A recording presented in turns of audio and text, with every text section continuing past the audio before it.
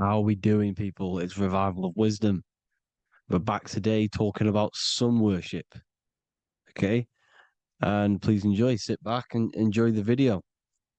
First thing we need to understand is that the sun is the risen savior. It's the light of the world. Without the sun, we have nothing. Now, the sun is the Son of God. We didn't make the sun. No one owns the sun. But who created the sun? Obviously, the Creator created the sun. Therefore, it is the Son of God. And that is what Jesus is symbolizing in the Bible. The Bible is a metaphorical story. That's why it's called the greatest story ever told, because it is a story about the sun, the zodiac. It's about you, the systems in the body. It's about everything that is sacred in this creation. Now you can see the suns behind Jesus' head in all of the ancient portraits, even the ones that are more modern. You still see a sun on the back of his head because he is the sun. He's the light of the world, our risen savior. And this is what Christians are lost because they don't realize it's a symbolic story and they think Jesus was a historical person. He's not a historical person. Okay, this is what we need to get out of our mind. This wasn't a historical person. It's the Son, our risen Savior. The Son is the soul. It's the soul of this creation. Because what is a soul? A soul is pure life force, pure energy. Whatever a soul inhabits, it gives life to. Like our soul feeds our body. The sun feeds the earth because the sun is a soul, and that's why the ancients called it soul. Because it's the soul and it's in you and it's the light of the world. It's the light of everything. It gives life to all things. Here's Jesus and his 12 disciples. The 12 disciples symbolize the 12 zodiac signs. Aries, it rules the head region because the 12 zodiac constellations rule specific regions of your body. Aries, the ram, you have a cerebrum in your head. This is Aries on the head of the table.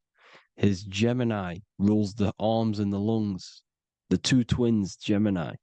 He's holding up two hands for the two hands and arms. The twins. Cancer has a knife in his hand. It's not so clear, but he has a knife in his hand. Cancer is the crab. Crabs have claws. And he's pointing at Virgo's Adam's apple, saying there's no Adam's apple there. It's a woman. Who's the sixth sign? The sixth sign is Virgo, the Virgin, the only woman in the painting. Now, notice how there are three people in four groups for the 4 seasons and for the 3 months and 3 zodiac signs in each season: spring, summer, fall, winter. Matthew, Mark, Luke, and John with the suns on the back of their heads because it's the 4 states of the sun. The 4 states of the sun.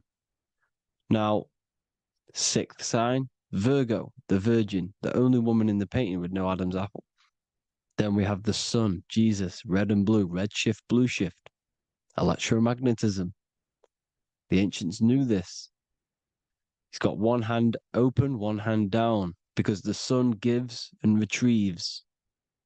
The sun rises and it falls. It gives, then pulls away. That's what the sun does, and that's what he's doing. His arms are out, symbolizing the rays of the sun, casting down onto the earth, giving and then receiving. Libra, his 2 hands are equal, he's holding his arms out equally because Libra is the 2 balanced scales. Libra is when the sun is balanced between the summer and the winter. It's being judged. The sun isn't balanced. That's what Libra is, the 2 scales. Capricorn is the goat. Goats have 2 horns, and you can see the 2 horns on his head here. See? So this is astrology. This what Leonardo da Vinci is depicting here. It's astrology. He knew the story of the Bible is all astrology. It's all based on astrology. The Son of God, the real Son. Now here are some Bible verses. I am the light of the world. Obviously, that's the sun. What other light is there that lights up the world? The moon can't do it. It's the sun, the one and only Son, our risen Savior. because if the sun didn't rise, we'd all be dead. So it's our risen Savior. And it dies for our sins every night and then gets reborn every day. Now, Jesus calms the storm. Mark 4:35-41. The disciples are all on a boat and there's a heavy storm. But Jesus is asleep. The disciple says, Jesus is asleep. We need to awake him. They wake up Jesus, and Jesus got up and rebuked the wind and said to the waves, quiet, be still. Then the wind died down and it was completely calm. Well, when Jesus was asleep, this is the sun not being risen. It's not risen yet. Because in the night times, that's when the storms happen on the sea, in the ocean. And when they awake Jesus, Jesus rises because he's the sun. He rises and everything calms. Because when the sun comes, the storms go. You see? So it's the sun. It's all about the sun. Here's another, Luke 22:10. A disciple asked Jesus, when will we know it's the end times? And Jesus says, as you enter the city, a man carrying a jar of water will meet you. Follow him to the house that he enters. Well, this is clearly talking about astrology, the topic that Christians think is satanic, when they don't realize the whole thing's based on astrology. Because the end times is the end of Pisces, which is the two fish, which is the age we've just gone out of. And you can see all these ancient churches here with two fishes, because they knew it was the age of Pisces. There's an ancient photo, ancient artwork with the two fish, Pisces. And the end times, as it talks about in the Bible, and Christians think the world's going to end or something. But no, it's just the end of Pisces. As you enter the city, a man carrying a jar will meet you. Follow him to the house. The house is the zodiac sign that he enters. And the zodiac sign is Aquarius, because that's what it is, a man carrying the water. We know this is astrology because a woman, that is a woman's job in the ancient times. In the ancient times, the woman used to get the water. You would never see a man collecting water back then. That was the woman's job, whilst the man builds the houses, for example. You see, so we know it's talking about astrology because astrology is the man holding the bucket of water. It's the end of Pisces. Now we are in Aquarius. And of course, Luke 24:36, the risen Savior, the Son. Now, the Son is also born on the 25th of December, a virgin, just like Horus, Mithra, Buddha, Krishna, Hermes, and thousands of other gods, all born on the 25th of December. Well, it's because the sun moves 1 degree northward on the 25th of December. And on the 22nd to the 24th, it stays in the same degree because it's moving south. But then on the 22nd, it stays in the same degree on the Southern Crux constellation. And the ancients called this the sun dies on a cross because the cross is the Crux constellation, the Southern Cross. And it stays on that same degree for 3 days on the cross. The sun dies on a cross, and then on the 25th, moves 1 degree northward, bringing back the summer, the light, the warmth, the growth of crops. And this is the sun being reborn again, a virgin, because it's pure. And here's Mithra, another sun god before Jesus was around, before Christianity.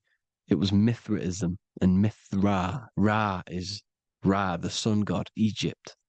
It's all about Ra, the sun. You see the crown of thorns on Jesus' head, symbolizing the rays of the sun. And here are the rays of the sun on the back of Mithra's head. Krishna, the sun. Buddha, the sun. Horus, horizon. All born virgins, all did miracles, all resurrected. Dead for 3 days. Well, here he is, dead for 3 days on the cross.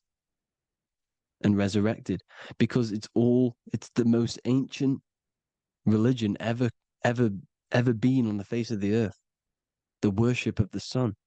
And we should worship the sun, because without the sun we are nothing. The sun feeds us, feeds the earth, feeds everything. Without the sun we are nothing. It's been reversed, and now we're worshipping man, when we're worshipping a man called Jesus was never real. It's all about the sun, the Most High. the most powerful, potent celestial body in the sky, the orb that feeds us every day. It dies for our sins and rises every day. It's the sun. Now on the Holy Communion Day, it's the worship of the sun. They give out mini suns. Is Jesus holding a sun, and they raise the sun on Sunday because they go to worship their sun god on Sunday, not Saturn day, not Moon Day, Monday, but on Sunday when the sun is exalting.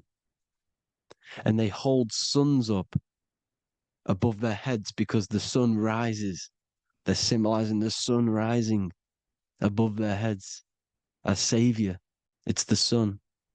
It's the Holy Communion Day. And here's Jesus giving a piece of himself to the children. It's the sun, the light. Judas was known as a backbiter, a backstabber, because he stabbed Jesus in the back. He betrayed Jesus. Well, this is just another astrological story about the constellation Scorpio, because the Scorpio is the J, looks like a J. J for Judas, the scorpion, the backbiter. Scorpions backbite. They bite with their back. And what does Judas do? He betrays Jesus by kissing him to let the warriors know who they need to get. So he kisses Jesus and Jesus gets stabbed in the back. Well, when you get stung or bit by a scorpion, they leave like a kiss. So Judas kisses him and gets betrayed. Well, this is because the sun, when it hits Libra, it's balanced. The sun is balanced because it comes through summer. Now the sun's starting to die. The sun's starting to die. It hits Libra. And then as soon as it hits the Scorpio, it gets betrayed because now the sun has to fall to winter and Saturn is there waiting to take over the darkness of the winter. So he gets stabbed in the back by Scorpio, Judas, the scorpion, the backstabber. You see, it's an astrological story. Here's Mary. Mary means marry, which means pure. The sun is pure. No one gave birth to the sun but the God. And it's born every day. It's born every day on every year. It's born pure. There was no controversy. There was no, activity for the sun to be born. It's pure. Now, the 7 metals come from the 7 planets. The sun gives you gold, and this is why the sun is golden. It looks gold. And this is why the banks are backed by gold, because gold is the most valuable metal, because it's the sun, the most valuable celestial orb in the sky, in the heavens. Well, here's Jesus, another ancient symbol of him being crucified on the cross with the big sun, the Southern Crux constellation. The sun dies on the cross constellation. And if you go to the old etymology dictionaries, you will see sun and son is the same word. They come from the same etymology roots. You can use them for no matter what, but they've been confused today. But if you go back to the old dictionaries of etymology, they are interchangeable. You can use them. Son, sun, sol, it's all the same thing. The 12 disciples, 12 brothers of Joseph, 12 tribes of Israel, 12 breastplates on the stones, because it's all the 12 astrological signs. They could have used any other number, but there's 12. Because 12 is the mind, which is God. 7 is the number of matter, which is man. 7 energy centers in the body. 12 cranial nerves in the brain, because it's the mind. 12 is the 12ness. The zodiac is literally the mind of God, the signs of God. Now here we see here, Job 38, 31 to 33. Can you lead forth a constellation in the season? He's asking you, can you read the sky? Can you read the heavens? Canst thou bring forth the Mazzaroth in its season? Mazzaroth means 12 signs, the zodiac. Why did they translated every single Hebrew word in the Bible into English, but they decided to leave out Mazzaroth? Why? It's because if that said zodiac, Christians would have a different view on the Bible, but they leave that out. But Mazzaroth actually means the 12 signs, the zodiac, and the stars means sign. The word stars means sign because the stars are signs, things to come, which is off. in Hebrew, which means sign, things to come. You see a sign on the road, it's something coming. But God is saying, no, what does he say? To qualify as a director, a judge of man's life on earth, one must be able to govern the heavenly bodies that rule the earth. It's telling you to read the heavens. We need to read the heavens. Astrology, the 12 zodiac signs, the mind of God. It's telling you, read the Mazzaroth, read the zodiac, because they are things to come in your life. They are signs. It's not satanic, it's made by God.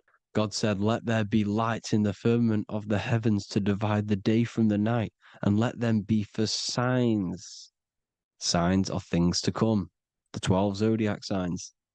It's all about astrology. Here's Mary holding the sun. His son, her son. It's the sun in the sky, the one and only, the most high, the soul, the solo because it's on its own, the most powerful, Ra, radiance. Here's the Pope holding the sun. All three popes holding the sun because they're sun worshippers and they know the true meaning and origins behind Christianity. Sun worship. Here's the Vatican is a sundial. Yes, this is literally a clock. Your clock, your watch is a sundial. It's got 12 sections on it for the 12 zodiac signs. 12 hours, 12 Horuses. Now here you see Jesus walking on water. Well, it's the sun, and here's the beard of the sun. Here's the pyramid of the sun, the illuminated one, the all-seeing eye, the sun. Here's the Ankh. The sun creates these symbols. The ancients knew this. Now, when you see these headdresses, these are actually the days of procession of the sun. Aries, Cancer, Libra. It's all about the sun. Here's some more sun worship going back to Egypt. Ra, Horus, Osiris, and Set. Jesus and Satan is Horus and Set. The sun and Saturn. Saturn rules the winter, Satan.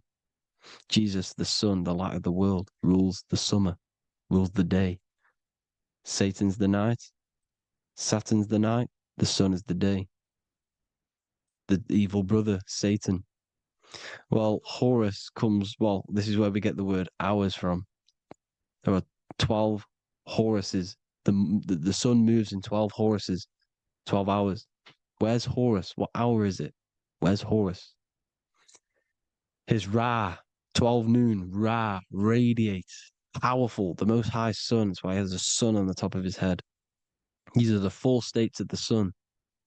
Set, sunset. This is why we say sunset, because the sun is setting.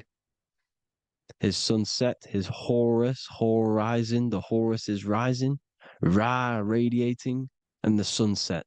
Then midnight is Osiris. Here's another ancient symbol for the sun, the scarab. Ra, the sun, scarab. It's got the word Ra in it because it's the sun. And here's the sun on top of the scarab with the wings. Because scarabs roll dung up hills, and then they'll let it fall down the hill to gain more matter. To gain more bigger, like a snowball effect. And the ancients saw this as a process of the sun, because the sun climbs up the hill and then it falls.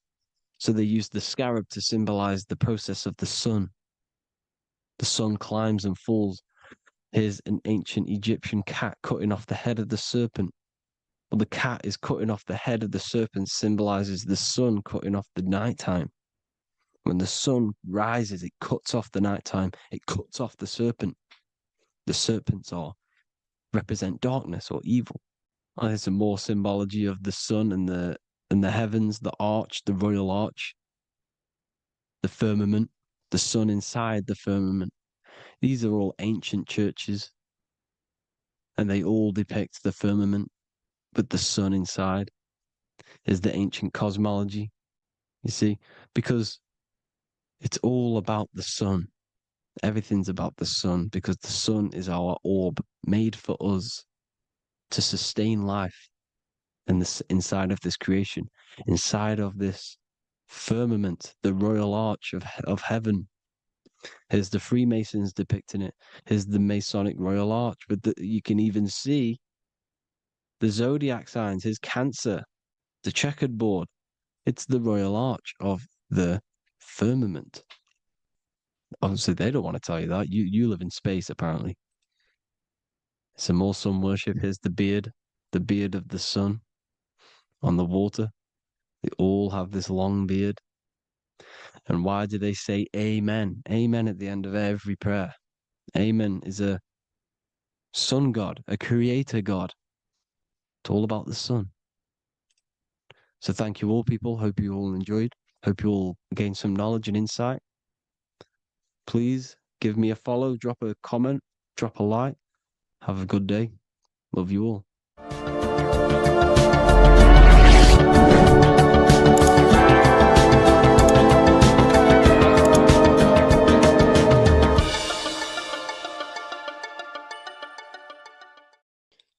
What if I told you you don't have one body?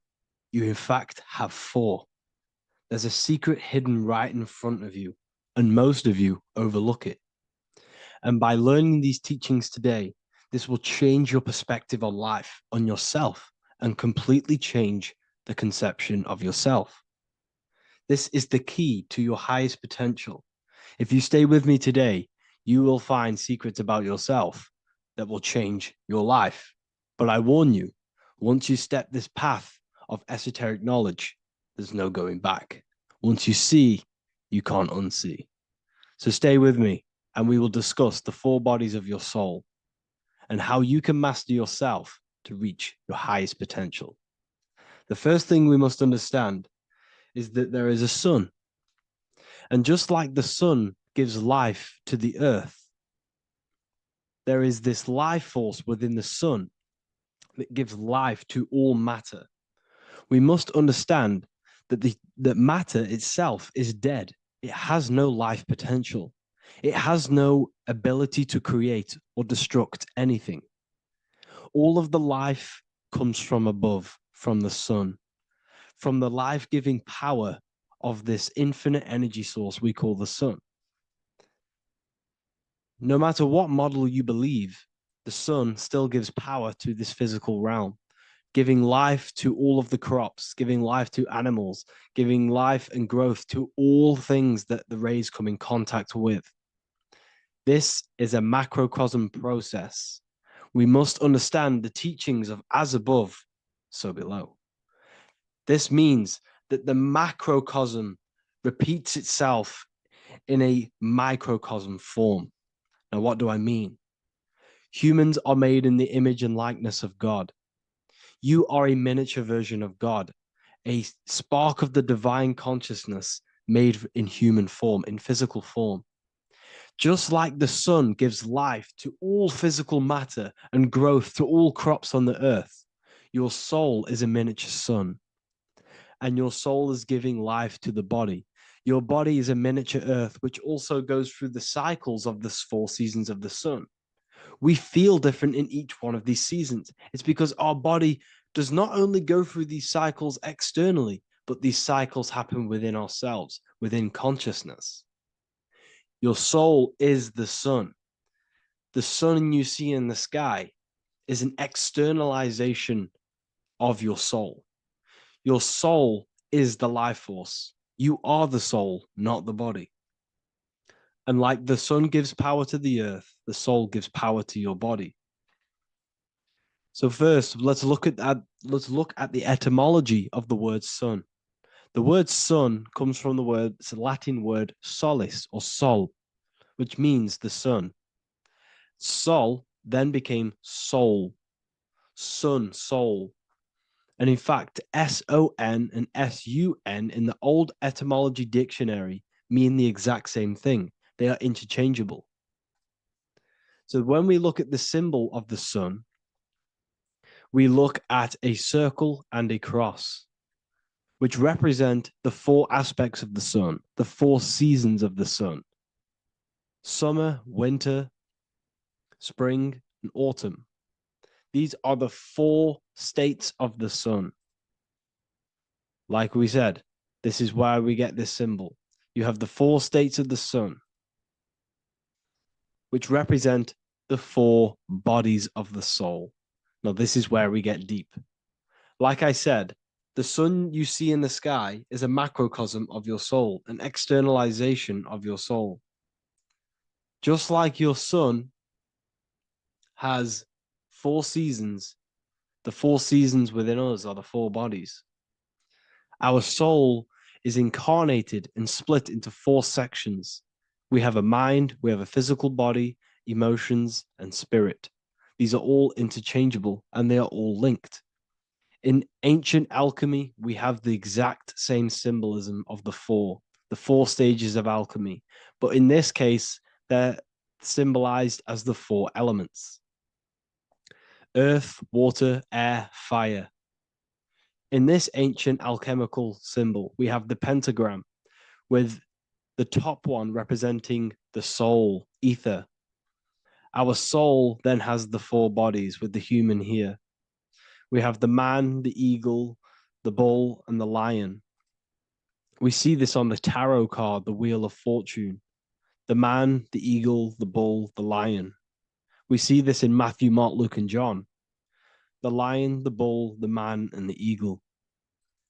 We see this with depictions of Jesus. Jesus, the man, the bull, the lion, and the eagle. These represent the 4 fixed signs of the zodiac: Taurus, the bull; Scorpio, the eagle. Scorpio was symbolized as an eagle. It's an ancient symbol. Now it's been changed to a scorpion, of course. Leo, the lion; Aquarius, the man. These represent the 4 fixed signs, which are 4 different elements. Taurus is an earth sign. Scorpio, a water sign. Leo, a fire sign. Aquarius, an air sign. Taurus is the earth. As above, so below. The earth is the physical body. Leo is fire. Fire is the spirit. Scorpio is water, which is the emotions. Aquarius is the mind, which is an air symbol. Air is the mind. That's why we call people airheads. Okay? So what we're actually looking at here are the 4 aspects of our soul. We have the sun in the middle and the 4 bodies of the soul. This is what Jesus is symbolizing. Jesus represents you. God made flesh with the 4 aspects of the soul. The 4 gospels are all depicting Jesus in 4 different ways according to the different body of consciousness. The Wheel of Fortune are representing the 4 bodies of the soul. This represents the 4 bodies. Now, how are they 4 bodies? They are 4 dimensions of consciousness. The mind is not made of the same substance of the emotion. The emotion is not made of the same substance of the physical body. The spirit is not made of the same substance as the physical body also. They exist in 4 dimensions of consciousness. They are 4 bodies of our soul. And the most important teaching here is what I'm actually getting to, is the powerful one. This is what gives you power. Most of us live in chaos. Our mind is thinking of doing something. Our emotions are feeling something else. Our body is lusting and wanting to do something else. And our spirit's energy is completely off.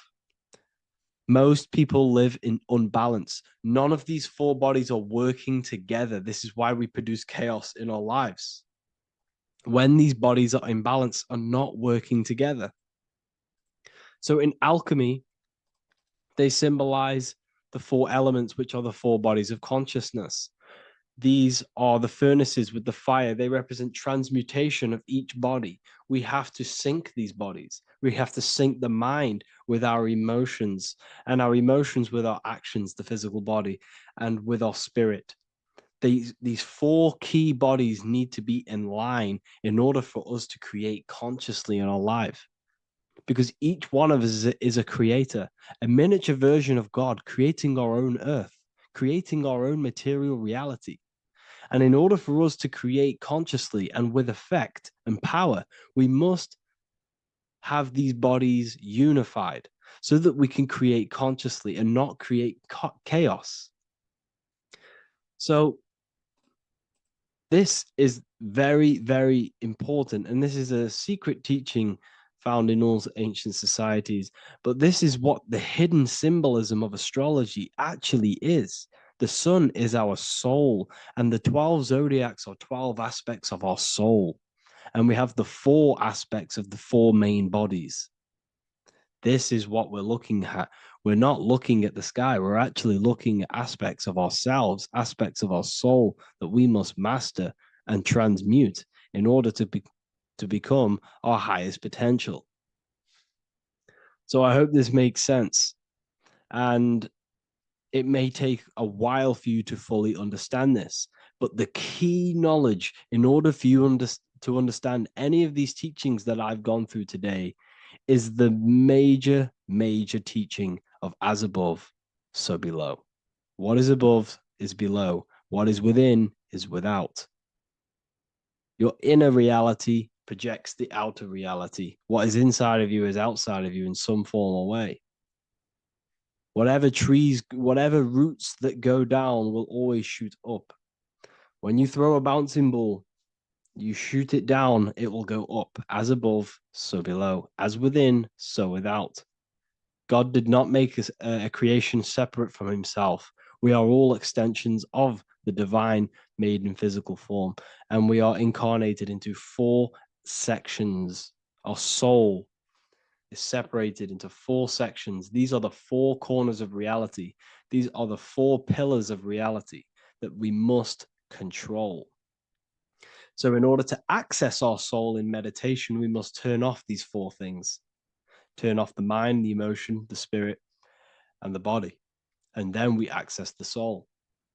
So I hope this video helps today. And you can learn all about this in the Book of Wisdom, Volume 2. This book is a revolution in consciousness. I do not recommend everyone reads this book. This book is only for people who are serious and want to transform their lives. This book is a book that will change the scope you see reality. It will change your perspective on yourself because you will resonate with this. This book does not just give you information, it gives you a sense of well-being. It gives you truth, and you will find your power from this information. This information is not just information, it's a key to your path of enlightenment and transformation. So you can find this book in the description of this video. And if you are part of the university, I will see you on the live calls. Thank you, everyone. Please leave a like, subscribe, and a comment, and let me know whatever videos you want me to make next. Anything that you fail to understand or have any confusion with, I can make a video on it. So let me know in the comment section any reviews or anything I should do. Thank you all, people. Have a great day. Welcome to Revival of Wisdom.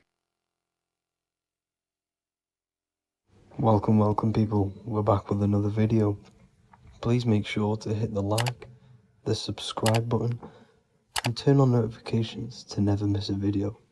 The Vatican is a giant key from a bird's eye view, and it also contains an 8-pointed star. The Anunnaki Sumerian gods also depicted this 8-pointed star. The sky god Anu from the Anunnaki also uses the 8-pointed star for his symbol. And even Freemasons depict an 8-pointed luminary with a ladder and a key. This is symbolizing the key to ascension up to the 8-pointed star, which is Polaris. Polaris is always depicted as an 8-pointed star. Polaris is the standstill star at the very center of our realm, which is perfectly aligned with the North Pole. The Earth is a giant torus field, and at the center is where the most electromagnetic energy is stored. This is why all compasses point to the north. Hence why a compass is an 8-pointed star, because it points you to Polaris. which is the North Pole, the center of this realm. The 8 points of the 8-pointed star symbolize the 8 points in space and time. So yes, Polaris is the portal which you ascend through if you outgrow this consciousness by aligning your chakras. Our earthly realm is a macrocosmic reflection of us, and we as humans are the micro reflection, with the earth containing its 7 chakras as well as us. The North Pole is the 7th chakra, which is the crown chakra. So the key to ascension is held by the Vatican, hence why it's a giant key, because they mislead the masses through their religions, which teaches the masses to look outside of themselves. As stated in the 20,000-year-old emerald tablets, written by the Egyptian god Thoth. On earth, man is in bondage, bound by space and time to the earth plane. Encircling each planet, a wave of vibration binds him to his plane of unfoldment. Yet within man is the key to releasement. Within man may freedom be found. So the 7 planets are associated with each 7 chakras. The lowest chakra being the root chakra, which is associated with Saturn. This is why the elites love Saturn and reflect it in all of their symbols. Because the chakras are an ascension of spiritual principles, starting from the material and ascending up to the spiritual, the crown chakra. However, evil love bondage, and they are trapping souls in the physical realm by stopping and provoking the ascension process. They do this by abusing the energy of Saturn, and Saturn is associated with the lowest chakra. The lower 3 chakras are associated with survival mode, which keeps the consciousness in a constant state of fear and only aware of its surroundings. Once you start to ascend up your chakras, you become more consciously aware of spiritual deeds.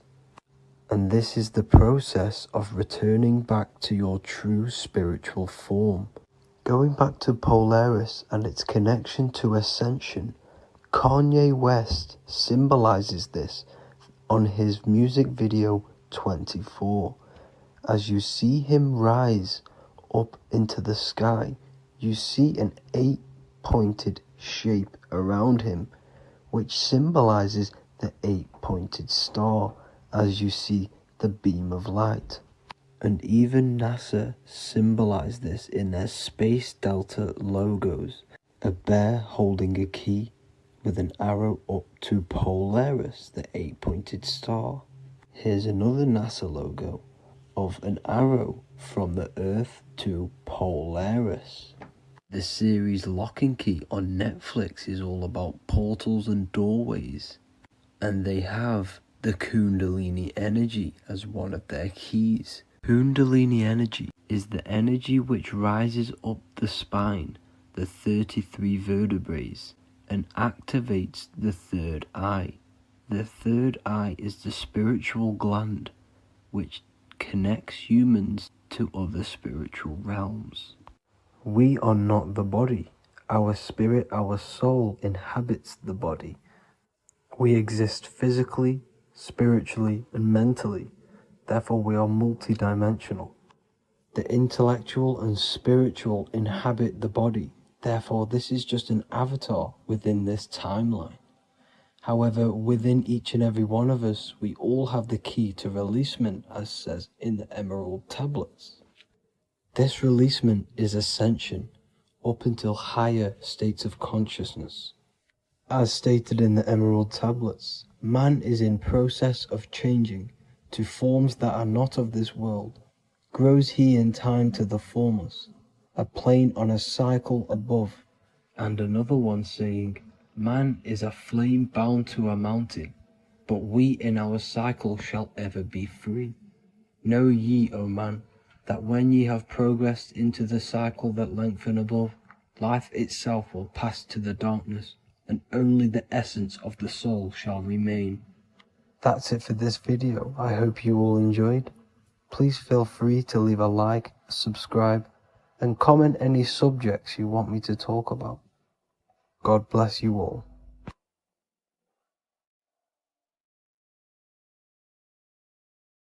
The Freemasonic square and compass is not just a symbol that represents Freemasonry, a lodge, or a secret society.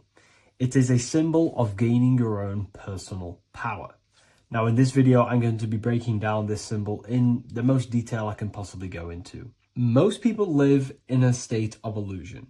They live their life impulsively, acting based on their five senses, tasting.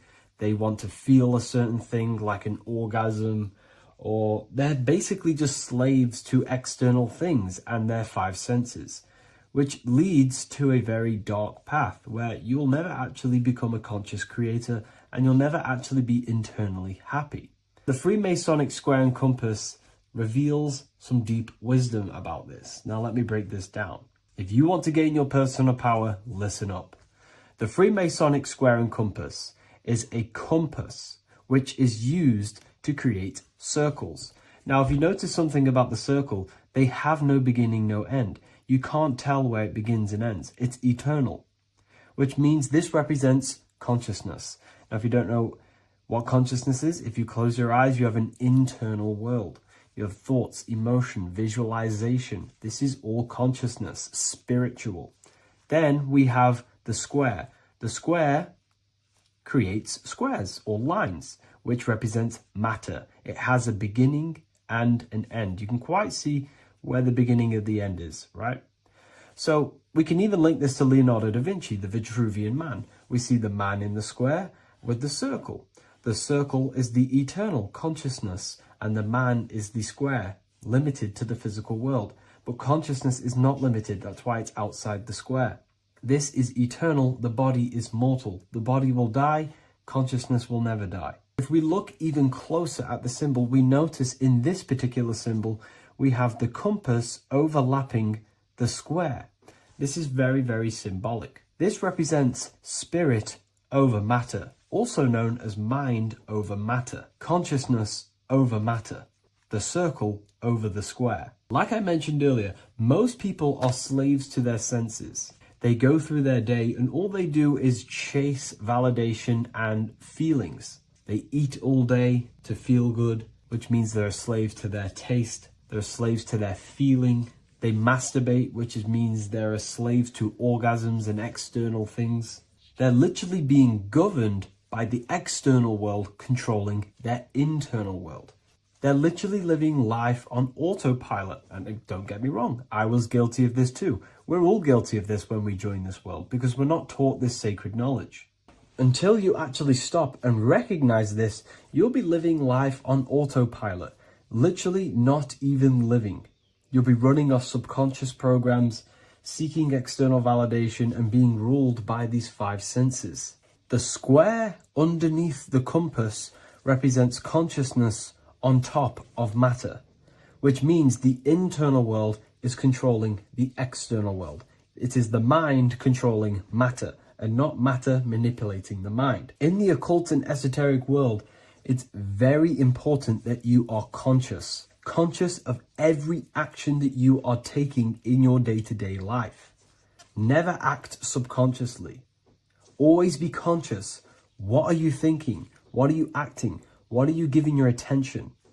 All of this is contributing towards creating because you are a creator. Consciousness is a creative force. You need to make sure that the compass is on top of the square, that your inner world is controlling the outer world and not the outer world controlling the inner. As I've mentioned in many videos before, the internal world of consciousness is what's producing the external world. Your life is just a result of every thought and emotion that you felt in the past. Everything you own, everything you possess, your friends are all reflections of your consciousness.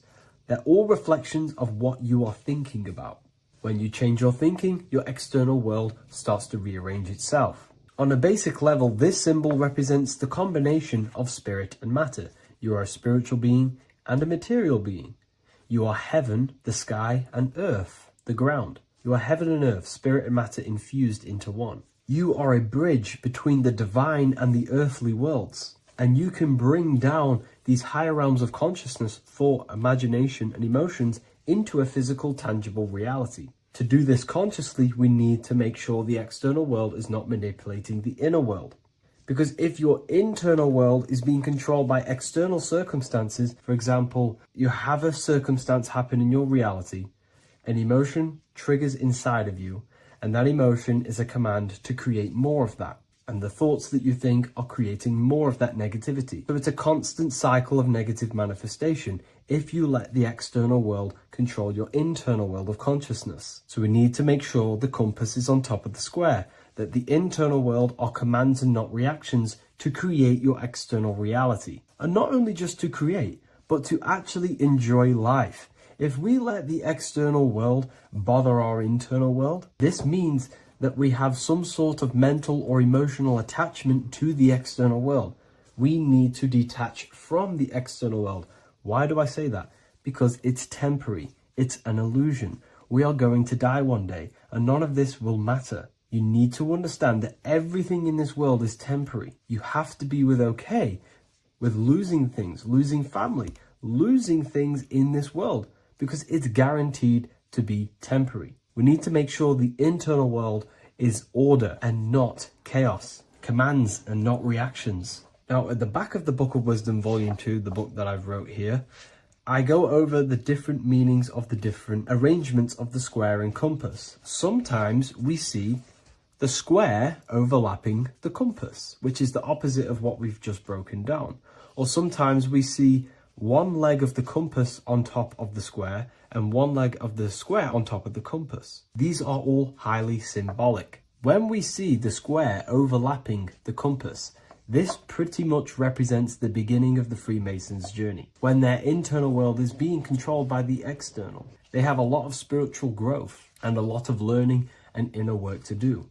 Now, when we see half and half, one leg of the square on top and one leg of the compass on top, this represents the Masons' gradual emergence from the material realm into the spiritual. This interplay of symbols reflects the process of gaining greater light and knowledge as the Masons ascend from material concerns towards spiritual enlightenment. And of course, we've just broken down what this means. This represents spirit over matter. They're not chasing external physical things anymore. They're actually chasing and gaining validation and happiness from spiritual growth, more knowledge and deeper understanding of consciousness and themselves. Most people chase external material things, which actually don't make you happy in the long run. You could be given £1 million today.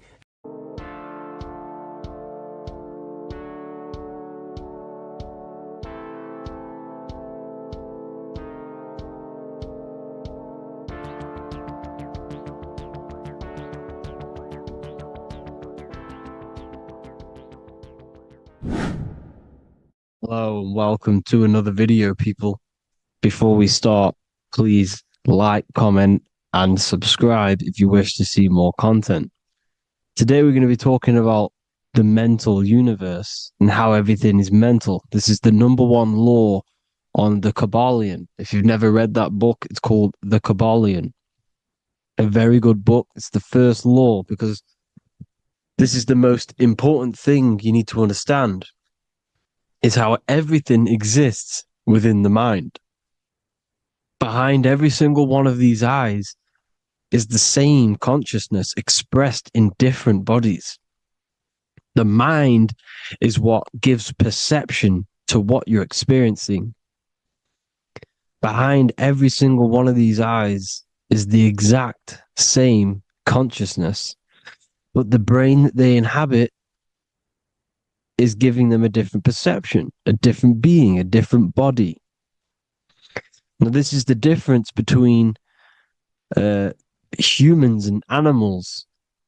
Humans possess a advanced consciousness, an advanced mind that gives us the ability to be aware of ourselves mentally, physically, and spiritually. We can reflect on ourselves. When a dog looks in the mirror or an animal looks in the mirror, it doesn't know what it's looking at. It doesn't realize it has a consciousness. It can't reflect on itself. It can't say, I want to improve in this area. It doesn't have that consciousness. We have a divine consciousness. Take away the N for divine, and you get with a D, put it with a D, you get divide, because we have a divided two-way consciousness. An animal only has one. However, it's still the same mind. We're all mind. We're all mental. We all exist within the mental plane. Look at this person walking. The body, the brain is sending electrical signals through the 12 cranial nerves, which the 12 disciples that spread the gospel of Jesus, right? You have 12 cranial nerves in your brain. There are 12 disciples which spread the gospel of Jesus. Jesus represents the mind, the intelligence, the invisible intelligence that we all are, the same intelligence, the same exact consciousness, which then sends a command into the brain. Then the brain sends these 12 electrical signals through the 12 cranial nerves to control the rest of the body through the nervous system. This person walking is not, the body is not walking. The mind is telling it to walk. And the brain is it's a supercomputer which is decoding these demands given to it by the mind. Because the pineal gland will have something to do with the ether, because the ether is physical and non-physical. The mind is sending the commands through the ether to the pineal gland, which is then getting broken down into electrical codes within the brain and sent throughout the nervous system to control the body. And this is why in the Sims simulation, because the body's the simulation, it's a false reality. It's the fake reality. It's not the real you. You are formless. There is no form, but the third dimension is a dimension within your mind. Matter, mind, light is all a product of your mind. It's all in the mind. Now, this is why The Sims has this green little diamond on top of the head. Because this is you. This is your invisible intelligence controlling the character. Okay? It's controlling the character. And this character is in the world. Your consciousness isn't in the world. The world exists within you, but the body is a vehicle for that realm that you land in. When you have a dream, your mind transcends this body into another body, duplicates your body into another universe, unite. Unite is one. We're all one. It's all one universe, expressed in many different ways, infinitely. And the vehicle that you land in is the body to operate in that realm. This is the all-seeing eye, as you see here. The eye, this is all the intelligence. This is the ball of consciousness, God, expressed in different bodies. We're all this same one in different bodies, as you can see here. And this intelligence is expressing infinitely throughout the universe. An infinite universe. There's no beginning, no end. There was no beginning of the universe. There is no end. It's infinite. Always has and always will. But the mind is what gives you the ability to explore the universe, to make perception of it. We are God in disguise. We are God in disguise. We are God in flesh. But the body can become attached to the mind, can become attached to the body if the mind is not aware of itself. When the mind is that blinded by matter, and we lack knowledge and understanding of what we truly are, a formless, infinite being, a traveler. This is why Freemasons are called Freemasons. Mason means traveler, free. You're a free traveler because your consciousness is a traveler of the universe. When we lack understanding, our mind bounds to the body because we don't separate the body with our different layers of consciousness. When we separate them and identify that we are mind, body, emotion, you then can apply this knowledge to when you want to astral travel and explore the different realms of your mind, because the mind is the universe. People, this is what we need to understand. The mind is the universe. I am you and you are me. This is the Egyptians showing you this. The Ankh is the symbol of life. This is the one ball of consciousness, mind, giving it the Ankh life to all the different life forms. The cows, the birds, the snakes, and the big Ankh given to the humans, because the humans are the most intelligent. We have the most advanced consciousness. We have the most advanced consciousness. This is why the one is giving a big Ankh to the humans here. Here you see again, this is not the sun. This is also showing Ankh giving out its life to all things infinitely. And this is the Most High. We are the Most High in disguise. When we strip off the body, we strip off the desires for the physical world, we strip off all of these fake identities that the mind gets attached to. That is God. The universe. You are the universe experiencing itself. I and I. The letter I and the number 1 is just one line. The letter I is the number 1. Because your I am, when you refer to yourself as I, every single one of you who's watching this video refers to yourself as I, which is the one. We are all the one.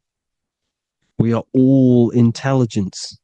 We are all invisible. We are all the one.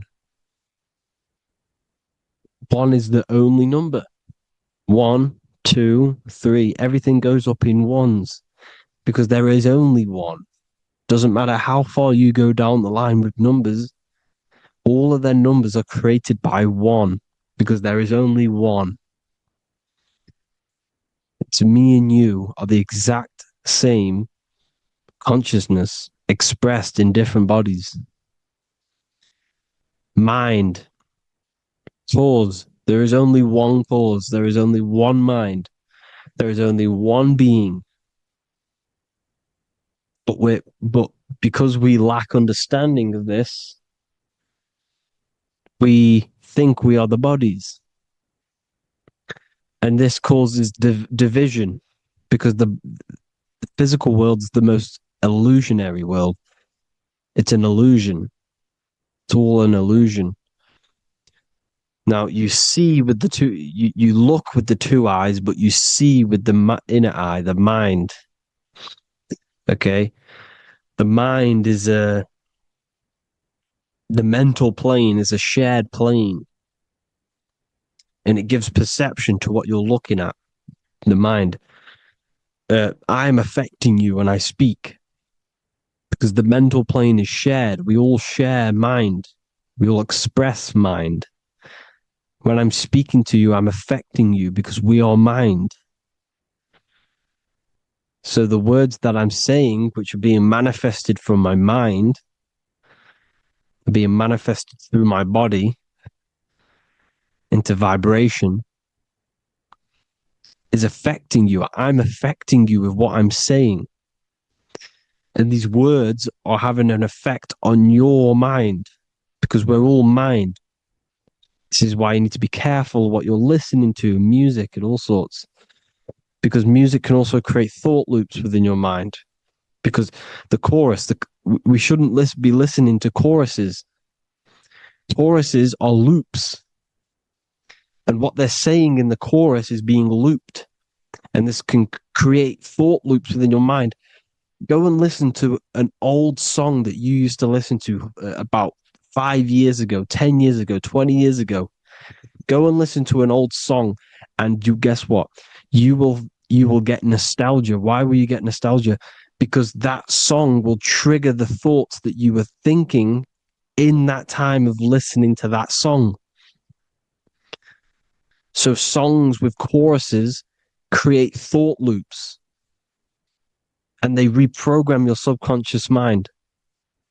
It's important why music is very powerful. Mind and mind, same word. See, language is the truth, people. This is why I use language in all of my presentations, especially the English language. It's riddled with occult truth. I is my me. I, you, and me are I, one. We are not the name. We are I. Every single one of you is I because we are all the one, all mind. Now, the only thing that is truly mine is my mind. When you say something is mine, it's an illusion. It's not yours. The only thing that is mine is mind, my mind. Okay? It's my mind. It's the only thing. It's the same word, mind and mind. Like I said before, everything's one. Hot and cold is different degrees of the same thing, of the one substance, of degrees. The 7 colors are different frequencies of the one white light. Everything is one. There is only one. We are all one. Everything is one. Hot, cold, day, night. It's the same degree of one, which is mind. The mind's perception is what's giving it, labeling it hot or cold. The mind's perception of colors is what is giving it red or purple, hot or cold. There is only mind. The mind gives things perception. There is only one, that is mind. The conscious and the subconscious mind. The male and the female, these are married. The subconscious mind is your hidden part of the mind. Okay, it's hidden. You can access it through different meditations and Reiki teachings. And dreams are manifestations of your subconscious. This is how you know mind and matter are one, because your mind creates matter in dreams. Your subconscious manifests everything in a dream, in the astral realms. The conscious is what you're conscious of, what you're consciously thinking of. So me, I am conscious that I am speaking into this mic and creating this video. My subconscious mind is the hidden part of the mind, which is speaking to my heart, telling it to beat. It's telling my food to digest. It's regulating all my blood. It's doing everything in my body without me being conscious of it. Without me being conscious. The subconscious is the feminine. The conscious is the male. The Bible, of course. Proverbs 12:4. Helpful, not helpful, an excellent wife is the crown of her husband, but she who brings shame is like rottenness in his bones. In the same way, husbands should love their wives as their own bodies. He who loves his wife loves himself. You can take that physically, you can take that literally, or you can take it metaphysically. See, the Bible's written in such a way where you can take it as your level of realization. He who loves his wife loves himself. If you love your subconscious, if you love yourself, you speak good about yourself, because your subconscious takes everything literally. If you say, I hate you to someone, your subconscious does not know the difference between me and someone else.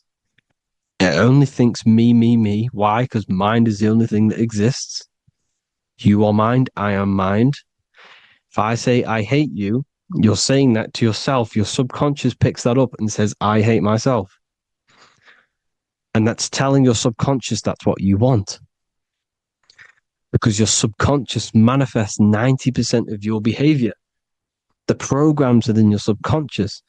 Tying your shoelace is a program. You don't need to be conscious of it. You can just do it because it's a program. It's deeply interwoven in the subconscious.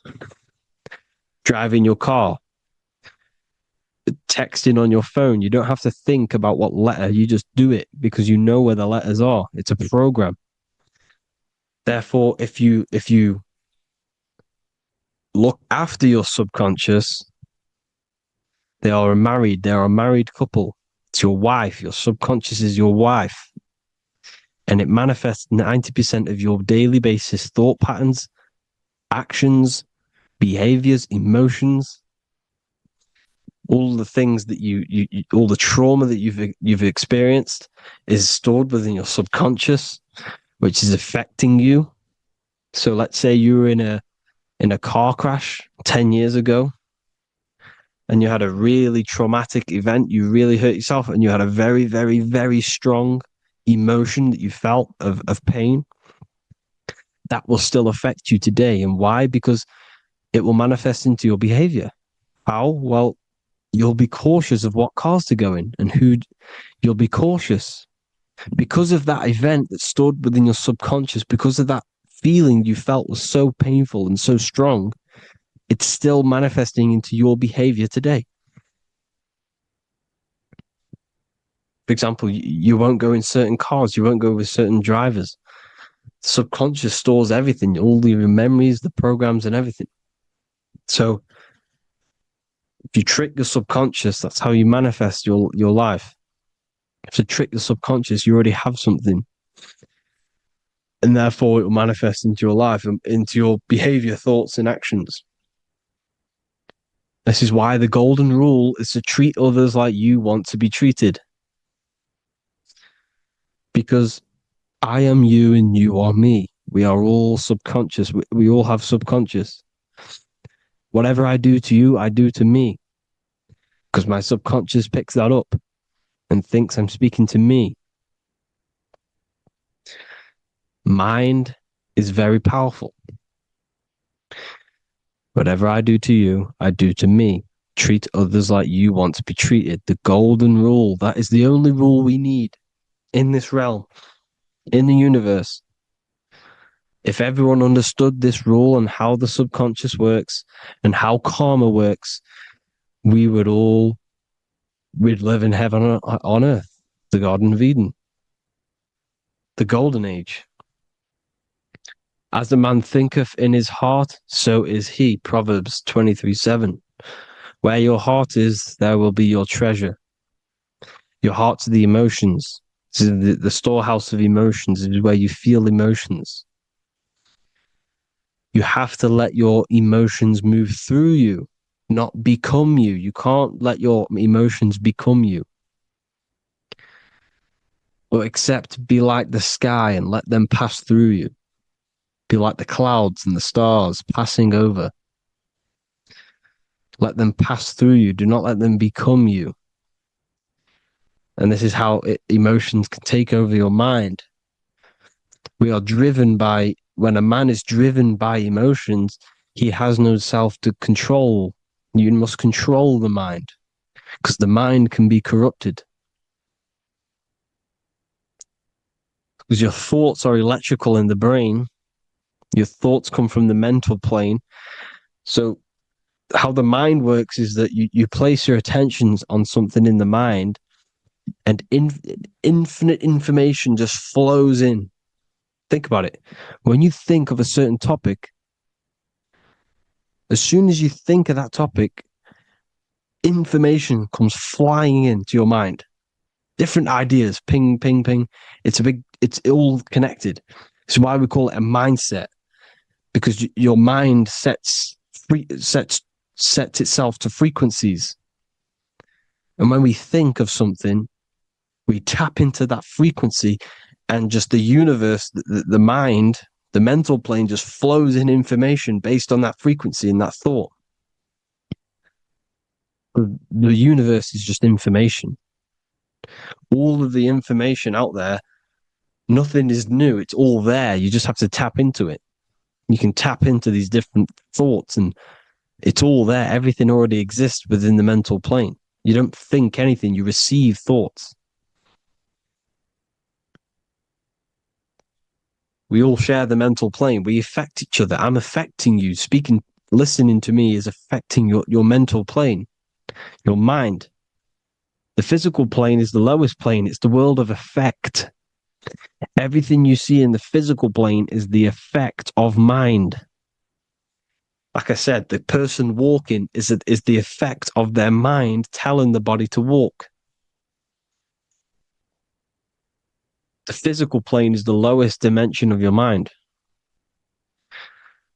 Mother Earth, we are in a mother. We're in the womb still. The Earth is feminine. It looks after you. It provides you with food for free. It grows on trees with water. It's Mother Earth. It's the womb. The dome above your head is your mother's belly.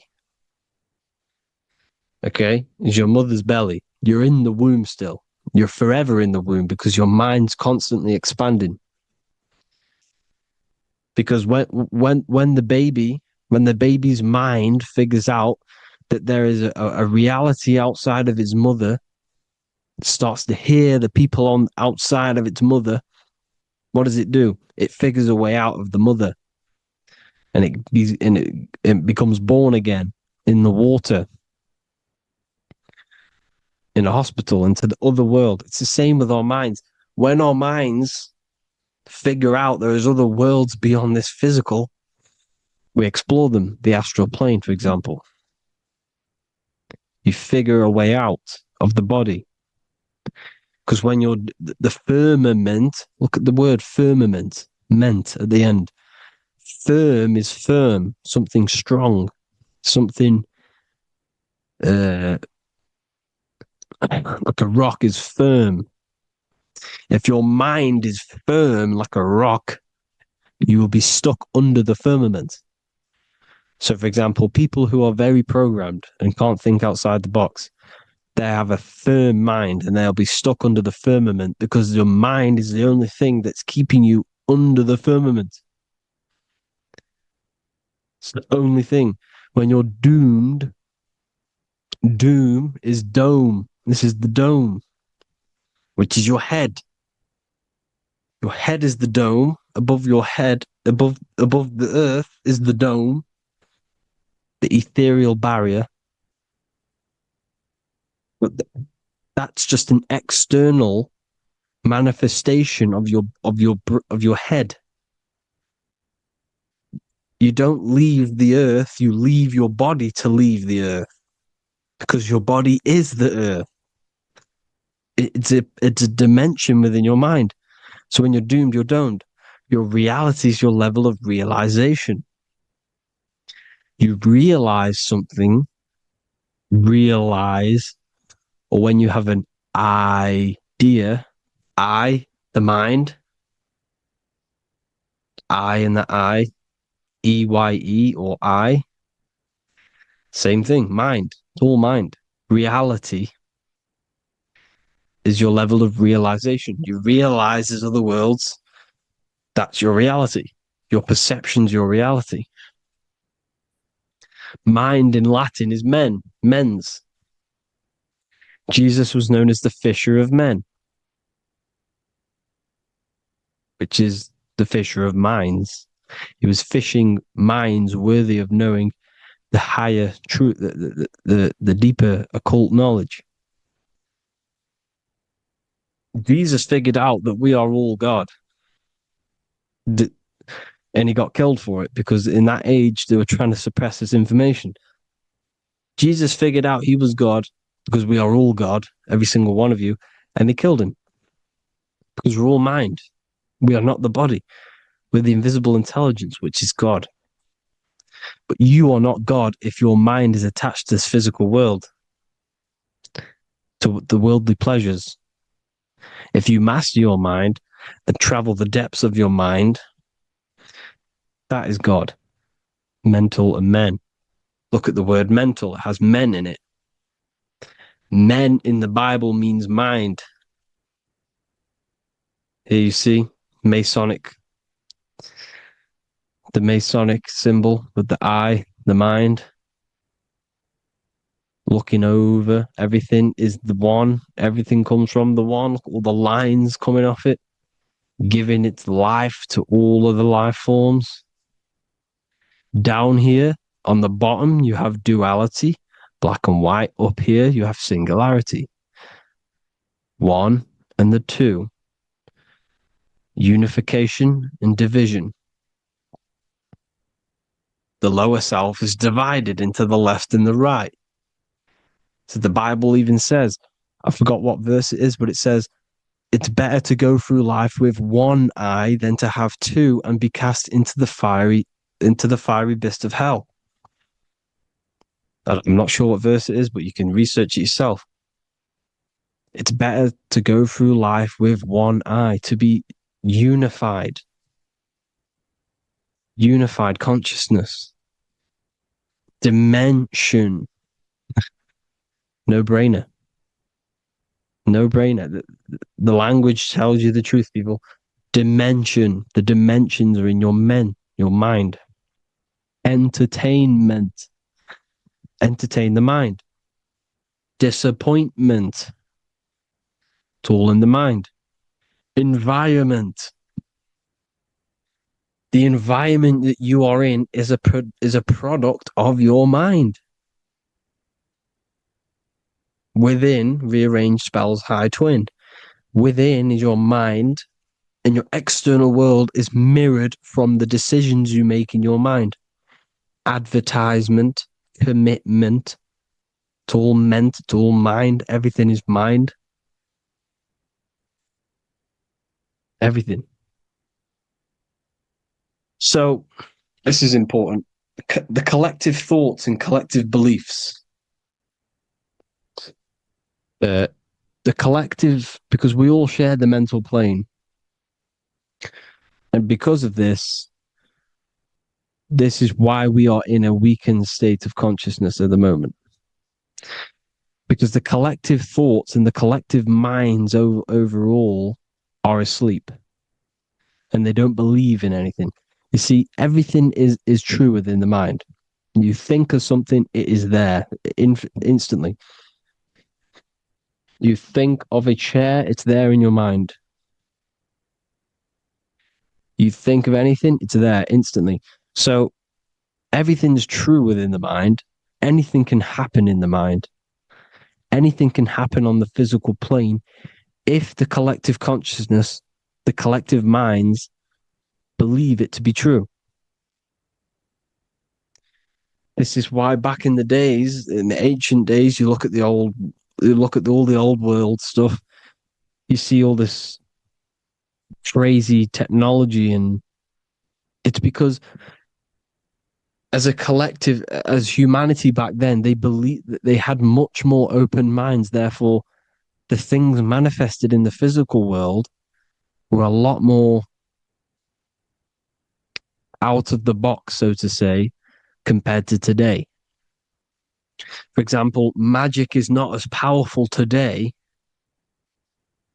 because the masses don't believe in it. It's still powerful, don't get me wrong.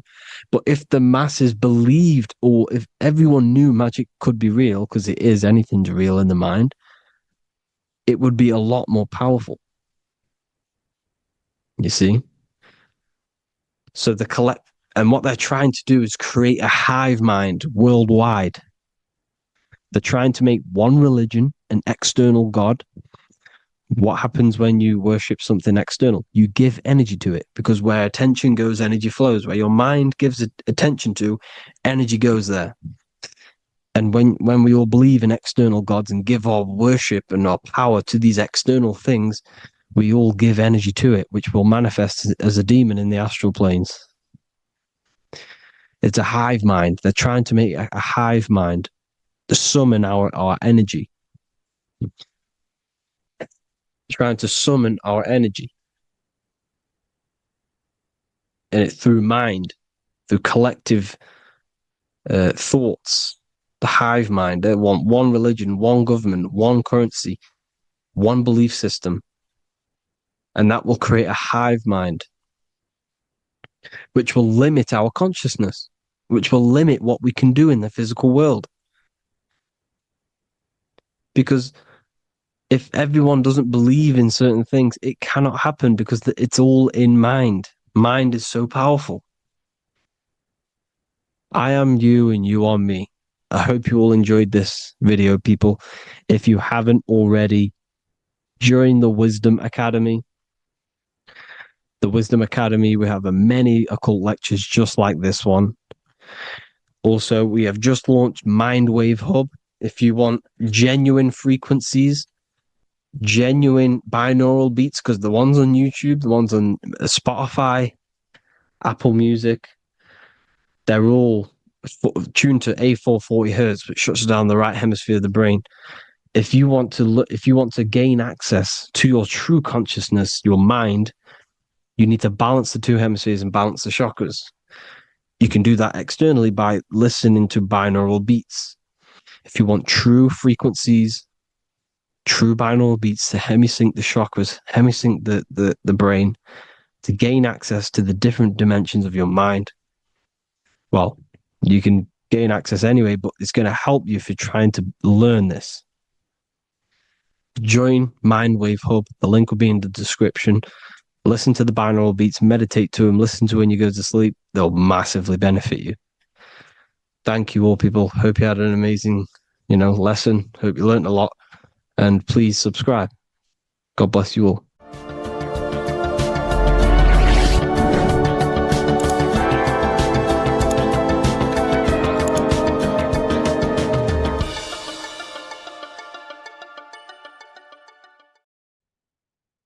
You don't just have a physical body.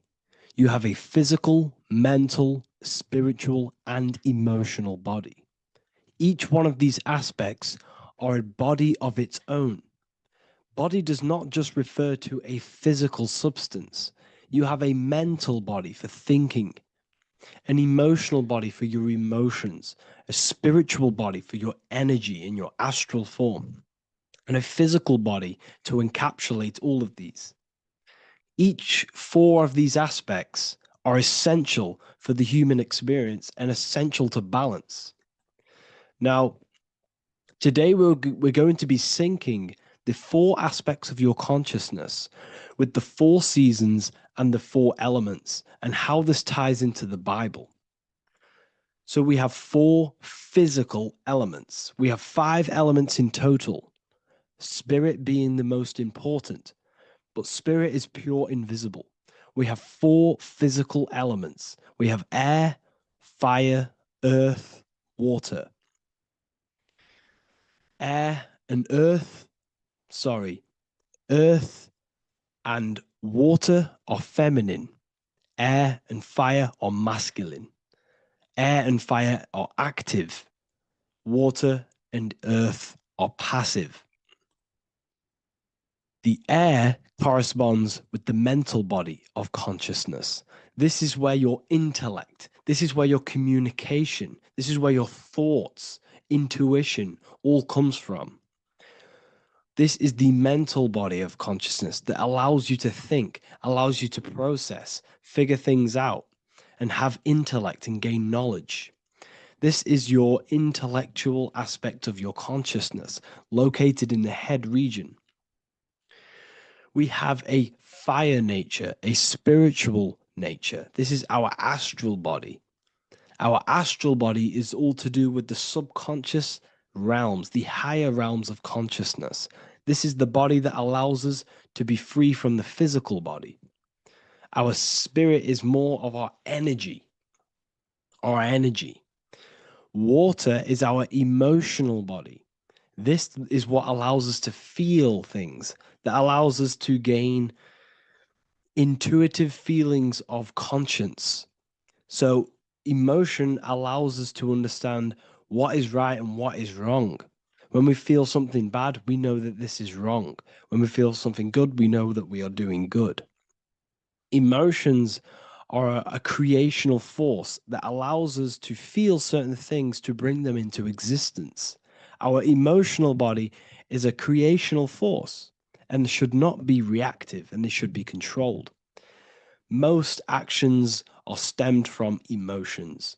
Actions bring thought into physical existence. Emotions are the driving power. They are what drives your actions. The thought, then the emotion, then the action. Earth is your physical body.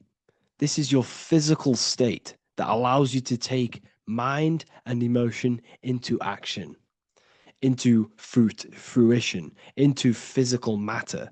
This is what your physical body allows your consciousness, your soul, to interact with the physical world and bring things into physical existence. The physical body, the physical world, is an outcome and an effect of the thinking mind.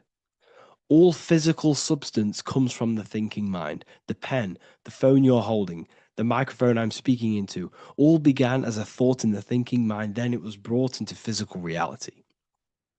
Earth is the most dense. So it goes in this order: body, emotions, spirit, mind. The higher you go up, the more lucid and fluidic it becomes. The lower you go down, the more dense and dull it becomes. Air is the mind, fire is the spirit, water is the emotion, earth is the physical body. So this is why you are a microcosm. You have these four things within you.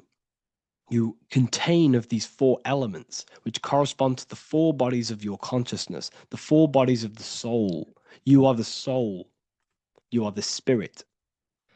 So this is why in Theologians 4:17, it says, caught up together with them in the clouds to meet the Lord in the air. You don't meet God or the Lord in the physical air, in the clouds. This is clearly a parable. A human being cannot go up to the clouds and meet a mystical man in the clouds. This is obviously a parable, a metaphor. The air is your mind.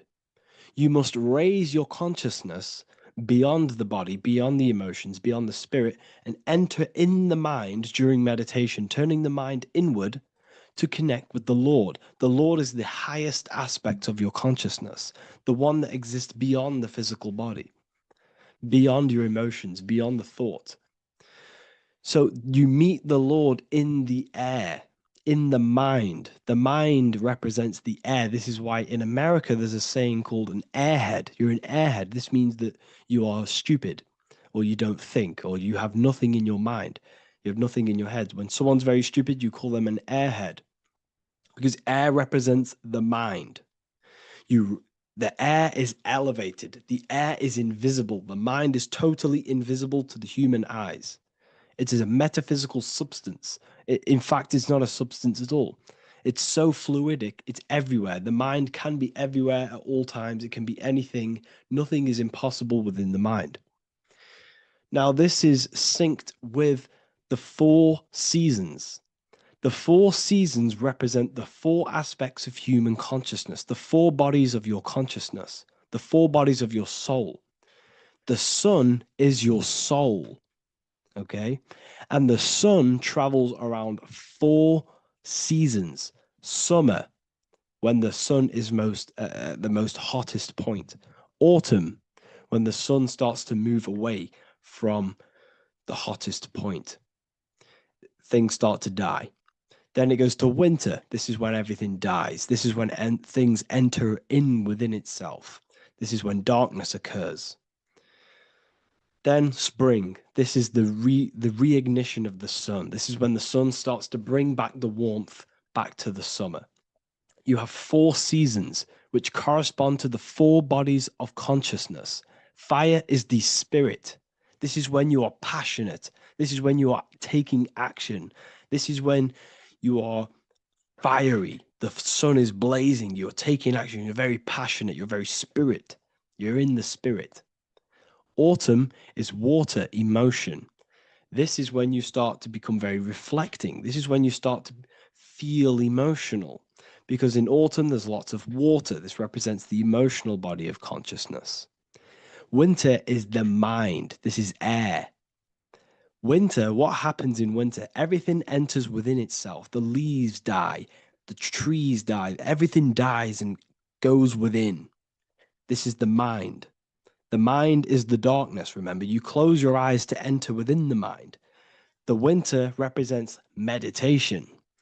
In the winter, what do people do? They stay inside of their house. They research more. They read more books. They become more intellectual. They think more in the winter because we are so we're stuck inside. So we're more reflective. We're thinking more. We're more communicative. We're more intellectual. In the spring, this represents the earth, the body. This is when we start to come out of the mind and we awaken to the body, and things start to grow again. The plants start to grow. The earth is growing again and reborn again. This is the body. This is when you become more active in the spring. And then the summer, back to the summer, we then take action on these thoughts and these thoughts that we gained over the winter. Essentially, this is just a massive cycle. And this is a daily cycle also. The nighttime is the winter. The morning is the spring. The midday is the summer. And the evening time is the autumn. This is a microcosm. We have 4 bodies of consciousness. You are the sun. You are the soul. And the soul has 4 bodies: summer, autumn, winter, spring. Emotion, air, body, spirit. Sorry, emotion, mind, body, spirit. So you are the soul. You are the pure essence of consciousness. The sun is your soul in the heart. And the seasons are inside of you because you are a microcosm. Okay? You are a microcosm. The word sun is son. The Latin word for sun is sol, which is soul or solo, because the sun is solo. It's on its own. You are the soul, and the soul has the 4 different bodies of consciousness. So before we move on any further, if I've blown your mind, please, if you can, leave a like, a comment, a share, and a subscribe. Let me know what videos you want me to make in the future. Please drop a like. It definitely will help me. You are a microcosm of the macrocosm. Man is a miniature universe that goes through its own cycles. The seasons of the summer, winter, spring, and autumn do not occur merely outside of him, but within him as well. The summer is within you. You feel different in the summer. You feel different in the winter. You feel, depending on the body of consciousness, it's your soul's interacting with. So the sun in the sky is your soul inside, and the sun goes through these cycles, which is affecting your bodies of consciousness, because the cycles represent your bodies of consciousness. Now, this ties in with the Bible. This is why we have 4 Gospels. This is why Matthew, Mark, Luke, and John are always seen with the 4 different zodiac sign animals or symbols. So you always see each one of the Gospels. If you just type in on Google Matthew, Mark, Luke, and John, type in ancient pictures, paintings or pictures of them, and you will find these 4 zodiac signs are always standing with each one. Taurus, the bull; Leo, the lion; Scorpio, the eagle. An old symbol for Scorpio was the eagle, and a man for Aquarius. Here you see very, very ancient paintings and artwork. Here we see Matthew, the man, Aquarius. Here we see John, the Scorpio. Same here. We also see it on the tarot cards, on the world card. We see the 4 fixed zodiac signs. Here we see it as well. These are called the 4 fixed zodiac signs. Now, when we look at the zodiac, we're no longer looking at the sky. Because what you must understand is as above, so below. What is above you is inside of you. What is above is what is below. What is outside of you is within you. The zodiac is inside of you. The zodiac revolves around the sun. The sun is your soul. These are different energies of your soul. Like I said earlier, the 4 seasons are the 4 bodies of your consciousness. And in each body of consciousness, you have these different energetic energies that you can work with. Okay, so this is the true astrology.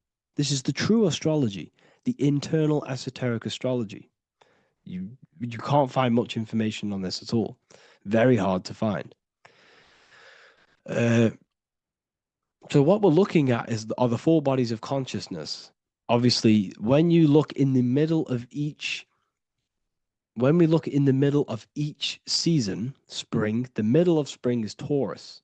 The middle of winter is Aquarius. The middle of autumn is Scorpio. The middle of summer is Leo. These 4 signs are known as the 4 fixed signs. Okay, Scorpio is fixed. It's the middle of autumn.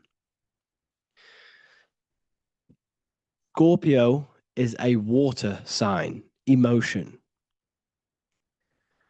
Aquarius is the air sign, the mind.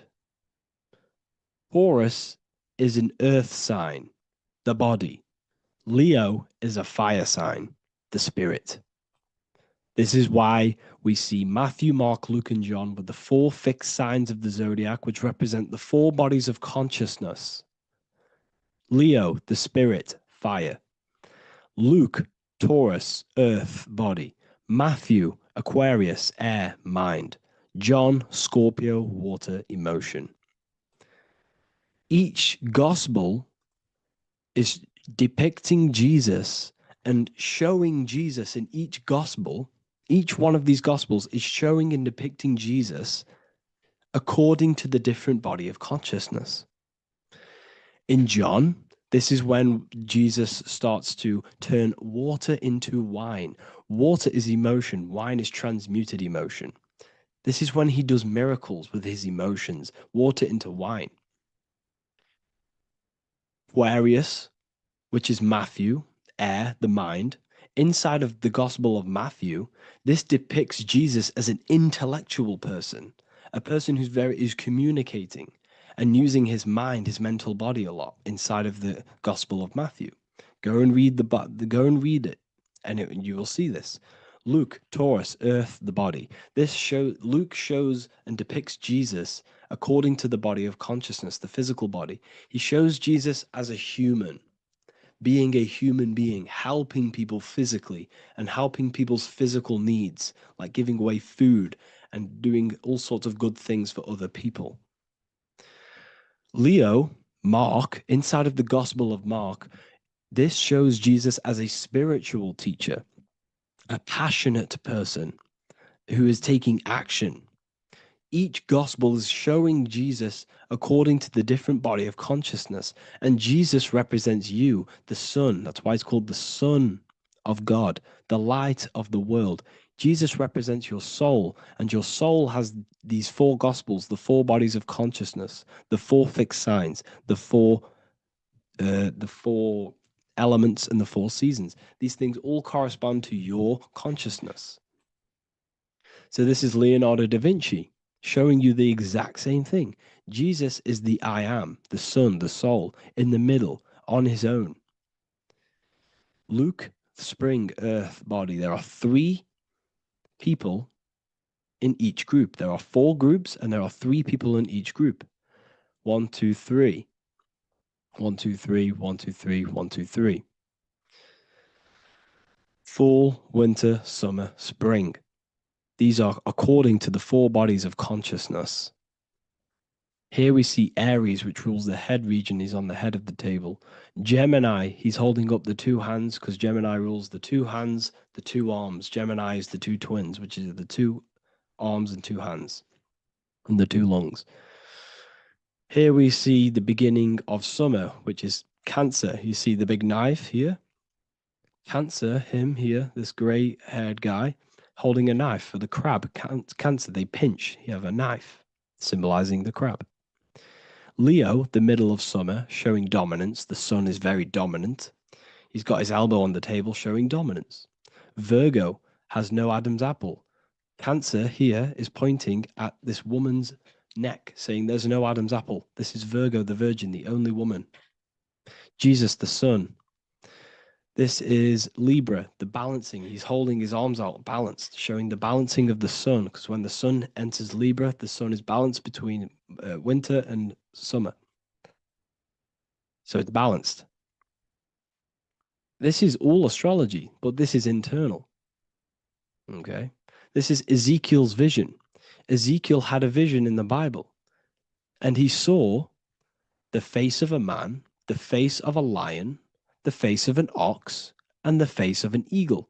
The eagle, Scorpio, the ox is Taurus, the lion is Leo, and the man is Aquarius. He saw the throne of God, and he saw the different bodies of consciousness. This is all symbolic for the different bodies of your soul. So when we look at the zodiac, we are actually looking at a map and the energies of our soul, and the energies of our bodies, and the energies of our consciousness. This is what we are looking at. Each zodiac is an aspect of our consciousness and an energy that we can work with and that we must purify. Balance and purification is essential. Imagine playing a brand new video game. Let's say a brand new video game came out and you had to play it. What happens when you play that game? You don't know the controls. You cause chaos in that game. You can't really run properly. You can't do anything properly. You're getting destroyed by other people who are playing that game. It's the same with your physical body. When you are born, you must learn how to play the game. You must learn how to balance the mind, learn how to balance the spirit, the emotions, and the physical body. We must balance and purify each body of our consciousness, which we must look after our physical body with our physical health by eating physical, electrical food like fruits and veg. We must look after our minds by being conscious of what enters our eyes, enters our ears, enters everything. Whatever enters our five senses is affecting our mind, our mental health, our environment, mental. We need to look after our thoughts, control our thoughts by purifying our thoughts, only positive thoughts. Then we must purify our emotions, feeling only gratitude and love and not feeling these negative, dull emotions. Then we must look after our spiritual body through meditation and looking after our spirit. But remember, when we look after our mind, it all begins in the mind. Each body of consciousness is interlocked with the other. If you have an unhealthy body, you have an unhealthy mind, spirit, and emotions. If you have an unhealthy mind, you have an unhealthy body, spirit, and emotions. If you have an unhealthy emotions, you have an unhealthy spirit, mind, and physical body. They're all interlocked. You must balance each one of them. Look after your physical body, look after your thoughts, look after your emotions, look after your spirit. But remember, the mind is the most powerful one. It's mind over matter. Once we look after the mind, because once we start to control our minds and control every thought we think, this will then turn into discipline in our physical body. Because once we learn how to discipline the mind, we learn how to discipline what we eat, we learn how to discipline what we feel, we learn how to discipline our spirit. This is all interlocked, but work on the mind first. Work on the mind first. All of this knowledge is inside of the brand new Book of Wisdom, Volume 2. This is a revolution of human consciousness. If you've read it, please leave a review down below. If you've read Volume 1, leave a review down below. This is the next revolution. I don't see this information anywhere. This is the next revolution of human consciousness. And of course, if you are serious about this and you truly want to gain enlightenment and join an amazing community where you can connect with me on live calls, lectures, the Manifestation Mastery course, you can gain access to my library with over 45 PDFs plus my books. And if you do join the university, you can order a volume 2 free of charge. All you have to do is to pay for shipping. If you truly take your knowledge serious and you want to take advantage of life, join the university. This is where truth seekers belong. Just want to say thank you all. Please leave a comment. Please leave a like. It's going to help me a lot spread this knowledge to the world. And yeah, share this with a friend and subscribe. Thank you all.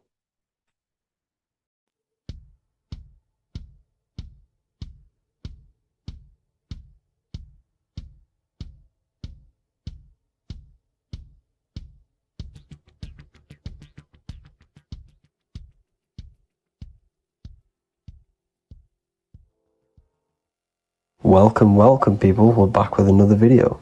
I will now be keeping track of my YouTube and trying to upload every week. In this video, we'll be talking about the chakras.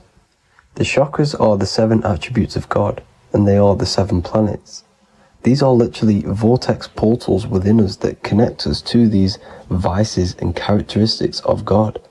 Each one of these energy centers are a spinning wheel of energy which controls the cells and organs in that particular area of the body. For example, it's literally a mini brain for that area of the body. Each chakra has a vice which you need to turn to a virtue in order to climb up through the system. They work like a stairway system. You have to go through each chakra in order to unlock the one above. This process is turning matter into spirit as you descended from spirit to matter. Saturn is Satan, that's why it's the lowest chakra, and that's why the devil is red, because red is the lowest vibrational color. When you are in these lower states of consciousness, you are in your animal nature. This is your physical side of your nature, and you are mainly being driven by your animal instincts, or your ego. Moving back to your higher self or your spirit self is not an easy process, it takes a while. However, with discipline, consistency, and motivation, you can achieve this, and this is what the ancients called Christ consciousness. Once you have achieved this, it is basically a state of mastery of the mind. You no longer lust for the lower animal nature things. Now, let's start with the root chakra. This is located at the base of your spine, and you can feel this chakra by tensing your anus.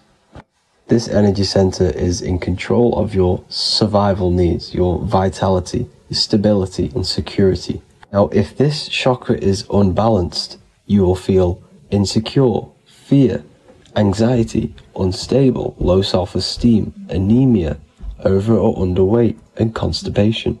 In order to balance this chakra, you need to feel grounded, embodied, stable, calm, centered, a sense of safety and trust in yourself and the world around you.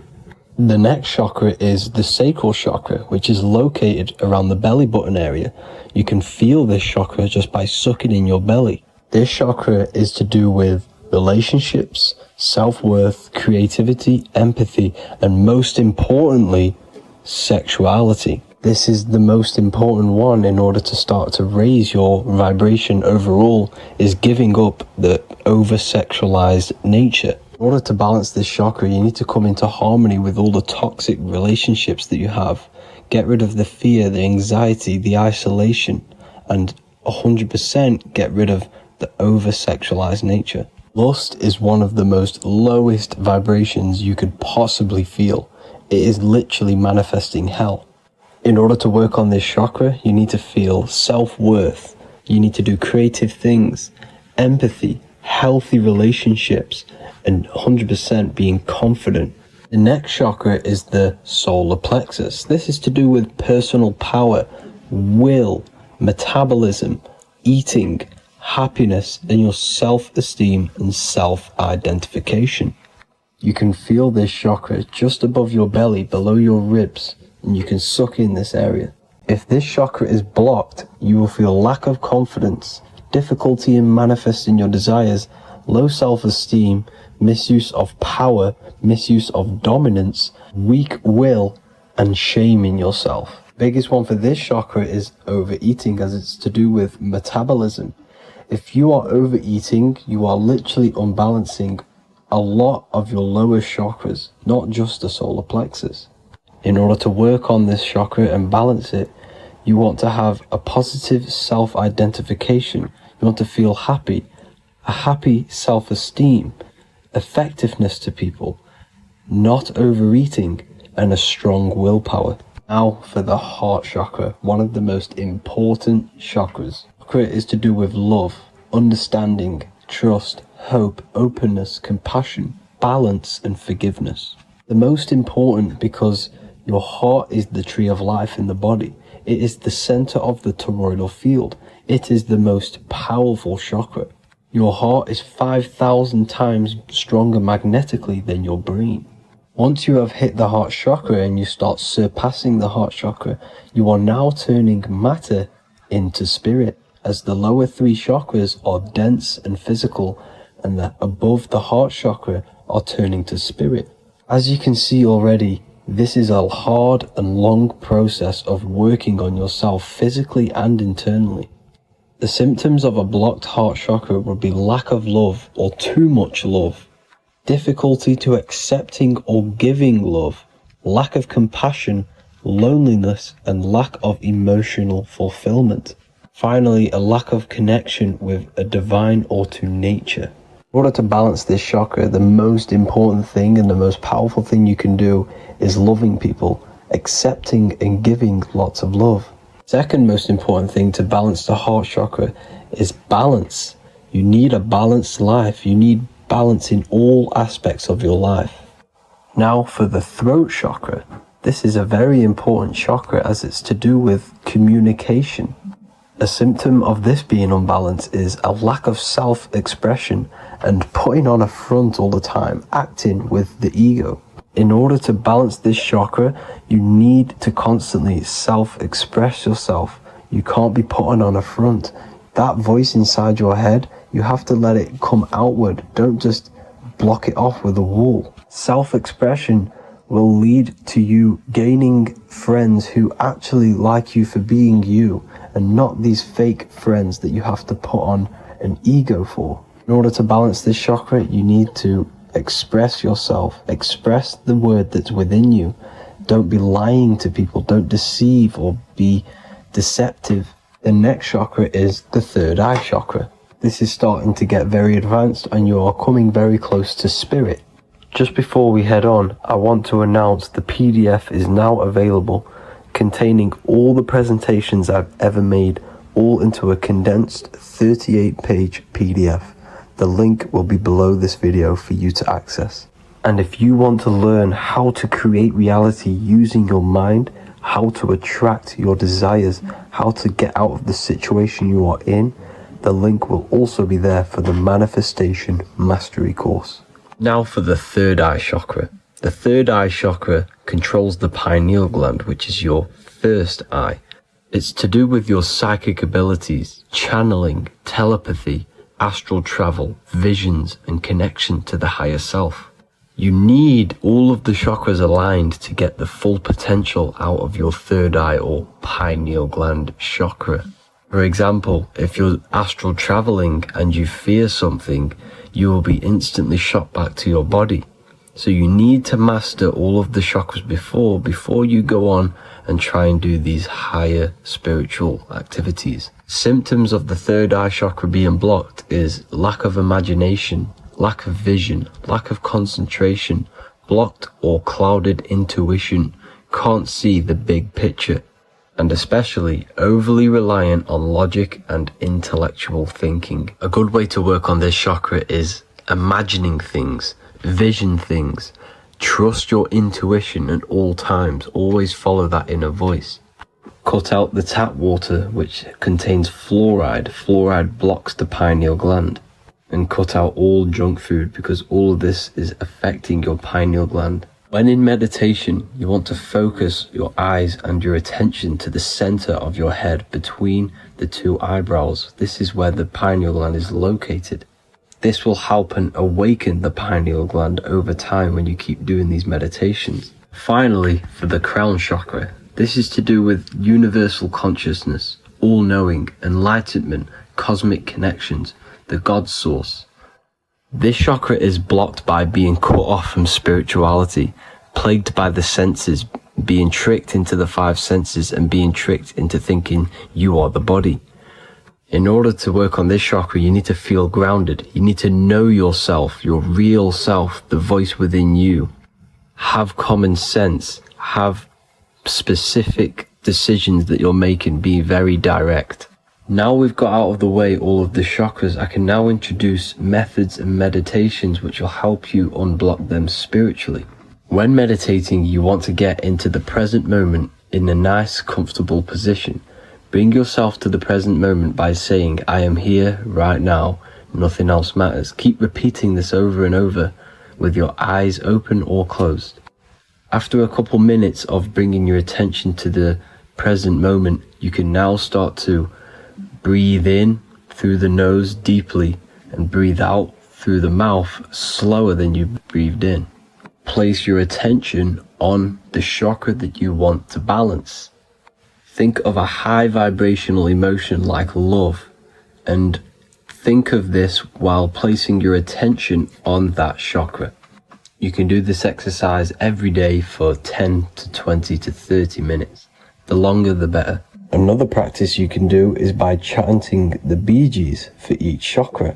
They are here starting from the root chakra all the way to the crown chakra. Or you can chant the 7 vowels. There are not 5, there are actually 7. A, I, A, O, U, M. A,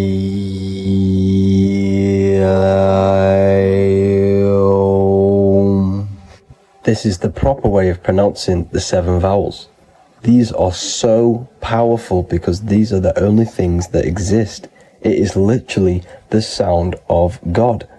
By pronouncing them right, you can actually create a lot of power within you and align your chakras. That's it for this video, people. I'd appreciate a comment and a like to help the algorithm.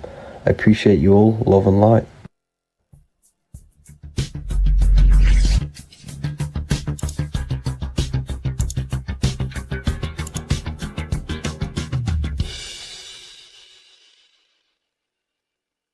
Welcome to Revival of Wisdom. Today, we're going to be talking about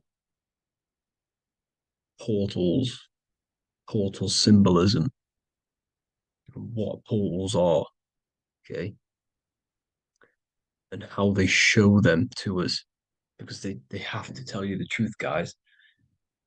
This is the thing with the universal law. They have to tell you the truth. And they tell you through symbols, they tell you through movies, and different things like that. But let's jump straight into this. So first, I want to talk about the Freemasonry symbols. Okay, so first we got, obviously this is some Freemasonry art, but notice how you've got the ladder with a key. Okay, so this is ladder symbolism with a key. So maybe this is talking about ascending. Okay, because look, because this is ascending into the heavens, because it's a ladder with humans going up it with a key. In order to ascend, you must have the key. Okay, so what else do we have with a key? Well, the Netflix show Lock and Key, which is all about portals and keys. Because what the keys do, they open doors, gateways. Okay, so what's interesting about this is that they've got this key here, which represents the Kundalini energy rising up the spine. Okay, but we'll come back to this. But it's that same portal key symbolism. We've also got the Vatican. The Vatican is in the shape of a key. Okay, so you can see the start of it here and the end. So this is key symbolisms. Keys open doors. And notice how it's got the 8-pointed star. Okay, what is the 8-pointed star? Okay, we'll come back to this. This all ties in, guys. I'll break it all down for you. But then you've also got the god Janus. Janus, okay, is known as the god of the doorways. He's an ancient god of Rome, and they worshipped him. However, he's not a god, he's more like a high-level ranked demon. Because he is the god of the doorways. And notice how he's got two faces. Because doorways always have two sides. You're going into somewhere, there's always two sides of a door. And he's always depicted with two sides of a face and a key, because he holds the key to the doorways, to the portals, to other worlds and realms. Okay, as you can see, he's always got two faces and a key. Okay, so now we have the Sumerians, the Anunnaki, and they are always depicted with the two faces. Why do they have the two faces? Because they're symbolizing doorways, and the Anunnaki come to Earth through doorways and portals. So these are what these gods are symbolizing in their artwork. But they always have the 8-pointed star. Okay, what is the 8-pointed star? You see how they always have. Look, let me try to find another one. It's the 8-pointed star. This 8-pointed star is Polaris. Okay, Polaris, just like the Vatican has the 8-pointed star with a key. Polaris is the center star. Polaris is a fixed star, it doesn't move. Okay, so the Anunnaki symbol is also the 8-pointed star. So this is symbolizing the portals and doorways that they come through in order to get to the earth. But Polaris is that center star which does not move. It's always symbolized with the 8-pointed star, just like a compass. Why is a compass the 8-pointed star? Because at the center of our realm is where the most electromagnetic energy is stored. As you can see, we have an aura field, an electromagnetic aura field. So does the earth. And in the center, so like our heart, for example, is where the most energy is stored. And like the center of the earth, this is why all compasses point to the center, because this is where the most electromagnetic energy is stored. It's at the center of our realm. Okay. So like I was saying with the lock and key series, see this here? The Kundalini energy rising up the spine, just like your Kundalini energy rising up the spine. Let me try. I can't zoom in. But you know what I'm trying to say here. Let's go back to Polaris. Because at the center is where pole. Can you see the pole of electromagnetic energy? Polaris, the North Pole. It's symbolized. The truth is in the words. It's like a pole of electromagnetic energy. And this is where the aurora borealis comes from. Notice how it's got the word aura in it, because it's the Earth's aura, electromagnetic field. Just like you have an aura, also known as the northern lights, because it's coming out of this center hole in the center of our realm, where the black sun is. And this is where the electromagnetic energy is coming up from. And this is what the aurora borealis is. or the northern lights. It's just electromagnetic energy, and it's symbolized through our symbols, the original O, okay, because it's like a pole through the middle, Polaris. So this Polaris is the sky vault. It's the portal into this realm, because this is what the Anunnaki are always talking about, always symbolizing with the 8-pointed star. And just like a compass, it's the 8-pointed star pointed to the center, to Polaris. Okay. See here on the Sumerian tablets with the 8-pointed star again. And how we know it's talking about portals with this 8-pointed star is because CERN 666 are opening up portals to the underworld, letting in demonic entities into this realm. How do we know it's a portal? Because their Hydro Collider has 8 points, just like the 8-pointed star. So they are creating synthetic portals to the underworld to let these demonic entities into our realm. But what is the key?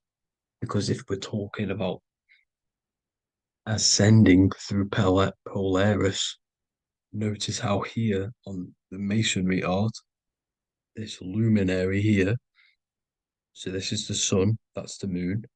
This is Polaris because it's a luminary with what? 1, 2, 3, 4, 5, 6, 7, 8 beams coming off the luminary, just like the 8-pointed star. So you see the ladder with the key going up to Polaris.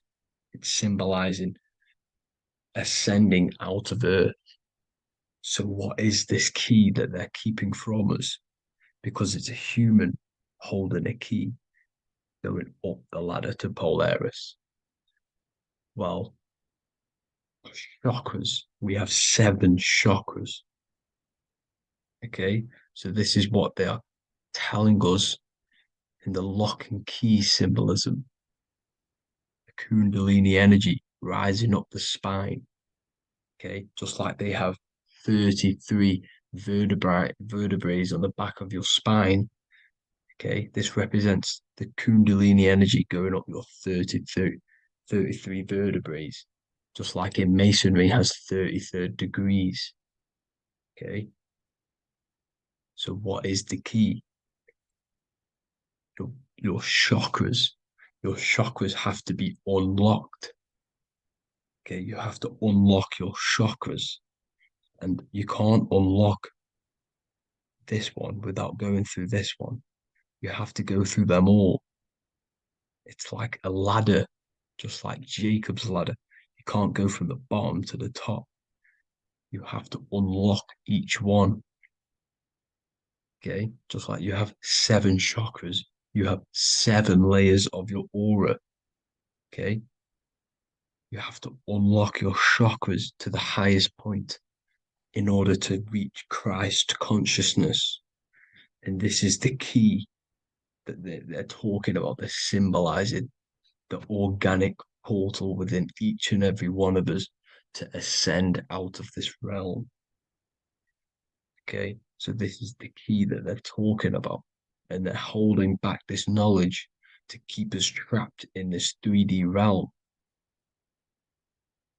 Okay, so like I was saying with the 33 vertebrae and the Kundalini energy coming up the spine, 33 vertebrae, you can see this sort of symbolism going up to the light, because it's the light you see here. Your crown chakra turns on and becomes enlightened, just like the Illuminati symbol. Can you see it? But also, Jesus also died at 33. So this is symbolizing, okay, they're symbolizing the death of the ego, the body. So once you open up your chakras, and reach Christ consciousness, which is your 33rd vertebrae. Once your Kundalini energy goes up your 33rd vertebrae, your body technically, not physically, but spiritually dies, because you then become formless. You reach Christ consciousness. So then you can travel other worlds. Okay. This is what they're talking about with Vatican, 8-pointed star, and the key. Janus with the key. The Sumerians with the 8-pointed star. Anunnaki, the 8-pointed star. Polaris, 8-pointed star. So Polaris is the way out of this realm, which is at the center. Pole, North Pole. Okay. So the key is that they're hiding from us is the knowledge to unlock our chakras. Okay. And without this knowledge that they keep from us, is trapping our souls in this reality to keep reincarnating. Okay. Well, thank you all for tuning in. I'm going to leave you all there. Make sure to leave a like and a comment in the comment section. Let me know some topics to talk about so I can break it down for you. God bless you all.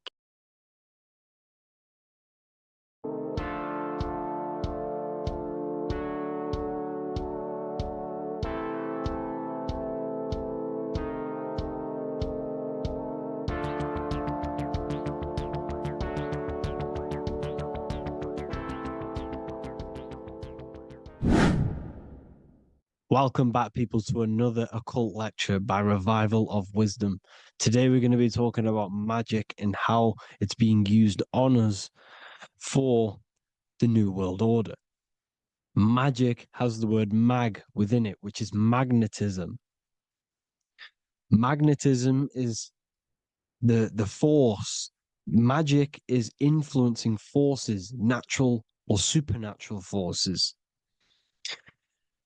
and using it for a certain agenda to gain something out of it. Now, magic is not what everyone's being thought. It's not some sort of fantasy thing. It's actually very common, and we all do it, whether you believe it or not. Magic is all to do with the mind. As I said, always say in my lectures, your mind is what creates matter. Your mind is what creates your external world.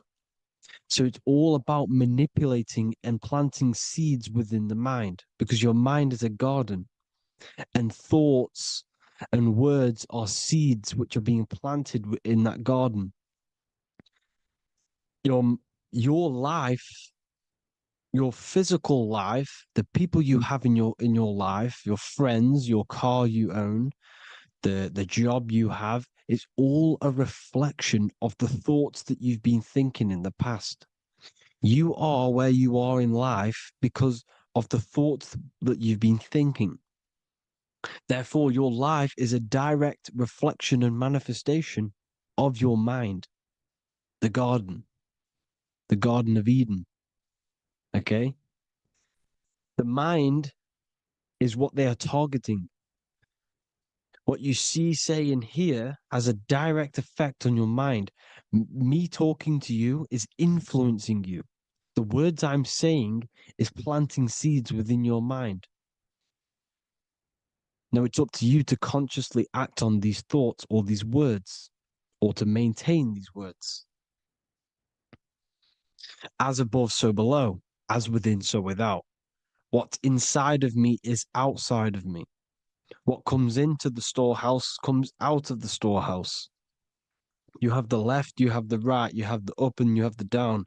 As above, so below. Whatever is in your mind will be expressed in some sort of way, consciously or subconsciously, spiritually or physically. The mind is what manifests everything. And this is what we need to understand. We need to understand is that the mind is not physical. all things spiritual manifest physical. All things seen come from the unseen. The words you're thinking, that everything you have is coming from the unseen. The actions that you do come from the unseen mind. Another expression for as above, so below is you are the universe itself. You are a universe, a mini universe. But just because you are mini does not mean you are the whole thing. If I take a little piece of infinite, let's say there's an infinite light source. Let's say I take a little chunk of that infinite light source. That little chunk I took is still infinite because it's been taken from infinite. You are the universe. Your awareness, your mind is the universe. It's information. You are the universe experiencing itself. This is why we say we are all God. As above, so below. What is in me is outside of me. The sun, the physical manifestation of the sun is your soul. The 12 constellations are manifested in the physical body. The 5 elements are manifested in the physical body. They're manifested in the 5 fingers you have. As above, so below. This is manifested, well, this is a symbolized in Freemasonry and secret societies as the 2 pillars. The mirroring reflection, the reflection of reality, the mirror, as above, so below. What happens in the mind, what happens in the astral, happens in the physical. This is Aleister Crowley. This is all symbolism. This is the 2 pillars with the all-seeing eye and the triangle at the top. Aleister Crowley was a master magician, very powerful dark magician, black magician. There's 2 types of magic. You have white and black, just like the checkered board, the Masonic checkerboard. You have white and black, you have good and evil. White magic is influencing natural forces to gain something that will help the collective consciousness, help the collective, help the earth, help other people. Black magic is something you manipulate something so you can get something personal out of it. Doesn't matter if it's good or bad. It's still considered as black magic because you're being selfish. Everything you do should be contributing towards the collective consciousness and helping others. And this is why the ancients lived in a system where everything was in unity. We understood that I am you and you are me. What I do to you happens to me because I am you and you are me. We are the same mind substance on the inside. We're all the same mind substance being expressed in different bodies. So what I do to your mind will have a ripple effect on my mind because all of our minds are connected within the mental plane. So this is why they know all this knowledge. They know all this knowledge. So yeah, this is the mirroring effect of reality, the 2 pillars, or symbolizes the number 11. The number 11. We'll go deeper into that.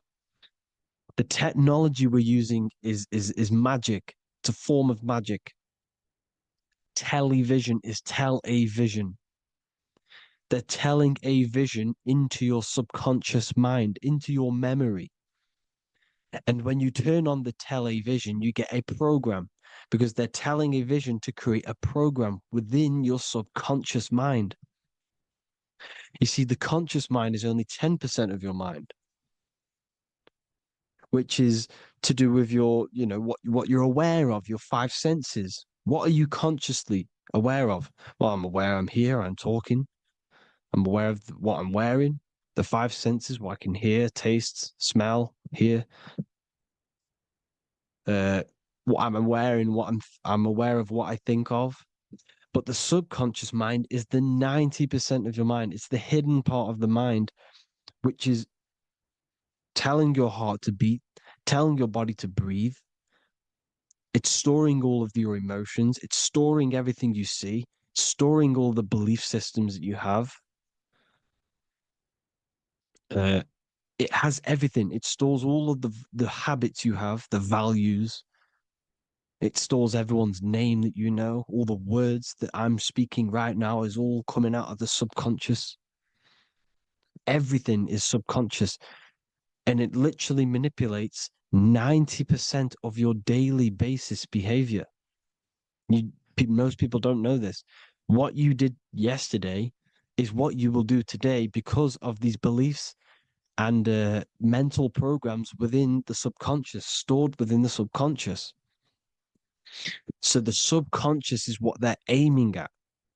They're trying to create programs within the subconscious because the subconscious manifests 90% of your thought patterns, 90% of your actions and words.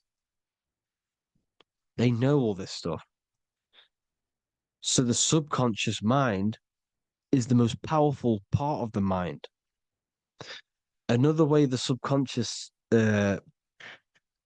manifests and influences your life is, let's say you were in a car crash years and years ago, 10 years ago. Let's say you're in this car crash, right? And you really hurt yourself. The emotion you felt in that time when you were injured in that car crash had a great impression on your subconscious mind. You see, the stronger you feel something emotionally, the stronger impact it has on the subconscious. You can remember and recall that moment and very vividly because of the impact it had on the subconscious. Another, for example, you become that terrified of cars that it manifests into your life today, that you are wary to go in certain cars. You don't want to go into cars at all, maybe, because of that moment that stored within the subconscious. And it will manifest into anxiety. It will manifest into not going into cars. It will manifest into depression, maybe.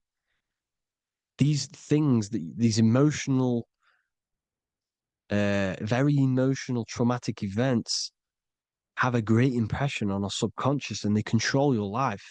This is why you need to meditate and let go go deep within yourself and let go of these internal, deep emotions that you may have repressed and keep pressing down and ignoring. But you need to address it and let go of these subconscious impressions you have, which are controlling your life, like anxiety, depression. All of these things are stemming from things that are stored within your subconscious years and years ago, more than likely. Broadcasting. They're casting spells to a broad audience, to news, north, east, west, and south. They're casting spells. No, if you watch the news, everything's red. Breaking news in red writing or the red background, everything's red. Why? Because red's the root chakra, which is all to do with survival. They want to stimulate this root chakra because they want you down there in survival mode. They want you in survival mode because you're easier to control. They control out of fear. And not only they're casting these spells as if, because most of the things they cast in the news hasn't already happened. They're constantly bombarding you with there might be a war breaking out, war this, war that, kill here, kill there, murders. It's impressing, it's casting spells on your subconscious mind. So when the event does turn up in real reality, in physical reality, you're less emotional, you're less surprised. You're not as surprised because you've already heard it before. Your subconscious has already heard it all before. If you never heard of a war and then a war broke out, you'd be going crazy. So they subtly program your subconscious mind through the words, because the words they say is impressing your mind. It has an effect on your mind, which will have an effect on your behavior, your words, your conversations you have with people. They're casting spells to north, east, west, and south on the tell a vision. They're telling a vision by broadcasting, by saying spells. This is why we call it spelling. Even the word, listen, the words we say cast spells. Bless. Oh, bless you. That's be less. The subconscious mind only picks up literal things. You see, when I say bless you, your conscious mind picks that up as, oh, thank you, you're blessing me. But your subconscious picks up as be less. You see? Because the subconscious it has no filter. It's just, it is what it is. Everything is factual in the subconscious. Therefore, if I call you an idiot, your subconscious, my subconscious will think I'm talking to myself and calling myself an idiot, and it will take that as true. That is truth. Everything is truth within the subconscious. And the subconscious manifests your behavior. The devices this is the biggest one. Black scrying mirrors, device, the devil's vice, the device. Okay? Black scrying mirrors, black screen is scrying. Black scrying mirrors were used to communicate with spirits within the astral plane in the medieval times. They're still being used now by black obsidian mirrors. And look at your phone, it's a black mirror. And there's some sort of, I'm not saying this is fact, but personally, I believe these are portals for spirits and ethereal entities to come into your life, to come into your surroundings. So this is the next big thing: the TVs, your iPhone, your iPod, all black mirrors. And mirrors are very, very powerful. Even just a normal mirror. Mirrors have an effect. Whatever you say into a mirror, what you say is energy. And when you say something into a mirror, you're saying it into yourself. It's an infinite cycle of words of energy because it's being reflected infinite times. When you say something into a mirror, it has a massive effect. You're saying it directly into your eyes, into your mind. So what you say in a mirror should be said with precaution. Never say anything negative into a mirror, because mirrors are very, very powerful ways for you to reprogram your subconscious mind for the good. You can say very positive things into mirrors and it will reprogram your subconscious mind. Okay? Manifesting is all magic. It's all magic. Everything is magic. But consciously doing it is what they're doing. They hid this knowledge. Your phone is magic. It manipulates your mind. The iPhone, okay. See, magic isn't all of this with wands and see, Harry Potter, okay, that was created to give you this perception of a mystical and amazing form of magic with magic wands and all sorts of stuff like that. Yes, that stuff was true when the collective conscious minds were on a higher level and our belief systems believed in these things, because the universal mind, all of our minds contribute to reality. If the masses don't believe in magic, if the masses don't believe in a certain thing, it's going to have an effect on physical reality. So when the collective minds are higher and have more open minds, things like Harry Potter can come true. See, it's all in the mind. The iPhone, the eye is the symbol for the mind, the invisible intelligence. The triangle is the ethereal plane. Okay. So the eye in the triangle is the eye that sees into the beyond the ethereal planes. The square is the physical plane. So the iPhone, your phone is a black box, just like the Saturn black cube. It's a black mirror. It's taking photos of you every 2 seconds. And it's your mind. Your mind is in that phone. Everything you like, everything you text, everything you type in Google, everything you say to someone, every conversation is all recorded on the phone. Therefore, it is a direct reflection of your mind. Your mind is imprinted into your phone because your mind, everything you think in your mind, you're manifesting into typing, saying, taking pictures into the phone, and it's collecting it and storing it. And what they're doing, and this is for all forms of magic, it's manipulating the mind. It's all manipulating the mind. Reels, Instagram, TikTok, this is all dopamine. It's all controlling the mind. Every like you get, every follow you get, every share that you get is dopamine within your brain. They're literally targeting your brain and mind.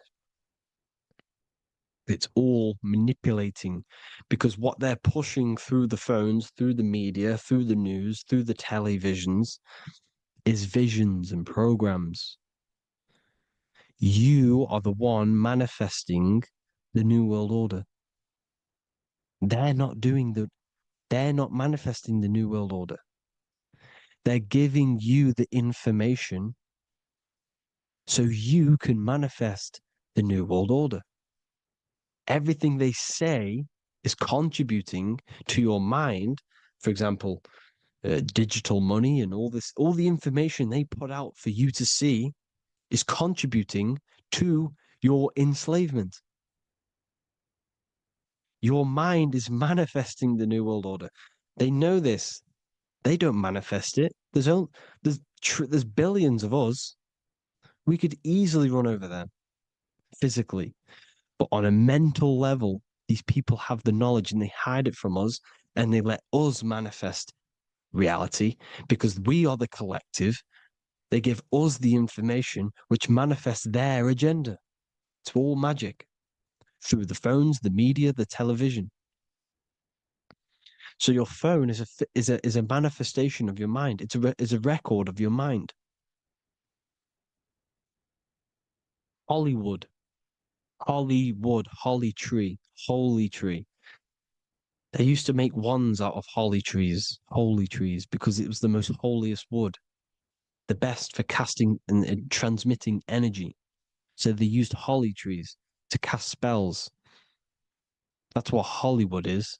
And in Hollywood, they have the red tear, the blood drop next to the Hollywood sign, because it's all satanic. They're all black magicians. They use Hollywood to cast the spells through the music, through the films. You see, music is a form of magic. All of this is magic. Everything they do is a form of magic because they want an agenda behind it. But it's not black magic. They're letting us create our prison.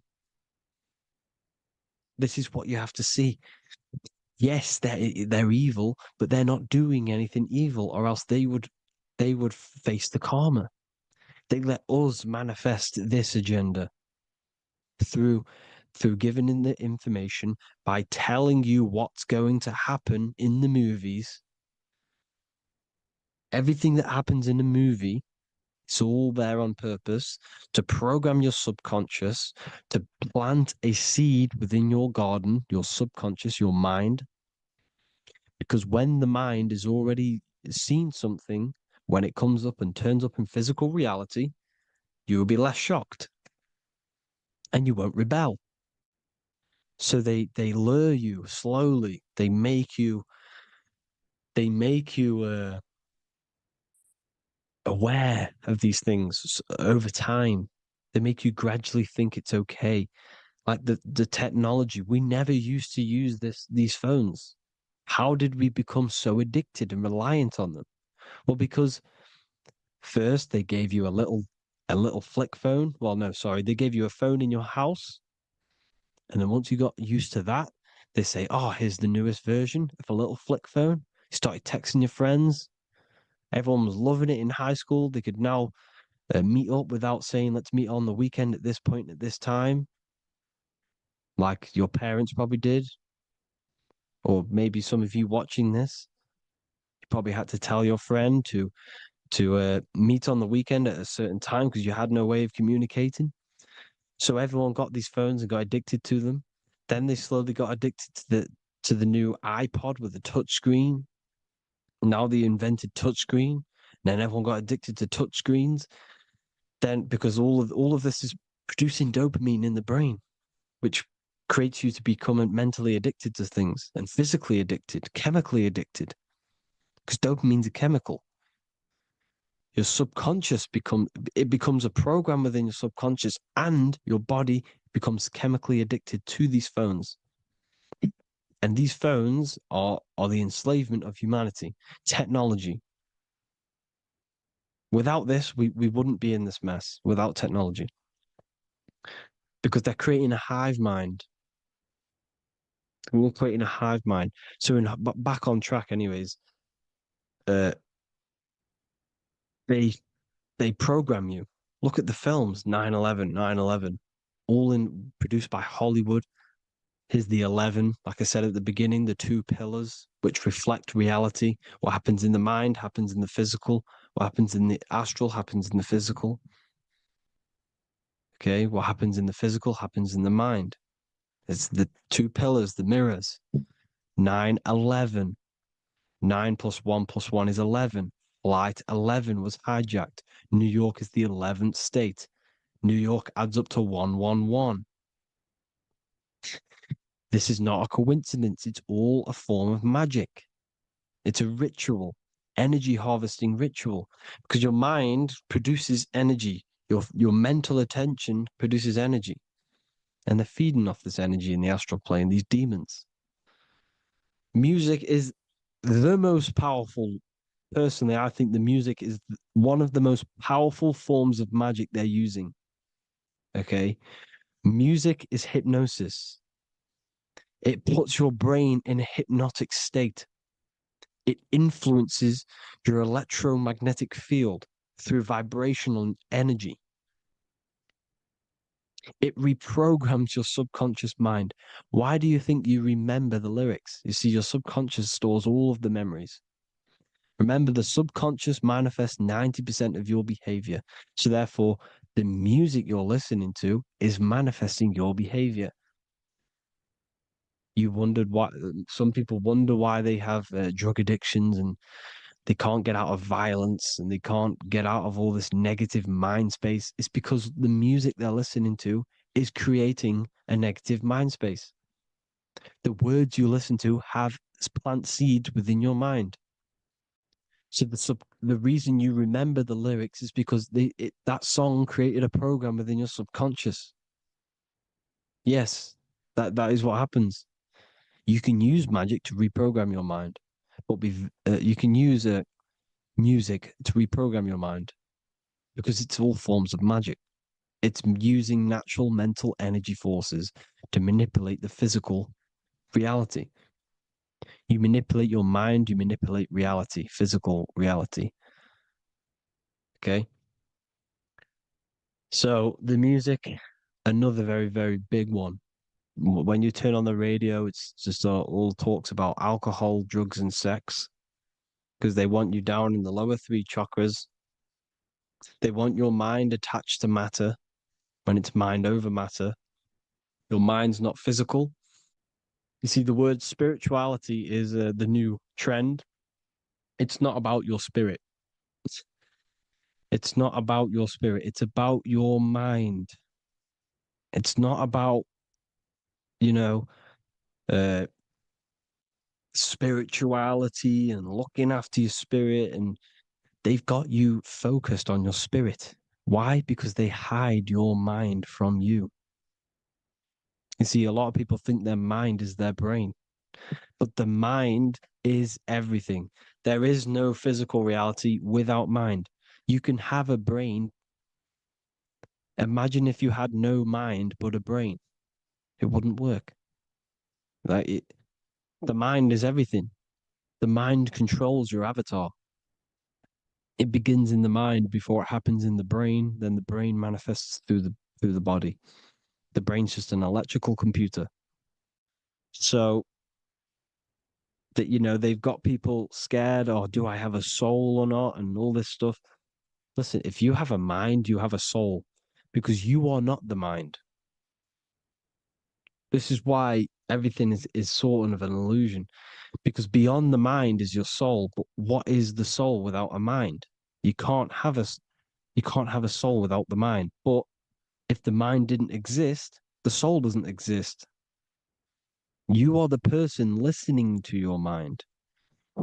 I shouldn't say person, because you're not the body. You're the entity behind the mind. But if you didn't have that mind, you couldn't understand what you even were. You would just be an observer who couldn't think.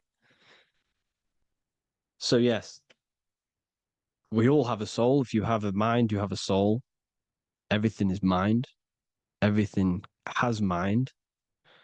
Mind creates everything. God is mind. And then manipulating your mind through TV, your phone, every little thing, the school, it's all about the mind, people. Control your mind, you control your reality. Just the last thing, here you go. Aleister Crowley, the dark magician, Kanye West doing the exact same thing because they're implementing magic in the music. Here's the Beatles with Aleister Crowley in the background. Bet you never noticed that. Aleister Crowley was influencing music and placing magic within the music to influence the subconscious. This is what Baal worship was. This is why they kill children. They sacrifice these children. Why? Well, because in order to ascend, in order to raise your consciousness internally, godly, by being good, God, or being in order to be good and raise your consciousness and to get something in the physical world, you have to sacrifice yourself. And what do I mean by that? In order to raise your consciousness and ascend, you have to sacrifice the lower nature of yourself. You've got to abstain from having sex to retain your sexual energy, to transmute it, or staying away from some poisonous foods like meat. So staying away from blood. We shouldn't be consuming other animals' blood. We should be keeping our blood pure. We are humans. We shouldn't consume chicken blood, chicken germs. We are the most divine creatures on this creation. We are the most intellectual creatures in this creation. Therefore, we should keep our temples pure. We are not animals. If you want to associate yourself with an animal and go out in the wild, go and find a wild boar and go and try rip its guts out with your bare teeth, because you can't do it. You're not a cat. You're not a carnivore. Okay? So in order to ascend, you have to kill and sacrifice your lower part of yourself to ascend up to your spirit self, your mind self, the highest version.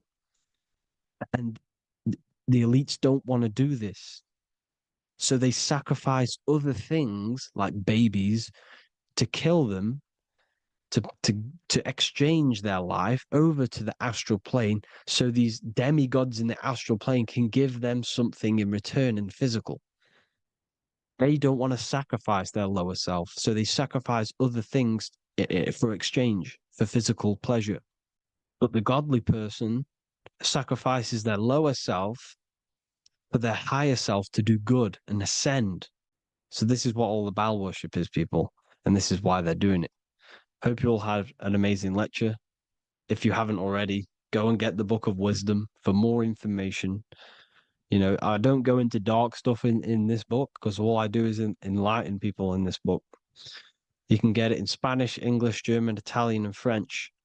Worldwide shipping, you can get the PDF or paperback.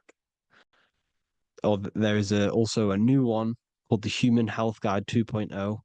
It gives you a list of all the foods, grains, oils, nuts, everything that's alkaline and positive for the body and not man-made and hybrid. It tells you all the products to stay away from, how to fast, how to improve vision, how to improve everything, literally. So the Human Health Guide has been released. If you want that, I'll put all the links in the bottom of the description. Hope you all enjoyed the lecture, people. God bless you all.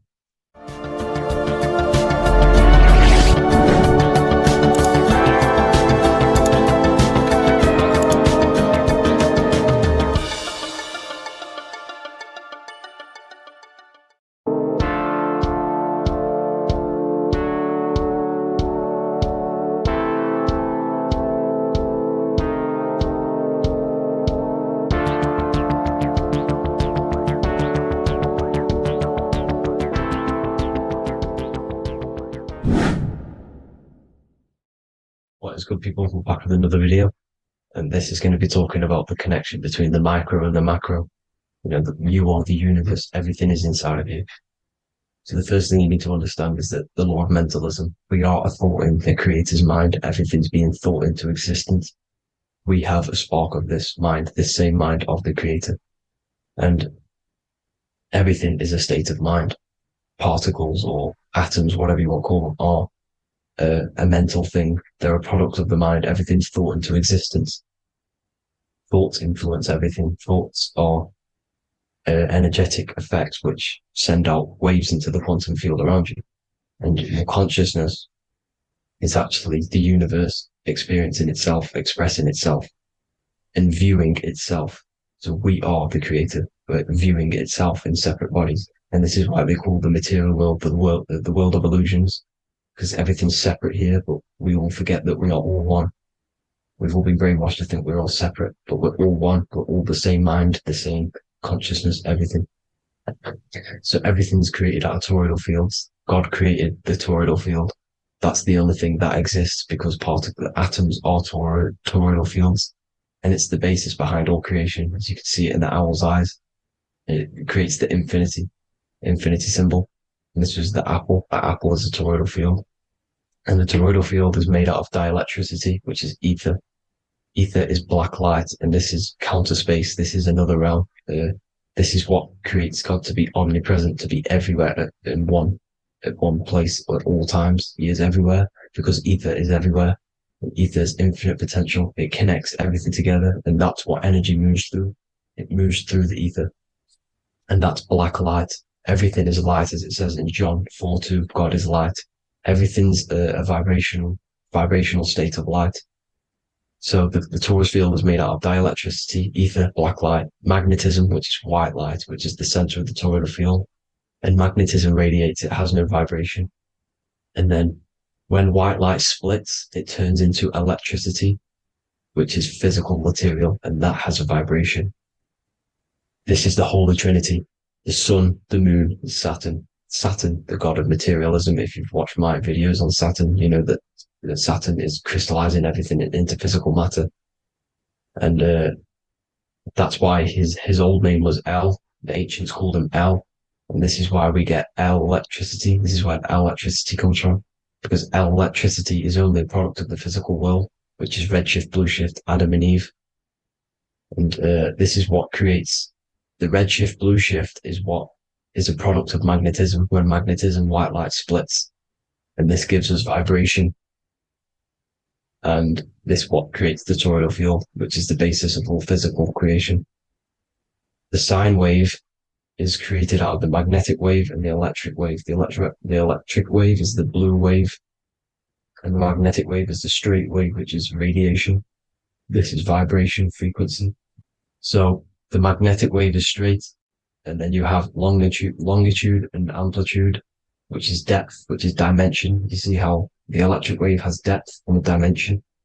This is why you get the cross. This is the cross of Earth. This is the symbol of Earth, of bondage, of physical matter, because it consists of magnetic wave and depth, which is electric wave. I mean, this is where you get the sun cross or the Earth cross, whatever you want to call it. It's the cross of physical matter, and the ancients knew this. This is why they used that symbol. red shift, blue shift, which is the toroidal field, is the basis of all creation, physical creation. And this is why you have the police siren is red and blue. The Matrix movie, red pill, blue pill. You have red blood and blue blood in your body. The Democrat and Republic, the two parties, red and blue. Like your taps on your taps, you have a red and blue tap. One's generative, one's destruction. Fire, destruction, water, generative. So this is the basis of all things. And electric wave has dimension, like I've already said, depth, material, and it's measured in hertz. It's measured in hertz because it hurts you. It decays because the electric wave has a vibration, and vibration always has to go back to a standstill point. This wave cannot go forever, but the magnetic wave will go forever. It's radiation. Magnetic is radiation. It radiates forever. It pulses. But the electric wave will at some point come back to a standstill point, and that's why it hurts. It decays. That's why our physical body decays, because we contain of electricity. This body is an electric body, and it will return back to stillness like a guitar string. If you vibrate a guitar string, you pull it, it will vibrate, make a sound, and then go back to a standstill point. It's the exact same with every single toroidal field within the body. It will decay, and this is why our bodies decay, and everything in creation decays. So we're born into sin, the sin of Eve. The sin of Eve is us biting into the tree of knowledge of good and evil, which is the systems in the body. And the sin of Eve is biting into the sine wave. We bit into the sine wave. The sun moves in a sine wave. Our DNA is a sine wave. Time is a sine wave. Everything in this creation is a sine wave. This is why the dollar bill is a sine wave. Magnetism and electricity and electric waves in one. And this is the sun doing its sine wave, which creates, when you go bowling, it kind of creates that pin that you hit over. That's the pin of the sun. The zodiac sign is a sine wave because the zodiac sign is an expression of the toroidal field, because magnetism unfolds into 12ness. And that's why you have 12 zodiac signs, 12 systems in your body, 12 cranial nerves in your head, in your brain. So if you can imagine this, see where my pointer is. Always starts with Aries. Aries is the head. It's the first thing that's created in the womb. And this is Aries, the ram. And this is why it's called a cerebrum in your brain, which is the first thing that creates when you're in the womb. And what's the element of Aries is fire. Fire is the first element. Fire, first, because it's the first thing on the wheel, the first expression of energy. As you can see here, my pointer, this is the center of the toroidal field. It would go Aries, Virgo, Capricorn, Pisces, Scorpio, Cancer. Then we go back to Libra. Libra would be center. But you see how the toroidal field is the expression of the 12 energies. That's what the constellations are, the energy expressions of the toroidal field. So it would go outwards, starting from Aries here, all the way back to Pisces, which is beyond the bottom half. But Libra would be the center. That's why Libra is the equinox. It's the equinox. Libra is when it goes from summer over to autumn. It's the equal. It starts to transition into the winter side. Equinox, equal, which is Libra. And that's why Libra has the two scales. It's symbolized with the two scales. That's because of, the sun moving over. It's being judged. It's equal now, but then it's going to tip over into the winter. That's why Libra is here, the center of the sine wave. Like I said before, magnetic energy unfolds into 12ness. Magnesium is number 12 on the periodic table. It's the sacred number. And this is why the scientists are NASA is trying to bring in another constellation to destroy the holy science of astrology. So Aries rules the head, which is Mars. Taurus rules the neck, the lower head. Gemini, the two twins, which is your lungs, your two twins, your arms, two twins. Cancer, the breasts, or the chest area. Leo, the heart, which is the sun, which is fire, the center of the toroidal field. Virgo, the belly, which is the intestines. Libra, the kidneys, the two scales, the kidneys, balancing out everything. Scorpio, the sex organs. Sagittarius, hips and thighs. Capricorn, I've missed that out, which is the kneecaps. Capricorn, kneecap. Aries, which is the ram, which is the cerebrum in your brain. And then Aquarius, the calves and the ankles, and the Pisces, the two fish, the 2 feet. So everything corresponds, as you can see here. This is an ancient way of depicting it, of the folded human. And this is everything. Each constellation rules that part of the body, gives energy to that part of the body, makes you do certain things. So magnetic energy unfolds into 12ness, electricity unfolds into 7s. That's why when you get electric, the light spectrum that we see, it consists of 7 colors. Why we have 7 planets. The 7 planets give us our 7 metals and the 7 solfeggio scale frequencies. So the rotor, this is the rotor, and rotor is an anagram for Torah, the Torah, which is I think it's the Hebrew Bible. Don't quote me on that, but it's one of the holy books, which is the Torah, the Taurus. Everything goes back to the Taurus field because it's the basis of all creation. So the chief cornerstone, it says in the Bible that the builders rejected the chief cornerstone. The chief cornerstone, you are the builder. You decided to incarnate into the physical world, into the electric world, El, the world of El, Saturn. When you are created in the womb, it takes you 9 months for you to be created. So, for example, if your parents, if you went into the womb here, it'd take you 9 months. So let's say you're born in Scorpio. So you'd go back 9 months, 1, 2, 3, 4, 5, 6, 7, 8, 9. You consist of all of these 9 energies because it takes 9 months or however long you took to be born. Some people are born earlier.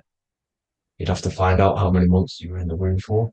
But you consist of these 9 energies, and each constellation has a cell salt associated with it. And these cell salts are vital for your health, and your cells and the optimal health of your body. So the chief cornerstone that you rejected is these 3 cell salts, these 3 constellations. So you're mineral deficient in these 3 constellations. For example, fluoride, magnesium, phosphate, and potassium sulfate. So that's the chief cornerstone. And a cornerstone, people always get it rejected with the cornerstone. The cornerstone is not, it doesn't say the cornerstone in the Bible, it says the chief cornerstone. The cornerstone is a cornerstone of a building, but the chief cornerstone is the top of the pyramid. This is where we get the pyramid of the wheel. So you're mineral deficient in one of the 3 zodiac signs. You're not. You were not in the womb for. This is the chief cornerstone you rejected. So the human body is the micro. It is the universe in a physical form. It consists of everything in the universe. Just like your consciousness is the universe watching itself, experiencing itself. Your body is the whole universe. 12 systems in the body, 12 zodiac signs, 7 chakras are the 7 planets. The Holy Trinity of you is your Temple of Solomon, the soul and the mind, the sun and the moon. You know, everything is in you. You consist of everything, all the energies, everything. Heaven and hell. Heaven and hell is a mind state. It's a state of the mind. Head, H-E-A, which is heaven, and the heel, the bottom of your foot, is hell. And the bottom of your foot is the soul. So they're basically saying, well, it's wordplay. They're saying that your soul is in hell because, you know, with the elites being in control. So they call the bottom of your foot the soul, trying to say that you're in hell. The Christ is in you. And this Christ is Greek for what? Christos. And Christos is Greek for the oil. And this oil is produced in the cerebrum, the Aries, the ram, the cerebrum. It goes down the pineal. Well, the pineal and the pituitary are underneath the cerebrum. Goes down the pingala and the ida. The pingala being the positive charge connected to the pineal gland, pin, and the ida connected to the pituitary. And this is the 2 serpents going down the spinal column. And this is why Jesus goes from Nazareth to Bethlehem, and then Joseph and Mary are waiting for Jesus in Nazareth. Joseph and Mary are the pineal and the pituitary gland waiting for Jesus to come back up the River Jordan, your spinal column. So this is the oil. This is the story of Santa as well. Santa comes from the North Pole. Why? Because the North Pole of the Earth is the center of the toroidal field. And the North Pole of you is your spinal column, which is the North Pole of the toroidal field. The North Pole, he comes from the North Pole. This is the North Pole. This is the South Pole of the toroidal field. Comes from the North Pole, which is your mind. and he goes down the chimney and then back up the chimney. This is the chimney. And he drops off the present, which is the Christos, the oil.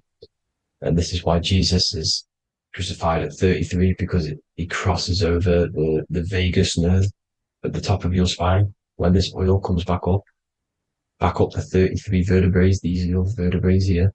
When it goes up the 33 vertebrae, it gets crucified at 33 because it crosses the vagus nerve, and he's crucified on a cross at 33. This is the story behind Jesus and Santa. The Ark of the Covenant in the Bible is the two hemispheres which cover the vital parts of your mind, the brain side, which is the cerebrum, the pineal, the pituitary, etc. So the two hemispheres are the two angels, the Ark of the Covenant. This is the Ark of the Covenant covering the two vital parts of your brain. So these are the optic thalamus is another part, and it protects the Christ oil, which is inside at the center of the brain. See, the Bible is all a massive metaphor about yourself, because you are the universe. You are a microcosm of the universe. Your consciousness is experiencing itself, and the universe experiencing, and your body is the whole universe. Your head's heaven. So Moses crosses the Red Sea. These are the two hemispheres of your brain. This is the corpus callosum, the Red Sea. So he's pretty much saying that he's uniting the two hemispheres of your brain, because most people in this generation are stuck in the left brain, which is just logic, reasoning, science and maths, writing. And this is what school teaches you to do. It keeps you stuck in your left brain. And you want to cross over to you want to cross the Red Sea, which is the corpus callosum, to the right brain, which is awareness, art awareness, creativity, imagination, intuition, insight, using the higher mind, creativity, imagination. If you don't have intuition, then you can't read energy, you can't pick up on bad things. This is what Moses is symbolizing by crossing the Red Sea. And it's also the upper room where Jesus met the 12 disciples. 12 disciples are the 12 cranial nerves in your brain. It doesn't just represent the 12 zodiac signs, the 12 disciples. It symbolizes many different things. It's like I said, energy the universe consists of 12ness.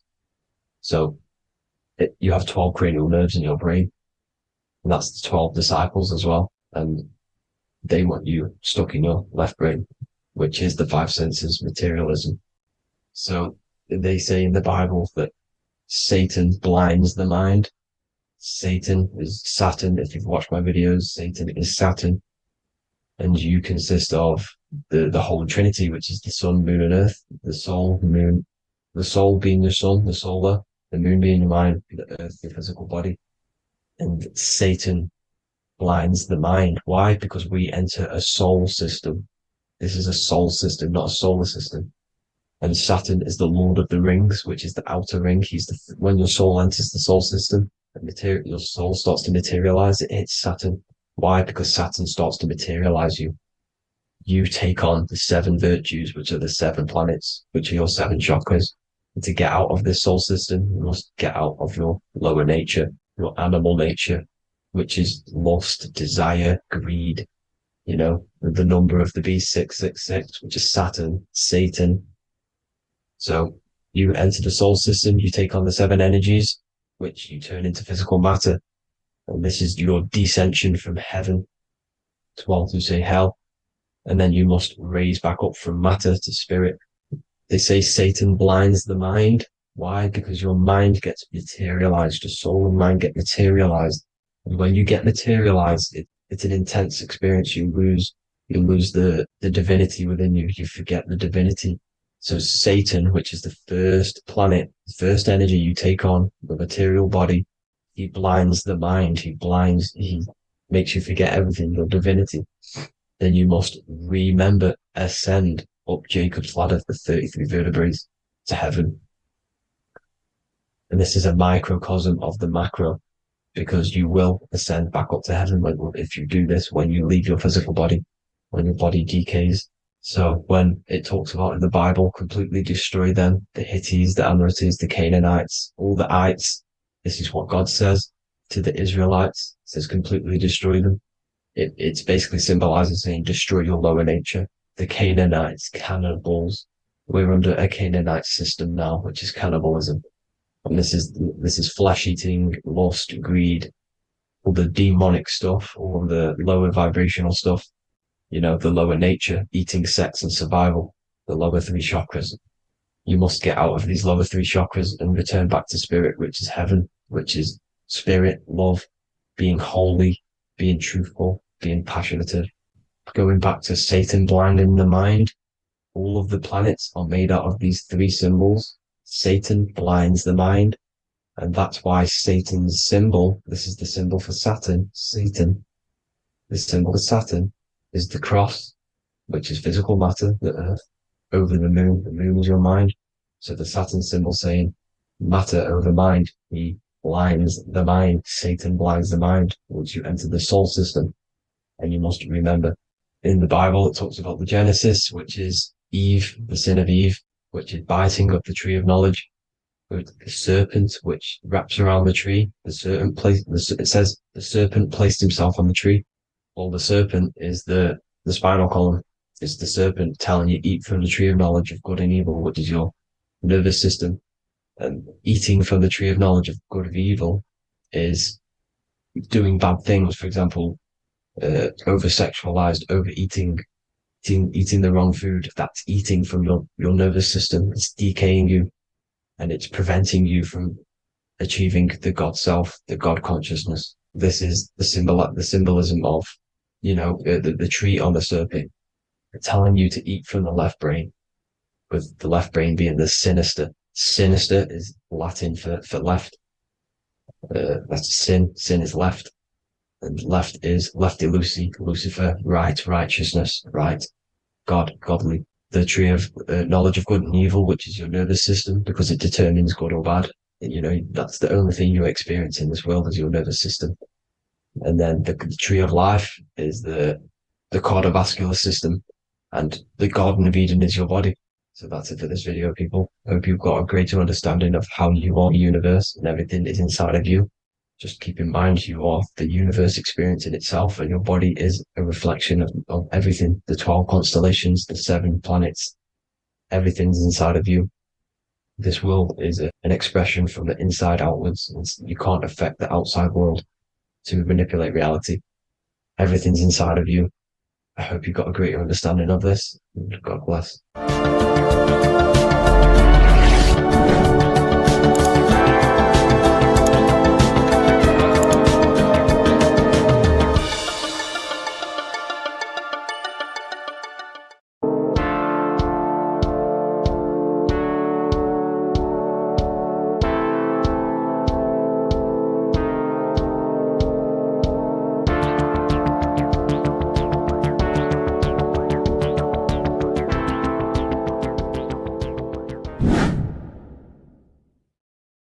What's good, people? We're back with another video.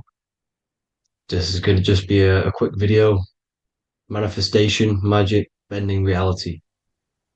So let's jump straight into this. So you have a conscious and a subconscious part of your mind. The conscious is what you're conscious of, what you're actually doing, where you can choose or not. However, the subconscious is the part of your brain which is automatic. So all of the systems in your body, like the digestive system, your heartbeat, these are automatically being ran. And you do not have to tell these systems to do anything. You do not have to consciously tell your heart to beat. It's automatically doing it. And this is what the subconscious mind is controlling. It's like the dark aspect of your brain or your mind. It is the way bigger aspect of your mind. Okay, it controls all the systems in your body. Okay, and this is where all of your programs are. So when you're in it from your childhood, what you've learned in school, all of these things are being kept in your subconscious, maybe traumas and stuff like that. So the subconscious is the female aspect, and the conscious is the male aspect, because the male is all about action and doing, and the female is all about creation, creativity, intuition. So you have a right and a left hemisphere of your brain, and these are obviously male and female. The right side of your brain is your female. It's to do with creativity, imagination, intuition, insight, Okay. And this is one of the most important sides of the brain. This side of the brain is the most attacked by the elites, whatever you want to call them. This side is one of the most important because obviously your intuition is a massive part of reality. And if you don't have intuition, then you lose track of the things around you. You can't consciously feel if things are wrong or right. They don't want you to have intuition or creativity or imagination.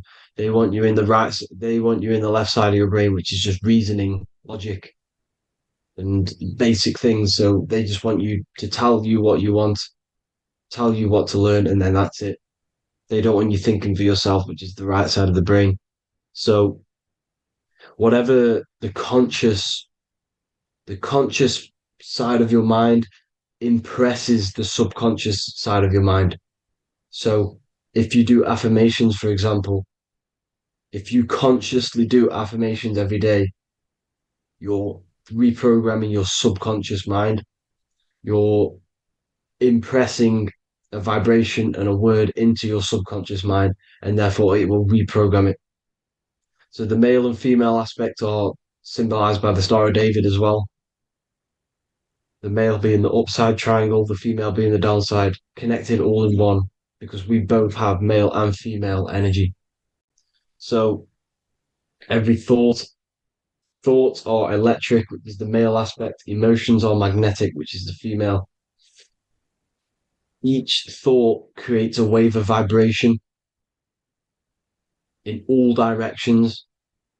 So think of it like a water drop in a pool, but it going out in every single direction. It's not just flat. And these thoughts have a certain frequency, well, has a certain vibration. That vibration has a certain frequency. And this affects your aura. Every thought, every emotion directly impacts your aura and the strength of your aura. So if you're angry all the time, your aura in the astral plane will look red. However, if you're happy, it'll be more like blue and green. So it's very important. Your electromagnetic field is created out of your emotions and thoughts, and that affects reality because you're 60% water, and frequency and vibration create certain patterns and has a certain effect on water. We'll get into that after this slide. So each thought that people are thinking around you, you are actually subconsciously picking up these thoughts because it's emitting this vibration in all directions. So this is why you can pick up thoughts of other people on the odd occasion. However, when you're more in tune with your intuition, your right side of your brain, you can start to pick up on vibrations, thoughts, and other people's auras. You can pick up on the energy once your third eye is open, and you know whether you should be in that environment or not. This is what we call an atmosphere when we go into a room and you can feel the tension if someone's been arguing, for example. This is the atmosphere, this is the vibrations, these are people's auras emitting these certain frequencies and vibrations. Okay. So our aura is contained of multiple layers. Obviously, we have the physical body. This is the electromagnetic layer. However, you have the different planes of existence, the spirit, mental, astral, etheric, and then physical. The physical is the lowest plane of existence. And the physical plane is a product of all of the planes above. So the mental impresses on the astral impresses into the etheric, and then the etheric creates the physical object. So the mind is the root cause of reality. The mind is the cause of everything. Your consciousness is pure cause. There's no effect. Everything you see in this reality is the effect. Everything that you experience is the effect because the root cause was the mind. The decisions you made you experience that certain experience. And that decision was created on the mental plane. And this is just pure thoughts. And thoughts are things. If it exists in your mind, it is a thing. It's a certain frequency. So if you have a certain level of thoughts, if you're thinking positive, for example, you're going to have a strong aura, you're going to have a higher vibration, and that attracts like. Like attracts like when it comes to thoughts and vibrations and electromagnetism. So if you're thinking positive all the time, speaking positive, doing positive, you're then creating a higher vibration, and that's going to attract people on that similar frequency to you. Everything is electromagnetism, frequency, and vibration. Everything. You see, so this is why, for example, if I put my hand to a TV screen, if my finger was the same vibration as the TV screen, it would go straight through it. However, the particles in my hand and the particles on the TV screen are two separate vibrations, and this is what causes the friction to stop and not my finger to go straight through it. So, like I said, when you don't feel the vibe of someone, when you don't feel right, you don't really get along with someone, this is a vibration. Your vibrations are not matching, they're not similar, they're two complete different vibrations, and they're not aligning properly. So music has a massive part on this. Music is a massive, massive tool for the elites because music is frequency. And in 1975, the musical instrument are all tuned to 440 hertz. So Spotify, Apple Music, most of the music on YouTube is all set to 440 hertz. And 440 hertz is not divisible by 3, 6, or 9. And when you can't divide a frequency by 3, 6, or 9, it's not a natural frequency. As you can see here, this is 432 hertz. This makes a nice geometric pattern. However, 440 hertz is a distorted pattern. So when you listen to this, this actually shuts off the whole right side of your brain. Like I said at the start, this is the most attacked side of your brain. It's to do with creativity, imagination, intuition. When you listen to 440 hertz, it shuts off the whole right side of your brain. And obviously shutting off all of these forms of your brain. Music is a very, very powerful tool for the elites because it's the only thing which can enter your soul or your ears without consent, your body without consent. Everything else has to be through consent. You choose whether to eat something, you choose whether to drink something, but frequency, you're going to hear it no matter what. This is why it's so powerful. And music influences the body in many different ways. It's the most powerful imitator of everything. It directly affects all listeners. It directly affects intentions, gestures, movements, and actions. It stimulates your mind, and certain songs, certain catchy songs, can reprogram your subconscious mind, invoking certain emotions. This is why when you listen to slow beat songs, it makes you feel more sad. When you listen to upbeat songs, you feel more energetic. This is because these frequencies have a profound influence on reality and on how you feel. Because, like I said, you are 60% water. And as you can see here, each frequency creates a different geometric pattern. And inside of you is 60% water. So, like I said, 440 hertz is going to make a distorted pattern in your water. And this is going to have a profound effect on your emotions and your reality. So, like I said, health is not just the body. It's you are made of body, mind, and spirit. You need to look after what you put in your body. You need to look after your spirit and look after your mind. It's very important to keep all these in balance because once one of these are unbalanced, it affects the other two. So if you're eating wrong, it's going to affect your spirit and mind. If you're thinking wrong, it's going to affect your body and spirit. These are all interlocked. You have to look after them all. So it's very important you understand music. Stop listening to low vibrational music. To be honest, you want to listen to music without any sort of speaking inside of it. You just want pure uh, frequencies, which are the solfeggio scale, like one of these, for example, 432, 528 hertz. These are all good frequencies. It's called the solfeggio scale. And these frequencies make you more in tune with nature. 528 hertz is what the earth vibrates at. So it's very important. And the Rockefellers are the one who changed this to 440 hertz. The Rockefellers, one of the elite families. So if you want to manipulate reality, it's very important to have your chakras aligned and having a high vibration, because the higher your vibration, the more powerful your words and your intentions are on reality. So the lower your vibration, the harder it is to affect reality, because you're on a lower state of consciousness. You want, like I said, you have the mental, astral, etheric, and physical.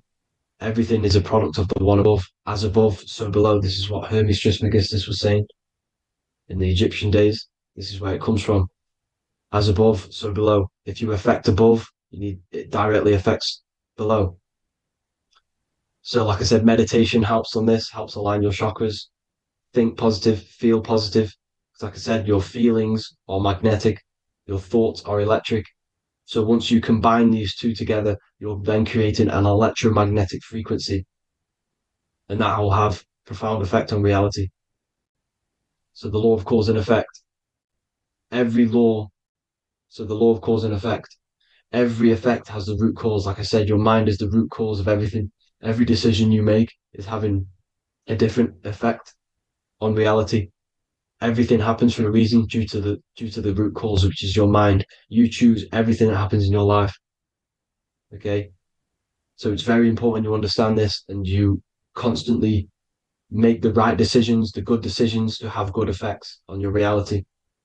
You have to be very conscious of this law because nothing escapes this law. This is the law of all consciousness.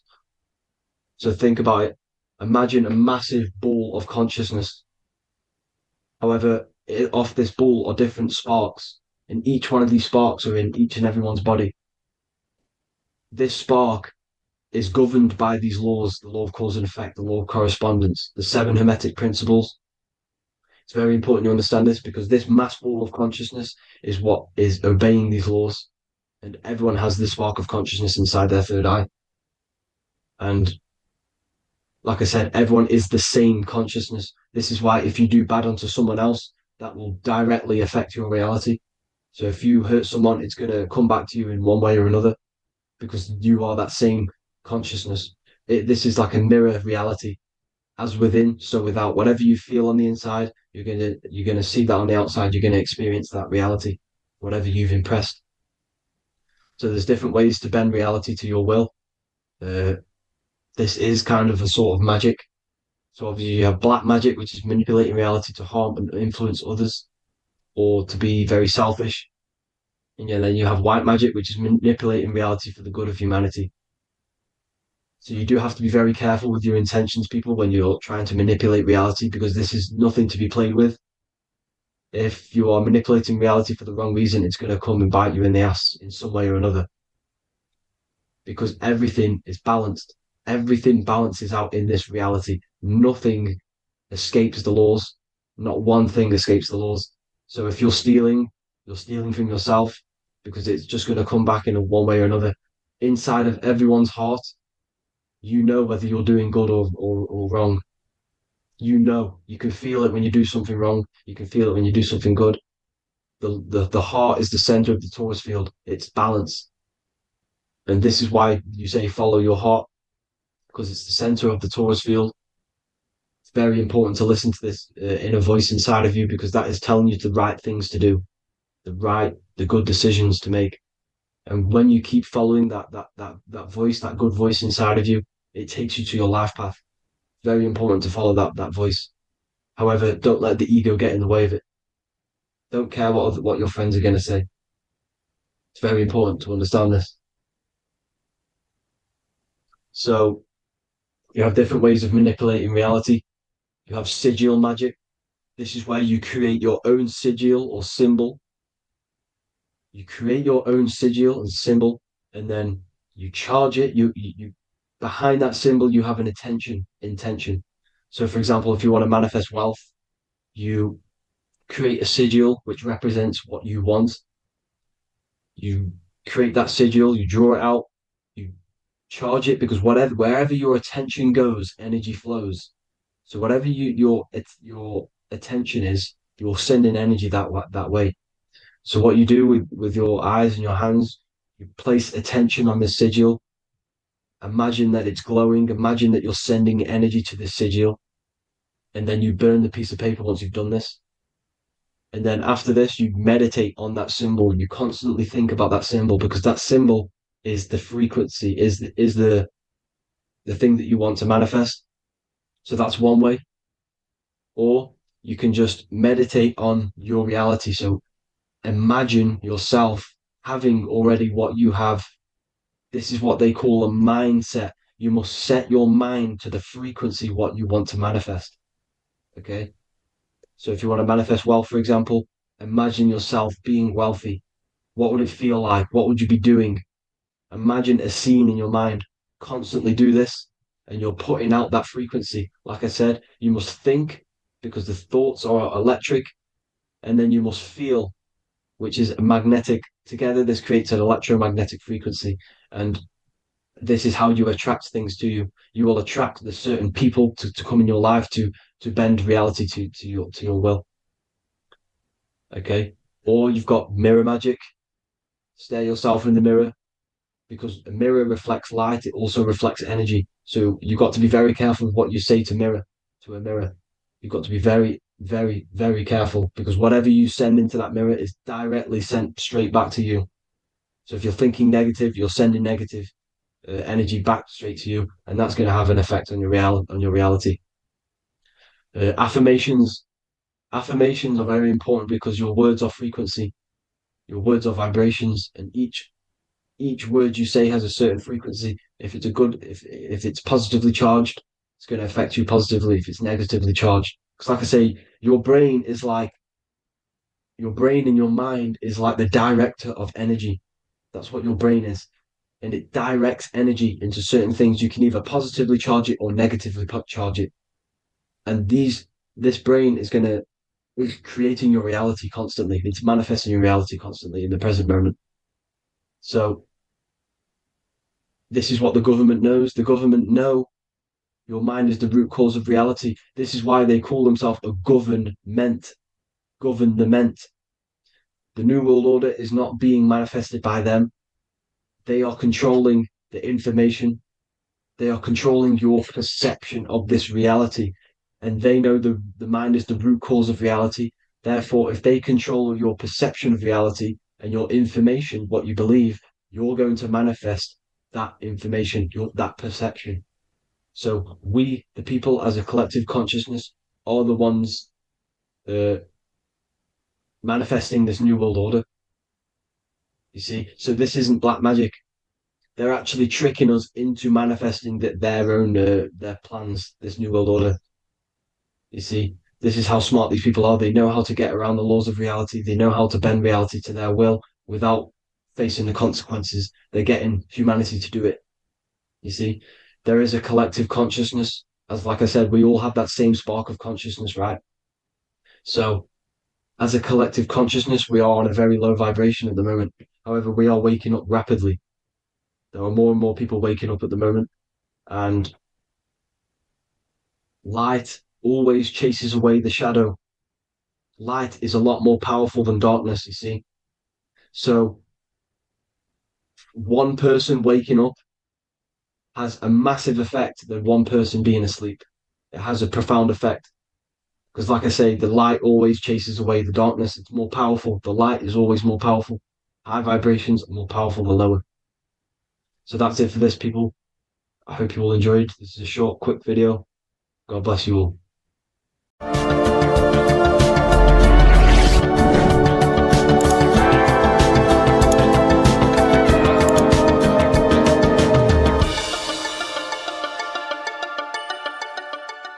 Welcome to Revival of Wisdom.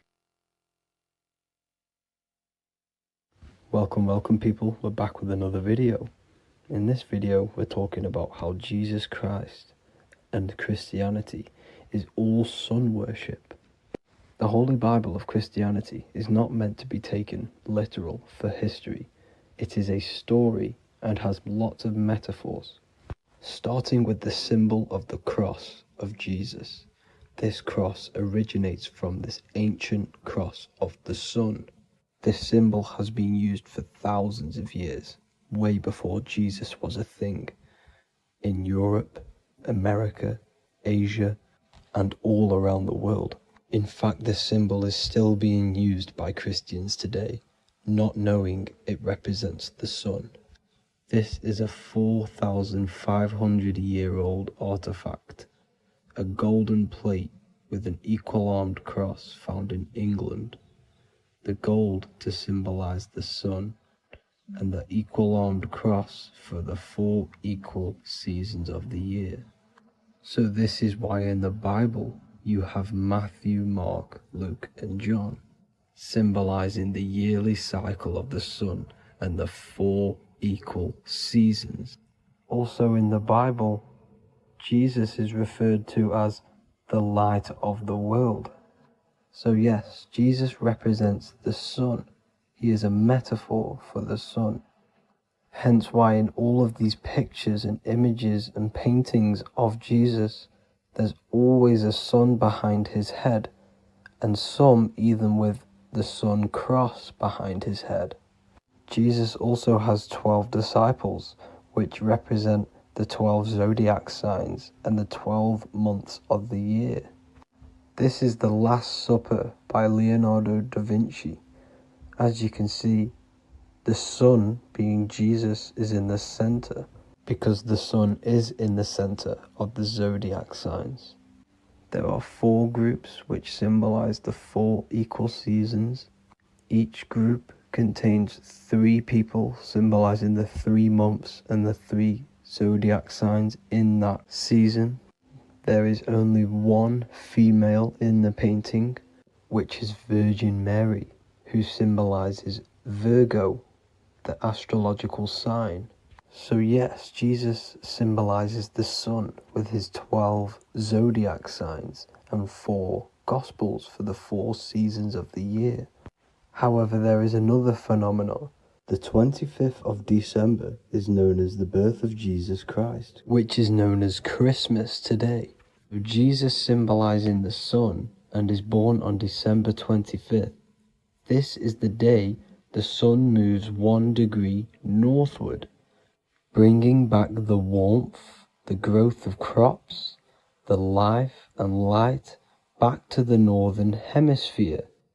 Everything is springing back to life, as we call it, spring. So it is said that the sun is born again on the 25th of December, and Jesus is known as the risen Saviour, because the sun is our risen Saviour, because it gives life to the whole of this realm, the warmth, the crops, and without the sun rising in the morning, we'd all die in about 2 weeks. And we all know how Jesus died on a cross. The sun also dies on a cross in the southern hemisphere. It dies on the Southern Crux constellation. And on December the 22nd, 23rd, and 24th, the sun remains in the same position. So the sun dies for 3 days, and it is born again on December 25th, when it moves 1 degree northward. And this is when the sun is born again, or resurrected, just like Jesus. Constellation Virgo is prominent in the spring sky in the northern hemisphere. So therefore, the sun is born a virgin, Virgo. And as you see in this image, you see Virgin Mary holding the sun. Us as humans do not own the sun, so therefore God owns the sun. So yes, the sun is the Son of God, and this is what Jesus is symbolizing. And just how Jesus sacrifices himself for humanity, that's what the sun does. The sun gives out all of its energy so we can live. There are many other Bible verses which represent Jesus as the sun. Now in Matthew 8:23-27, his disciples are in a boat and there is a massive storm. Jesus is asleep, meaning the sun has not arose. And the disciples say, "Save us, Lord, we are perishing." Quote, "Then he rose and rebuked the winds and the sea, and there was a great calm." End quote. Now this is a metaphor for the sun rising and calming the storm, because in the ocean, when the sun is down, that's when there are great storms. The worship of celestial bodies go back thousands of years, and it's called astrotheology, and it can pretty much be traced back to all ancient civilizations. Now going back to the ancient Egyptians, the god Horus, the god of war, and he symbolized the sun in the morning. Ancients used to say that he walked over the sky in 12 steps. Yes, this could symbolize the 12 zodiac signs. It also symbolizes the 12 hours of daylight. So we have 12 hours of Horus, but now they've rearranged the word to hours. Horus and hours. And when the sun rises, Horus rises, we say horizon, which is Horus is rising. That's the etymology of horizon. Another Egyptian god called Amun-Ra was known as the god of all creation. He was the first god of them all. Amun was also a sun god. Therefore, after every Christian's prayer, they say Amen, sending their prayer through the sun to God. So this all goes back to the worshipping of the sun. Sun worship was around way before the Romans. However, in the Roman times, their sun god was called Mithra. Mithraism was the main religion before Christianity came into play. Mithra was the son of God. He died on a cross, and he was dead for 3 days and resurrected, just like Jesus. So the Catholic Church was not made in heaven. It was made by the Roman Empire. They mixed all the sun religions of Judaism, Mithraism, and other Arabic religions and combined it into one, so Caesar, the Roman emperor, could gain his own religion.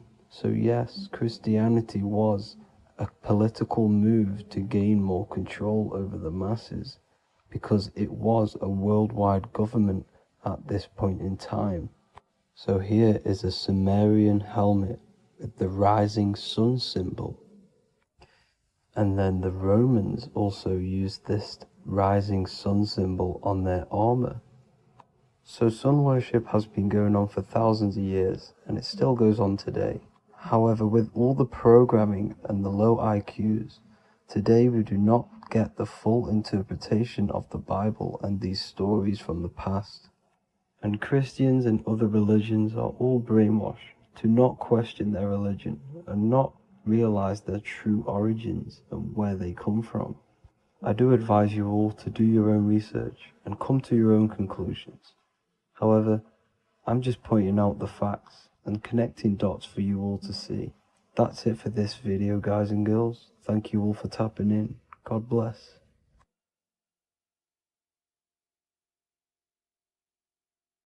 Geometry. This is the study of nature, of the codes, the mathematical codes behind physical reality. So today we're going to be going deep into geometry and the true esoteric internal geometry, the geometry that no one really talks about, and how geometry relates to human consciousness. So essentially, what we must understand when it comes to geometry, the basics of geometry is everything is vibration. And this vibration is vibrating on a certain frequency. And this certain frequency creates a geometric shape, which is why in nature we see all of these different geometric shapes. All matter takes form in shapes. So if we put sand on a plate and we vibrate the plate on a specific frequency, we see that the sand goes into specific geometric shapes and patterns. So essentially, matter is energy condensed. It's energy vibrating on a low frequency, vibrating at a certain frequency. So matter is condensed energy. And each geometric shape is manifesting and showing a specific energy. Some shapes carry more energies than others. For example, the cube is what traps energy. A square is what traps energy. So geometry and the flowers are basically how energy manifests itself into physical matter. We are in a world made out of energy or light. Light is energy. So everything is vibration, everything is frequency, and everything is energy. Even the words, each atom in our body, everything. So everything in nature has these mathematical energetic codes. So geometry is basically the study of nature and the shapes that are in nature and their energetic principles. Because like I said, matter is energy. So this is what we call cymatics, when we place water in a petri dish and we shine light on top and we vibrate the water. And we can capture, this creates certain patterns. Each frequency, like you see here, has its own pattern. So what we are seeing here in the physical plane is essentially energy condensed into physical reality. We see it in the turtle. We see it in every single form in nature. Now, external geometry and normal geometry, we normally get taught that this is God's way of creating physical reality, which is essentially true. However, it's far more deeper than that. Far, far, far more deeper. Okay, so what geometry truly is, it's not God's codes to reality. What we must understand is what the brain truly is. And what we must understand is that we are not in the world. We are not in the universe. The universe is us ourselves, and the world is produced by our brain itself. Okay? So the way you must understand how the brain works, so what you visually see, so geometry is to do with what we visually see. And what we visually see is heavily connected with our eyes, which are an extension of the brain.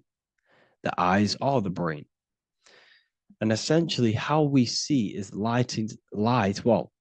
energy enters the eyes, and each eye goes to the optic nerve. And this energy is transferred into electricity, which travels to the back of the brain, to the visual cortex of our brain.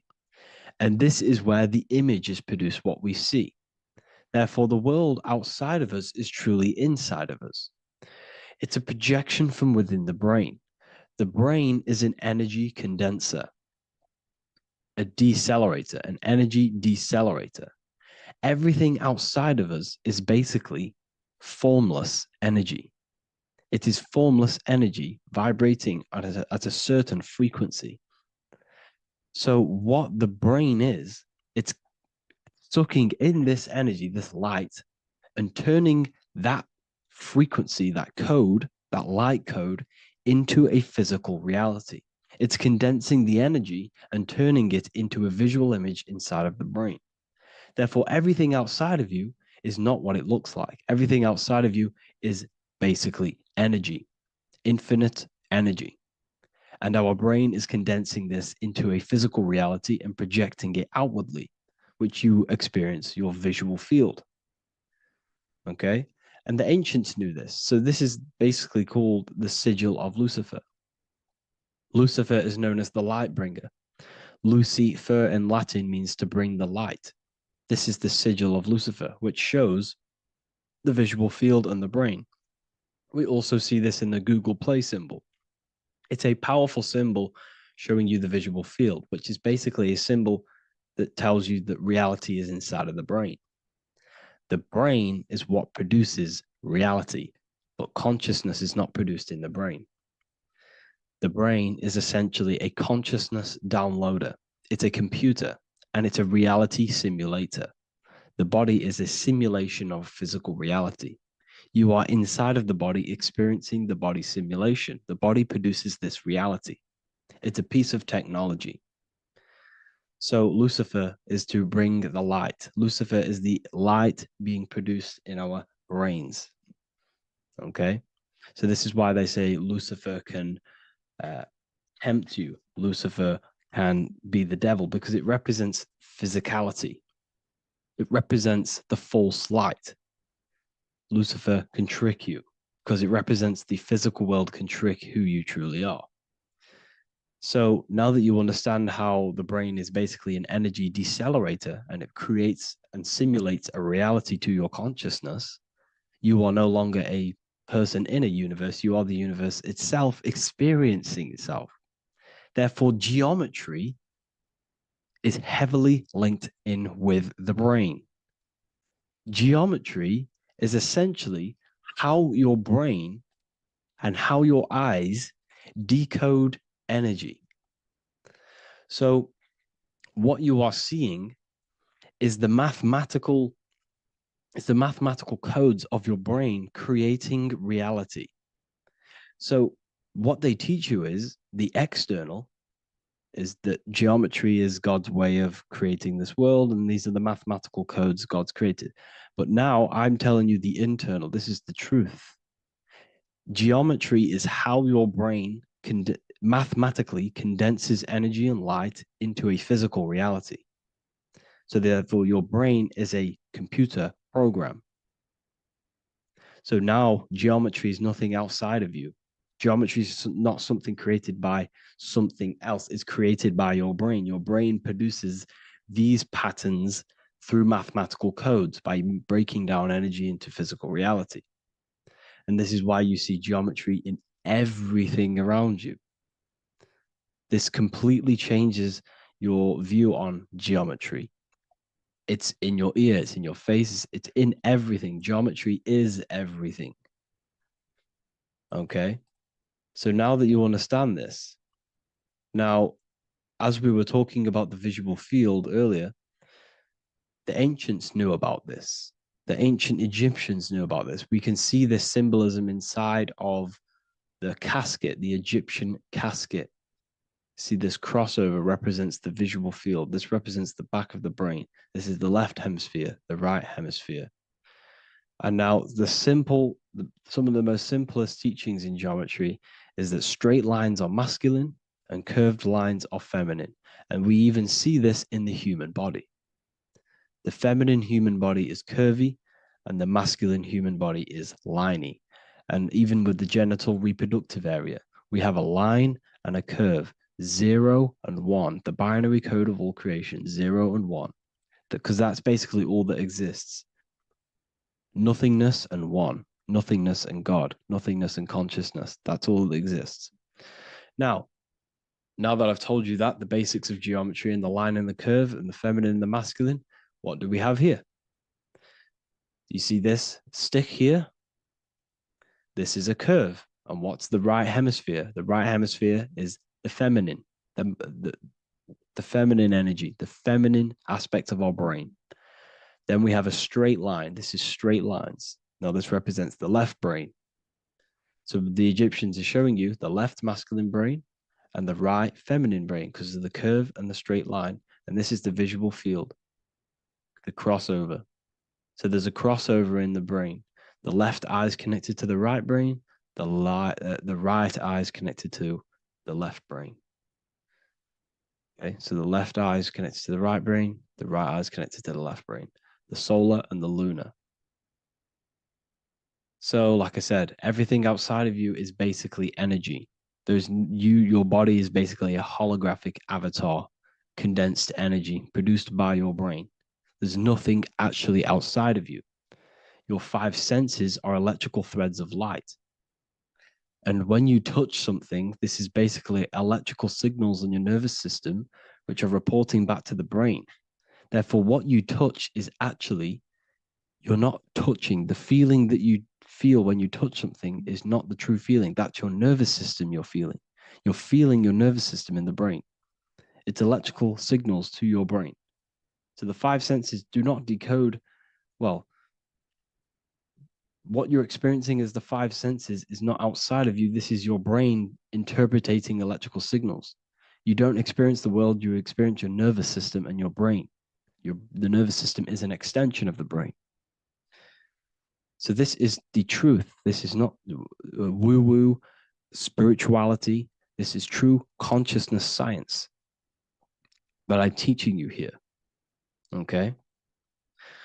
So nothing is truly outside of you. It is a universe. You yourself are the universe, the fabric of the universe itself. The only thing that exists outside of you is essentially energy. That is it. And your body and your brain condenses this energy into reality. So when we look into architecture, why is architecture, the ancient architecture, so important? Because what did I tell you at the beginning? Shapes and physical matter is condensed energy. Each shape holds specific energy. Some shapes hold more energy, emit more energy. Some shapes condense energy. Some shapes transfer energy. Each shape, each geometric shape has an energetic principle because matter is essentially energy. So when we look into cathedrals and the ancient buildings, they were filled with geometric patterns, geometric shapes, because they understood the energy principle. Architecture is basically solid energy. It's physical energy.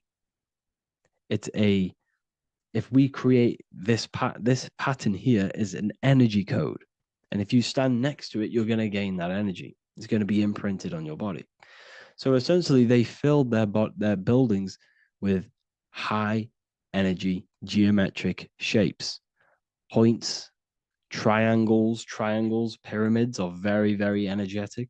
This is why you have crystal pyramids made, organite pyramids. They're always in pyramid shapes. That's why the Egyptians built in pyramids, because pyramids hold high energy. They emit high energy.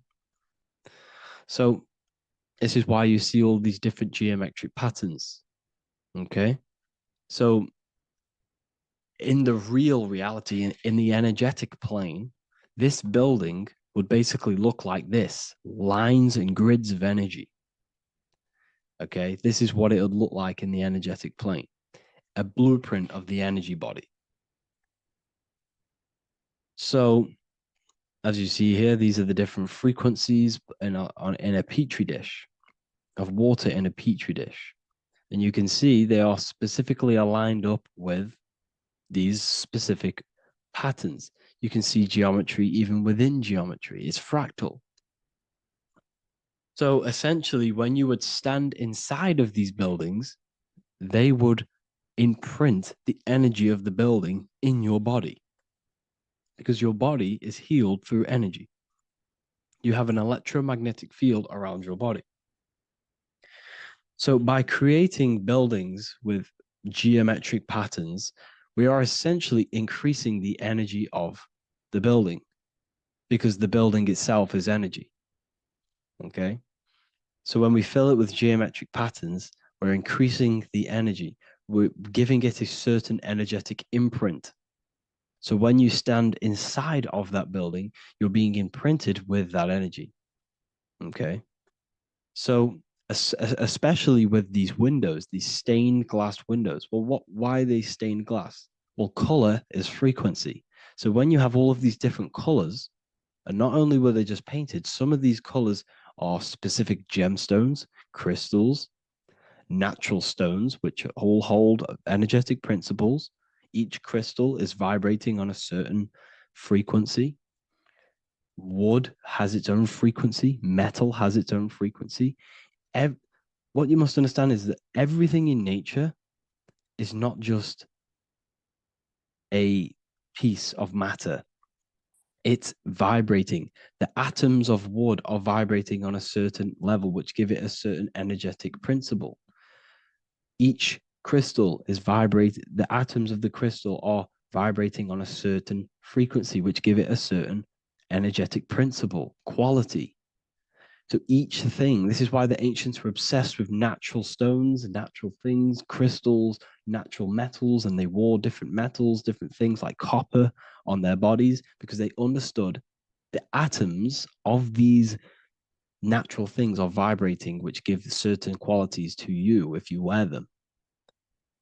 So you're not wearing it, you're basically putting that frequency onto your body, because they understood this is energy. If I put copper on my body, I'm not putting copper on the body, I'm putting the frequency and the energy of the atoms onto my skin, and that frequency of them atoms are going to vibrate my skin, that frequency, and heal my body. So this is why this is so important. So each building is an energetic code. Okay. So when you stand in these buildings, it can heal your body. This is why when people walk into these ancient churches, they feel like they've met God. They feel a certain way. They feel so amazing when they enter these churches. They feel holy, for example.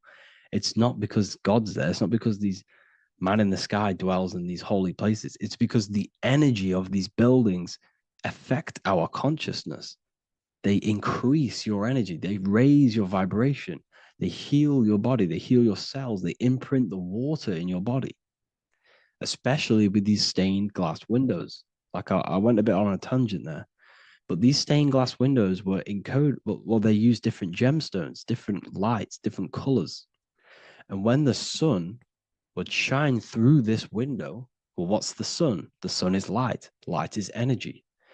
The sun's light would go through this filter of the window of the crystals and the different gemstones and the different colors, and the sun's light would be encoded, imprinted with these crystals, with these colors and these natural glasses, which have healing energetic principles. And when you are inside that building, the sun's encoded energy of the window would be imprinted into your body, into your energy field, and it will heal your energy field, and it would heal your body, your cells on a cellular level.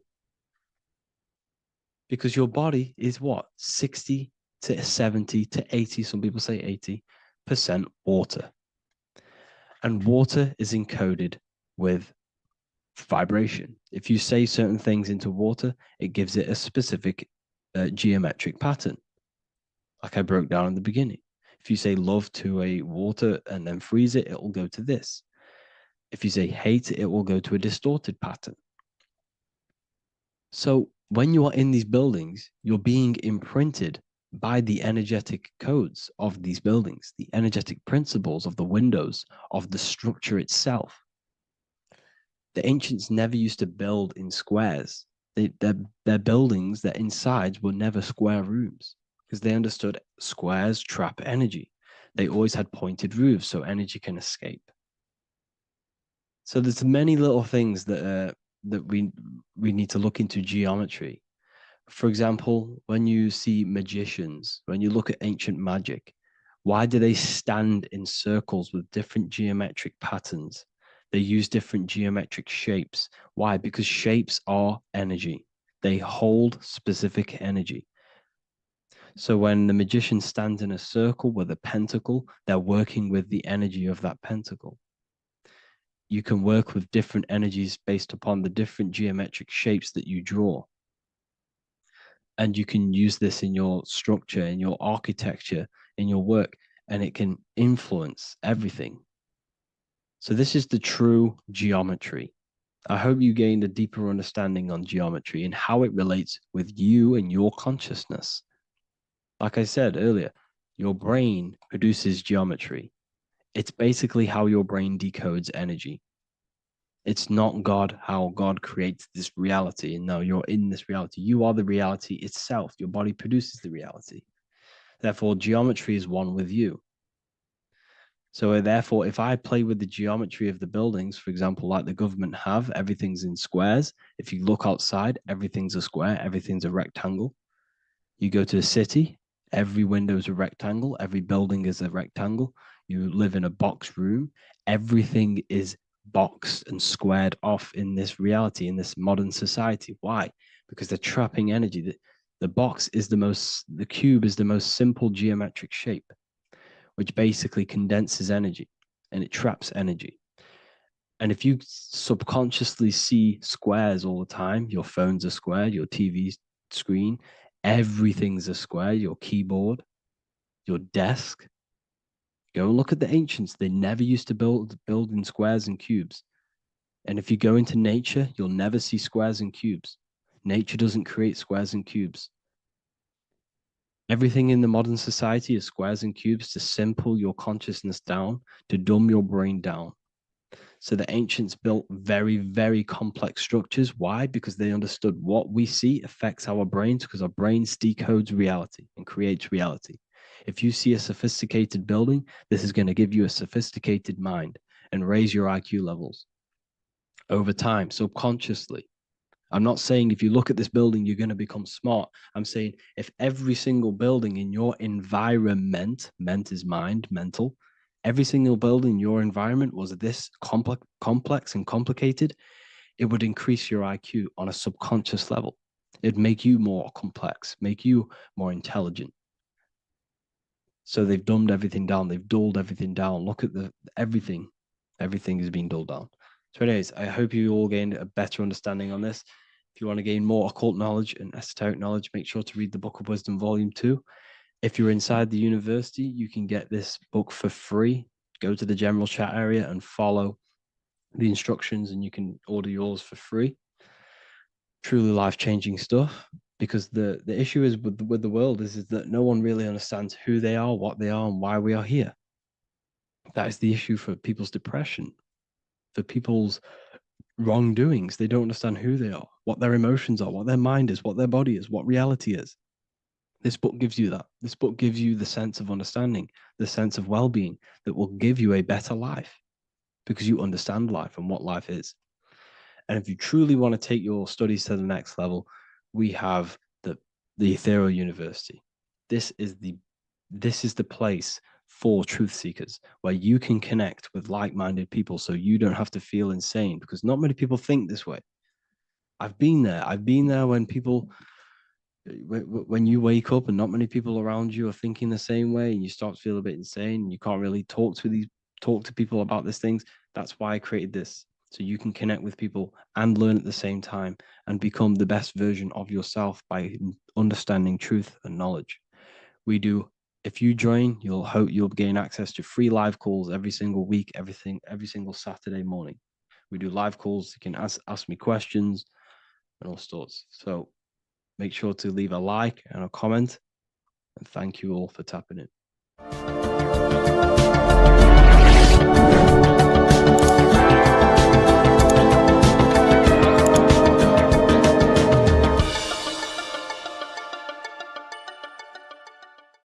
So depression doesn't actually exist, and in this video I'm going to show you how depression is actually a choice.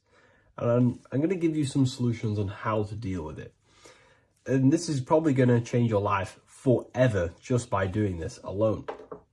Okay, so the first thing you need to understand about depression is that it exists in your conscious mind. It exists in your thinking mind. So what is inside your thinking mind? You have your body, your name, your reputation, your trauma, your memories, your family, your worries, your interests, your bills, your passion, dislikes, goals, right? Most people identify their lives with this. They identify their lives with their thinking mind. They think they're their name, their job, their reputation, their memories. But this is not who you actually are. Who you actually are is the observer of that. What happens if you stop thinking? What is left? You're left with unconditioned consciousness. You're left with the self, which is what we refer to as I. We are the consciousness, not the thinking consciousness.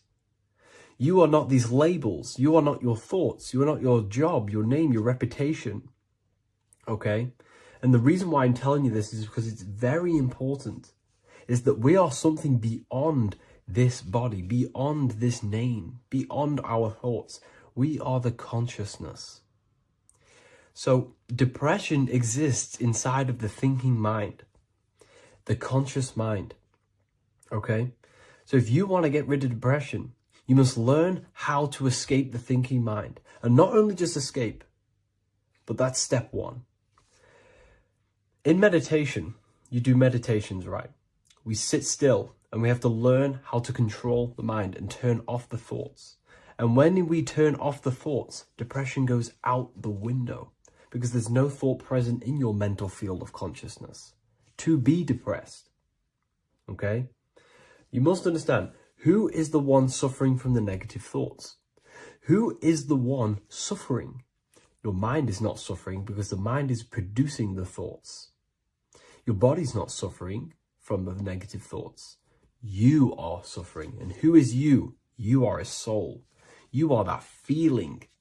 You are that person beyond the thoughts, beyond the feelings, beyond that. You are the one experiencing. You are that.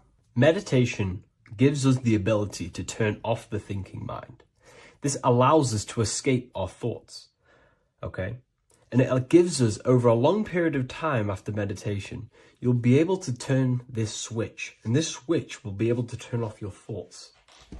And by doing this, we will be able to control our conscious mind directly by the hand. So when you notice yourself gaining them negative thoughts, we can then turn off the switch of turning off the conscious mind and rising to our authentic self and knowing the thoughts are just illusions. Now, let me tell you something that's very powerful.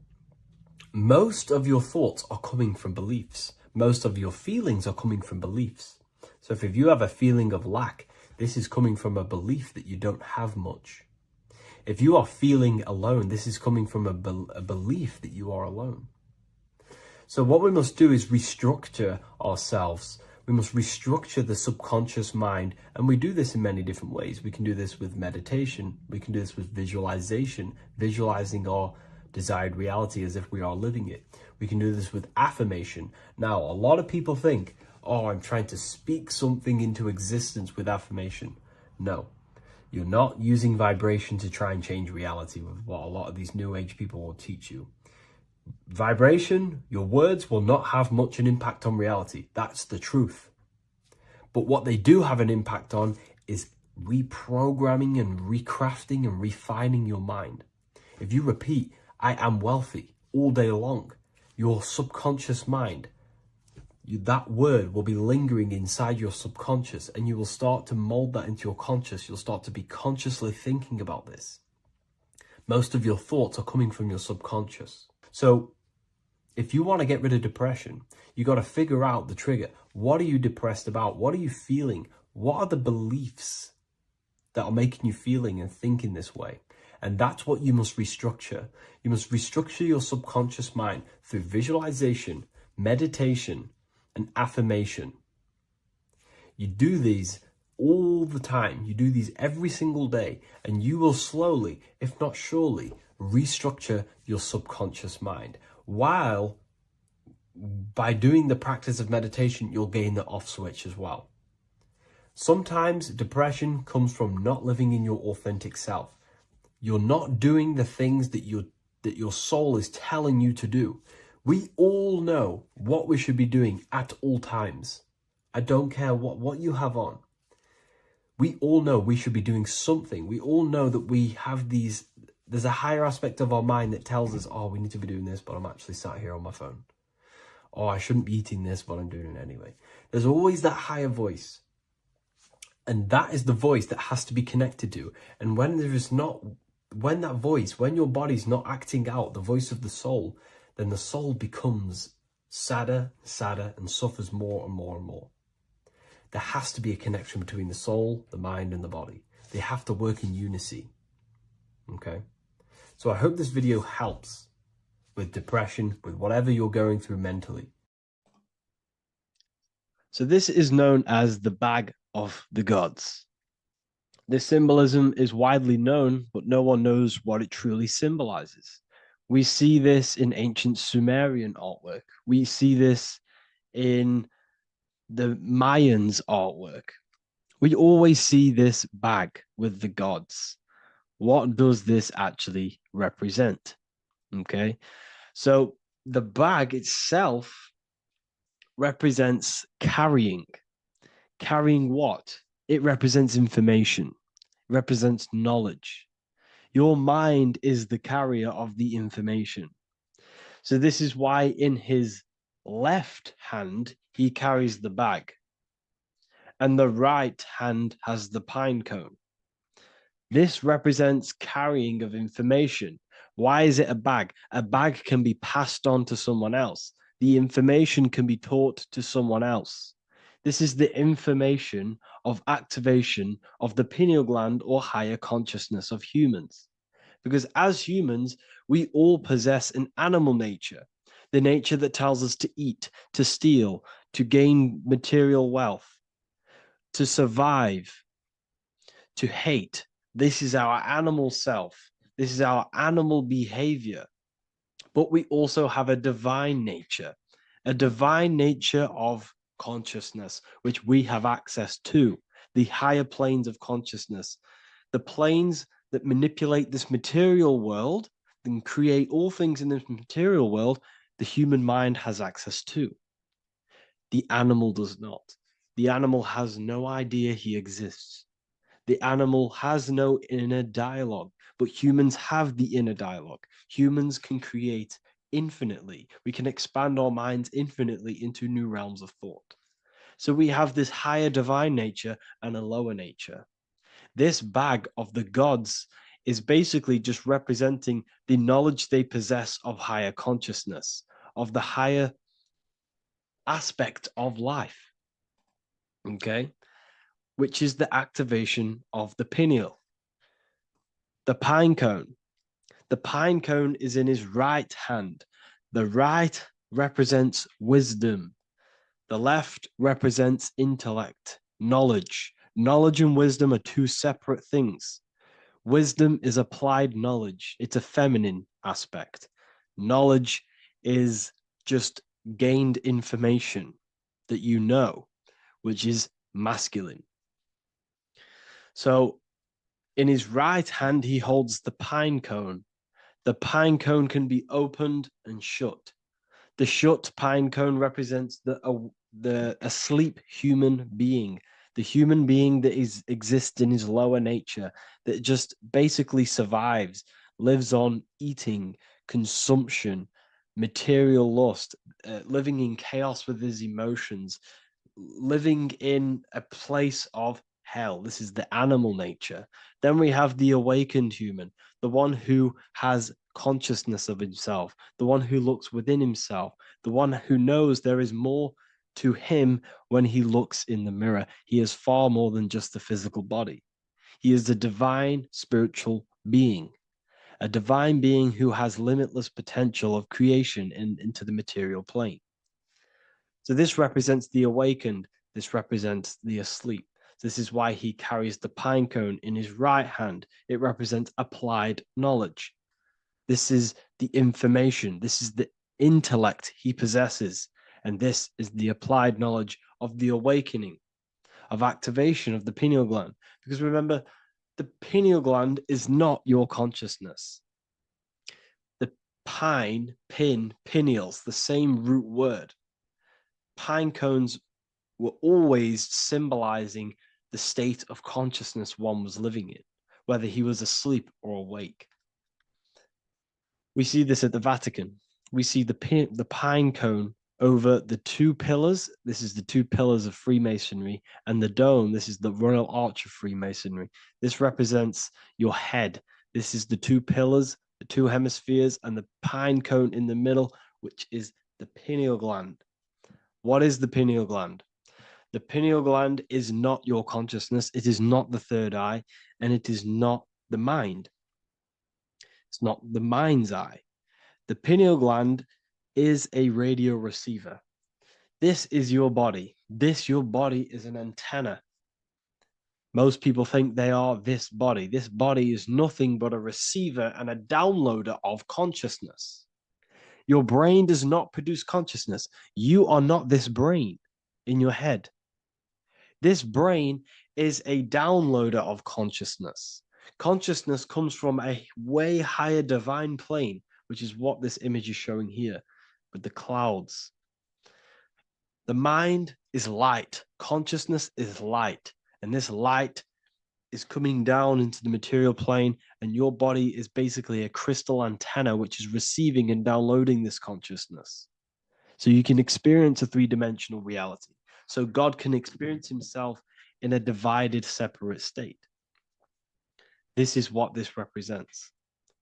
Now, the pineal gland can be activated, okay, and stimulated, because the pineal gland has physioluminescent crystallized jagged shaped cells on it. And obviously these are crystals. Crystals are on your pineal gland. And what do crystals do? Radios use crystals. Your phone uses crystals. They tell you that crystals are woo-woo and pseudoscience because they don't want you to know the power of crystals. Your body is basically a giant crystal. Your pineal gland is a radio receiver for your consciousness. So if they can ruin your pineal gland and damage it, this will damage your connection to the divine, to your true self, to consciousness, to God, whatever you want to call it, the source. There is all one source consciousness, and we're all collectively connected to it. And this is our connection. This is our antenna. So what a radio does, a radio has an antenna, and the frequencies are all around us because all the radios are playing in your ear right now. But what the antenna of a radio does is tune into a specific frequency to pick up that frequency and play that frequency. It's the same with your consciousness. You're all a fraction of God's consciousness. So that is essentially what we are looking at here. We're seeing knowledge, intellect in the left hand, and applied knowledge, activation of waking up to higher consciousness, to the higher human form. Because we can reach beyond our physical form. We can turn our animal self into a divine being, into one of these so-called gods. These gods are nothing but human beings. The Anunnaki were not gods. They didn't come from the sky. These are normal, regular human beings who activated their higher consciousness. This is what we have here. This represents spirit. Birds represent spirit. So do we have any questions? I'll take some questions now. That was just a short lecture on what that symbol truly means. Okay, so if we have any questions, feel free to go ahead and ask some questions. Anything that you don't understand, anything that you want to know. Okay.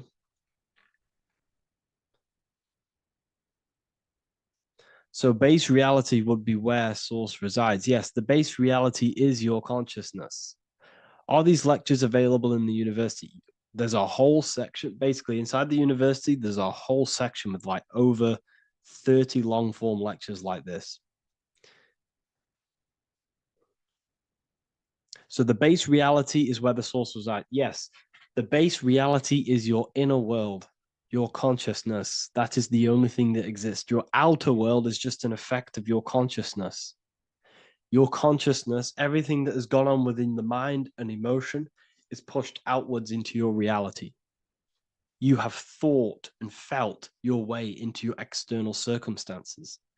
Your life is a direct correlation of every thought you thought in the past. Therefore, your inner world of consciousness is creating and molding your outer world.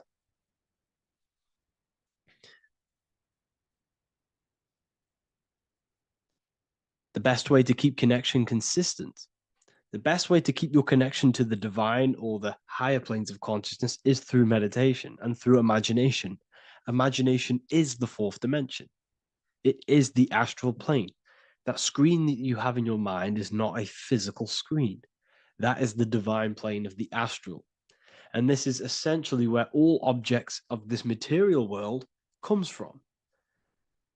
The phone that you are holding, the laptop you're watching this on, whatever you're doing, every single object you see in your room that you are in right now began inside of the plane of imagination. This is not a physical plane. This is a metaphysical plane that you have access to.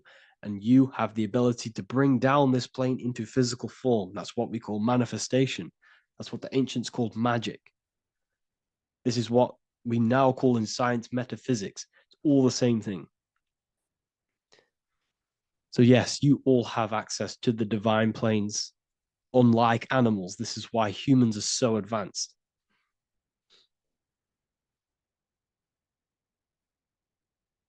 Okay.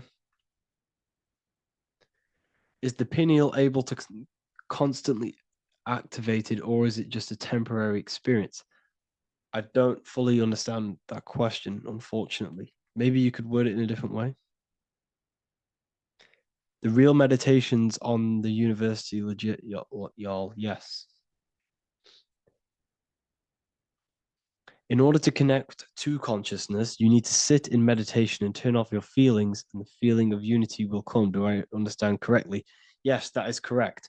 So when you sit in silence and in stillness,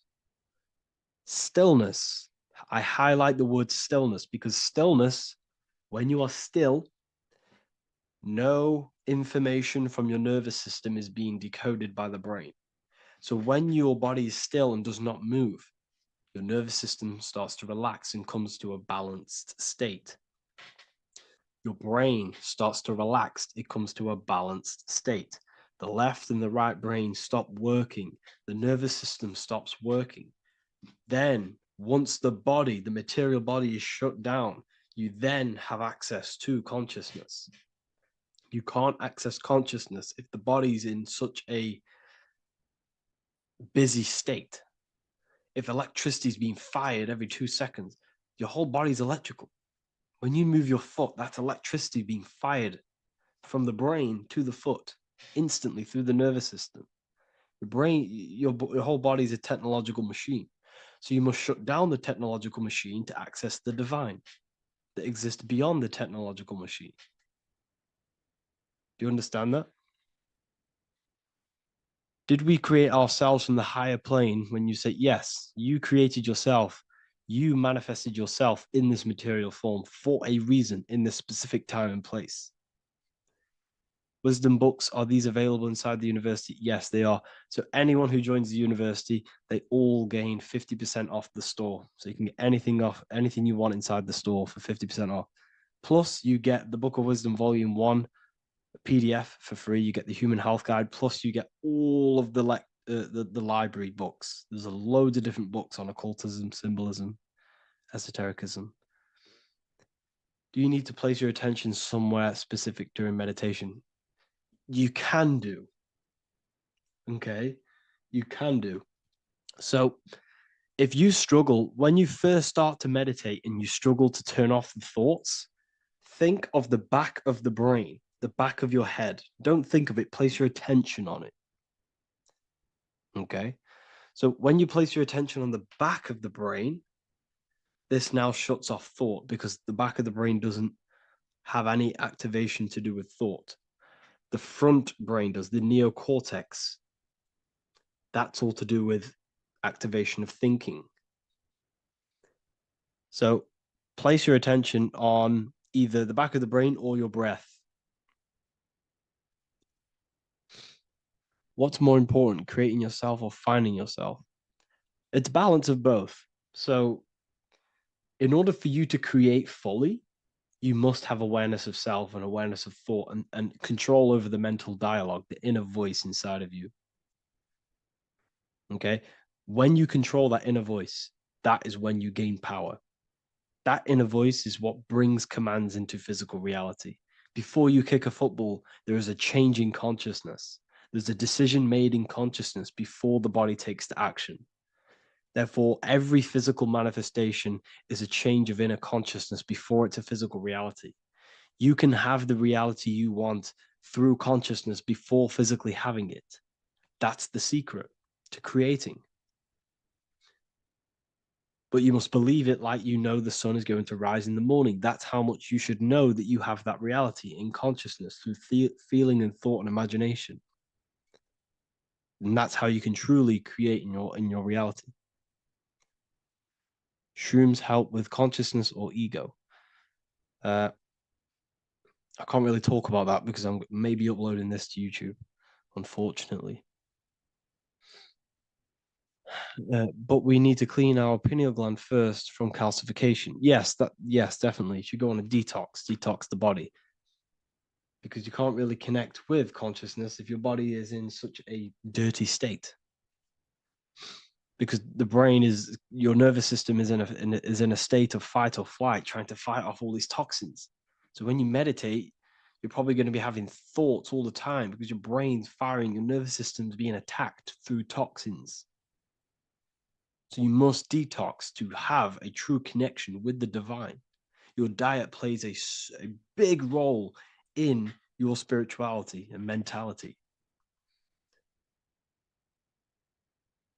What is the most optimal food for pure consciousness? Fruits and vegetables. They possess consciousness. So when you place them inside of you, they're syncing with your consciousness. How to check the cleanliness of your body, your skin, your teeth, your tongue, your mouth. If your skin has spots, different colors on it, you're not clean, because your skin is a reflection of your inner organs. Coffee's not the best for you. Coffee gives you fake energy. Okay.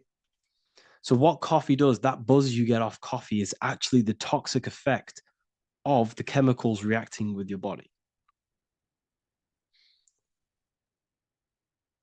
If I'm inside the university and wanted to buy your book, you said it would be 50% off because we are your student. Is that automatic, or we need to have a code? You will have a code. Yes, I'm going to releasing a code for all the students after this. Caffeine equals neurotoxin. Yes, it fries your brain. It fries your nervous system. It fries your dopamine receptors. Will the Q&A last week about money symbolism be posted? Oh, I didn't post that. That's my bad. I totally forgot. I will post that after this. Thank you for reminding me. How to detox the body. The best way to detox the body is going through a week cleanse of fruit. So only consume fruit, sea moss, and cayenne pepper, and lots of freshly pressed juice. Do that for a week or 2 weeks, depending on how you feel, and then start to fast. You will lose weight, but you're not losing weight. You're losing impurities. It's good to do this every couple months, to just go on a raw fruit diet, cleanse the body, push everything out, and then start to fast while consuming sea moss and having lots of freshly squeezed juices. What is an alternative for coffee? Something with high energy levels. Okay, we're not taught the most simplest thing about the human body. It is an electromagnetic machine. It's electrical. It runs off electricity. The only energy you need is electricity, and that is found in fruits, vegetables. If you want energy, drink pure, fresh, pressed juice. That will give you more energy, more electricity than coffee. Can we cleanse ourselves through oil pulling? Do you recommend it? I do oil pulling every day with coconut oil in my mouth. Celery juice is a good one, very good one. Yeah, celery juice.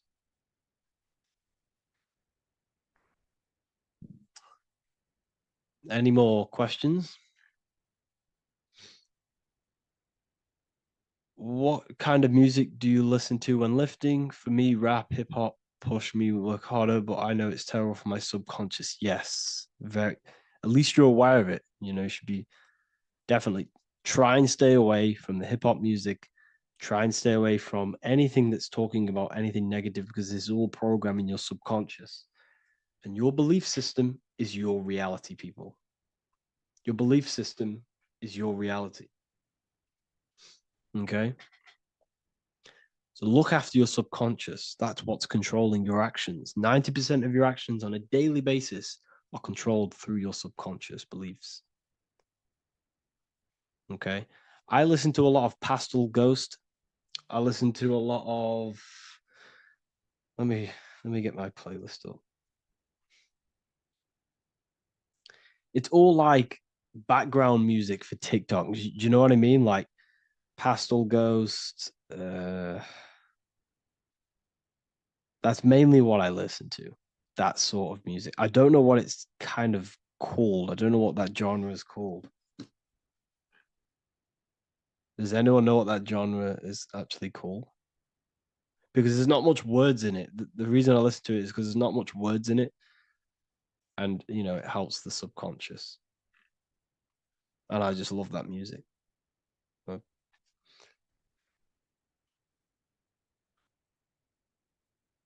Like Lofi, yeah, a bit of Lofi.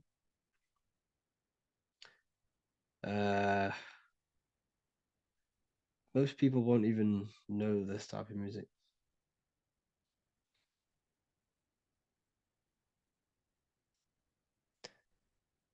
Can you tell us how you use cayenne pepper?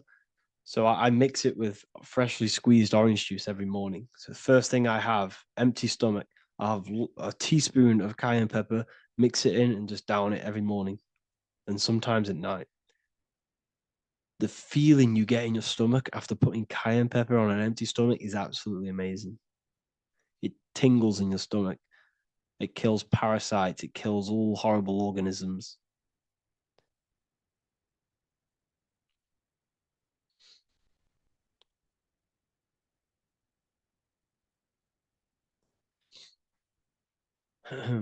Mix it with hot water. Yes, hot water and key lime water. That I bet that's powerful. If you mixed warm water with key lime with cayenne pepper in first thing in the morning, I can imagine how powerful that is. I've never done that, but I'm going to try that. Do you use sea salt? I don't know what to think about sea salt, to be honest. I try and stay away from it. I don't know whether it's good, don't know whether it's bad. I'm kind of mixed on it, mixed information. You know, I've heard people have benefits. I've heard other people say stay away from it. So I don't know. I just stay away from it. Just I'm not too sure on it.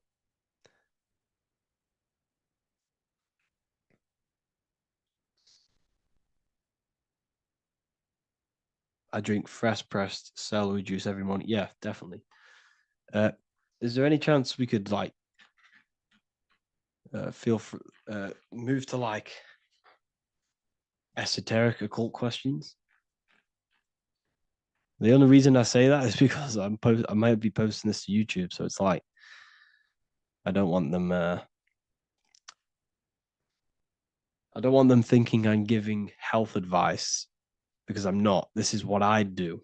I'm not giving anyone medical advice. This is what I would do to myself. Because I can probably get in trouble for that. So the subconscious is the all-knowing.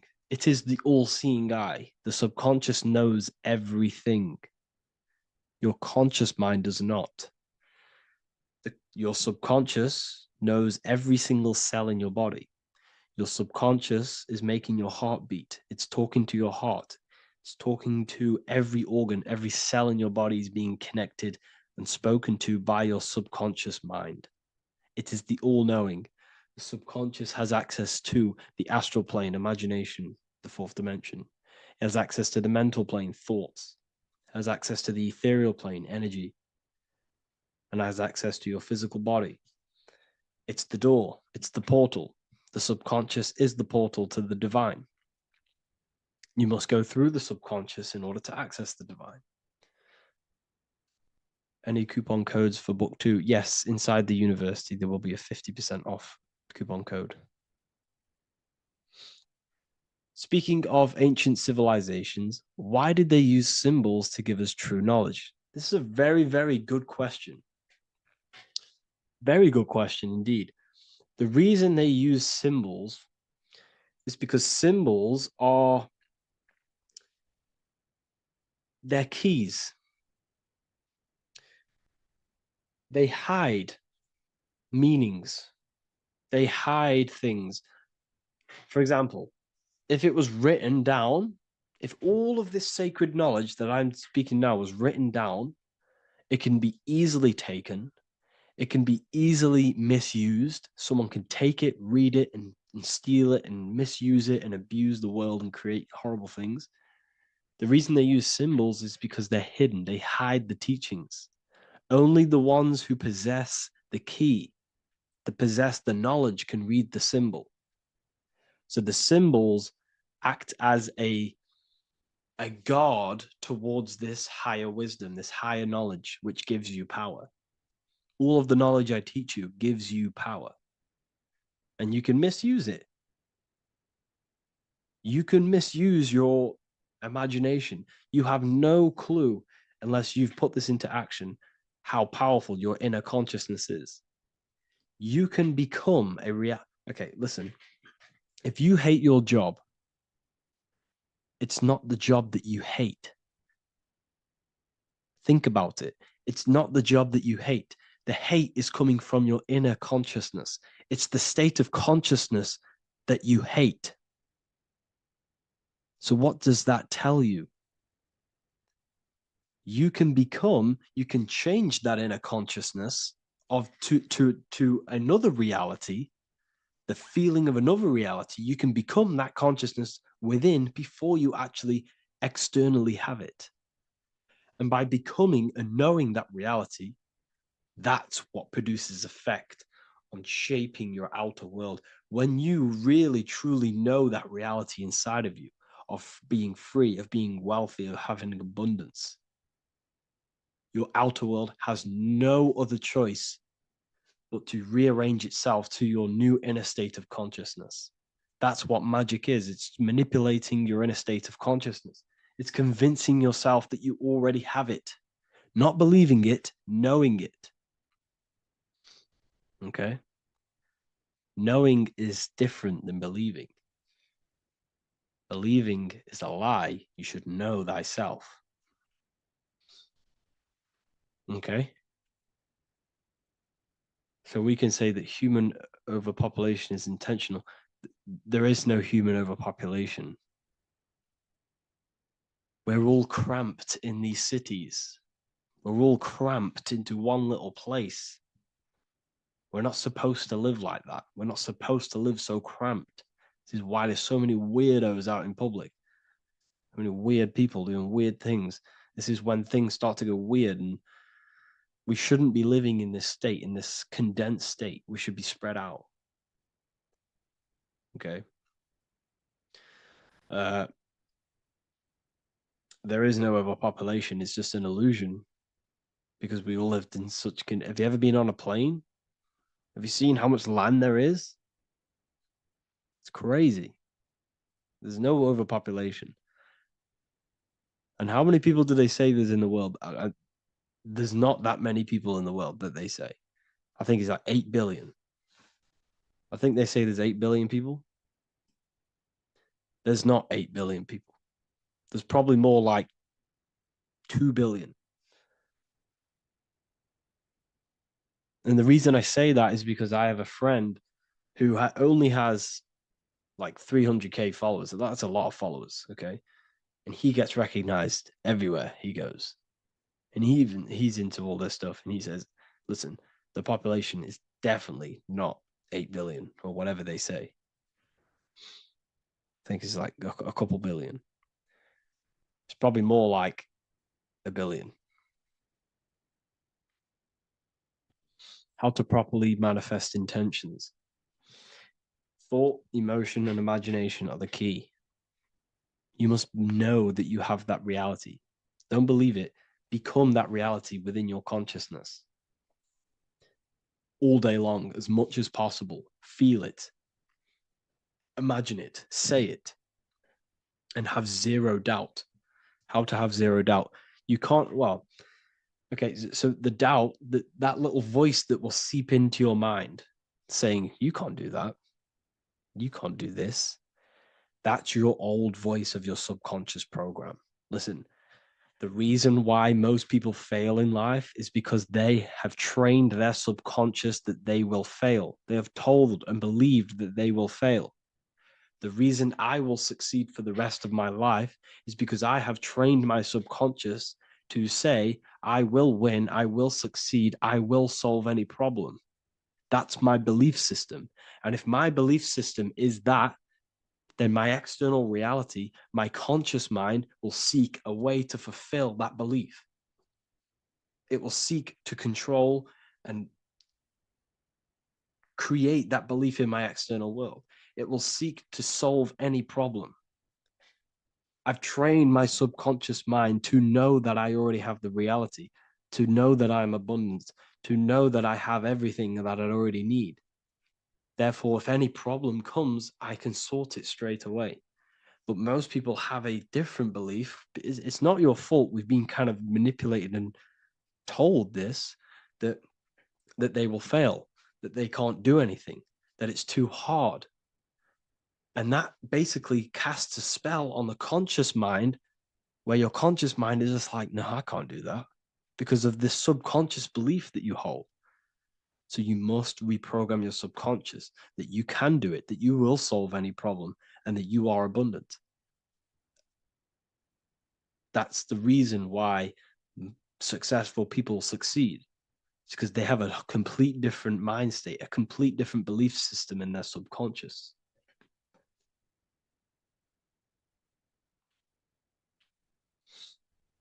Do you offer mentoring? Yes, I do offer mentoring, but it's mainly for people who want to grow their online presence, and for the amount of value and transformation that I can place into your life, and the time that, well, the price of my time, it will be a higher price tag, but your life will completely change if you join my mentoring, because I will transmute your life. I will transmute your mind, and I will transmute your whole reality, because I could tell you exactly what you need to do. How to have super genius power pulling information from the source. Okay, so you can do this. I talked about this in Book of Wisdom, Volume 2, if you've read it. This is a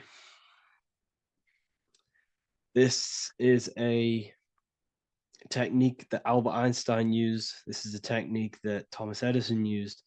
This is a technique that all of the ancient geniuses have used. So you get on a chair, you place metal below you or plates, and you hold a metal ball in your hand, and you fall asleep. And every time you fall asleep on the chair, you're going to drop the ball, because your body will become unconscious, and you will basically drop the ball, and it will wake you up, because it's going to hit and make a loud bang on the plate. And every time you go to sleep, basically what this is actually doing is shifting your consciousness from conscious into the subconscious. So from physical into the astral. Your consciousness is shifting between these two planes. And as you do this, you can bring down great ideas from these higher planes. So when you fall asleep, have an intention. And when you fall asleep, you'll drop the ball.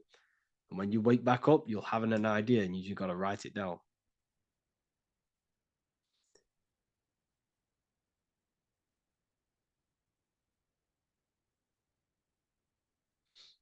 How to balance chakras. Don't focus on balancing your chakras.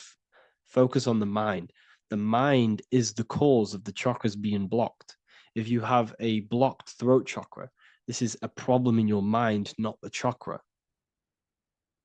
You see, the chakras are a result of the mind.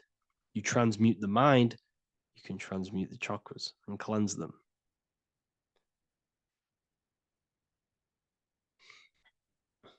So was Jesus a real man that walked?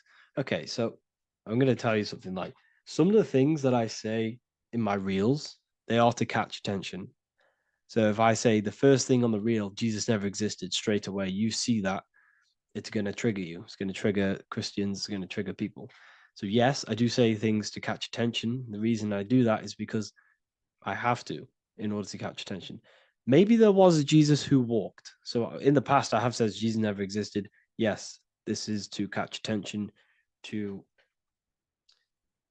boost the reels, views, and comments and stuff like that. Maybe there was a man who was called Jesus and walked the earth, but listen, he was not the Son of God. You are all the Son of God. Jesus represents an archetype. He represents morals. He represents a way of living that you should embody in your life, not to worship. We shouldn't be worshiping this man. We should be embodying his qualities into our lives so we can become Christ consciousness, so we can live in harmony with our mind, emotions, body, and spirit. Okay? He was not the Son of God. You are all the Son of God. We are all God experiencing himself in a three-dimensional divided form. God is oneness, and he created a divided world so he can experience himself. Why do you quote from the Freemasons oft times? I don't recall me looking at Freemason quotes and quote them. I just simply, when I post a quote, I literally just, whatever comes to my head, I just whack it into Telegram or Twitter. Are dreams tied to your subconscious, and how do you understand them? Okay. Dreams and astral projection are two different things. Astral projection is your soul leaving this plane into the collective consciousness, into the collective mind, the collective astral plane. But dreams are basically the astral plane, but it's your personal astral plane in your personal subconscious. So when you dream, you're entering your own consciousness, you're entering your own subconscious. Every character, every event that happens to you, everything that is said to you, everything that happens to you in your dream is yourself pushed outwards, and you're basically experiencing your own mind. If something scary comes up in your dream, this is your belief, this is something in the back of your mind materializing and coming to you and showing itself to you. So in order to understand your dreams, it's basically suppressed emotions, suppressed thoughts, all lingering in your subconscious materialized. Okay.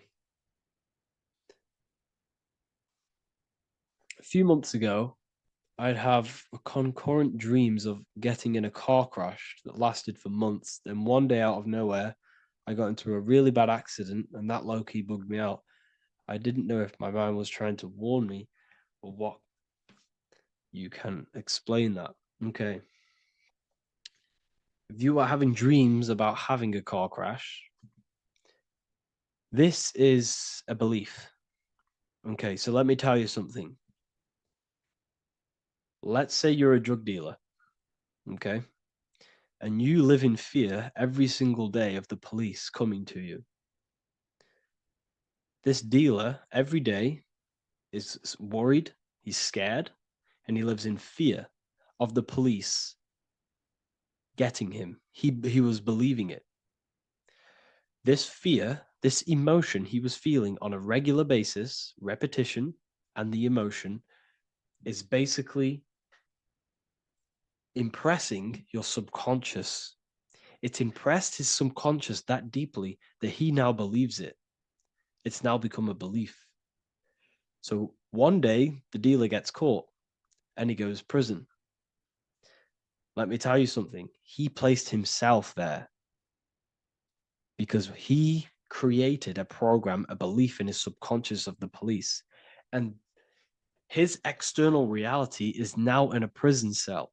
But that prison cell is just an external manifestation of the prison cell of fear he installed in his subconscious mind. The four walls he's now trapped in is just basically an externalization of his own belief system that he created through consciousness, through the subconscious.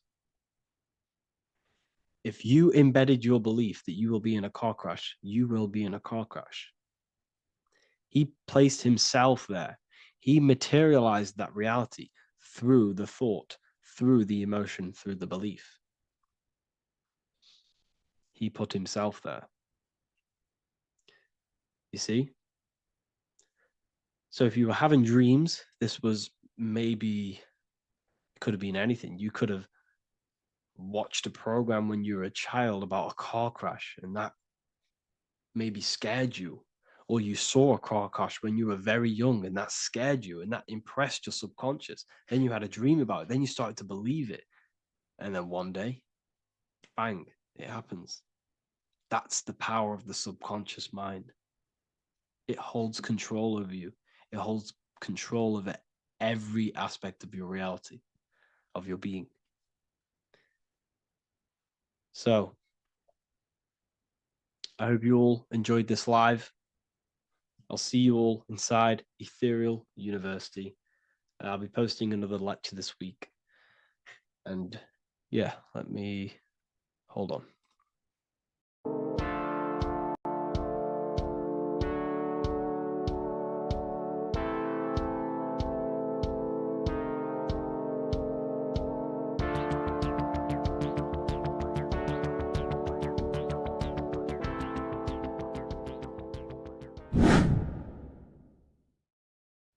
What is up, people? How are we all doing? Today, we're talking about the flat earth cosmology. So let's jump straight into this. Please drop a follow and leave a like to help the algorithm. So we live in a torus field. Everything's made out of torus fields. And every torus field has motion. It's what it is. It's the motion of energy. And every torus field has a center, which is the black hole. It's a womb of creation. It's counter space. Now, this is why the North Pole is magnetic, because the center of this torus field is the most magnetic part, the strongest part of the field. So this is why all compasses will point you to the center. And the Earth's magnetic field is spread across the whole of the Earth. And it's spinning, as you can see here, it's like a tornado at the center. And this tornado is the force which is spinning the sun and the moon around us. You got the sun, the moon, Polaris, just like in the Masonic cosmos here. The sun, the moon, Polaris, the all-seeing eye. Now we'll get into Polaris a bit later, but the sun is the magnetic force. Sorry, is the electric force, because every field is electromagnetic. Now, the sun is electric. It's positively charged. It's gonna give you energy. It's feeding energy. The moon is more magnetic energy, which is taking your energy away from you. And this is why you become sleepy when the moon comes out. Because it's taking away your energy. So these two forces is the balance. It's the yin and yang. It's the balance. Everything in this creation is balanced. Because the torus field is the Earth is the plane of inertia, the 0 point within the field. Because physical matter is a result of two opposing forces equalized on the plane of inertia. And that is where matter crystallizes into physical results. And this physical plane is the plane of inertia, planet Earth. And at the center of this plane is the black hole, the womb of creation. And outside of this black hole gives birth to light. So the torus field is constantly rotating, going into counter space, the black hole, and then out of counter space gives birth to the white hole, white light. You see? So it's going around, black hole, birth again, black hole, birth again. And it just keeps going around. It's an infinite cycle of energy. And this is where the infinity sign comes from. This is the motion, this is the force which is creating everything to spin inside of this circle. Okay?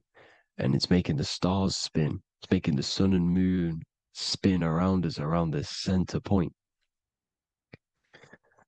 Now here you see Horus and Set. Horus and Set putting their feet inside of this dome. This is the royal arch, the arch of the dome above us, which is like you see in the Masonic cosmos, the royal arch of Freemasonry. This is the dome above us, the firmament that the Bible talks about. You see, they're putting their feet in because Set symbolizes the moon and Horus is the sun. Horizon, Horus. Horus is rising, the sun. So they're both putting their feet around this center magnetic pole, which is the pole, North Pole And above the North Pole, you have Polaris, the pole of electromagnetic energy. You see? And this is how we get the sun and the seasons. Because the sun, for us, when it becomes summer, it's on the Tropic of Cancer. Then it spirals outwards, going out and out and out, then goes to the Tropic of Cancer, Capricorn. That's winter for us. Then it comes back in and creates summer again. So it's constantly spiraling around this center magnetic North Pole. You see? So this roof above our heads is the firmament, and this is what they've taken off of us. They haven't physically taken it, but mentally they have taken this away from you. It's a female energy, and this is what the Egyptians called Nut, the sky god Nut. And this is the womb. We are inside God's creation, God's womb. And the woman's womb, when she has a baby, is a microcosm of this, because everything inside of this creation is micro, macro. It's a reflection of the bigger things, as above, so below. So the dome above our heads is the dome we are in when we are a baby. And you can see the sacred geometry of it is the exact same. It's the dome. And when we are inside of the womb, the woman, the sacred maker, which is the M, the Masonic M, this is the Gmail symbol. The Masonic M is maker, mason, matter, male. She delivers the male, you see. She delivers the male because it's the maker, the female, the magnetic. The woman is magnetic in nature, the male is electric in nature. So when we are in this womb, the female, we are being fed by the center umbilical cord, by the center of the mother's stomach. We're connected to the center of the woman's stomach, just like we are when we are in the earth. The center is where the aurora borealis is being emitted from, the electromagnetic aurora borealis, the northern lights. This is our spiritual umbilical cord, connecting us to counter space, connecting us to the realms beyond this world. Because at the center of every Taurus field is counter space. And at the center of the earth is our spiritual umbilical cord. And this is the earth's belly button, as you see. As above, so below. We had a physical umbilical cord. We have a spiritual umbilical cord. And this gets cut when we die, when we're cut away from the physical reality. You see, here's the ancient Egyptian tablet showing this female. You can see the hair, it's a female above us, because the female energy is nurturing, helping, looking after. And that's exactly what the dome is. It's protecting us. It's the Ark of the Covenant, the Ark covering us, you see? And this is what they've taken away from us. By you believing in space, it completely destroys the idea of this being a sacred creation. They've taken the roof off your head, whether if you believe in space, you believe that there's chaos, there's planets, there's asteroids that could kill us at any moment. But this isn't true. They've made you fear your own creation that you're inside of. They've made you fear what's above you. You see, and it's to hide the power of astrology, the power of the lights in the firmament, which are constantly flowing through the ether. These powers which are above us are sending rays down to the earth, which are influencing our psychology and how we behave. And this is what astrology is. It affects human consciousness. It interacts with our consciousness. And there's a different energy every day because the planets are in different houses, different alignments. And this is, we'll go into this a bit deeper later on. So the world tree, this magnetic North Pole, the pole of electromagnetic energy, was symbolized as a tree, the great tree at the center of the earth. You see? And this tree is symbolized everywhere. You can see here how the center person, this Egyptian person, is holding up the sky. This is the North Pole, the hyperboloid, at the center of every Taurus field. And this tree was in the Mayan cosmology. This is an ancient depiction. This is the Taurus field. There's the plane of inertia. Here's the center tree. Here's the tree in the center, the magnetic North Pole, the woman holding the stars. Here's the Hindu with the two birds symbolizing the sun and the moon revolving around this center tree, the Mayan tree, his Horus and Set around the North Pole. They all knew this flat earth cosmology. They knew these secrets. It's so sacred you understand the creation that you're inside of. Because if you don't, you'll be led astray. You don't know where you are. You're lost. You see? And here's the Masonic art with the rays of the stars coming down with the tree in the center. So it was personified as a tree. And we are in Asgard, Midgard, the middle garden, where there's good and evil. So the 7 layers of heaven, which is talked about in the Quran. Each planet has a different layer of the firmament, and this is the 7 layers of heaven, and these are our 7 layers of the energy centers in our body. So we start in the stars, so we are stars in a physical body. And this is why we say Mr., Sister, Fraudster, Sinister. Stir is star, and we are in the stars, and our star descends into the soul system, not solar system. And as we descend into the soul system, we enter Satan's kingdom, Satan's world. As it says in the Bible, Satan is the god of this world. Well, if you've been into my research for a while, you know Satan is Saturn. Saturn's world, because Saturn's the outermost ring. He's the Lord of the Rings. And you enter his kingdom, the kingdom of time. And this is why Saturn's the time god. As soon as you go past the rings of Saturn, you're now in the soul system. You're now in time. You're now bound by space and time. And you're bound to the earth plane, the heart. Earth is heart. It's a rearrangement, it's an anagram for heart. And the heart of the electromagnetic color spectrum is green, and that's why the earth is green. And above green is blue, and this is why the sky is blue. In order to go to heaven on the macro scale, you have to go through the blue sky, through the 7 layers of heaven. In order to reach heaven in your body, whilst you're here, you have to go through the blue chakra to your head, which is heaven. It's micro, macro. Everything is micro, macro inside of this creation. It's an ancient. I think this is a French image, piece of art from the ancient French, with obviously the 7 layers of heaven, which they all depict. And notice how it's like a dome. We'll go into this dome symbolization, the Royal Arch of Masonry, which is next.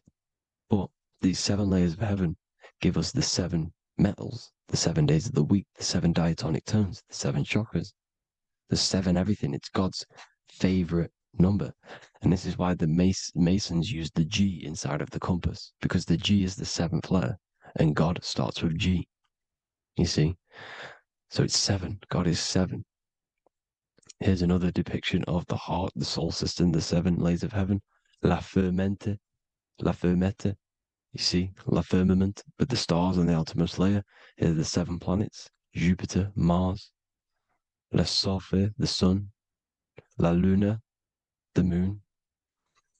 So Saturn. So we are in the heart of this soul system. In order to ascend, we need to ascend up our chakra system, reach 144,000 hertz, God consciousness, the God man. You have to unfold God man, master of the mind, mastery of the mind. So what are the stars? The stars make everything unique. The stars are constantly rotating around the center, magnetic North Pole, the tornado at the center, which is stirring everything. It's stirring the ether. The center is the ether, and the 4 elements are born out of this ether. There's 5 elements: ether, spirit, water, air, and earth. The ether gives birth to the 4 other physical elements, which the whole of creation are made out of. About them 4 elements. 4 is the number of stability.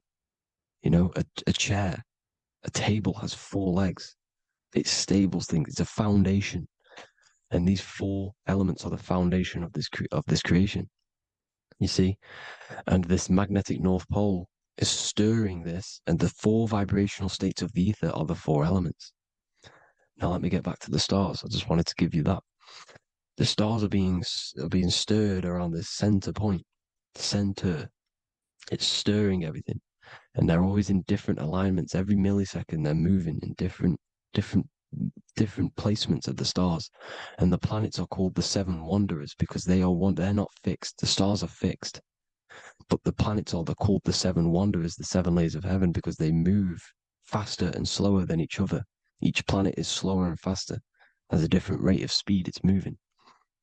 So these alignments are mixing in with the energies of the different 12 constellations.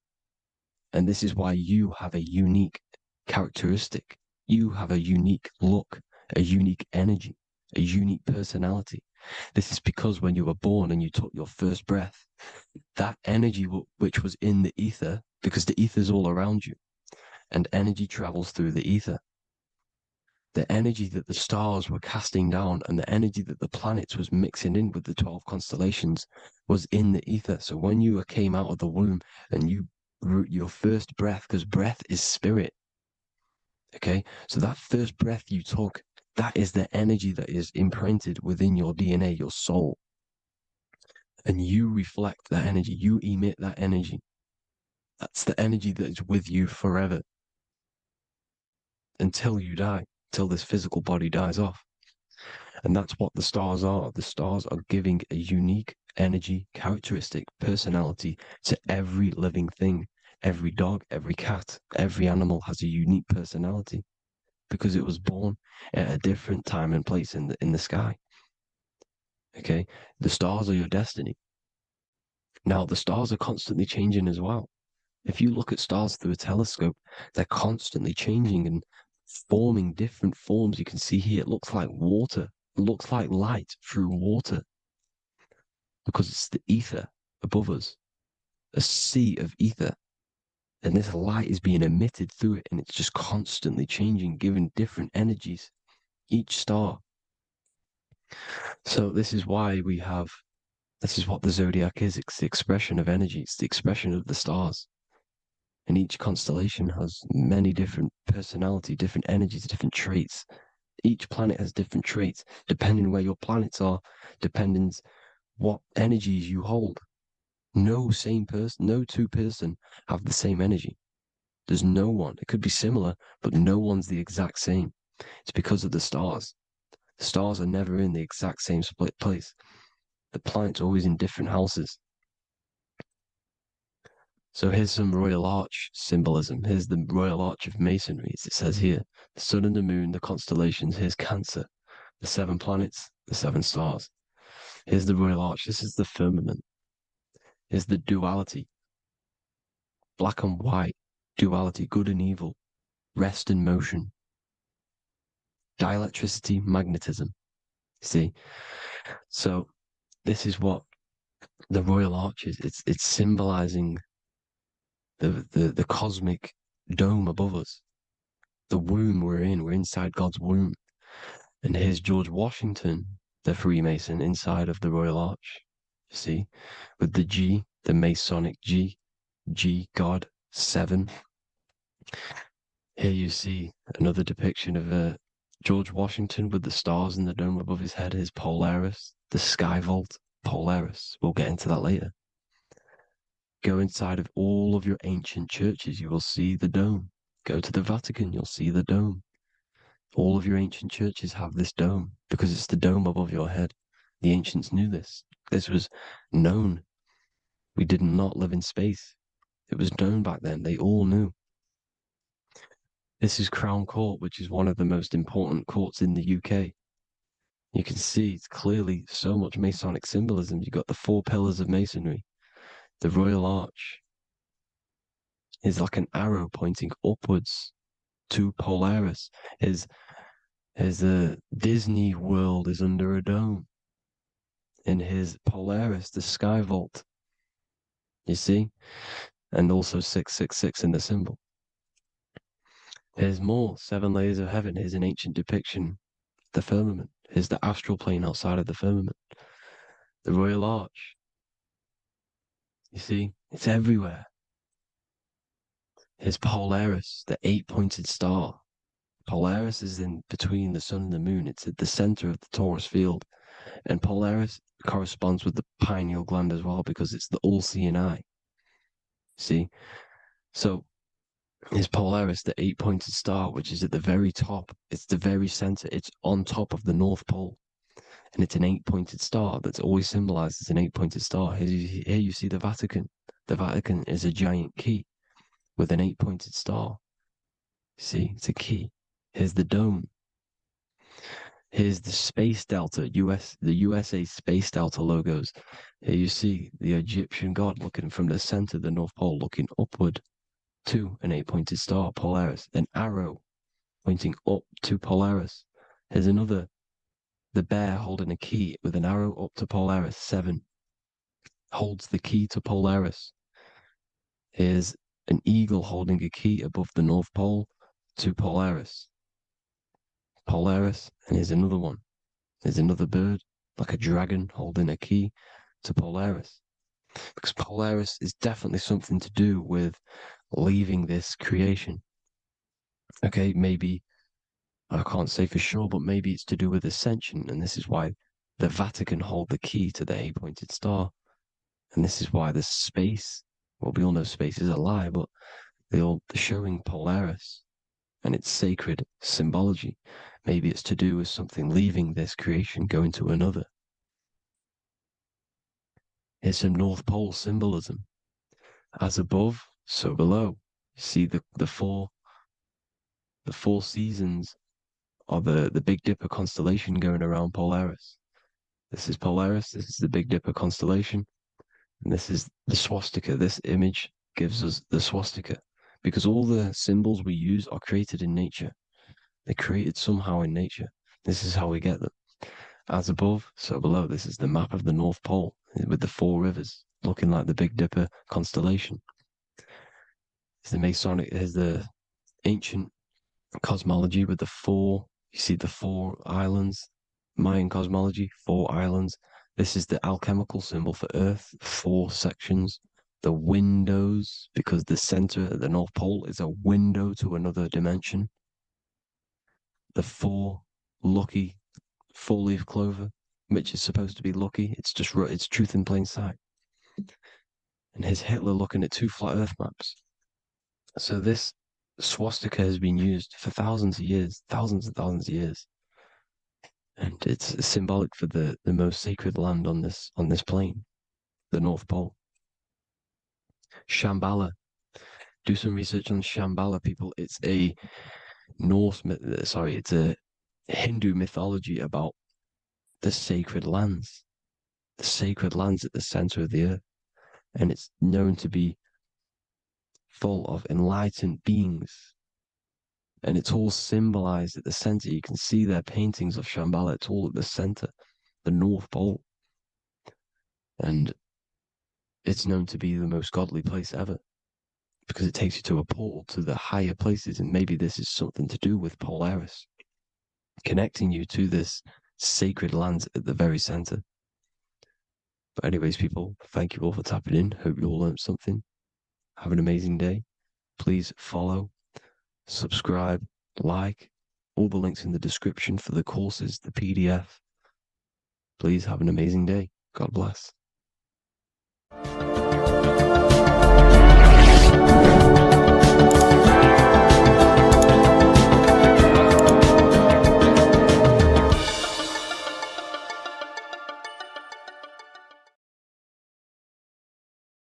Hello, people. Today we're going to be talking about the secrets of the human heart. Everything they told you about the heart is a complete lie. There are secrets behind it, and you're going to find out why. And it's very important that you understand that the heart is not a pump. It's not a pump. They lied about this. The lungs is a pump. The lungs is what pumps the blood around the body. It's the oxygen. Oxygen is reacting on the blood. Now, what do you use to use a pump? You use air to pump things up. That's what your lungs are. They use air, oxygen. Now, oxygen carries magnetism. If you pour liquid oxygen between 2 magnetic magnets, you find an attraction, as you can see here. So this attraction proves that there is magnetic principles within oxygen, liquid oxygen. So when we breathe, we are essentially breathing in magnetism. Magnetism is the force driving this world. So your heart is a chestahedron. It's a seven-sided shape in geometry, and each side is pretty much equal. It's a chestahedron. Look at the word chestahedron, chest, where your heart is. And it looks very, very similar. So this is the sacred geometry of the heart. And when a chestahedron is placed in an angle, when it's placed in a box, a cube, it sits at an angle of 36 degrees off center. This is the same angle which the heart sits within the chest. That's why it's called a chestahedron, because that's what the heart is. It's a chestahedron. And when you place a chestahedron into water, it causes a spiral. It causes a vortex motion, because your heart is essentially a vortex generator. So the heart is not a pump, it is a valve. This is where blood goes into. And when the blood goes into the heart, this is what causes it to vortex, because the heart is in a shape of a vortex. Look at the tissues, everything's wrapped around, everything's spiraled. See this here? This is the spiral of magnetism. So all of the valves and the cords and the fibers are all wrapped around each other. It's a vortex. And if you take off the tissue of the heart, you would see this. Kind of looks like the Holy Grail. And this is essentially the vortex spiraling of the heart tissues. And if you unraveled the heart, because your heart is one tissue, it's one muscle. Look at it here. This is a heart unfolded. And it's just spiraled together to create this. That's what the heart is. So the heart's tissues is spiraled here, and the heart itself is all wrapped around each other in a vortex, in a spiral. Because all spiraling is all to do with magnetism. So the heart is a vortex generator. The heart takes blood, so blood enters the heart. The heart charges this blood. It reacts with the heart. The blood is turned into the heart moves through the blood moves through a vortex motion within the heart and then goes back out of the heart. So there is something going on inside of the heart which is very, very crucial that we might be missing. So the heart is spiraling blood, and there's a reason why it's doing this. When you spiral something, it gives it more energy. It gives it more frequency, more energy, more force behind it. So by spiraling the blood, it's turning blood into plasma. That's what the heart is doing. It reacts with the heart, it turns it into a vortex and turns the blood into the fourth state of liquid, or fourth state of matter, which is plasma. Okay? Plasma is proved to be in the blood. Plasma is a part of the blood that carries platelets and red blood cells and white blood cells around the body. Plasma makes up approximately 55% of the blood. So plasma is a state of matter, which they'll never tell you about because they try and hide plasma as much as possible. It's ionized gas. And that's what's going on in the heart. The heart is a vortex energy generator for the blood. And the blood and the body is being fed by plasma. Plasma energy, the fourth state of matter. And if you go and read the Emerald Tablets will tell you this exact same thing. Emerald Tablets of Thoth. They're supposedly thousands of years old, or it was supposedly written by M. Doriel, who was an occultist. Apparently, he translated them. Either way, he was an occultist. So it's either written by an occultist or it's actually 100,000 years old. In the physical are these channels, the blood which moves through the vortical motion, reacting on the heart to continue its beating. So what is that telling you? The blood moves in vortical motion. It's a vortex. reacting on the heart. What's it reacting with? There's something in the heart that turns blood into plasma. It reacts with the blood, reacts with the heart. Then it says magnetism, which moves through the nerves paths, carrier of energy to all the cells and tissues. So your body's being fed by magnetism, people. They'll never ever teach you this in school. That your whole body is running off magnetism and plasma. You're literally you are an energy being.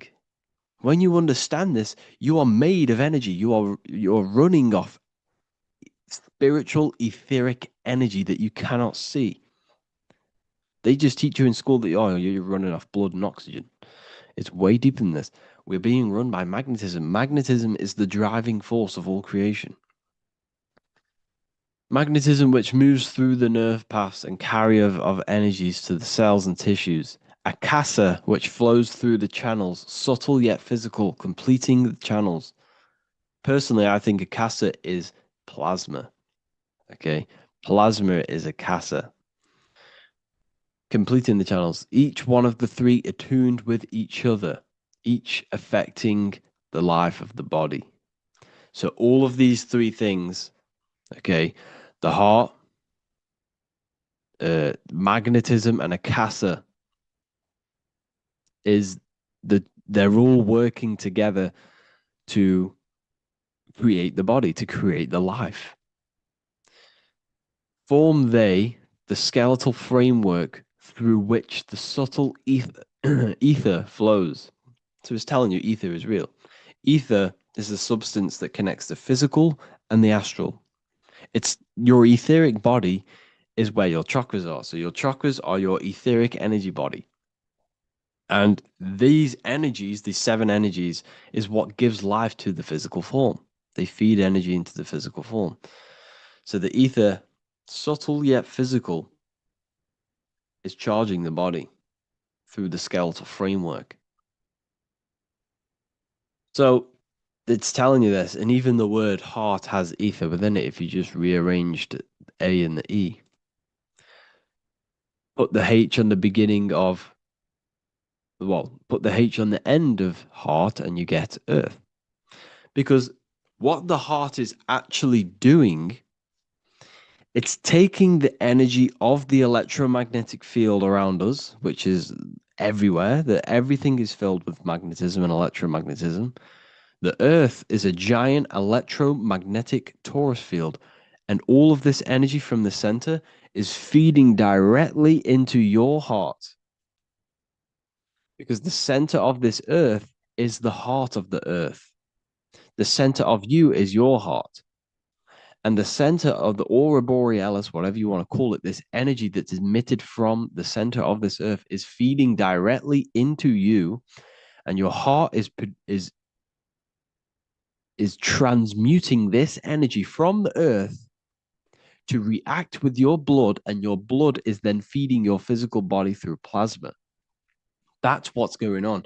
You yourself and your heart is directly connected to the earth. That's why your heart rearranged its earth. You're directly connected to the cosmos. Everything they do to poison you and give you all this stuff is to keep you disconnected from the universe. You yourself are the universe. Your body is directly in correlation electromagnetically with the earth. So the heart is the balance. That's how you connect with things, through the heart. Okay. You see Jesus with the Sacred Heart, always pointing at the heart. Matthew 6:21, for where your treasure is, there your heart will be also. What's that telling you? What's your treasure, your goal, what you're doing in life? There your heart will be also, because your heart is a guide through this lifetime. Your heart has an intelligence. Every single organ in your body has consciousness, and you think with it. You can think with these different organs. You can think with the brain. You can think with the heart. You can think with, the reproductive area. That's why, everyone always says you're thinking with your penis. For if you're a man, you know about this. People say that. That's just a saying. But It's true. You think with these body parts, people, and your heart is a guide. It knows everything that's right. It knows the things that you need to do. So that's why your heart is called a chest, because your treasure chest is in the chest. Sorry, your treasure is in the chest. And what's the treasure? Your heart. All of the wisdom, all of the understanding, all of the guidance is inside of that heart. And you need to follow your heart. That's why we say follow your heart to find your treasure in this life. Find your purpose. That's what your treasure is, your purpose in this life. So the heart is also producing your electromagnetic field around your body. And the heart is all to do with emotion. So thought happens in the mind, which is not the brain. Then the thought in the mind produces brain activity, electrical signals, and then these electrical signals are sent to the heart, which produces an emotion. So essentially, the brain and the heart are directly connected. You need to sync them. You need to sync the brain and the heart. Why? Because you need to be thinking with emotion behind it. If you think with lack of the heart thinking, also, if you think without the heart, you are only thinking for yourself and not for the empathy of others. You have to think before you take action of the emotion of others and have thought of people's feelings behind. So you must sync the heart and the brain.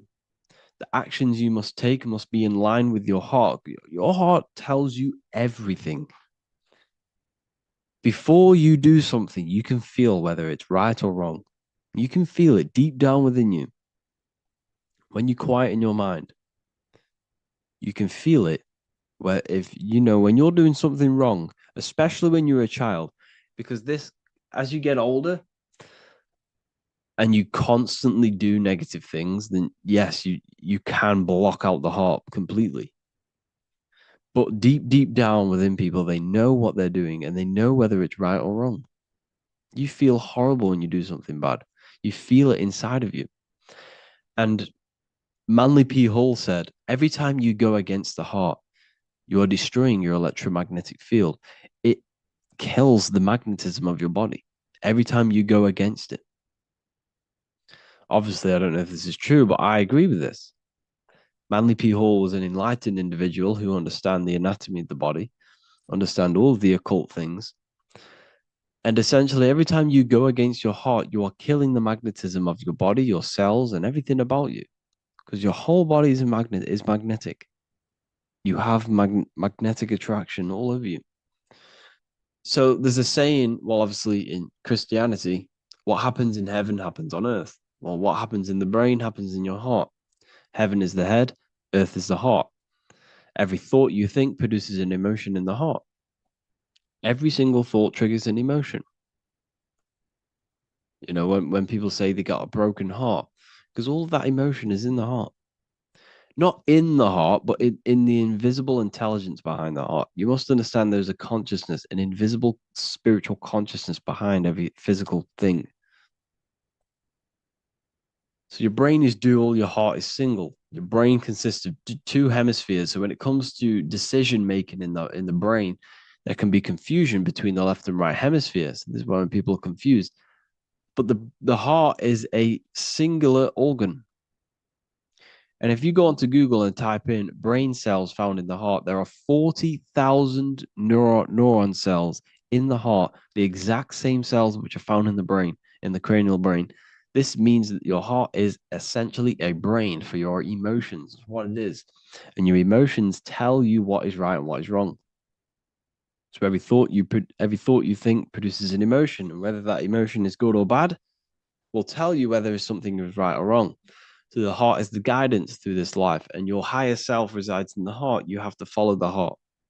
You have to do what the heart tells you all the time. So I hope you enjoyed this video, people. Please feel free to contact me if you have any video ideas or anything like this. And welcome to the university. I look forward to connecting with you all. Welcome to Revival of Wisdom. What is good, people? Is Revival of Wisdom. We're back with another video. Today we're going to be talking about the importance of Saturn and the occult. Let's jump straight into this. So Saturn is the god of the earth, right? It's the time of God, change, destruction, physical matter. He creates and destroys because the energy of Saturn is the key to crystallization. It wraps things in physical matter, right? He creates everything, all life forms, and he takes things back because the day that you're born, that's the day that your expiry date is coming. The time is ticking until Saturn takes your life. This is why he's known as the Reaper. Okay? As he's personified as eating his child here in this ancient Roman painting. As you can see, he's eating the child. We are all children of Saturn, right? He creates physical matter, our physical bodies, right? He's the god of time because he's the slowest moving celestial body. He's the Lord of the Rings, as you can see here. He's the last one on the ring. He's the slowest one moving, okay? So he is the Lord of time, destruction and creation, okay? This is why his name is Saturn, Satan. He's the devil, okay? But I'm not saying Saturn's evil, guys. It's a part of life. Everything lives and dies, right? He's the key to crystallization. Now, as we have the clock here, our god Saturn, or Chronos in Greek, just means time. He's also the god of time, as I've already said. 60 seconds in a minute, 60 minutes in an hour, 24 hours in a day. Add 2 plus 4 equals 6. 60 seconds, 60 minutes, 2 plus 4 equals 6. That's 666. Okay? And as you see on the clock, 6 take away 12 equals 6. 7 take away 1 equals 6. 9 take away 3 equals 6. 6 is the number of Saturn. It's associated with Saturn, right? He's the god of time, of justice. Everything goes back to the Reaper in the end. Everything lives and dies. Now, the artwork of him, he's always got the Reaper staff. You see, it's personifying death. Now, when you see this, the Romans were not saying Saturn was a real person, a real god in human form. No, this is personification. This is what the ancients always did. They personified, just like the Bible. It's all personification. So the personifying Saturn eating its children because it eats, it's the Reaper. No one can escape the Reaper. No one can escape death. Now, Saturn is 666, which is in the Bible, the number of the beast, right? The number of the beast, Satan, 666, right? So on the North Pole of Saturn, you have a hexagon which makes a cube, right? Now this hexagon, when you join up all the corners, creates the 6-pointed star known as the Star of David, right? In the Jewish religion. Now, as you can see, the 6-pointed star has 6 points, 6 mini triangles, and a 6-sided hexagon. That makes 666. And also, your Saturday is named after Saturn, the 6th planet, the 6th day of the week, and has a 6-sided polygon on its north pole. That's also 666. Now, this Star of David, this symbol goes back thousands of years, and it originates from Saturn. It's not the Star of David, right? It originates from Saturn. It symbolizes the physical and spiritual aspect combined into one, which makes us humans, right? also symbolizes the male and female combined into one. These two sacred energies create the human. We consist of both male and female energy, also known as the seal of Solomon.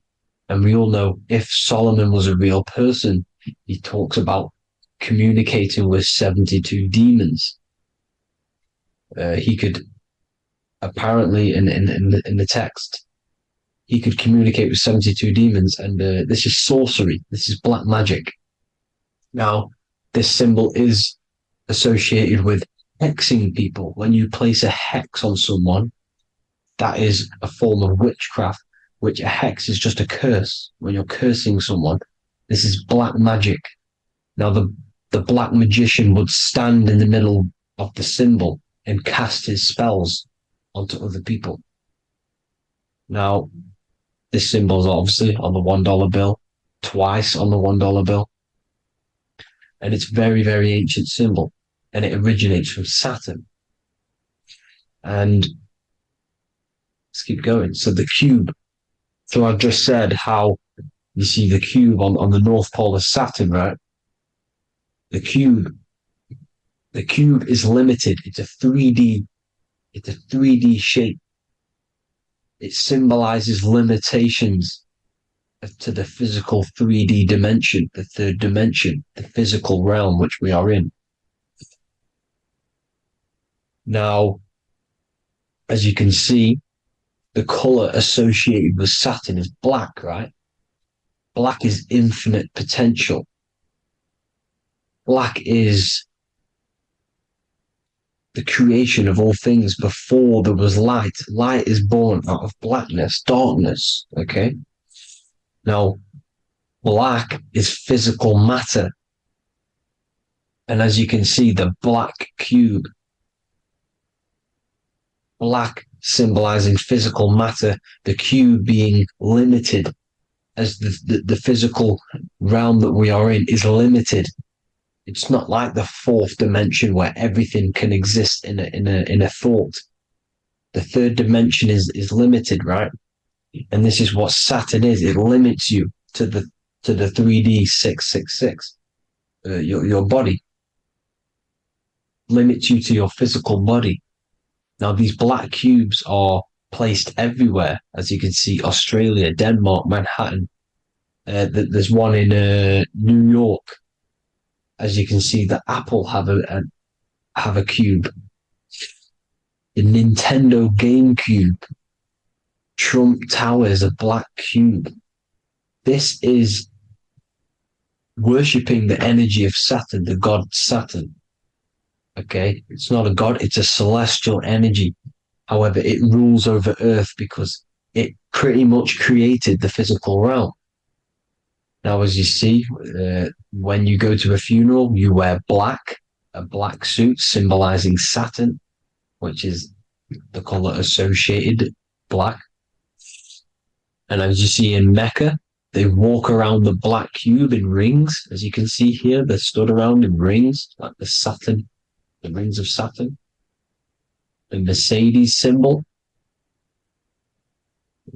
You probably wouldn't notice that, but yes, it's Saturn. And when you graduate from university, you wear a black cube on your head. This is all symbolizing Saturn. Okay. Now, as you can see, the Jews here have a black cube on their third eye whilst they pray. Notice how he's shutting his eyes into blackness, darkness, and he's wrapped around a black strap around his arm. This is symbolizing the wrapping of physical matter, of how physical matter wraps things into existence. And as we all know, the Star of David is a Jewish symbol. So he has the black cube and the Star of David, right? So all of these religions are secretly worshipping Saturn. Okay, this is all Saturn worship, Kronos, the god of time and destruction, the physical reality. Now, as you can see, it's symbolized everywhere in all major corporations. Pepsi, internet, that's obvious. NASA, of course, NASA. NASA means to deceive in Hebrew. Universal, Walkers, that one's so obvious. Nike, Toyota. So many different ways they symbolize it. You either see the rings of Saturn or the black cube, as I just showed you here, the Nintendo and the Mercedes, right? It's absolutely everywhere. Now, they also use 666 to symbolize it, as I've just broken it down to you. 666, the World Economic Forum. We all know how they're trying to enslave us into this new world agenda. Google Chrome, CERN, Disney, Coca-Cola, Cadbury's, all of these have 666. Now, every UPS barcode has 666. And even www is Hebrew for 666, as you can see here. Monster. It's the same Hebrew letter that means 666. Drake, 6 God. That's his God, Saturn. Why? Because they love physical realm. They love the physical dimension, the third dimension. Because they can rule here through riches. They can build an empire here. It's not like the fourth dimension. They don't want to ascend. They want to stay down here in the physical realm. Okay? Now, this is why they're cloning. They can move their consciousness into other clones to live forever. This technology exists. This is why they love the third dimension. As you can see, all of these sellouts here, Drake, Leonardo DiCaprio, you know, all of these people doing 666 because this is their God. This is their God. They love the physical realm. They sold their souls for wealth and fame in this physical realm. So why would they leave? You see? Now, this isn't all just evil, okay? So you have 7 chakras, right? You have 7 days of the week, 7 solfeggio scale notes. These are frequencies, the solfeggio scale. Now, it's called the Saturn Moon Matrix because the moon symbolizes your mind, because you're created out of the Holy Trinity, which is body, mind, and spirit, right? That's the triangle, the equal triangle, body, mind, and spirit. Now, the 3 main celestial bodies are Earth, Moon, and Sun. The Earth being your physical body, the Moon being your mind, and the Sun is your soul, hence why it's called solar. It's a solar soul. Now, these symbols are alchemical symbols. So when you're doing alchemy, you use these symbols to obviously symbolize what we're talking about. Now, as you can see, these are all the symbols of the planets. Of Saturn is created out of the moon on top, the moon on the bottom and the earth on top, as you can see here. You see? And this creates the number 5. Now, with the moon being your mind and the earth being your physical body, this is mind over matter, because the earth is your body's matter. This is a matter over mind. You don't want to be matter over mind. This is low states of consciousness. You won't be mind over matter. You see, to manipulate matter, to create your own reality. Now, obviously, we all know Saturn is associated with the lowest chakra, which is the root chakra. This is to deal with your animal instincts. When you're down here, you identify as the physical body. You don't know anything spiritual. You're you have a pure physical mind. You don't believe in anything spiritual. This is survival mode, consumption. They want you trapped down here, which is matter over mind. They don't want you to create your own reality, which is mind over matter. You see? Now, that's what Jupiter is. Saturn is the moon on the bottom and the earth on top. But Jupiter The moon on top with the earth on the bottom, that's mind over matter, you see? So these chakras are an ascension process from spiritual, from matter, physical matter to spiritual. This is the ascension. This is the stairway to heaven. This is Jacob's ladder. You see? Now, the number 5, which is obviously associated with Saturn as well, which create the symbol for Saturn, created the number 5. You have 5 senses, 5 elements, 5 physical elements. As we all know, Saturn crystallizes everything into physical matter out of the 4 elements.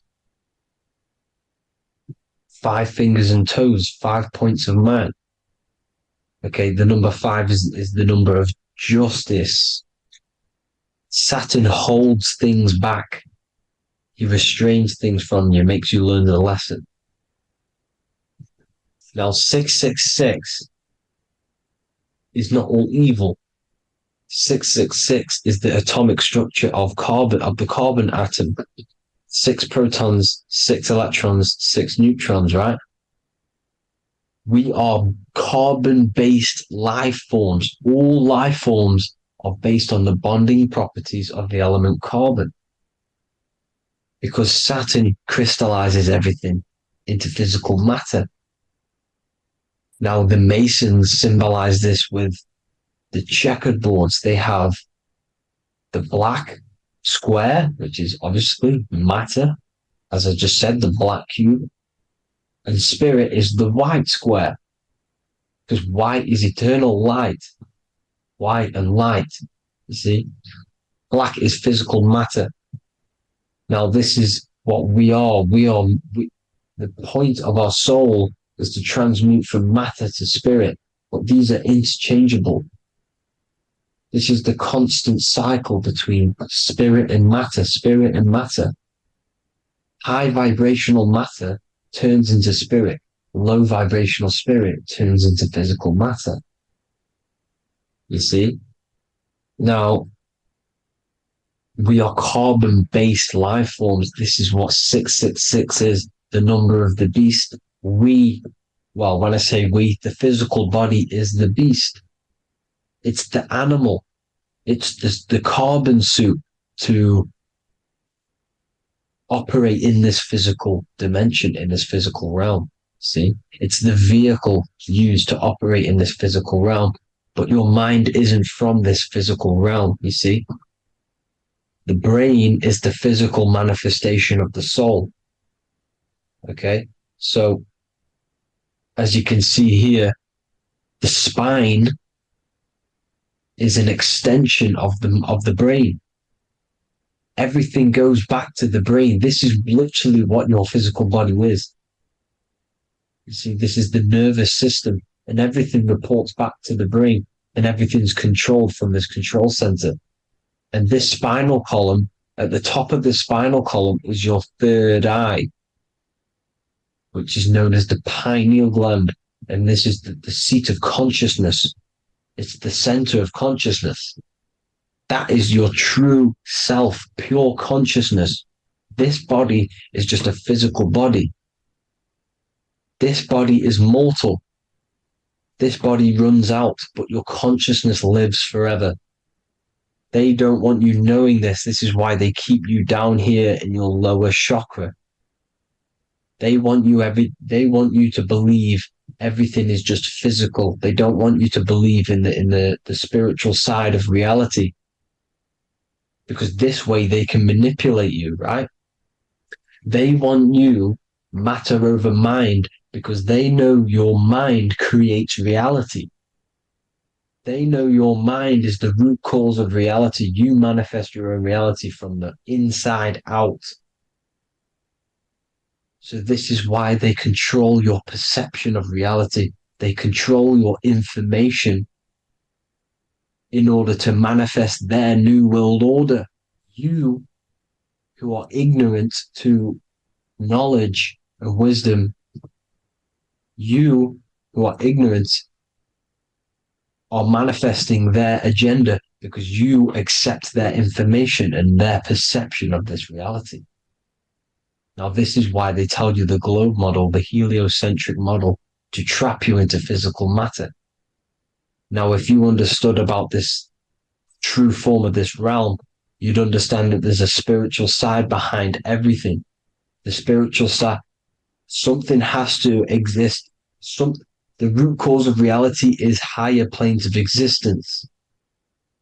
It happens in the mind before it happens on the physical plane. You see? They don't want you knowing this. They want you matter over mind, which is the symbol for Saturn. Moon over Earth. The Holy Trinity.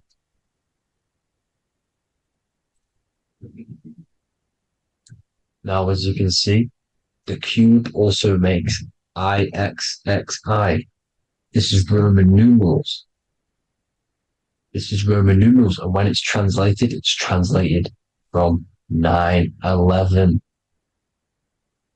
Yes, 9/11. This is the secret code of the one world order. The two twin towers, when the two become one. Okay, when the two become one, this is how you reach the higher states of consciousness, the physical and spiritual. Now, as you can see, the 9/11 memorial are two black cubes. It's two black cubes. This is all Saturn worship. Now, I'm not saying that Saturn is an evil celestial body, right? No, everything has a good side and a bad side, right? It's duality. The spirits of Saturn on the dark side are the most evil demonic spirits.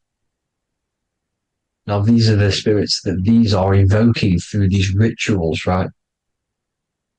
Yes, 9/11 was a massive ritual. It's a satanic ritual, okay? Now, we all know Elon Musk. Elon Musk is coming with the mark of the beast. In English gematria, this equals 666, right? 666, as I said, is the number of the beast. You are the beast, your physical body. You see how the Bible twisted things up to make things more confusing, right? But it's there. You just have to have the knowledge to be able to read the Bible properly. As we all know, we had this virus. I'm not going to say the name because I'll get flagged. This virus adds up to 666 because this is all part of the New World Order. It's all part of keeping you in this physical dimension. Okay? Now, as you can see here, Novus Ordo Seclorum on the back of his shirt, on Elon Musk's shirt. This is also on the $1 bill. Novus Ordo Seclorum. This means New World Order. Yes, New World Order. This is on the back of Elon Musk's shirt. And as you can see here, he owns Neuralink, which is the brain chip, which they're going to be putting into implanting this onto your brain. This is the New World Order to connect you and merge your consciousness with AI. Neuralink and Meta, he owns Meta as well, which is the metaverse. These are going to be linked in, hence why they have the same symbol, but just in a different format. It's the infinity symbol. And the infinity symbol comes from the torus field, as you can see here, your electromagnetic field from around your body.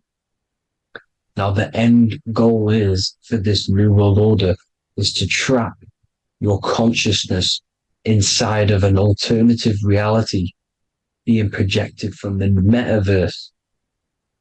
Because the metaverse will be the reality.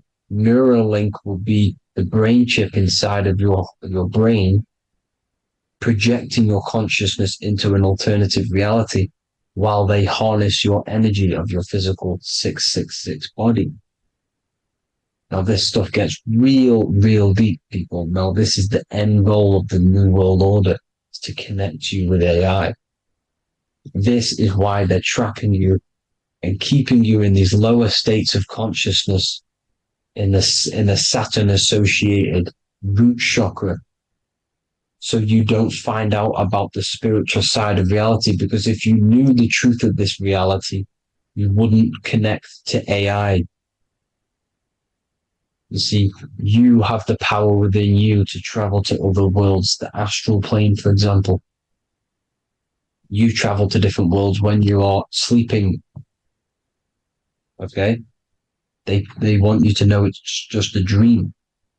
However, their end goal is to trap your consciousness and feed off your energy, spiritually and physically. Okay? I don't know why these people are just pure evil. As I said, evil love bondage. They love the physical dimension. They don't want to ascend to other realms.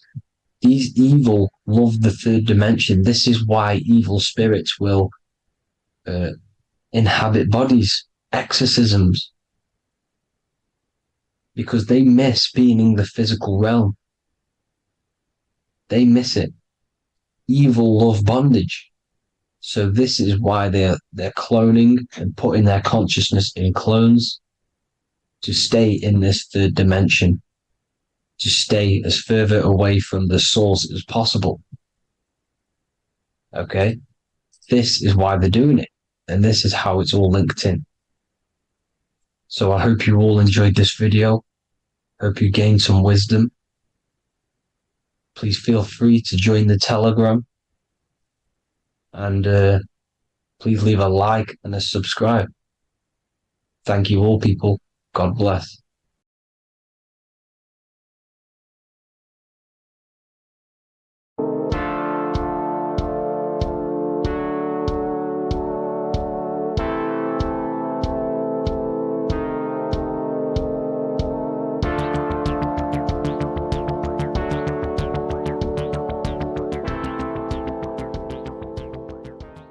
Welcome back everyone to another video. Today we're going to cover everything that you need to know about the mind, starting with the two aspects of the mind, the conscious and the subconscious. The male aspect of your mind is the conscious. This is the 10% of your mind. The conscious part of your mind is only aware of everything around you, your vision, your sight, your smell, your taste, your hearing, and your current state of emotion and thought. Every thought that you consciously think about has an emotion directly attached to it.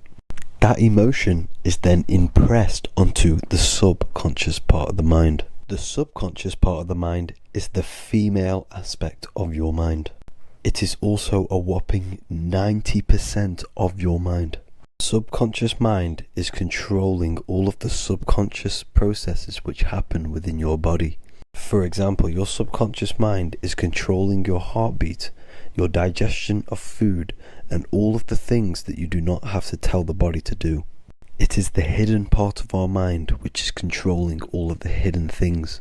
The subconscious mind is like a recording supercomputer. Everything that you have experienced in your life is all recorded and stored within the subconscious mind. One of the most important things about your subconscious mind is that it stores your mental programs.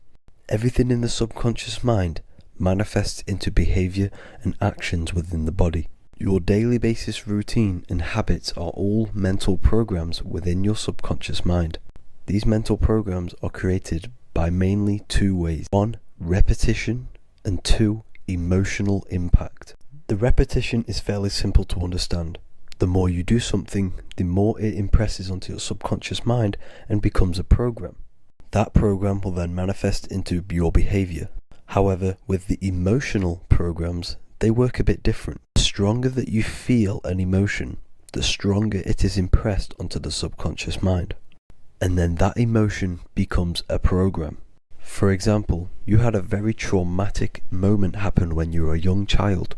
The emotion that you felt was so strong in that moment that it impressed into your subconscious mind so hard that you can recall that moment like it was yesterday. That traumatic event that happened to you when you were young will still manifest into your daily basis behavior even to this day. However, it manifests subconsciously. For example, if you were in a car crash, you will be wary to enter cars with certain people, all because of that traumatic emotion that you felt and impressed onto your subconscious mind. Another example of the subconscious manifesting into our behavior is posting on Instagram.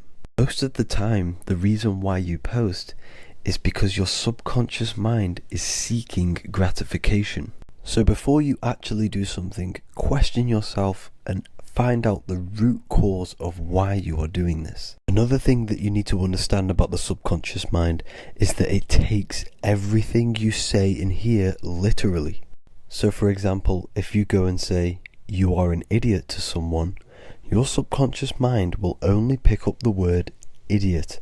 It only knows yourself. It doesn't know anyone else.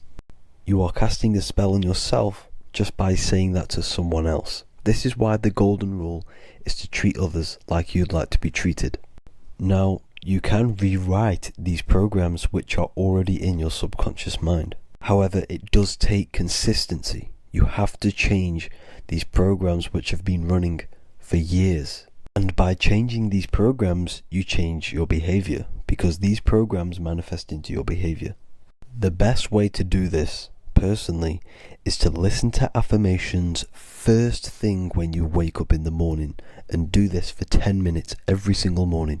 Then at night time, you want to think and feel that you are becoming the reality that you desire.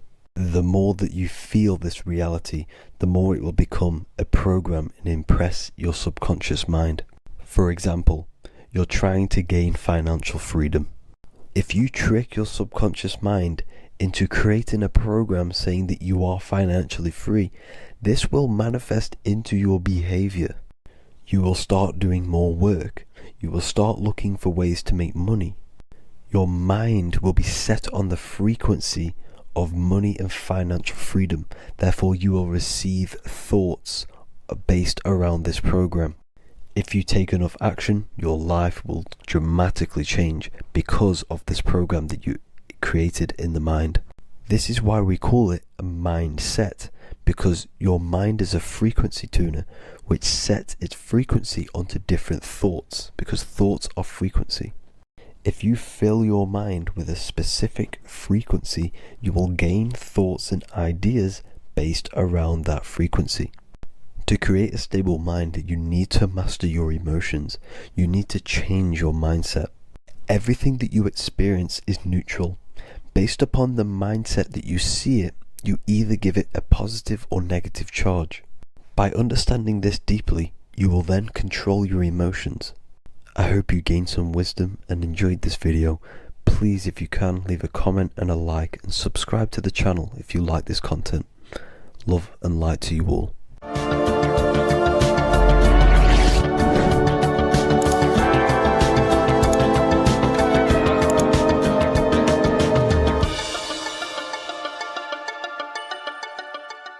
Religions were made to hide the truth about yourself, God, and the universe. You see, religion teaches there is a God separate from you. He created the universe separate from himself. They did this to truly disconnect you from consciousness, from God, and from yourself. Now let me explain. It's going to be very difficult to understand this from a left hemisphere dominated perception. The left hemisphere sees everything individual.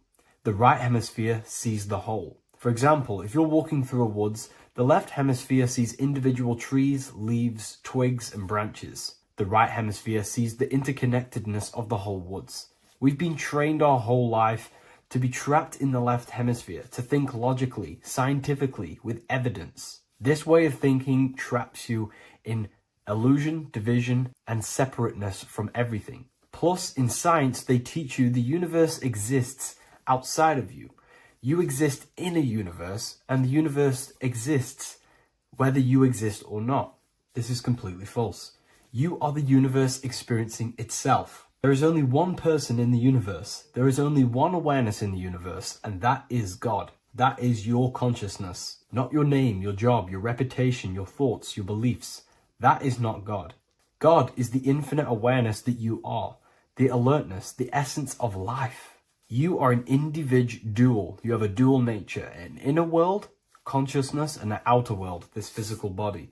The inner world is the immortal, consciousness, awareness. This physical reality is for the immortal within us to experience and enjoy. And the immortal consciousness, the immortal self, the individualized expression of the only thing that is truly real, which is God, consciousness, is seeking a way to understand itself through infinite vantage points. The same consciousness inside of you, inside of the dog, the squirrel, the plants, the stars, the same awareness is in absolutely everything. Only the right hemisphere can see this connection.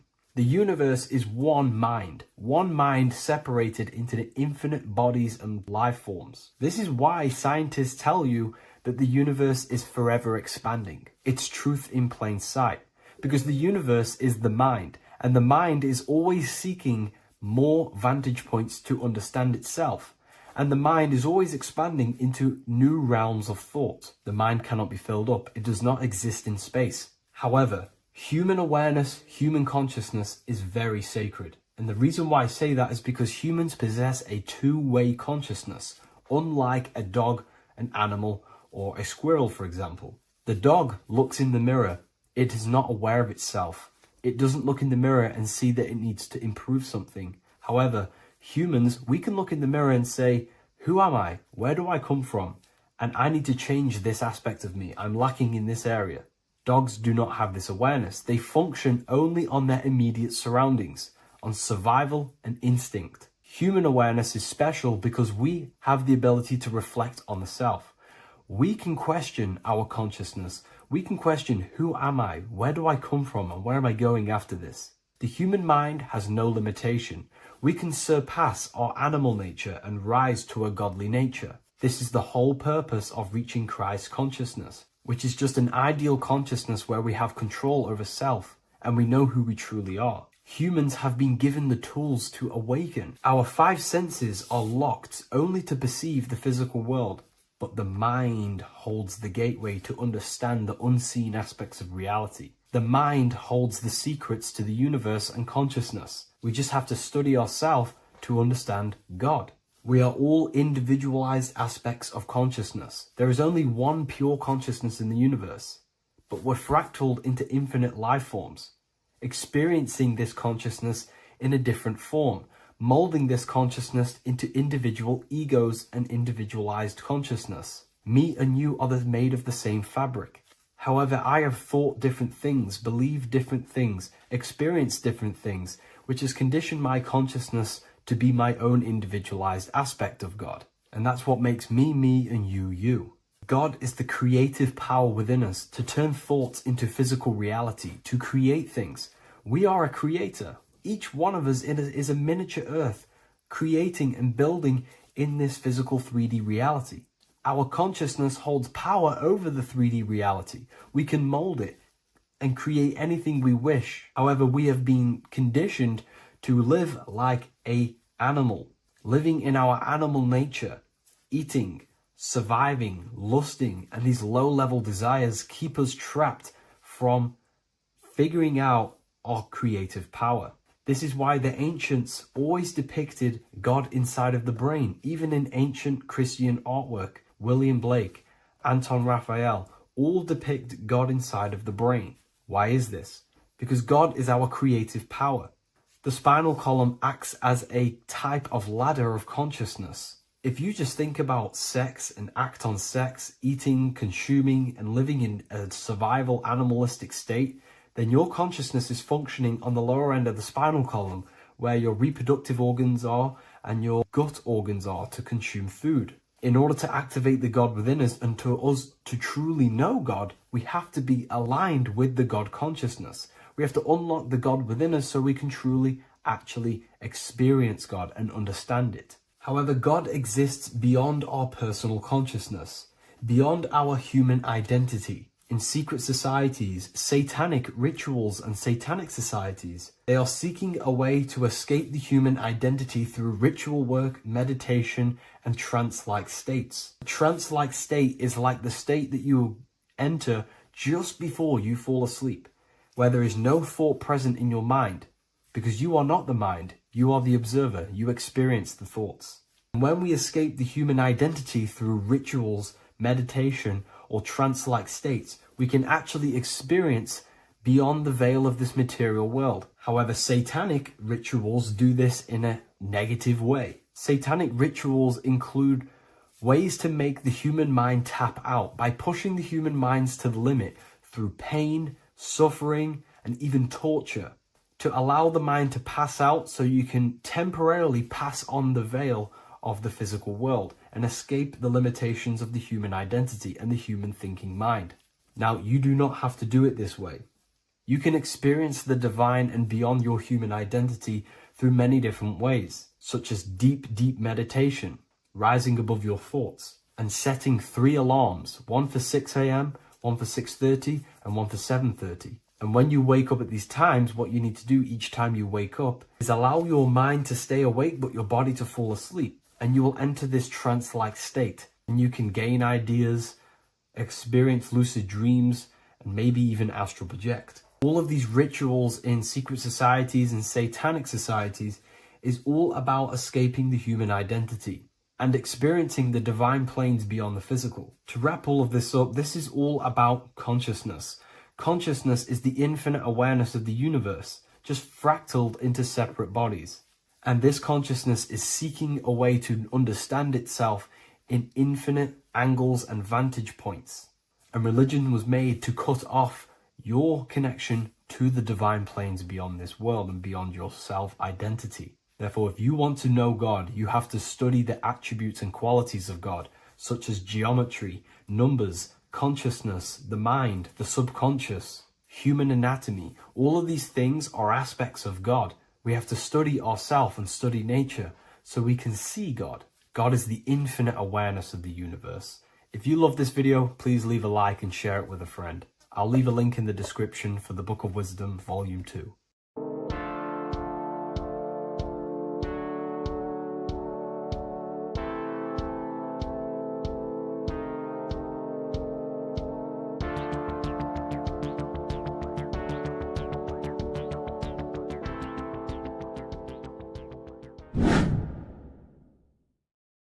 People, how are you all doing? It's Revival of Wisdom, and today we're going to be talking about your birth certificates and how we are slaves to a system and how they have trapped us into this system. Okay, so the first thing you need to understand about this system is there are 2 types of laws. You have the law of water, which is Admiralty law, and the law of the land. So the Admiralty law is the law of water, and this is what money is. Money is water. This is why we say liquidity, currency, the current. A current is water, something moving through something. Cash flow. And this is why banks are called banks, because a river bank is on either side of the water, and it directs the currency. You see? So money is water. And as you can see here, Ripple, the cryptocurrency, Ripple, water Ripple, and they're building a bridge over water, overseas, international banking with cryptocurrency. So money is water, and this has specific laws about water, but water is the same everywhere, you see. What the difference is with the law of the land is that you can have different laws in different lands. I can't do certain things in the UK that people can do in America, for example. You see, that's the law of the land, but the law of water is the same because water is everywhere. Now, this is very important to understand when it comes to, you know, these birth certificates. So, Pope Gregory, this is where we're going to start off. Pope Gregory in 1582 took the Orthodox Eastern sunrise calendar and changed it to his own Gregorian timeline, not a calendar, a timeline. This timeline was copyrighted by Pope Gregory under the name of the Vatican. So the Vatican owns the timeline that we are using today, 2023. They own it. They own the title of this Gregorian calendar. Okay. Therefore, anyone who is born under this copyrighted timeline, not calendar, they are subjected to Rome because Rome owns the timeline. They have a patent, a copyright for that timeline. What is on our birth certificates? That timeline. We are born underneath, we are subjected to the Vatican. This is why all birth certificates go to the Vatican. They own every single birth certificate. Okay? So when we use this timeline, we are subjecting ourselves to this timeline. Okay? Which the Vatican has a claim over. This calendar or timeline is set to sunset, not the sunrise, which is associated with death, darkness, and the moon, lunatics. You see, so this is a sunset calendar timeline. Okay, this is now, they've changed a couple things, right? They say that the new year is January the 1st. Okay, when we know this is in winter. January is winter, which is associated with darkness, death, the death of nature. So this is a death cult, people. These people are evil. They're so evil. The Vatican. And this is why we use April Fool's Day, because April is in Aries, and Aries is always the start of the zodiac. This is why Aries rules the head region. 12 zodiacs, 12 systems of the body. Each zodiac is associated with each part of the body, and this is why Aries is the head, cerebrum. But we're not going to talk about it in this video. But yes, that is what April Fool's Day is. They're putting it in your face. April Fool's Day is the real start of the year, when the sun starts to rise again, when the risen Savior is resurrected, when it's born again. This is when the Jews celebrate the Passover. This is when the Christians celebrate the resurrection of Jesus, and they eat lamb. The Jews eat lamb because we're in Aries, the new year. The sun is now born again, our risen Savior, the light of the world. So yes, this is what April Fool's Day is. It's the first day of the year, which they changed. Pope Gregory changed. So you need to understand is that you are in the womb. You are inside of a ship, because every ship, literally a ship, every ship is female.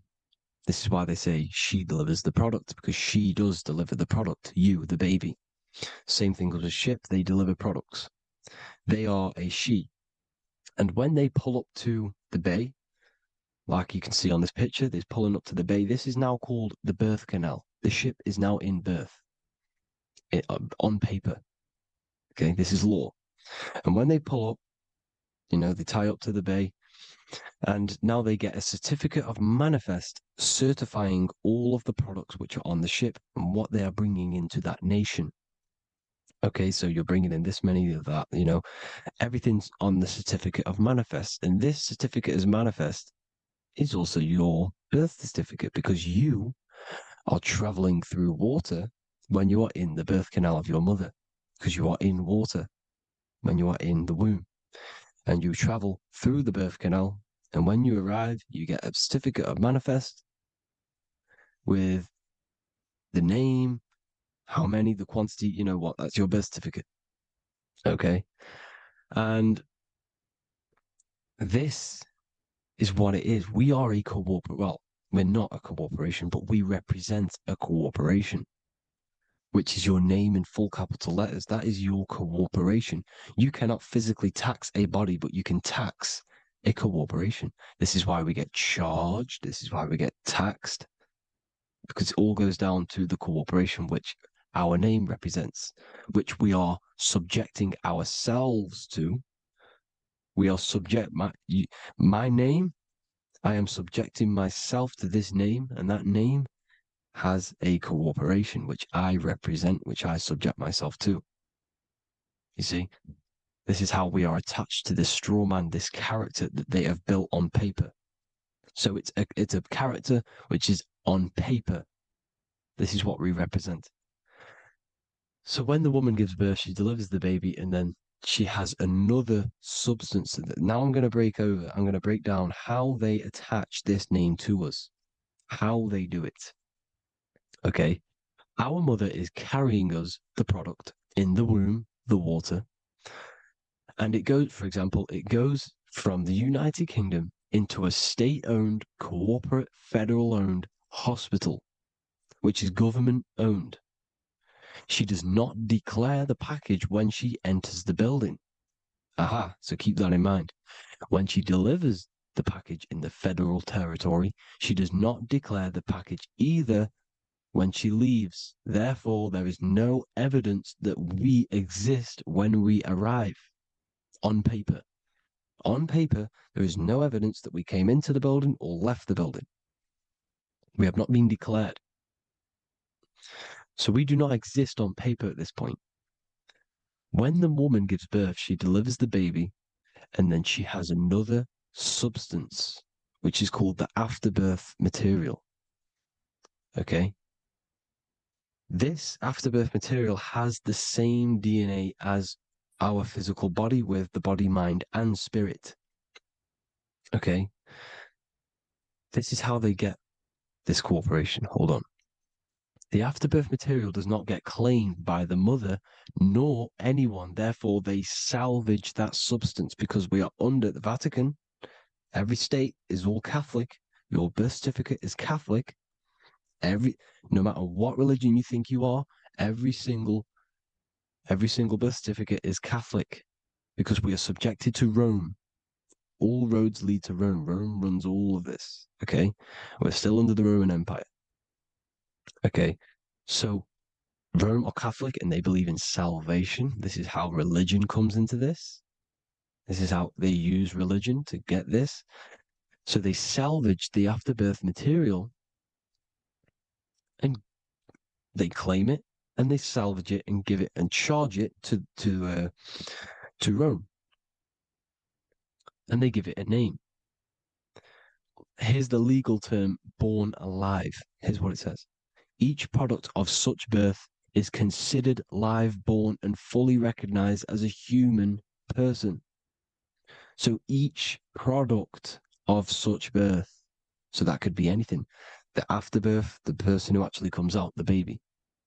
So your afterbirth, which we do not take with us, we take the baby with us, they keep that in the hospital, they collect the afterbirth, and they salvage it, and they give it the name, which, it is us. We are a representative to that afterbirth material, which they put the name on, they claimed, which is subject to Rome. So we are walking around our whole lives as a representative to that claimed salvaged afterbirth material, which the federal state have. Okay.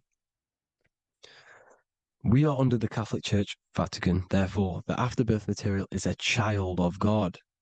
See, on paper, therefore, they believe in salvation and salvage the afterbirth material. This material has no mother or father.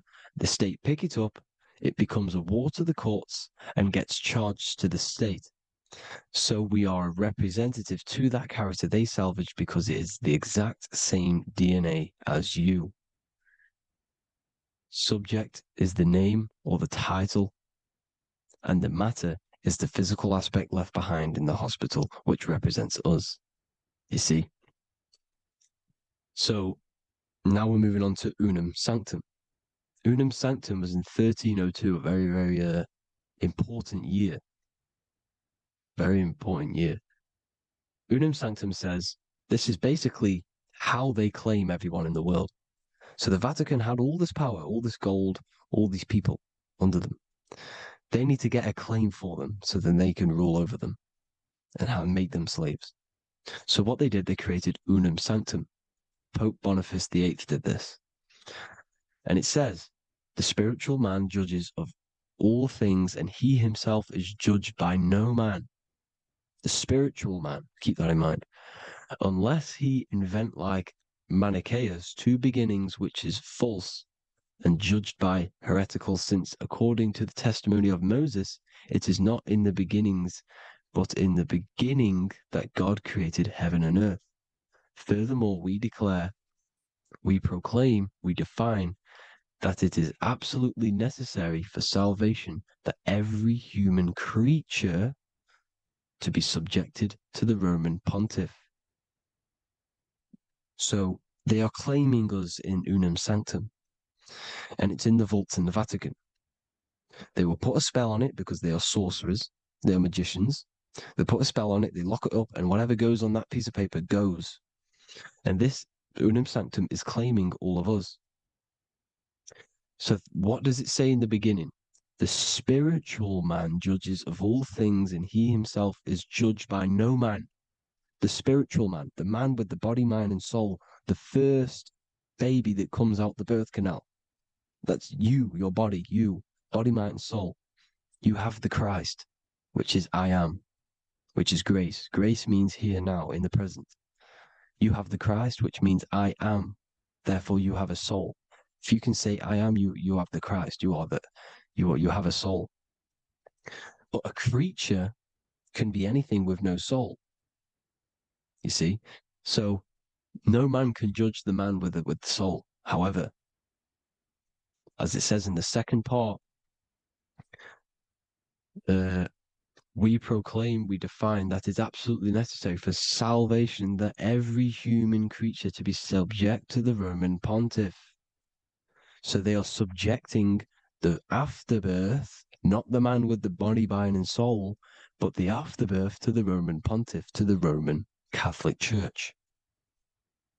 We are the ones who are claiming to be the afterbirth material, which is our birth certificate, which is our representative. We represent that because it is our DNA. This is how we are stuck.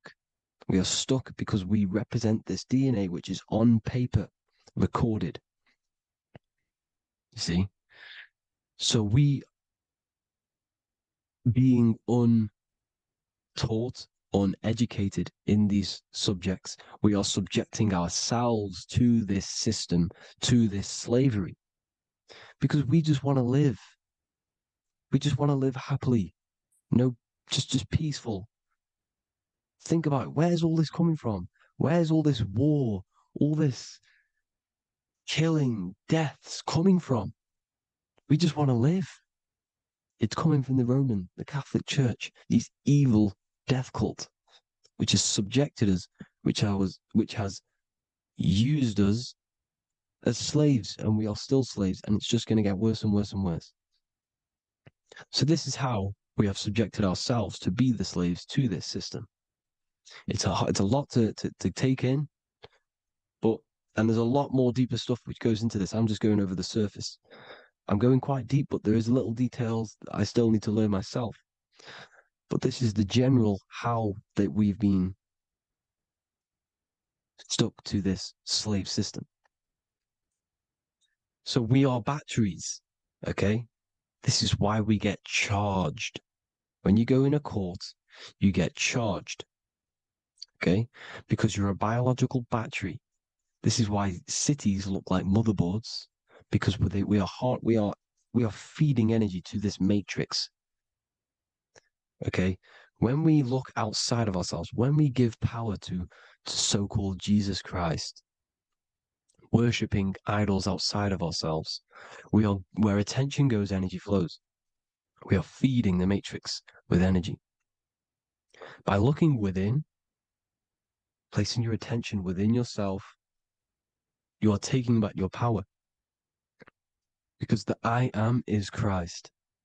The you, the soul, is Christ. It's God.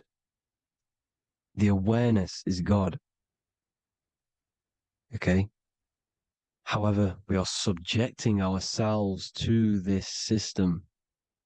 We're subjecting ourselves to this system, and they're feeding off our energy. So what we need to look for the future is that, think about it, with the end goal is to change our DNA, is to literally make us robots, transhumanism slaves. This is why we have smart cars, smartphones, smart watches, smart meters, smart cities. And all of this is going to be connected by the smart grid, which is 5G. This is why 5G is rolling out. 5G is going to connect all of these technologies to one. It's like a big net system. And you know why they're doing this? It's because all of this is going to be connected through this 5G, and that 5G is going to be controlled by the elites. So you say anything wrong, you do something wrong, you say the wrong thing online, they'll turn off your car, they'll turn off your phone, they'll turn off your smartwatch, they'll turn off your TV, because it's all going to be connected and controlled by the smart grid. And this is what the Great Reset is, people. But they're going to trap us inside of these 15-minute smart cities so we can't leave the area, because they're going to use climate change as a tool to enslave us to not travel because of so-called climate change and the fumes that we are putting into the air, which is all BS. They're doing this to push these new cities, to push all of it. But listen, they're trying to get inside of your body. The only way they can do that is to get you addicted and using this technology. First, they got on the body with the smartphone. Well, first of all, we use the technology. We get used to it with it in our hand. The next step for them was to get on the body, which is the Apple Watch, as you see down here. They have now successfully got onto the body. The next thing is to get inside of the body. This is the brain chip. You see how they've slowly lured their way in, slowly got you addicted to this technology, got you dependent on this technology. And what they're going to do is that they're going to mold society to be dependent on the brain chip. So in order, for example, if you want to go and pay for food, you're going to have to get a chip to pay for the food, because it's all going to be digital money. And that digital money will be connected to the chip, and you'll need the chip to pay for things. You see? So this is how they're slowly transhumanizing us. These phones, these apps, these things which are all which are all using, was created by Freemasons. Mason means traveler, because they travel the depths of the mind. They understand human consciousness. They understand the brain. They understand the mind. By the deepest root cause, they understand it. This is what Masonry is. It's the occult. So these technologies is designed by these people. This is why they're so addictive, because they understand how it works. They understand how to get people addicted, because they understand human consciousness, the brain, the body, and the mind. So this is the advantage Freemasons have over us. And these secret societies, which have gone through the orders of Freemasonry and progressed onto these secret societies, which are the evil side, because I'm not saying Freemasonry is evil, okay? But the societies which they go beyond Freemasonry, because you can go beyond the 33rd degree into these secret societies, and they use this knowledge for the bad, to enslave people. And this is what's going to happen. Transhumanism. So I hope you all learned some insight for today. Please do a bit more research on, the birth certificate and stuff like that, the straw man. And have an amazing day, people. Please like, comment, and subscribe. Peace.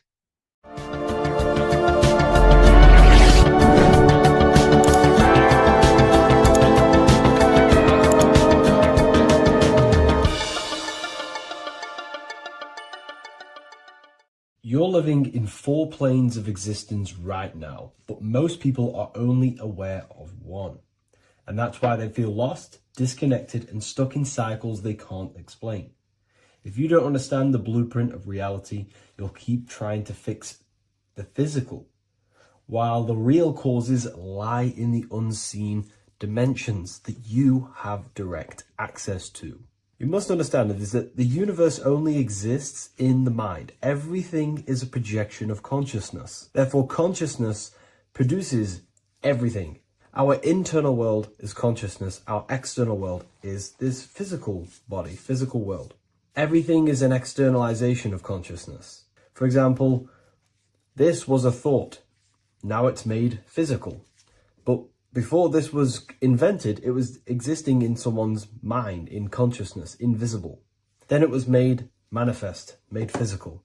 So everything in this physical plane is the effect. The cause is consciousness, mind, the mental plane. So now I'm going to explain these different dimensions of consciousness. You don't just exist in this physical plane. The physical plane, in fact, is the lowest plane there is. It's the illusionary plane. So first of all, we have the Buddhic plane. This is the nothingness. So think of it like this. Absolute nothingness. If you turn off thoughts, there is nothingness. This is the void. And out of the void springs infinite potential, which is the mental plane. Now, your mind has no limitation. It can think anything, be anywhere, anytime, any place. In the whole world, there is no limitation with the mind. This is the realm of infinite possibilities. This is the realm of thought. Thought is a dimension, information and thought. To go a little bit deeper on this, there are pockets of thoughts, what we call in the occult fields of thoughts. Your mind does not think thoughts, it receives them. Your mind is like a radio. Whatever the mind is tuning into, setting its mindset, setting your frequency or setting your mind, you will receive thoughts based on that set, whatever you set your mind to. So there are pockets of thoughts that we penetrate in the mental plane. The mind is the mental plane, the infinite possibilities. This is the spark of creation. This is where all things begin to manifest as an idea in the mind as a thought. So if you want to gain certain information, you need to meditate or do thought exercises where you are penetrating that dimension of thought, that pocket of thought. For example, if you want to find a way on how to make financial wealth, you would use your mind, set your mind on wealth and money and think, close your eyes and think about that specific topic and see where your mind takes you. And you will expand your mind into different pockets of thought and gain information. So this is the mental plane. This is how you can use the mental plane. You can use the mental plane to do this. Then we have the astral plane. We have higher, middle, and lower astral plane. The astral plane is the body for thought. So every dimension, physical, etheric, astral, mental, Buddhic, is a body for a dimension above.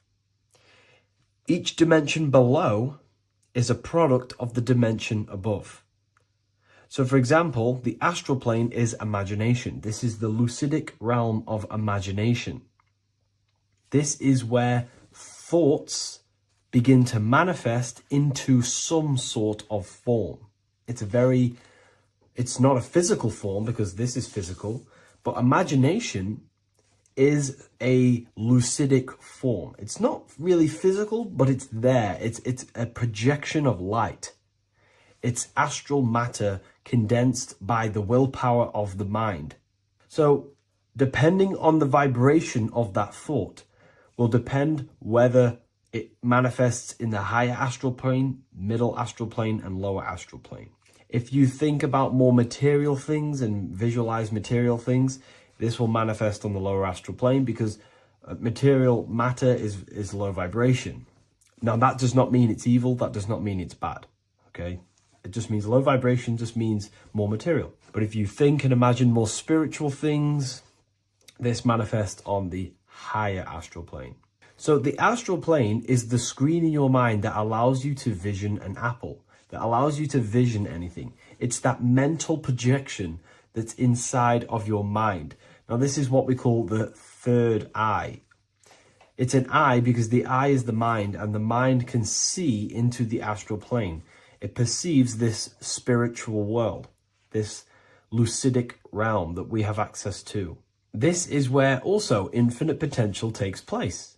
This is the realm of spirits, demons, jinns, whatever you want to call them.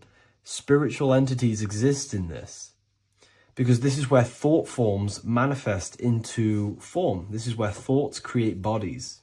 Think of it like this. The mental plane is a thought of a chair. The astral plane is the imagination of that chair and all of the different possible chairs that could possibly be. The etheric plane is the energy double of that chair.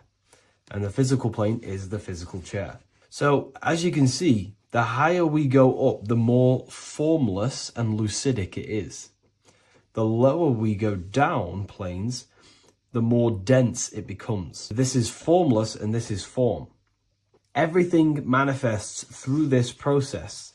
This highlighter is down here in the physical plane, but the idea began in the mental plane. Everything begins in consciousness before it creates a physical body.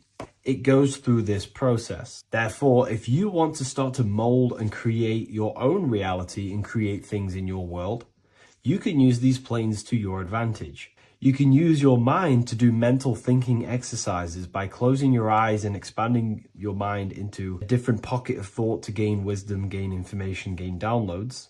The way you do that is simply get into a meditative state, close your eyes, pick a topic that you want to think about, and see where your mind takes you, but always remain centered on that topic. And you can do this for maybe an hour or two or half an hour, and your mind will take you places where you will unlock information. You can even use this to make decisions in your life. Think of the topic and see where your mind takes you. You'll gain information. This is how you use the mental plane for ideas. The astral plane is imagination. You have to reconnect with your imagination very vividly. Your imagination, your consciousness is infinite. It's not a three-dimensional plane.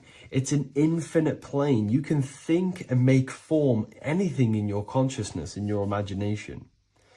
You can think anything and you can imagine anything in the most vast details. You just have to reconnect with your imagination. I have a free book on my website. I'll leave the link in the description. It's an ebook. It's called Activating the Inner Eye.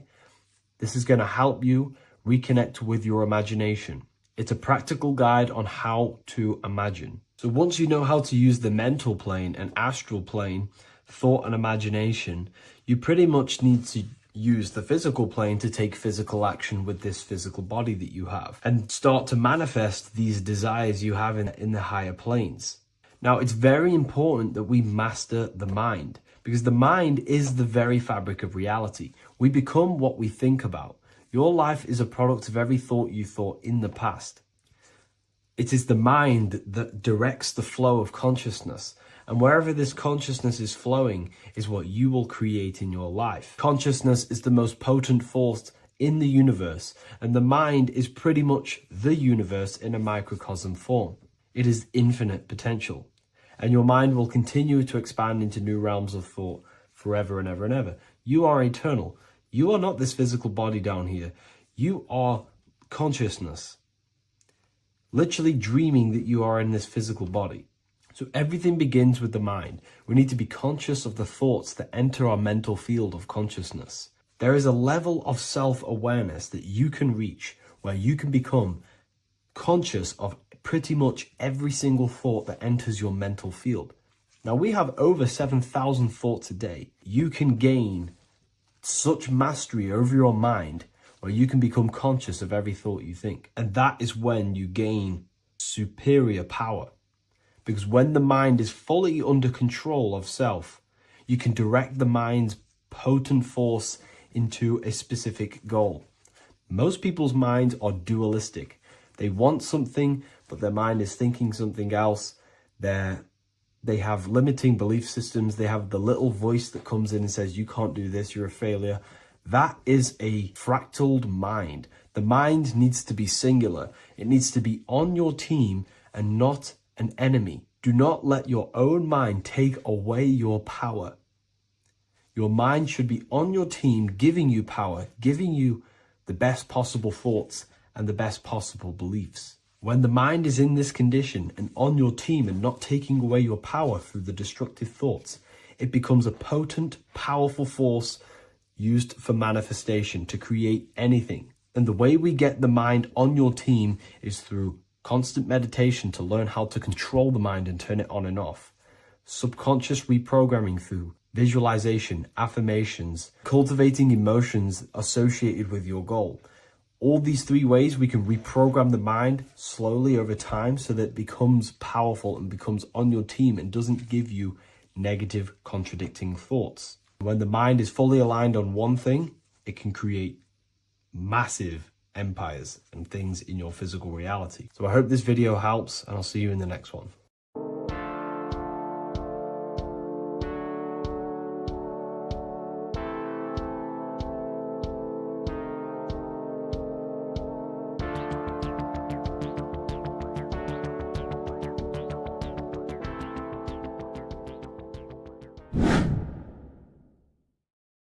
What are we all doing, people? Survival wisdom. Today we're going to be breaking down the Bible and its real, true metaphysical meaning. All of these slides within this video is taken from my book, The Book of Wisdom, so you can get all of these slides. So the Temple of Solomon, you are body, mind, and soul, which is the Holy Trinity, the moon, sun, and earth. The sun is your soul because the sun is its infinite source of energy. It is its own source of energy. And that is what your soul is. It's its own source of energy. The moon is mind. This is why you call people a lunatic. You're a lunatic. Luna means the moon. And inside of your mind, you have a specific mood. Mood is moon. And mind in German is Mond. And the word Mond means moon.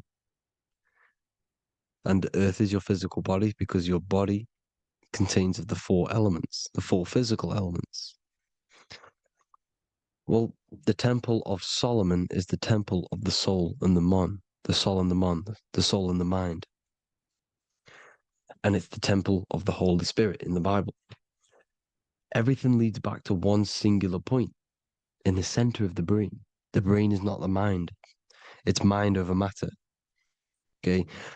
The brain is the physical manifestation of the mind. The brain is the electrical computer which decodes the light waves given to it by the mind. This is why everything in the body leads back to one singular point. And we'll go over this in a minute. But this is controlling the physical body. This is the within. If you rearrange within, it spells high twin because within you is your twin, your true self. And it's just an entity in the center of the mind. And if you shut your eyes, you can feel it. Your awareness is in the center of the brain. So there's just an empty chamber in the center of the two cherubs, the two brains. They are two separate brains. They're two hemispheres. And the empty chamber, when scientists chop it up and see it's just an empty chamber, well, because you can't see in that plane of reality. You cannot see the mind. You cannot see thoughts. It is invisible to the human eyes, to the visible light spectrum, to the two eyes. The reason why we call it the third eye in the center of the brain, it's not the third eye, it's your true self. It's the mind and soul. It's an eye because it does see. It's the all-seeing eye that you always see here. There's some Masonic artwork showing the two pillars, the two cherubs, the two hemispheres of the brain, and the inner eye. This is the eye that sees all things. What do I mean by seeing all things? Not physically. It sees the mind. It's what, because your soul is watching the mind. You can observe the mind. You are not the mind. And if you meditate deeply enough, you can go beyond the mind. It's the all-seeing eye. It sees the mind. It sees what emotions you're feeling. It sees what you're thinking. It sees what you're seeing with the two eyes. It's the all-seeing eye. It sees all things. It's omnipresent. It's everywhere. Because the mind can be anywhere. The mind can switch itself into any place it wants. There is no limitations with the mind. So there is two hemispheres in the brain. And in the Bible, there is a quote saying the most holy place between the two cherubs. The two cherubs is the two hemispheres of the brain, and the most holy place is between them, which is what the Masonic artwork is showing. This is the all-seeing eye, the soul and the mind, in the center of the brain. And you will not see this with the two eyes. So when scientists come to seeing the empty chamber in the center of the brain, they wonder because they do not understand the occult side of the world. They do not understand the layers of reality. How the two eyes, everything physical comes from the unseen. Everything seen comes from the unseen. Now, the two hemispheres of the brain play a major role in our lives. The right hemisphere is the artist. The left hemisphere is the scientist. The right hemisphere controls the left side of the body. The left hemisphere controls the right side, so there's a crossover. Now, the right hemisphere is to do with your feminine energy, creativity, unification, metaphors, visualization, intuition. The left hemisphere is to do with sequencing, facts, materialistic details, language, and logic. So they keep us normally trapped within the male aspect of our mind, which is the left hemisphere. You know, if you listen to Spotify, Apple Music, and radio, they're all tuned to 440 hertz, which shuts down the right side of the brain, makes you left brain dominant. And we learn, well, 90% of people learn to write with their right hand. They're taught to learn with their right hand, which is to do with the left brain. You see, so we are being trapped within this left side of the brain, which is all to do with logic, thinking logical, not creative. You know, very analytic. But the right side of the brain is to do with your creativity. So the right side of the brain is perceiving reality as a holistic perception. Now, what do I mean?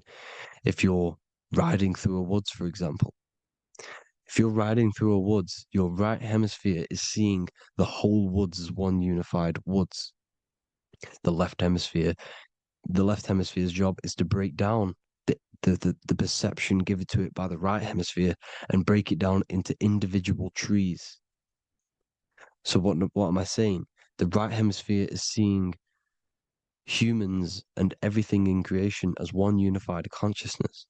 The left hemisphere is seeing individual egos. This is why the left hemisphere is the place of the ego, the right hemisphere is to do with the higher self. They're both needed, though. I'm not saying one's better than the other. It's balance. Now, they don't want you to see the unified picture, perception of creation. They want you to think everything is individual, everything doesn't come from the one, because all things come from the one. And we experience the two in this reality, dualism.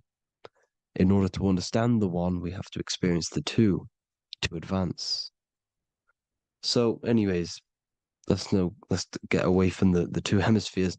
The right hemisphere, like I said, is to do with the higher self. And this is why in John 21:6, it says, cast the net onto the right-hand side of the boat and you will find fish. Meaning, cast your energy, cast your perception into the right hemisphere of the brain, and you will find God, unification, and higher self. You will see things from a unified perspective. How we are all one. Because we are all the same consciousness. The same spark that is in me is in you. This is why I am you and you are me. We are all the all-seeing eyes of God, just split up into individual bodies. We are all made up of the same essence, consciousness. And that consciousness, that mind and soul, is in the center of the brain. You are just in different avatars. And until we see this, we'll forever be divided and conquered. Until we figure this out as a collective consciousness, we will forever be divided and conquered and ruled over. This is why the Bible says, ye are gods. You are the sons of the Most High, because we are. We are the Word made flesh. We are God made flesh. Mark 16:19. So then after the Lord had spoken unto them, he was received up into heaven. Head is heaven, H-E-A, and sat on the right hand of God. God is the consciousness in the center of the brain. Heaven is the head, and the right hand of God is the right hemisphere of the brain, meaning he sees things in unification, creativity, intuition, the higher mind, the higher brain. When Moses crosses the Red Sea is the corpus callosum, moving from the left to the right hemisphere of the brain to see unified perception of reality. Head, H-E-A, heaven, same root word. This is why the ancients always depict God in the center of the brain. Here you see ancient Christian artwork showing God in the center of the brain, the light. Here you see it here. Here you see Ganesh, an Indian god, which is the brain. Here you see the Father, the Son, and the Holy Spirit in the dome, the brain. This is the brain, because you are God made flesh. That's what consciousness is. The upper room where Jesus meets the 12 disciples. It's the upper brain on the upper room.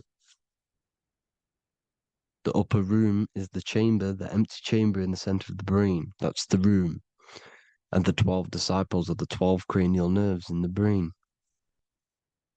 which pretty much rule the body, all the cranial nerves.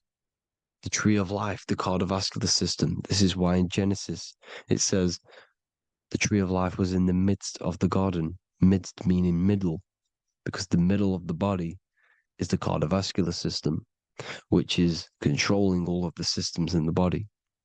The tree of knowledge of good and evil is the nervous system. It's the spine and brain. This is what's detecting good and evil. The brain is the electrical computer with the left and the right hemisphere, decoding the dualistic world, decoding the light waves given to it by the external world. It is an electromagnetic computer. It is artificial intelligence. It is very intelligent, the brain and the nervous system, the human body as a whole. But the tree of knowledge of good and evil is the nervous system, because it is the tree that detects good and evil, makes you learn good and evil in this dualistic reality. Here you see Adam and Eve around the tree of knowledge of good and evil. Adam and Eve, male and female energies, with the serpent in the tree, and the tree of knowledge of good and evil. Well, this is the spine, the brain, and the serpent is the kundalini up the spine. The serpent is the S. That's why S, serpent, S, the letter S is the serpent. Sex and serpents make an S noise. You know, the Bible cursed the serpent. So we don't figure out the true religion. The true religion is raising the kundalini and becoming God-man and reaching our higher states, our true God self.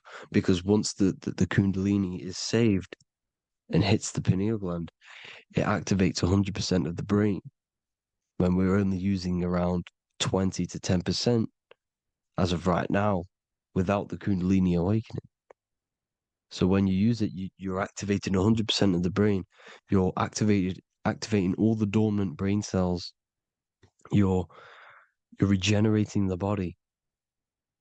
And this is the serpent in the tree of knowledge of good and evil. This is the spine, brain. This is Adam, Eve, the male and female energies. The light of the body is the eye. Therefore, if thine eye be single, thy whole body should be full of light. Matthew 6:22. This is the single eye in the center of the brain. It is not the pineal gland, it is what's inside the pineal gland. You have to go beyond the physical world, and there are no words to describe things that are not physical, metaphysics. And the whole body should be full of light. Well, this light is the same pyramid that you see. You are the pyramid with the all-seeing eye on top. This is why the ancients built the pyramids with the stairs in the middle symbolizing the spine, because once you open all the chakras and balance them and raise the kundalini, you activate all of the brain, which gives enlightenment. The word enlight in ment. Ment means mind, light in the mind. Enlighten the mind. And this is enlightenment. We are the temple. And Jacob called the name of the place Peniel, for I have seen God face to face. Within spells high twin. Within you is the God self, which you need to manifest into the external world. And he's seen God in Peniel, the consciousness. He's seen his true self, consciousness in the pineal gland. Genesis 28:10, Jacob's ladder. Jacob, he took a rock there and laid his head on it to sleep. Jacob had a dream. He dreamed there was a ladder that was on the ground and reached up into heaven. Head is heaven. The rock he fell asleep on is the sacrum bone, because he's symbolizing the oil that comes down the spine, hits the sacrum bone and rests there, falls asleep, and it looks up and it sees the ladder to heaven. Because when you raise this oil, you become God man. You become God in heaven. You can leave the body at will. Do you not know that your body is the temple, that your body is the temple of the Holy Spirit? Corinthians 16:19-20. Or do you not know that your body is the temple of the Holy Spirit within you? Your body is the temple of the Holy Spirit, the soul and the mind within the center of the brain, the temple of Solomon, temple of the soul and the mind. Romans 8:10. Christ is in you. It's not external. When you give where attention goes, energy flows. When you give your energy to external things, your attention, your worship to external things, you're giving energy, meaning it's draining you, and you're feeding something within the astral plane, a mental thought within the astral plane. So with you realizing that the Christ is in you, that you don't have to worship anything outside of you, this means that you're internalizing your energy. You're not giving your energy, because where attention goes, energy flows, which means you become more present. You become healthier because you're not giving off all of your special electromagnetic energy that's charging you. This is why the religions run by the Vatican is all external. They're exoteric. Exoteric means external teachings. The esoteric is the internal, the hidden teachings. In Psalms 82, I have said, ye are gods, and all of you are children of the Most High, because we are the Most High, split up into individual bodies. That's what consciousness is. Consciousness is the Most High, and we have to raise ourselves to the Most High. Brahma, Vishnu, Shiva, the Father, the Son, and the Holy Spirit. Why is it always a trio? It's a trio because it symbolizes us, the soul, mind, and body. The mind is the bridge for the soul to be in the body. What is the soul? It's the life force. It's the watcher. It's the all-seeing eye. The soul sees into different realities, and it gives life to the body of every reality it goes in. This is why you always see light around the all-seeing eye, because it is the energy, the life force, the light, life, Li. life is light, and it's the eye because it sees into the different realities. It sees into the dream world. When you're going to sleep at night and you dream, it's not a dream, it's another reality. You're a multi-dimensional creature. We live in a multiverse. There's infinite amount of yous. And there is a version of you which is the highest self in a reality somewhere. And this I has the ability to switch realities, which is exactly what astral travel is. Astral travel is the ability to switch reality beyond the 3D construct of this world. The Father, the Son, and the Holy Spirit, Brahma, Vishnu, Shiva. Brahma, the soul, inhabits different bodies. This is why they have different heads. Vishnu, the mind, symbolizing gnosis, meaning knowledge. This is the serpent. The serpent symbolized knowledge. Shiva, the body. Father, the Son, and the Holy Spirit. The bird, the soul, because the bird symbolizes the soul. This is why you have here the Egyptians showing you the soul leaving the body. Here you see here with the twin head, the same head, and it's a bird. This is the soul self. This is the ego self. The Egyptians knew this. They knew all of this. Of course they did. Now the whole story of Jesus is all metaphorical for the process which goes on within your body. Your neck and head is the holy grail which the sun and the moon creates. Sorry, the sun and the moon creates the fluid within the holy grail, the brain, the skull. And the moon creates the milk. Sorry, the moon makes the milk. The sun makes the honey, the land flowing with milk and honey in the Bible. The land flowing with milk and honey is the center of the brain in the Holy Grail. Here you see the Masonic artwork showing you the sun and the moon creating the fluid in the spine. Here's the serpent. Serpent symbolizing the two Kundalini channels, the Ida Pingala up the spine. Here's the furnace raising the Kundalini, raising the oil, heating it up, and rising it to the crown. You see?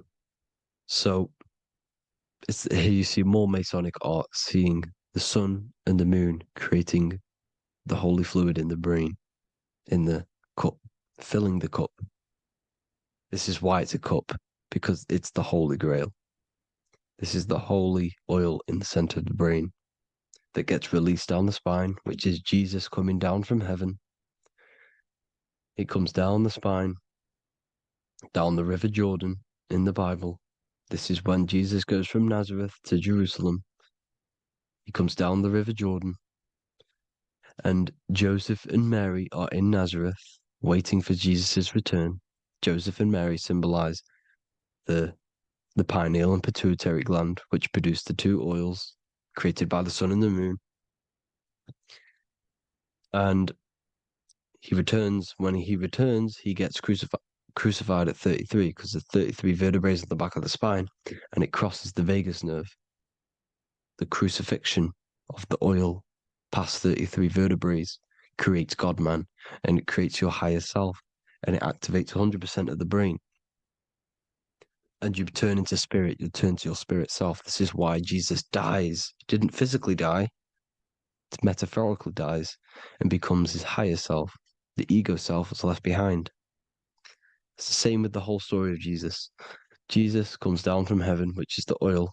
He dies in a cave for 3 days, which is the oil hitting the cave. Here's the cave, and resurrects after 3 days. If you resurrect the oil, comes up and gets crucified at 33 in Golgotha. Golgotha translates to a place in the skull. The three wise men from the east. Well, if you look at the Masonic artwork, they'll always show you a ladder up to the east. Okay? Here you see north, south, west. This would be east. Here you see east here. East here. The ladder up to the east. The east is the top, up. Three wise men from the east. The thalamus, pituitary, and pineal gland in the center of the brain. the most important glands in the body. Here you see the Egyptians with the spine, the sun, and the two hemispheres of the brain. What did I say at the beginning? The sun is the soul. The sun is its own source of energy. It's the life force, which gives life to anything it inhabits. The soul is the same thing. That's why sun and soul mean the same thing. So, what I'm saying is consciousness is God. And this is why when it refers to as God in the Bible, it means your higher self, pretty much. And returning back to this higher self, because God is something that you need to manifest. Consciousness is God, and your body is a reflection of the creation by God. This is why everything in the body corresponds with the stars. The stars rule the body. We are an image of the stars. This body is an image of the whole of creation. Aries rules the head. This is the cerebrum, the ram in the brain. Is the ram, Aries. And we have something called the cerebrum, Aries, the ram. This is the Lamb of God moving to the higher mind. Taurus, which is the lower brain and neck, the cerebellum, the bull Taurus, the lower mind, and the cerebrum and the cerebellum, the ram and the bull, is what makes you ramble on.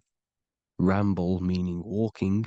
The higher mind and the lower mind working together makes the body ramble. Ramble is what makes you walk along. Thank you to Santos Bonacci.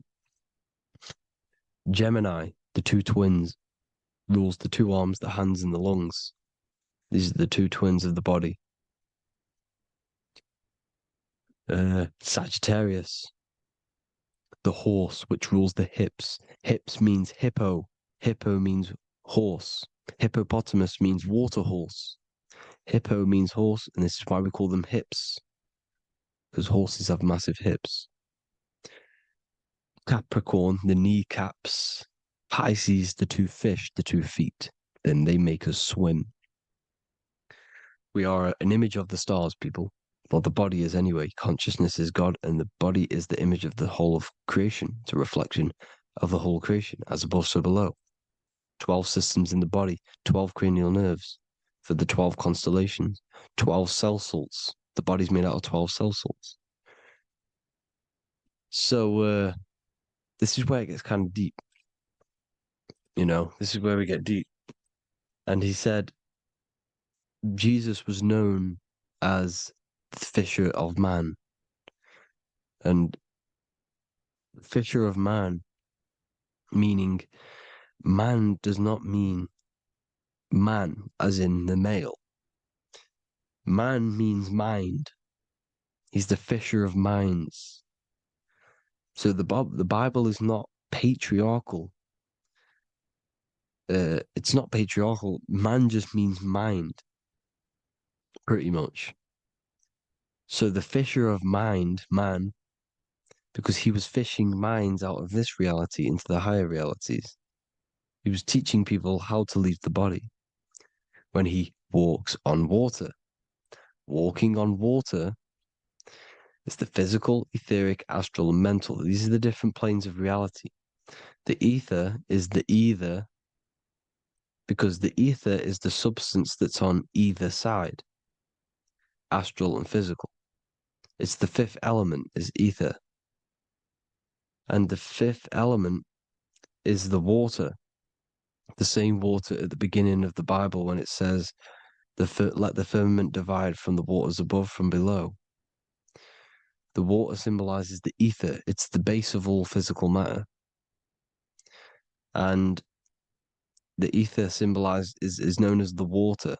So when you're walking on water, you're walking on the ether, meaning you're leaving the physical body. So when Jesus walks on water and he's teaching Paul to walk on water, Paul becomes scared and falls back into the water. Well, when you astral travel and you become scared when you're projecting, you'll fall back into your body. So he's pretty much saying walking on water is leaving the body, and walking on the ether, because the ether is the veil between the astral, and that's what devil means. Devil has the word veil in it, because the devil is trapping you between one veil, which is this world. They're trapping you in this world, this thin layer of reality. Your dreams are different veils. The ether, the astral, the mental are different veils. Devil is deveil. Deveil. You need to escape being stuck into in one reality and live in between realities. And this is when you truly become a multi-dimensional being, because your soul is just the eye. That's what you are. You're just an eye, and you see into different worlds. And it also, when Jesus means the fisher of man, the fisher of minds, he is. There are. I truly believe, because of my research, that there is other worlds. It's not just this one. There's higher worlds. There's an infinite amount of you, and you've been in you, in them dreams you call dreams. Them dreams are other realities that you are in. That's why when you're there, you don't feel like you're in a dream. You feel like it's 100% real, because it is real. So this is why the ancients always depicted the many different heads, because there's many different versions of you. And this I, the soul, the watcher, is switching itself into different bodies at all times. Well, when you sleep, when you astral project. And this is what the ancients were doing. They understood the multiverse, and they could switch bodies at will. And this is what the 7 seals are in the Bible, also known as the 7 chakras. These are literally portals within us to these different worlds. We're in the heart at the moment. Earth, rearranged, spells heart, meaning middle. This is where good and evil exist. It's the middle point, the midpoint of realities. So I hope you all enjoyed the video. All of this knowledge that I've give you in this video is inside of my book, the Book of Wisdom. The Book of Wisdom gets updated every single month with new pages. It's a one-time payment for a lifetime worth of research and knowledge by me. So if you do want to get it, the link will be in the description. But I hope you will gain some amazing insight. Please like, comment, and share to help the algorithm, and drop a subscription. And for more lectures, every 2 days, I drop lectures and knowledge within the Patreon. If you want to support the channel, join the Patreon. Everything's in the description, because we are not monetized on YouTube. Thank you all. Have an amazing day.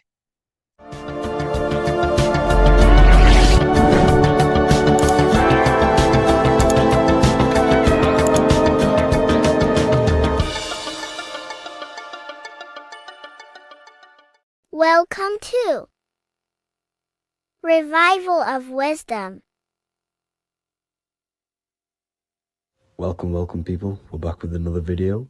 Please make sure to hit that like button, subscribe, and turn on notifications to never miss a video.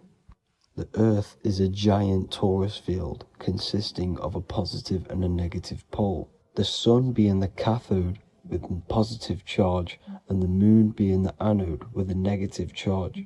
This is why the Sun rules over the day, giving you lots of energy, and the Moon taking your energy from you, making you go to sleep. Now, the plane that we live on is called the plane of inertia, and at the center of this plane of inertia is the North Pole. This is where the two electromagnetical energies meet.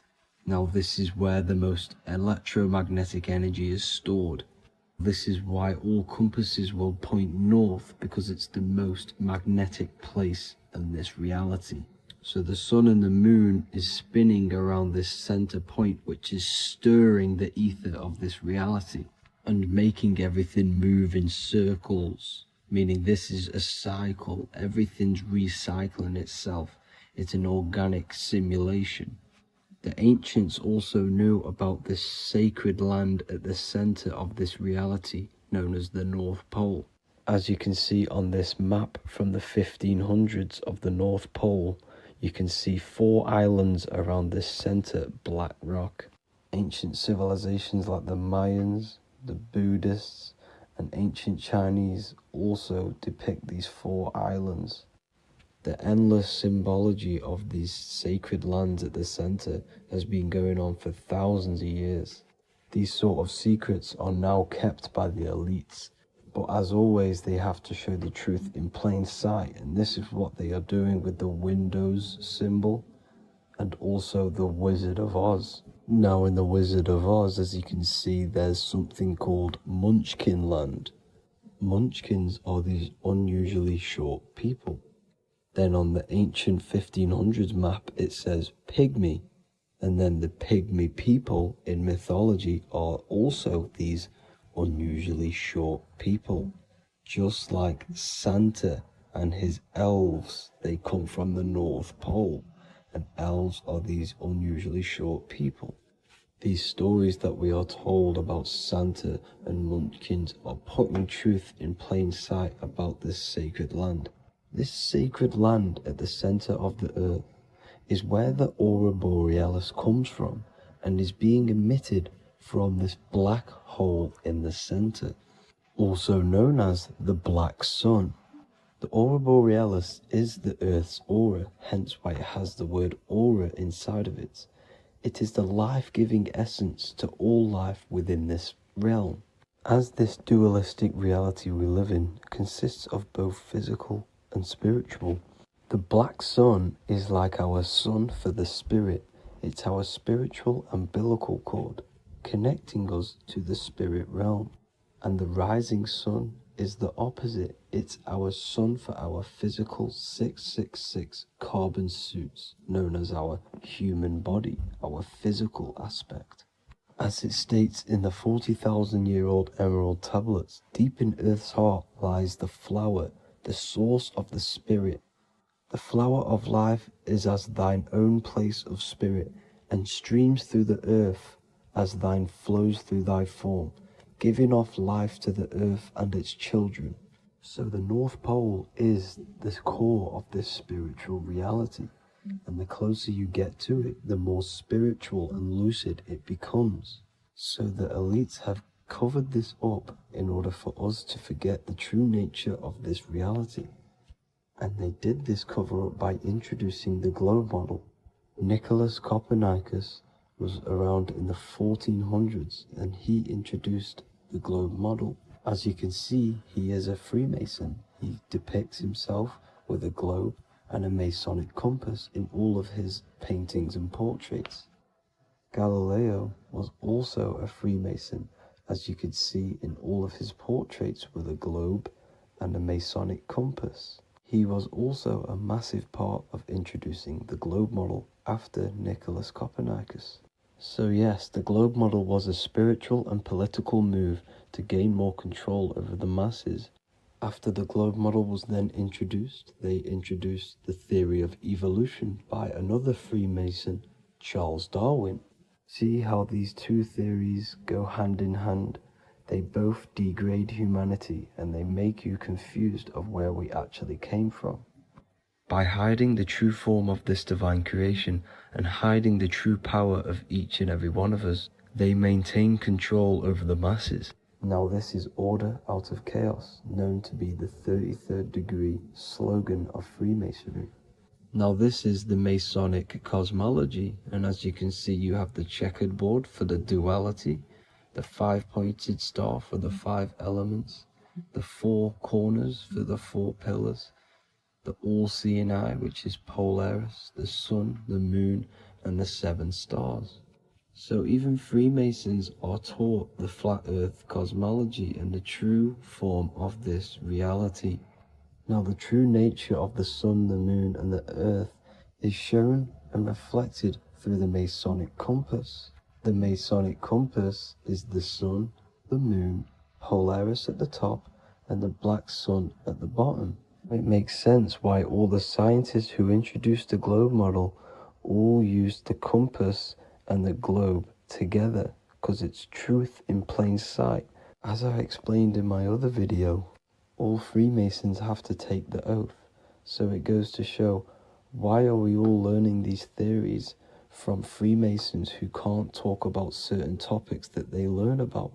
Why should we believe their theories when they're holding back the real truth about this reality? Now going on to NASA. NASA means to deceive in Hebrew, and they are also funded by the government. They are not a private company. The old owner of NASA, Werner von Braun, on his grave has the Bible verse Psalms 91. The heavens declare the glory of God, and the firmament showeth his handiwork. Now why would the owner of NASA put this on his grave? Seems a bit suspicious to me, alongside with the NASA astronauts are all Freemasons. And not to mention the countless mistakes they've made on their live videos in space stations, the moon landing, and the CGI footage of the Earth, which is obviously photoshopped. Just by tricking the masses that they live on a spinning ball, the elites gain the perception of the masses. Not only does it hide the divine creation we're inside of, it hides the divine spark within you. It hides the creator, the source. And by believing in space and we live on a spinning ball, it makes people come to the interpretation of that we are a coincidence and we do not have any purpose. And of course this is false. When you come to realization that we are all a divine creation and we can create our own divine life in this reality, life becomes more sacred and you start to enjoy little things. The elites want you to believe everything exists only in the five senses.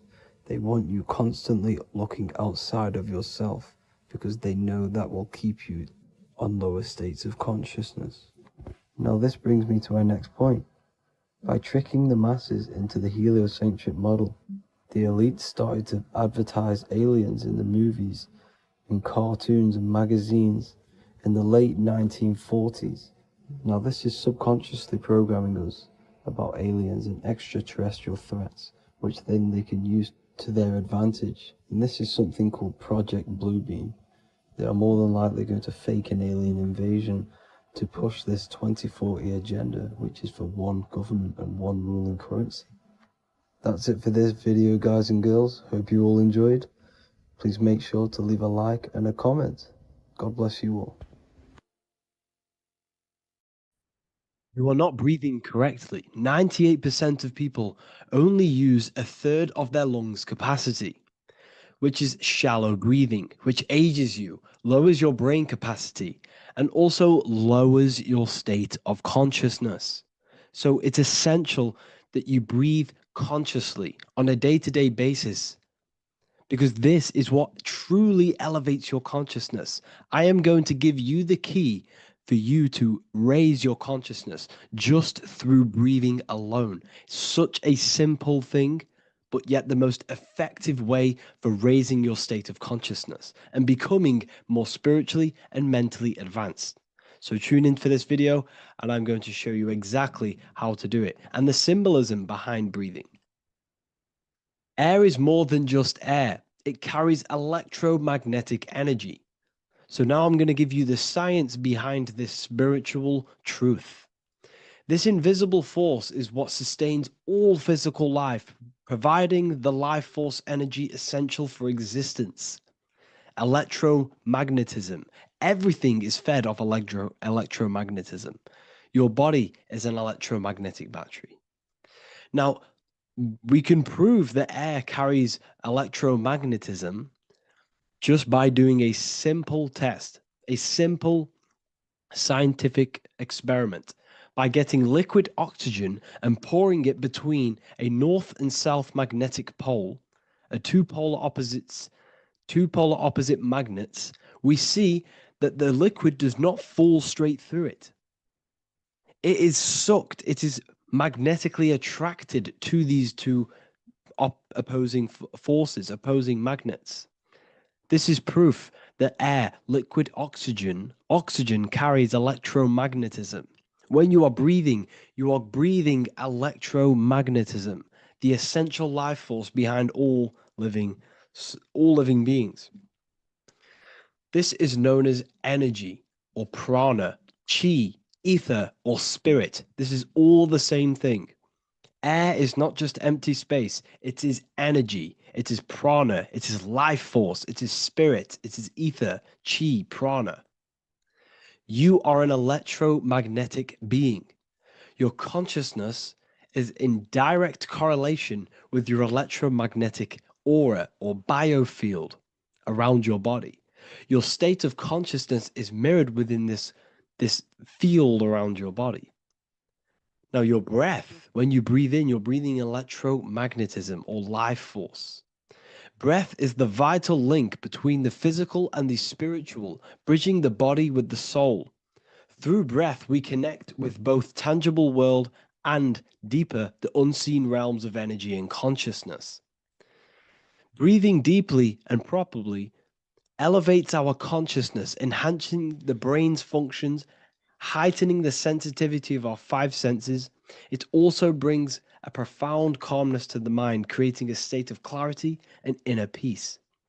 Like I said earlier, breathing properly is the fastest way to elevate your consciousness. It is the fastest way because breathing, when you stop breathing, what happens? You lose physical consciousness. Your body will shut down if you do not breathe in this vital electromagnetic energy in the oxygen. If your body does not get this for 5 minutes or however you can last without breathing, this makes you lose physical consciousness. Your body will not survive without this essential life force energy. Therefore, air is one of the most overlooked things. This is why we see the symbolism of Buddha having a big belly. Why does he have a big belly? Because it's symbolizing breath work, proper spiritual breath work, the certain teachings of breath work, of when you breathe in through the nose, you have to breathe in through the nose. You don't want to breathe in through the mouth because the nose acts as a filter which catches dust particles and filters out the air before it enters the lungs. The mouth does not do that. The nose is for breathing inward.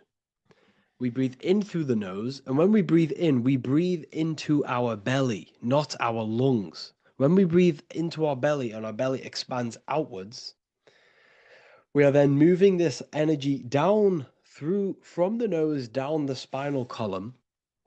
And when we breathe back out, the belly goes in, which is raising the energy up the spinal column, back out through the mouth.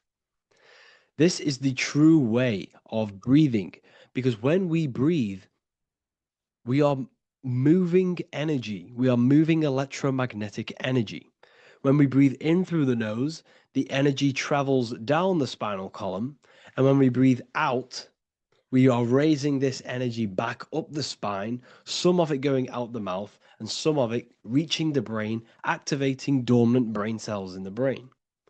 But when we breathe, we need to make sure we are using 100% of our lungs capacity, because the lungs is what transforms this special energy into consciousness, physical consciousness. So this is why Buddha has a big belly. It's not because he was fat. It's not because he was overweight. It's symbolism. It's symbolism of breath work. So try this. Do this for 2 minutes while you watch this video. Breathe in through the mouth as hard as you can until you no longer can fill any more air into your lungs and belly. Breathe it into your belly, not your lungs. And breathe out through the mouth. Do this for 5 minutes or 2 minutes, however long. I promise you, breath affects your consciousness. You will notice the difference. If you do it quicker, the quicker it'll affect your consciousness, and you might go lightheaded. But that lightheaded is you activating your spirit, your energy body. So try this just when watching this video. When you breathe consciously, you are renewing both your energy body and astral body, aligning your consciousness with a higher state. This practice feeds new life force energy into the body, revitalizing and enhancing your overall well-being. Like I said, your brain requires the most amount of oxygen. When we have shallow breathing, this is reducing the brain's capacity.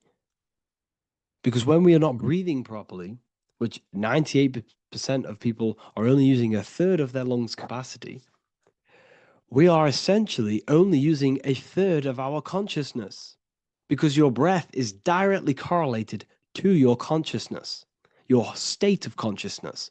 When you breathe in through the mouth, out through the mouth, out in through the nose, out through the mouth, consciously and deeply for 5 minutes, you will notice that your senses are more powerful and sensitive. Your brain is quicker.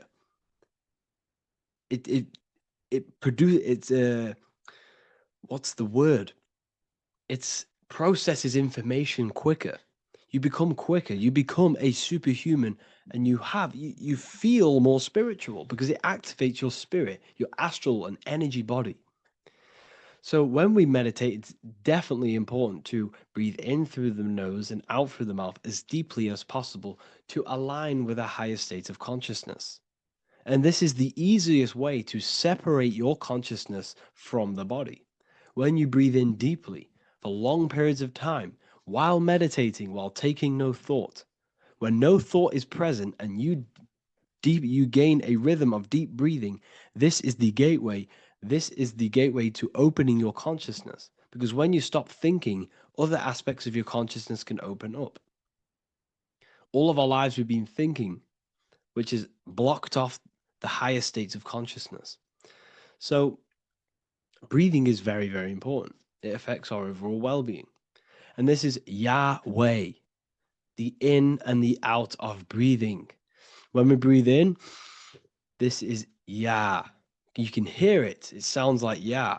And when we breathe out, that is Way. This is the name of God, apparently. But God is within you. You can connect with God. You can connect with source consciousness within you by breathing, by raising your state of consciousness through breathing and meditation. This is why the Bible tells you the Spirit of God has made me, and the breath of the Almighty gives me life. You are consciousness. You are God. You're an extension of God's consciousness. Job 27:3. As long as my breath is in me and the Spirit of God is in my nostrils.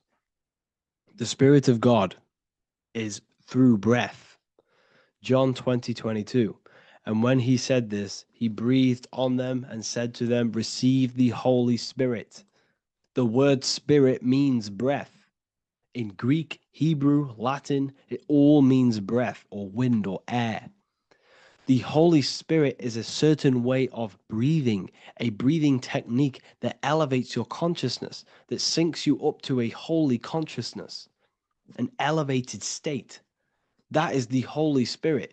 That's why it tells you in the Bible, when he said this, he breathed onto them. He breathed onto them and said, receive the Holy Spirit. You must breathe to receive the Holy Spirit.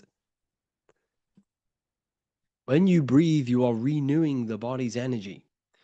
You're taking in new life force, which is regenerating your cells, regenerating your brain, nervous system, and also connecting with consciousness, pure consciousness.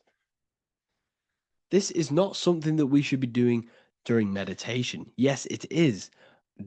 We should be doing it during meditation, but this is something that we need to apply all of the time. This is the fastest way you can raise your consciousness. I just want to say, all of this knowledge is inside of the Book of Wisdom, Volume 2. Make sure to give a like and a comment on this video to help the algorithm. And let me know what you think about the last book or this book if you have read them, to let the new people know what they're looking at with this book. This is truly life-changing, the Volume 2 and Volume 1 is truly life-changing. You can get them in a bundle also.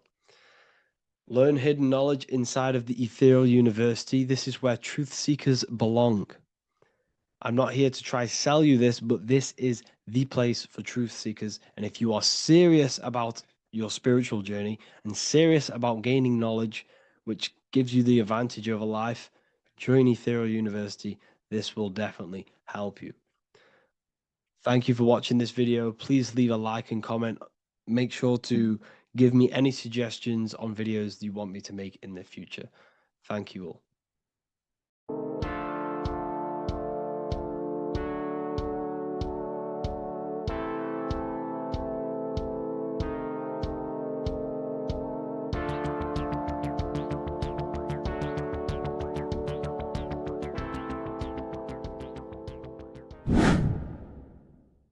The earth has become a realm in order to trap souls within so that they can harness our electricity, our energy.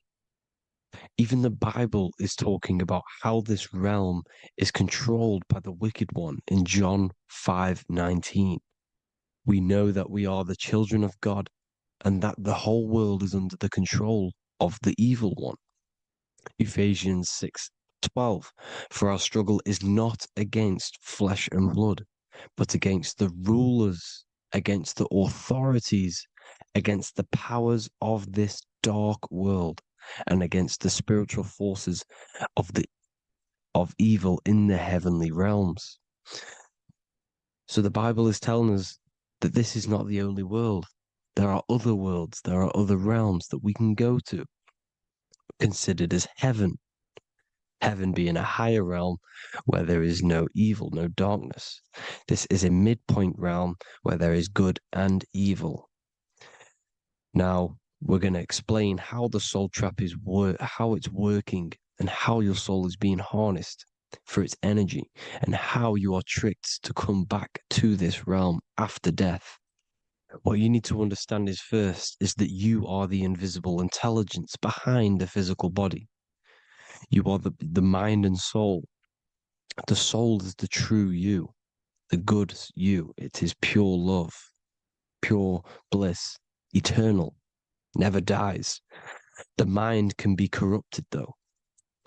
The mind is the intelligence of the soul. It is invisible. It has no true form. The intelligence inhabits the brain. The brain is the computer to control the electrical machine called the nervous system, which is choice, program, and action. You are the invisible intelligence behind the body, and this will prove it even more. You do not even see into the external world. You are seeing an image produced by the brain because the light is being sucked through the retinas of the eyes. The image is produced in the visual cortex at the back of the brain. What does this mean? This means that we are the consciousness in the center of the brain, in the pineal gland, that is experiencing the program being ran by the central nervous system in the brain. This is the sigil of Lucifer. Lucifer in Latin is Lucy. Lucy is light in Latin. Lucifer is known as the light bearer. This is how the eyes work, people. It's not a demon or a devil. The sigil for Lucifer is how the eyes work and how the left eye is controlled by the right brain. The right eye is controlled by the left brain. There is a crossover. It's the same with the body. The left side of the body is controlled by the right brain. The right side of the body is controlled by the left brain. There's a crossover with our hemispheres in the brain.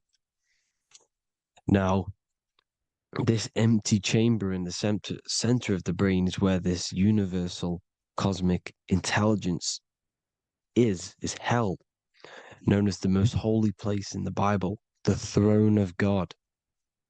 Okay? This is above the 33 vertebrae on the spine. As you can see here, you are the being in the center of this point. All of the nerves are being sent back to this one particular point, which is the seat of our invisible intelligence. You can see it's an empty chamber. Our consciousness, our intelligence is not a physical thing. This intelligence is the true voice inside of your head. This is why your head is heaven, your heart is earth, your heel is hell. Your head is heaven because this is the seat, the throne of God. God is in heaven because the consciousness, this divine intelligence that's controlling the body, is sat in the center of the brain. The brain is taking commands of this invisible intelligence.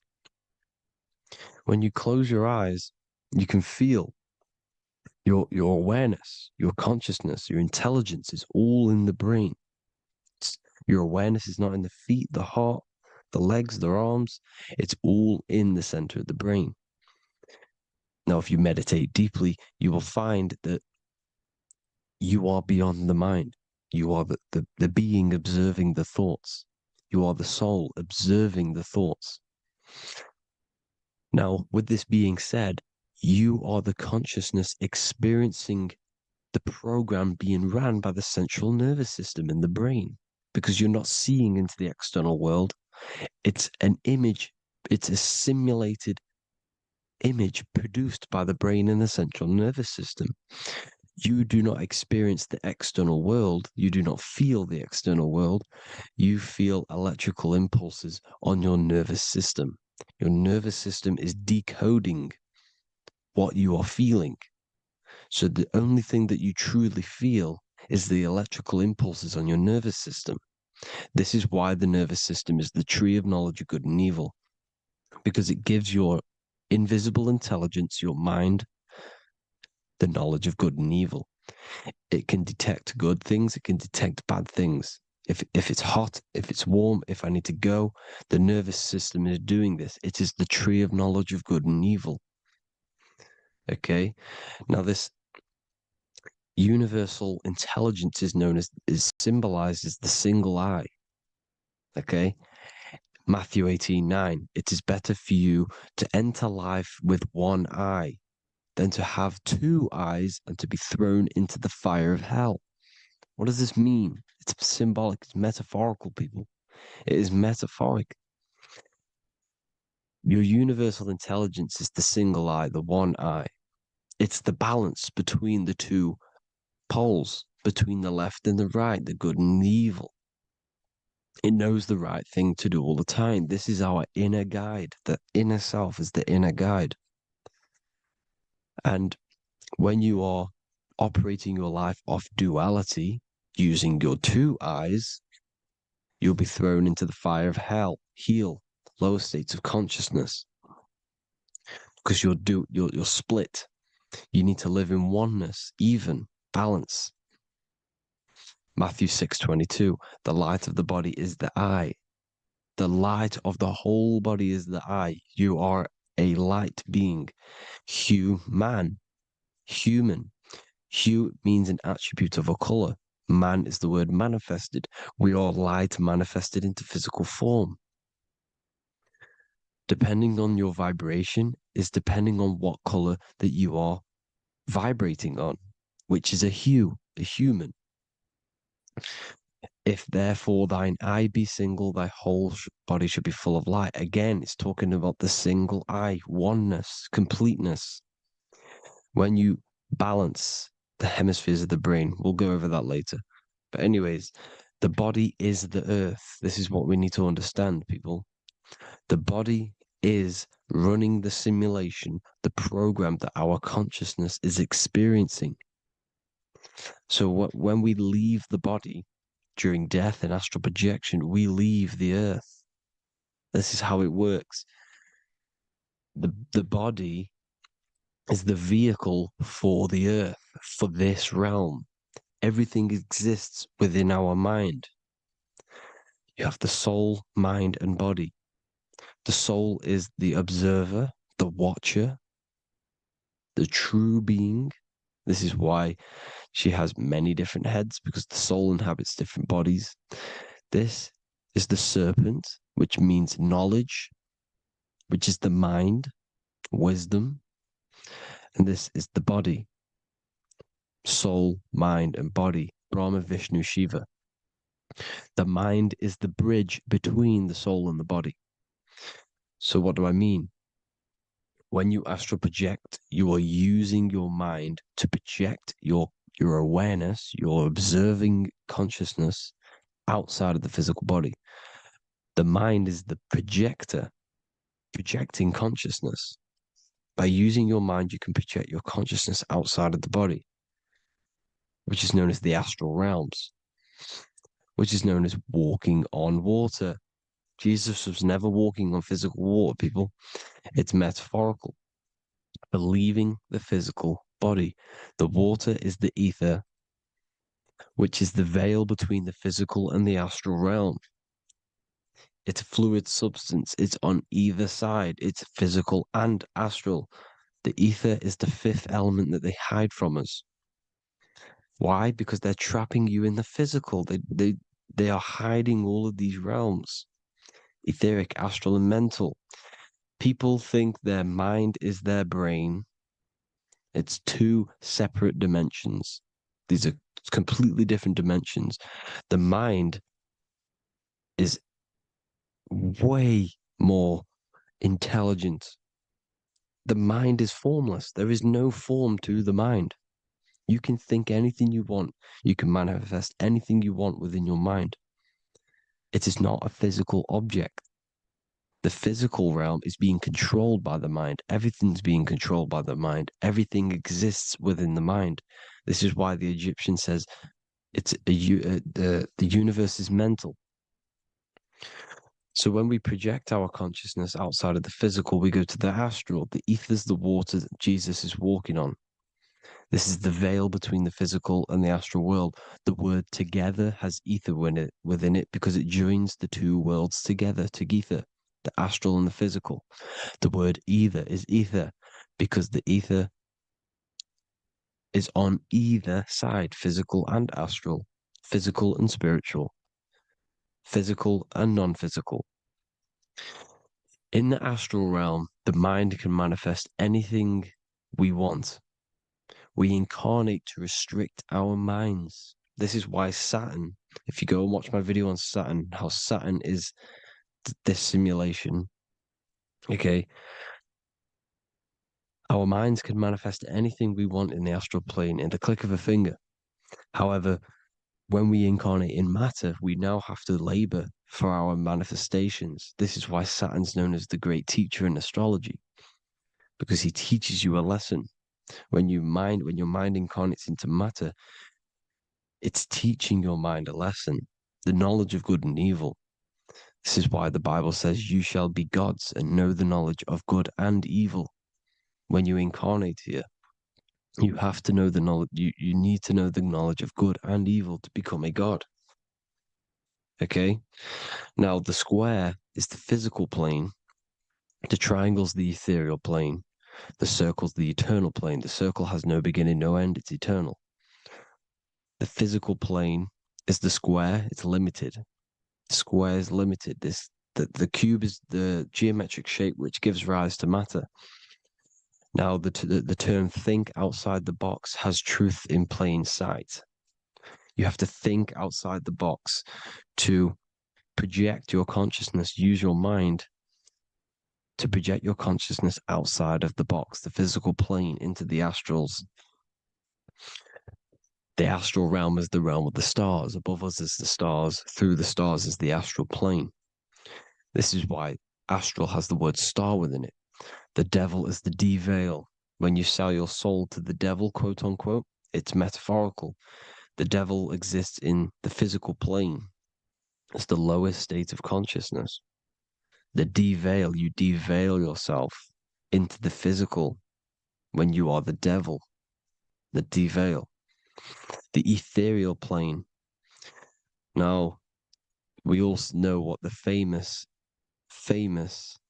symbol of the all-seeing eye, right? The all-seeing eye with the eye in the triangle. Look at the Masonic artwork showing you the triangle above in the sky. This is symbolizing the ethereal planes. The eye in the triangle symbolizes your invisible intelligence, your mind, which has the ability to see on either side. Because the triangle's the ethereal plane. The eye is your consciousness, your intelligence. And this intelligence has the ability to see in the physical plane and to see in the ethereal planes, in the astral planes. This is why it's above the earth, it's above the ground. Because it can see here, it can see in the heavenly realms. Now, the stars are, well, this is known as heaven, the realms of the astral planes.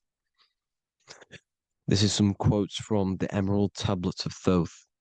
Out of the darkness ye must rise upwards, one with the light and one with the stars. Man is in process of changing to forms that are not of this world.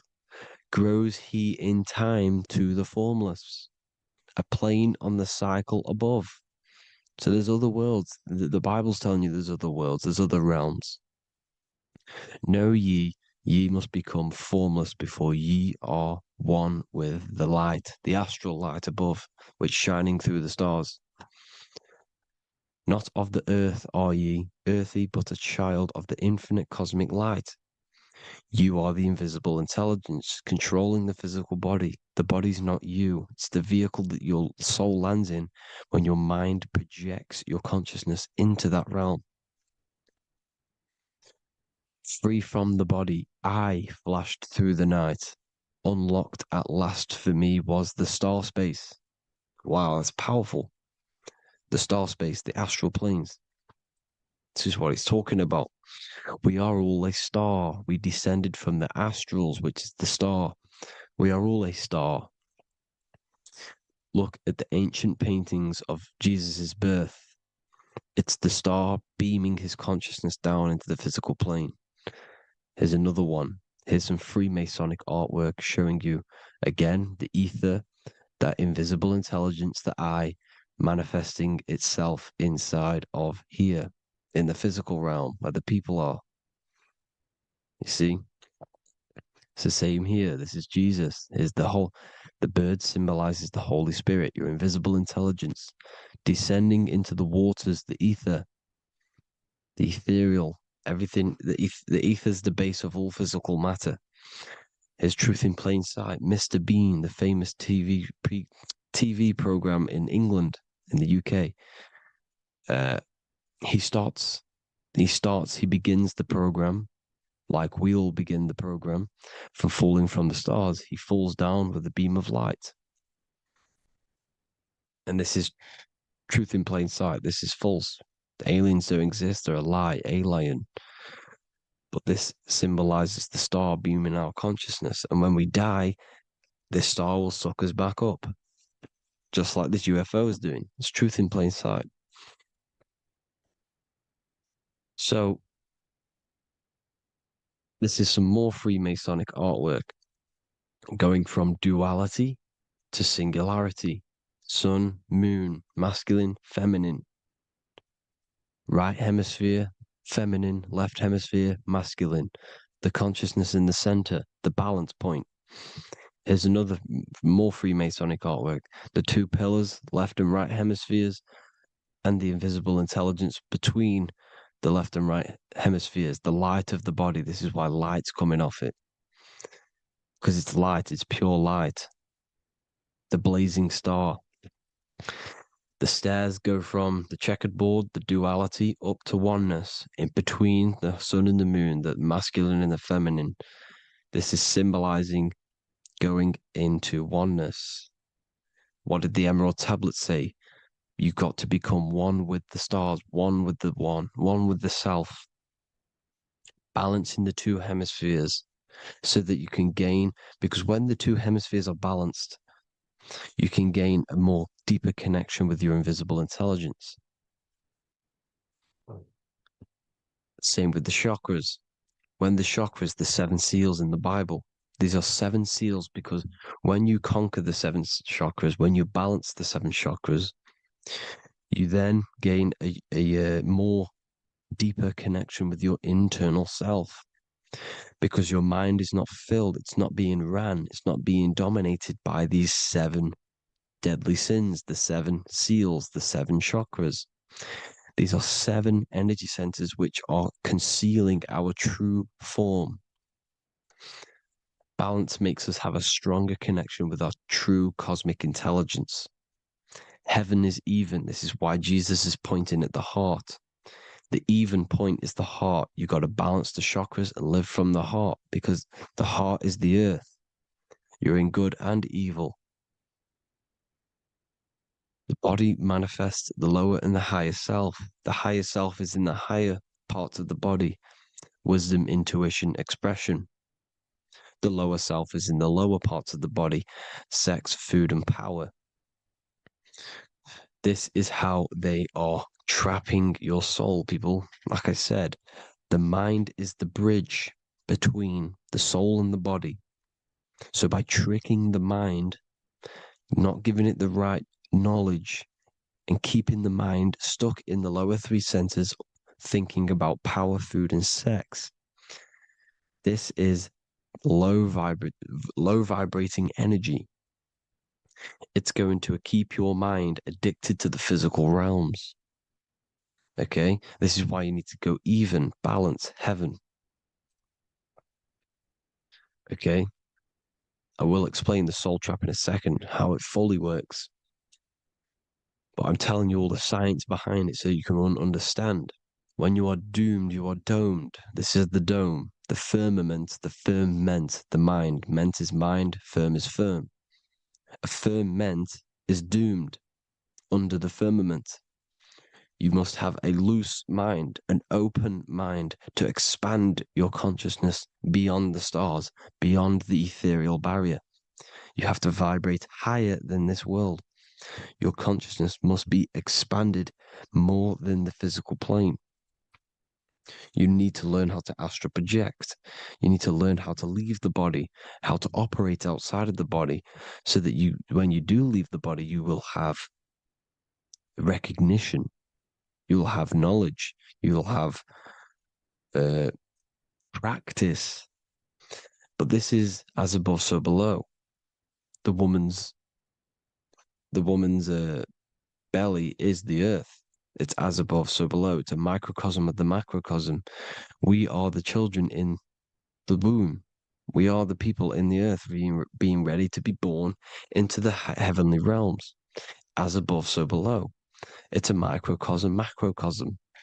Everything is in everything on a bigger and a smaller and a larger scale. Now, when the baby figures out that there is a world beyond its mother, what happens?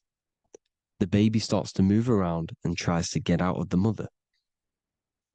Because once it starts to hear the external world, starts to hear people, it's going to wonder, what's outside of why am I in here? What's outside? So the baby will force its way out of the mother. It's the same with our minds, as above, so below. When our minds figure out that there are other realms beyond this world, we will seek a way out. This is the womb, the Mother Earth, Mother Nature. It's the mother. We're in the womb. We can be born out of this world, which is being born again in the Bible. When you are doomed, you are domed under the dome, under the firmament, the firm mind. The firm mind will keep you under the firmament. Due to the law of polarity, there has to be other realms. There has to be. Because the law of polarity works in this world, and it will work on every scale possible. It's universal laws. These are universal laws. The law of polarity means that there are other realms polarizing this realm. There is a hell, there is a heaven. There is a midpoint, which is Midgard, which is the one we are in now. Earth, heart. Earth is the heart. Heart is the center, good and bad. The balance between good and bad. Your reality is your level of realization. your mind realizes as other worlds, you will seek a way to them worlds. It's that simple. The soul trap is to keep you stuck in this physical body, which is the earth. This body is the earth. It's running the program, like I said at the beginning. It's running the simulation that your consciousness is experiencing. You are an electromagnetic being, and you're hidden in a cage, your rib cage, and you're stuck in cells, a prison cells. Look, you're in cells. We produce electromagnetic energy. Your soul produces this energy. And by trapping your consciousness inside of this physical realm, they harness this energy within the astral realms. They're using you to manifest demons, because your mind creates demons through emotions and mental thought energy, which is a whole nother video. I can make a video on that. You're manifesting everything for them because they're trying to create a hive mind. This is why they want everyone to believe in one belief system, one government, one belief system, one religion, because they're creating a hive mind. This hive mind will manifest and be summoned within the astral planes, because the mind manifests the astral plane. The astral plane is the realm of imagination. The mental plane is the realm of just thought alone. The etheric plane is the energy. The physical plane is the matter. So all of our minds together are manifesting these demons within these subconscious realms, the astral. Now, how are they keeping you stuck to this realm? Well, when you die and you're stuck in your lower three chakras, okay, when your mind and soul detaches from the body, which is the earth, when you leave the earth, you're still going to have these mental addictions to the food, the sex, the materialism, the phone, the cigarettes, everything. This is why they get you addicted to everything possible. The TikTok, the YouTube, they get you addicted to as many things possible. Because when your mind is addicted to these things, and when this mind leaves the physical body, you're still going to have these addictions. Okay? You're still going to have these thoughts. And you will be manifested into the lower astral realms because you're thinking materialistic, you're thinking negative, because your level of realization was your reality. You were manifesting hell on the earth. When you leave the body, you're going to manifest hell in the astral planes, which means you'll be vibrating on the very low, which will put you in the lower astral realms. So guess what? You're going to come back. You're going to come back into materialism. You're going to reincarnate. Because you haven't prepared for life after death. You must detach from the external world. Okay? Moon is mind. The sun is the soul. The earth is the body. The moon is the mind.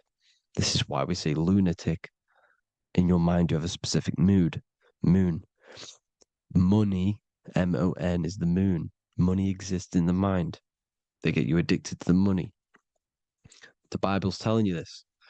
Do not conform to the pattern of this world, but be transformed by the renewing of your mind. It's telling you. Of this world, but be transformed by the renewing of your mind. Who knew that the Bible was this deep? Matthew 16:26, what good will it be for someone to gain the whole world yet forfeit their soul? James 4:4, don't you know that friendship with this world means enmity against God? Therefore, anyone who chooses to be a friend of this world, of the world, becomes an enemy of God.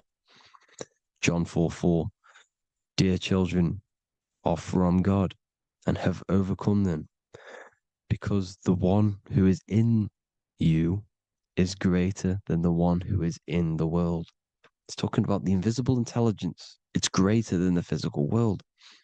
John 2:15, do not love this world, nor the things it offers you.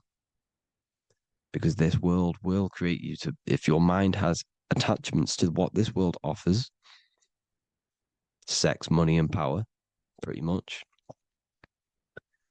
you will reincarnate here. You will come back here, because when you leave the body, your mind will still have these addictions. Do not love the world, nor the things it has to offer you. All of this is in my newly published book. The paperback versions are now available. Finally, for all the people who have been waiting, the Book of Wisdom. All of this knowledge is inside of the Book of Wisdom. The paperbacks are available. There's worldwide shipping. You can get it anywhere, pretty much, any country. My new website, it's amazing. There's going to be some amazing products coming on the new website. But I thank you all for the support. Before I leave, I need to explain what is going on with the soul trap. Like I said at the beginning, the mind's the bridge between the soul and the body. The body's the realm. By tricking your mind with false knowledge, they are keeping your soul stuck to this realm. They get you addicted to all the physical things, and that is it. As soon as you're addicted and you die, you're going to come back. So by tricking your mind, which is the bridge between the realms, they keep your mind stuck within this body. They keep you in physicality. They deveil you, the devil, the deveil. Thank you all for the support, people. If you do want to join the Academy, all the links will be posted below this video for the book, The Academy. Thank you all for the support and have an amazing day.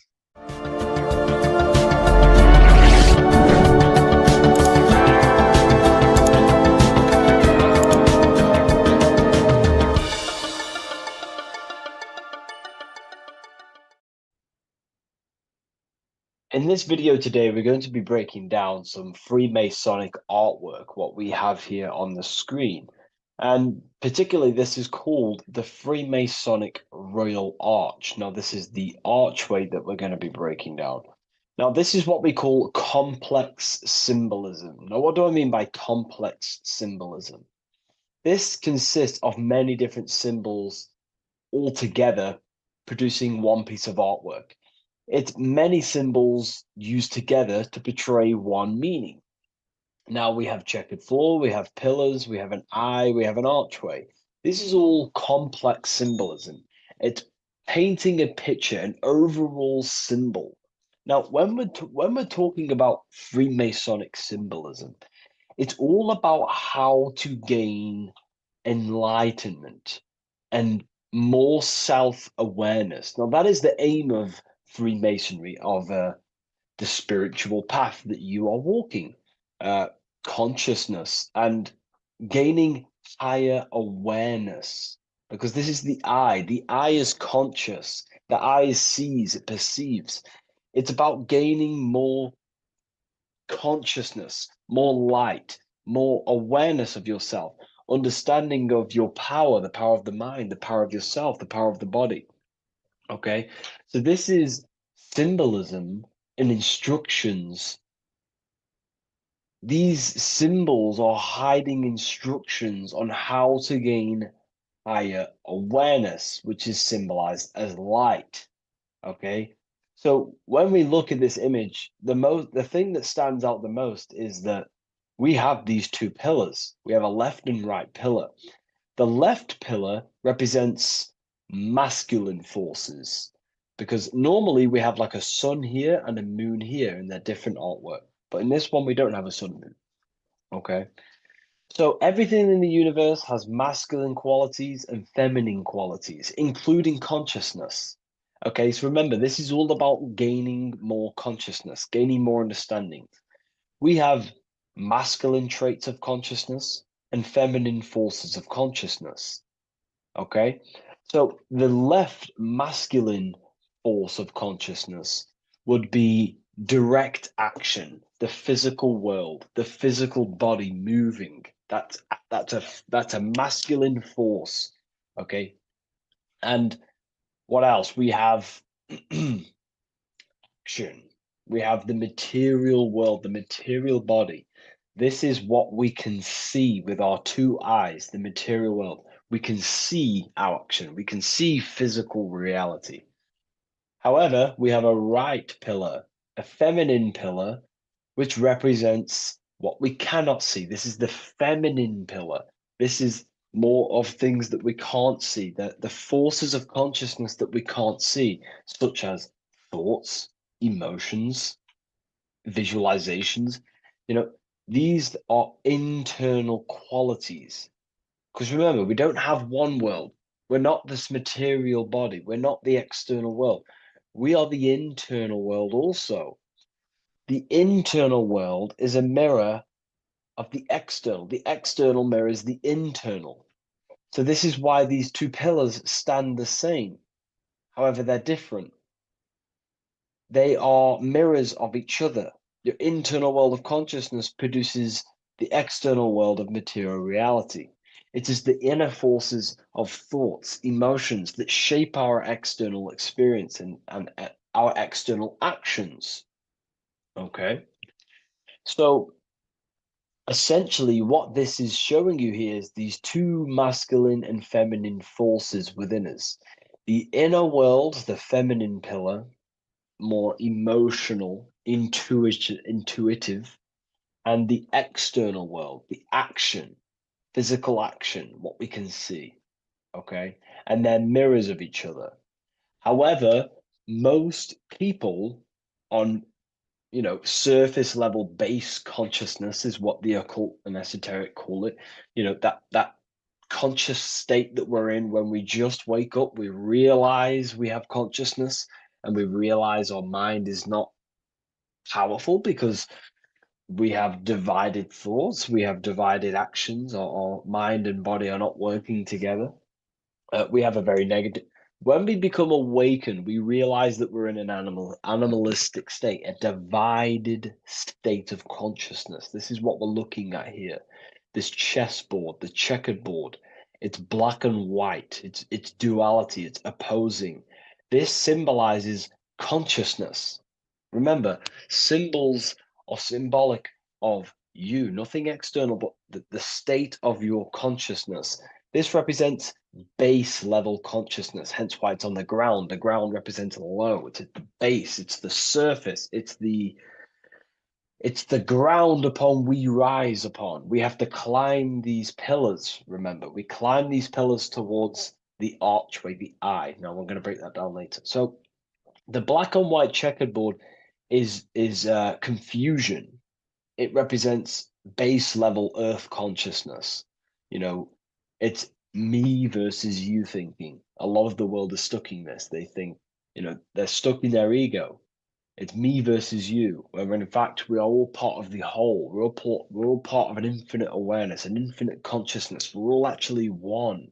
We're all one. But on this chessboard down here, it represents base level thinking, base level consciousness, base level awareness. It's you versus me. We see life through the ego of of selfishness, pretty much.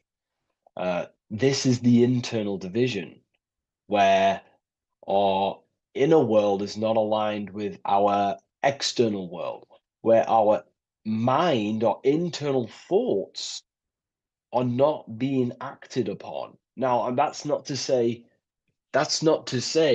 oh, you should act on every single thought, because we all have intrusive thoughts. However, if you say you're going to do something in your internal thought and in your mind, the body needs to be a follow-up of that.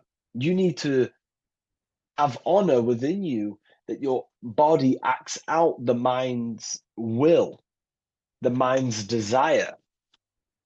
If you say you're going to start something, you need to start something. You should not have the contradiction between the inner and the outer world, which is this division you're in. If you say you're going to better your life, which is what Freemasonry and the spiritual path is about, bettering your consciousness, mastering your mind, leveling up your awareness. Okay, you have to do what your internal world is saying. You have to act out left pillar action, your internal world. You need to build a connection between the mind and the body. The mind is the monarch. It is the command center. It is it's above all forces. The mind is the force. The body needs to obey. If you want to get out of this division, you have to align your mind's will and desire with your body's actions. You have to act according to rise above this base level consciousness. Okay? So, what we're looking at here is how to achieve wholeness, singularity, unity consciousness is what they call it in the occult. Unity consciousness, where there is no external physical body and internal mental body contradiction. There is no contradiction between the feeling of doing good and the action, because we all have a feeling in our soul. Our soul communicates to us the right thing to do at all times. We all know the right thing to do at all times, and that is a feminine force of consciousness. That's the right pillar. We must act on what we know and feel is good at all times in order to climb these pillars towards unity consciousness. Okay? We must, upon the feeling of doing good. You know, when we're in an environment, we feel inside whether we should be here or not.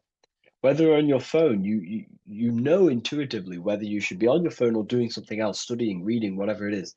Your higher mind tells you what is right and what to do at all times. You know you shouldn't be on your phone wasting time subconsciously and on an emotional, intuitive state, which is a feminine internal quality, a right pillar quality.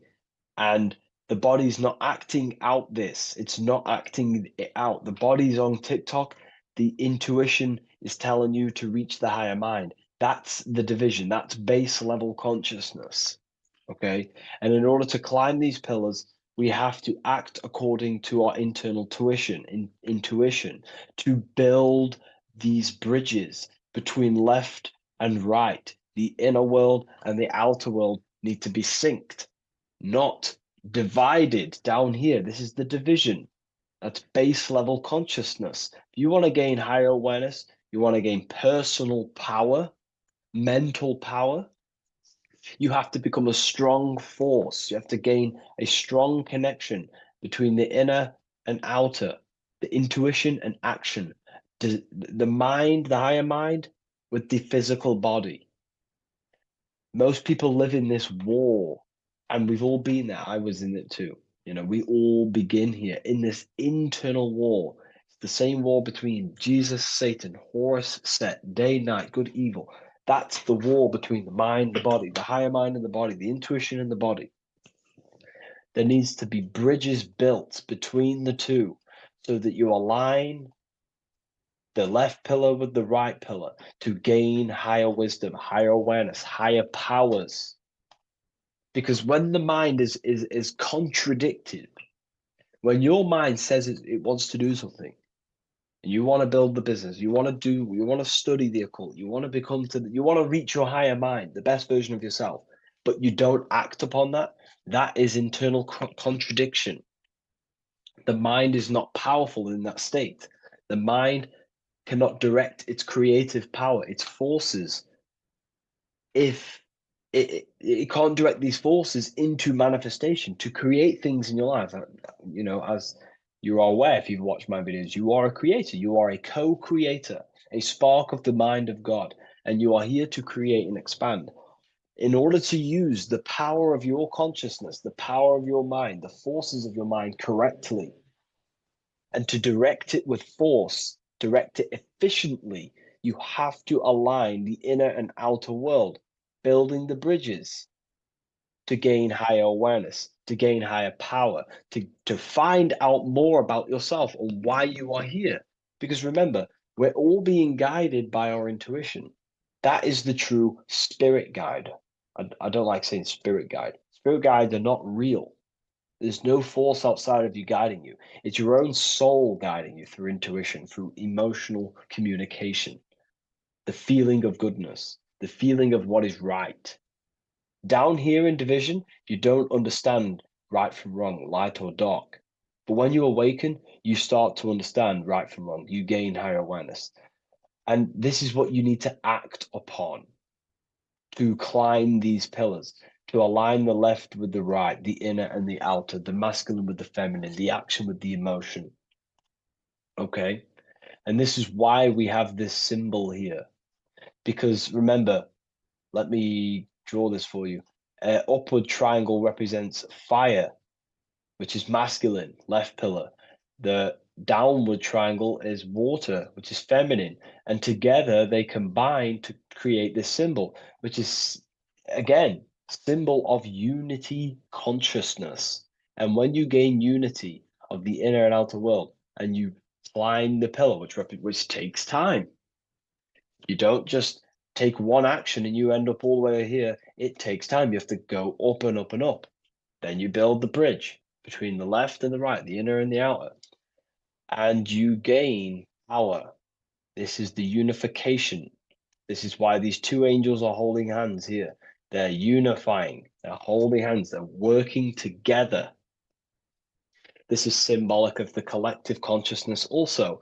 Our life is shaped by the collective consciousness. We need to work together.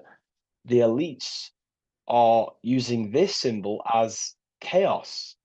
It's a symbol of chaos, internal division, chaos. And they keep us divided. They keep us on the chessboard. Why? Because we're weak on the chessboard. When you have chessboard-based consciousness, you're manipulated by the people who have higher awareness of the mind. You see, life is a mental game. Life's a mental game. We live in a mental universe. Life is mental. Okay? And the ones who use the mind more, the ones who know about the mind more, win the game. It's throughout history. You know, you can moan about this, you can whine about this, and it's okay. But this is life at the end of the day. The ones who know the forces of consciousness, the ones who know the mind, always rule over the ones who do not. You know, we can moan about it. I used to moan about it.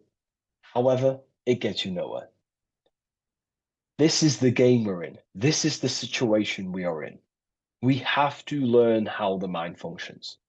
And if we do not, you will be moved by the chess master, by the people with higher awareness, and you will be stuck in division, you versus me, light versus dark, racism, division, all just division tactics for us to be manipulated. Because we're not working together, that's when we're easy to be manipulated. So in this state down here, you're easily manipulated because you don't know how your mind functions. You have a base level awareness. You know, you live to survive. In fact, you're not living. You're just experiencing. Okay, you don't question whether you have consciousness or not. You take consciousness and life for granted. Okay, and you don't realize the power of consciousness and the forces of consciousness and the forces that are shaping your life, such as thoughts and emotions and visualizations. Okay, so I was there too. Everyone begins at this point. It's okay. If you're at this point, that is completely fine. I'm not, saying anything bad. We all start at this base level and we rise up. Okay, and we have to take action. So this is a massive misunderstanding in the spiritual community today is that, most people just focus on the left pillar, meditating, visualizing, trying to manifest things, or they sit around visualizing all day, hoping something's going to change. Action is just as important as visualizing and meditation. It's just as important. They come hand in hand. Masculine, feminine need to be unified. Okay. This is why we have these tools up here, right? We have the spade and a pickaxe. These are Masonic tools. The spade does what? It digs. It digs down. Because these are tools to lift ourselves out of this base level consciousness. We have to dig ourselves. We have to actively, masculine force, action, dig ourselves out of our lower mind. We have to shovel we have to destroy our old self. We use the pickaxe to destroy action, our old mind, our old thinking habits, our old actions. our old, emotional chaos. We have to actively destroy our old self. Okay. And the spade represents shoveling. Why is the spade on the right side? This is the feminine pillar. This represents our subconscious mind. We have to actively seek into our subconscious mind, dig deep into ourselves, and question, why am I taking certain actions? Why am I posting on social media? Am I seeking validation? Where are these actions coming from? Am I actively seeking a relationship with someone to actually love them? Or am I actually secretly, subconsciously fulfilling uh, a childhood trauma of not of being alone? We have to actively seek within our subconscious and question and go deep within ourselves with the spade to question, where are these lower actions, these low level actions coming from? What forces are driving our actions that are keeping us stuck in the lower mind, in the division? You have to question our subconscious. We actively have to dig within ourselves to build this bridge, this archway, which unifies our consciousness, which unifies the inner with the outer, the left with the right, the body with the mind, the emotions with the action. It's all about mastery, self mastery, mastering the self so we gain light. Now, why do we have an eye? The eye needs light to perceive. Your physical eyes on your brain and your head needs the sun. It needs light to see so you can see into the world. But a single eye represents the mind or consciousness, awareness, right? So it represents light, and the mind needs light. Light is symbolic for information. Okay. Light is symbolic for information. The mind needs information to perceive truth. So when we say someone's intelligent, we say they're very bright. So the physical eyes need light to see, and the mind needs information to perceive. Same thing, symbolic. And when we align the left with the right, the masculine with the feminine, we gain higher light of awareness. You gain deeper understanding of your consciousness, who you are, what you are. You gain deeper awareness of the power of your consciousness, the power of the forces of consciousness. You gain more light, more power, personal power. Now, it's up to you how you use that power. Do you use that power to manipulate others because of the others that are not aware of your, forces of consciousness? Or do you use that power to create goodness in life? That's completely up to you. Okay. And how you use that power. This is why secret knowledge is hidden, because you gain a lot of power, personal power, when you can direct the forces of consciousness properly. They're very powerful. In fact, it's the most powerful force in the universe, consciousness. It is. It shapes all things. It's created all buildings, all creations. Okay, so I hope this has gained you a better understanding. Please leave a like, comment, and a subscribe to the channel, and I'll see you all in the next one.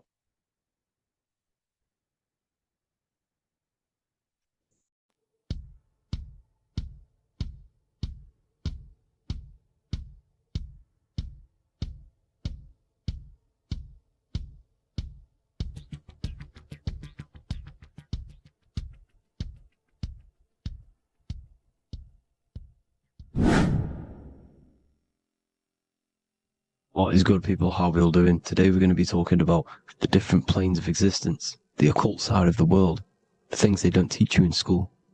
And of course, you can only find that on this channel, so welcome. So you need to understand is that your consciousness moves through these different planes of existence, these different states of consciousness, which make up all of you. Okay? They are all interlocked planes. They are all interpenetrated into each other. They are all one. They melt into the plane above and below. You see, each plane is a product of each plane. As above, so below. Now, the higher you go, the more fluid, the more dreamy, the less dense it becomes. The lower you go, the more denser it becomes, the more solid it becomes. The lowest plane is the physical plane, which you are obviously aware of. You are inside of the physical plane now.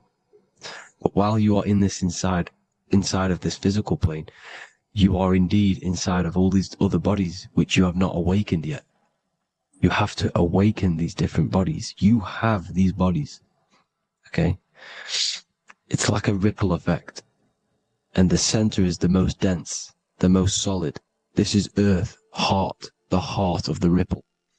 And the lower you, the further you go out from the center, the more dreamy, the less fluid, the more fluid, the more less dense it gets until you're one with the all. You see? And this is what it's like. This is what this system is. It's like a ripple effect. Now, let's jump straight into the planes. First, you have the physical plane, made out of 4 elements. 5 elements. The ether is the mother of the elements. It's the womb of the elements. It's the 5th element. And it gives birth to the 4 other elements. 4 is stability. Tables have 4 legs, and this is why the ether gives birth to 4, because it's the foundation of the physical world. Fire, earth, water, air. They are not pure. Each one of the elements melts into the other one. For example, earth and water both share cold. Water and air both share wet. You see, they compose of each other. They melt, they mold into each other based off the vibrational state of the ether. That's what it is. The 4 elements are the vibrational states of the ether. Okay? So you have the 4 physical elements making this, physical world. It's the lowest world. It's the world of effect. This world, whatever you see, whatever you experience, it's the effect. You can't change anything by manipulating this world. You got to manipulate the higher worlds to affect this world, you see? As above, so below. This is the lowest plane. It has 3-dimensional. It's the 3rd dimension. Space, height, and thickness. That's all it is. Front, backwards, upwards. You see, it's 3-dimensional. We cannot perceive the hidden side, which is the interior of this existence. We cannot perceive the interior from our exterior view. We are looking into this world. Okay? This is the exterior view. We can't see what's inside of that. That's the 4th dimension, which is the next one. It's the most gross and dense plane. 4 states of matter, the most slowest vibrational molecules exist in this plane.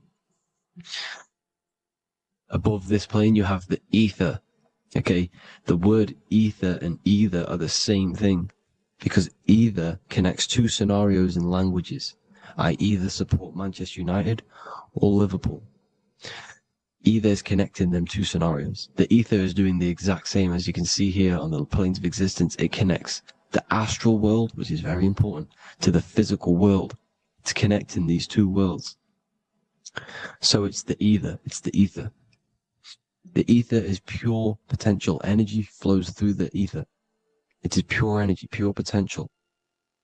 Okay? The physical body is an exact copy of the etheric counterpart body. So every physical object has an etheric energy double. It's like a blueprint of that object. Every single object has an energy double, and that's the etheric double. Okay? The etheric body determines the shape of our physical body through its lines of force. All through life, it rebuilds and restores the physical body. Physical problems show up first in the etheric body, because as above, so below. You manipulate the higher planes, it will manipulate this plane. And this is why sorcery works. Contact with astral plane entities. We'll get into that a bit later. So the reason why we can't see this plane, this energy world, which is all around us, which we are inside of right now as we speak, is that the molecules that compose it are further apart than those of the physical plane, making it invisible to the 2 eyes. That we can't perceive it. Our eyes cannot physically suck in that sort of information, and our brain cannot decode it. This is why, they brainwash us with all these programs to keep us asleep, to keep these other bodies we have asleep, so we don't find out about these other bodies, and is to make you believe that everything's just a material. Only the material world exists. They don't want you to know is that everything that you see is a result of something you cannot see. As above, so below. There are realities within this reality. This is what I'm breaking down now, these different planes, on how this reality works. So your etheric double is your energy body. You can see here the physical, etheric, astral. Astral is your spirit. The ether is a part of the physical plane. It's like just above the physical plane, but it's still part. But then the astral plane is completely separate. It's another plane, but they're all interlocked. Don't think they're apart. They're all interlocked. They're all one. They all melt into each other. The chakras that we have are inside of our etheric body. They are our sense of organs which tune us to the fourth dimension. These 7 chakras connect us to the astral world, the fourth dimension. Okay? They are points for the flow of energy from the universe / 7 planets, because the 7 chakras are your 7 planets, and the 7 planets are connected to the astral world. They are feeding these 7 senses in our body. They connect us to the universe, to our etheric counterpart, and then to us, supplying the physical body. Because the energy comes from above. As above, so below. These 7 senses, these 7 etheric chakras, are being supplied with energy from the universe, the 7 planets, the solar system. Then it supplies the physical body. You see? So, the ether is very important. And this is, that the ancients understood the science of the ether, and they could, harness free electricity from it, because it's all around us. The ether is all around us. And this is what they were doing. They were harnessing free energy using the ether. The astral plane, the fourth dimension, very important plane. Very, very important. We've all been there. Every single one of you has been there. Okay? The fourth dimension is unseen of what we see. It's the interior of the exterior that we see. We see the third dimension, but we cannot see beyond what's making this third dimension. This is the fourth dimension. Okay? It's the dream world. This is where you go when you dream. Okay? This is where you go when you dream. It's the place of disembodied spirits or ghosts, entities, whatever you want to call them. When you hear ringing in your ears, that is not tinnitus. That is an entity around you. Okay? That is an entity around you. The fourth dimension is where thought forms exist. Mental images. Thought forms as in what you see in your mind when you think of an image, because the mind is the highest plane of existence. Mind is the highest plane of existence. And it manipulates all of the planes below. So it goes the mental plane, then the astral plane. So the thought is in the mind, the mental plane. That just the thought alone, no image, but then the form depiction, the thought form exists. It manifests in the astral plane as a sort of image, an entity, a living conscious being. So this is why thoughts are things. You see, thought forms exist within the fourth dimension. So when you imagine something, when you are, for example, right now, look into your hand and imagine there's an apple in your hand. If you can see that, you are seeing into this fourth dimension. You can only see into this fourth dimension using the mind's eye, not the 2 eyes, the mind's eye. When you shut off the 2 eyes into darkness, the third eye opens. The mind's eye is open. And you can see, this is astral travel. You got to work on astral travel. And you will see this astral plane, this fourth dimension. And there are 3 different sections to this astral plane. Higher, middle, or lower. So yes, there is a kind of a heaven and hell. And a mid-God. Heaven being the higher vibrational entities manifesting higher vibrational thought forms existing there. The lower vibrational thought forms existing in the astral plane. But these thought forms are beings. You can create these beings. They're called elementals. Okay? If you entertain specific thoughts for long enough, this will plant a seed and it will grow. If you keep, so for example, you have a bad feeling or whatever, what's a good example? unforgiving someone, you keep that energy inside of you for long enough, it will manifest on the foot in the fourth dimension. You entertain that thought long enough, it will manifest. And it will create an etheric body, and it will be an entity which will harm you. It will feed off you this low vibrational energy. Your mind is so powerful. It creates thought forms, and these thought forms can take consciousness, can take bodies, etheric bodies. Now, that's why it's very important that you master your mind, master your thought patterns. So this fourth dimension is the astral world. So when you have a nightmare, this is the lower astral plane. You're in the lower astral plane. Whilst this physical body rests at night, your consciousness, you awaken this other body, your consciousness goes inside of this other body, whilst the physical body lays asleep. You see? So it's all inside of you. This is what you need to understand. You just haven't awakened these bodies yet. You can awaken them. You just got to awaken them. Okay? The next is the mental plane. This is the mind, the source, pure cause, pure motion, the most less dense, the most fluid. No form. There's no form to the mind. Astral plane is the first plane where a form takes existence, pretty much. The mental world has no form. It's pure mind, pure intelligence. Thoughts alone exist here without any images or manifestation. The most fluid, the most dreamy, the most causal plane.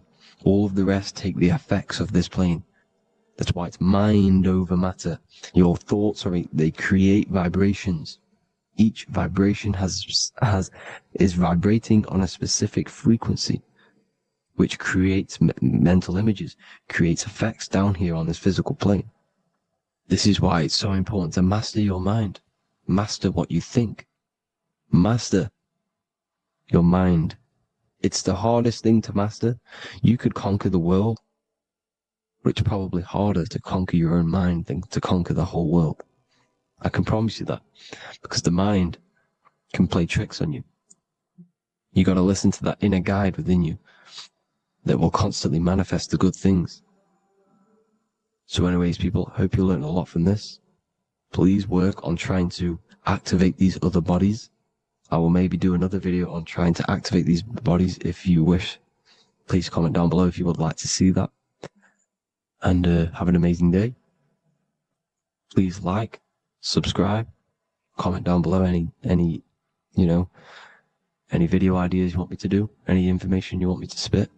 Thank you all. Have an amazing day.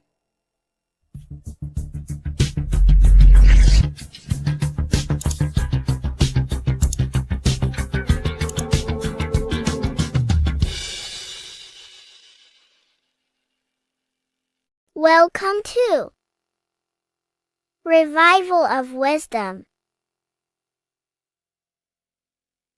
Welcome people, we're back with another video, and this video is about Freemasonry and their connection to the Illuminati.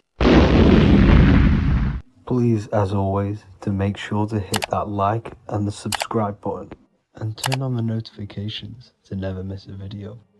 On May the 1st, 1776, the founder of the Illuminati, Adam Weishaupt, founded this secret organization, and this date can be found in Roman numerals underneath the all-seeing eye pyramid on the $1 bill.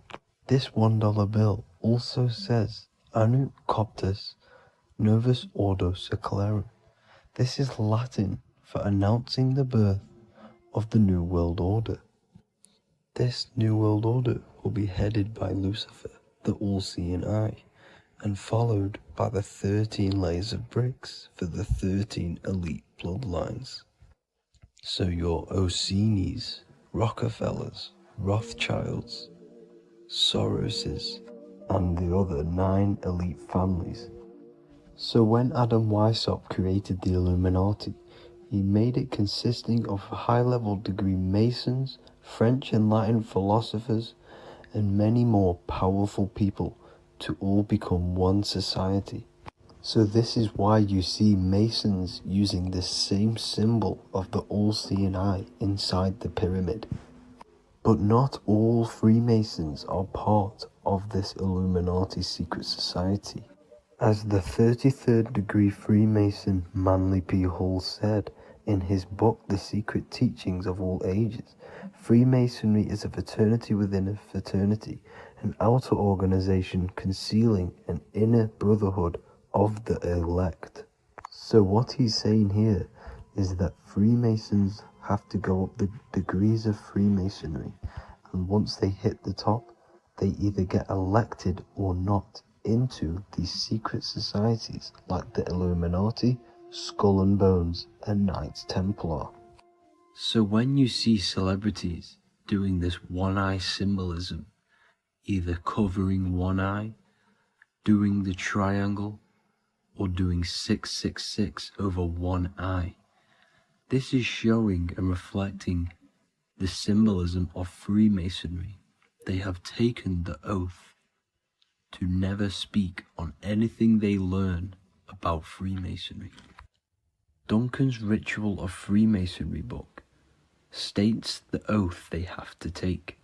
Quote, I ... of my own free will and accord, that I will hail, ever conceal, or never reveal any of the secrets, arts, points of Master Mason's degree to any person whomsoever.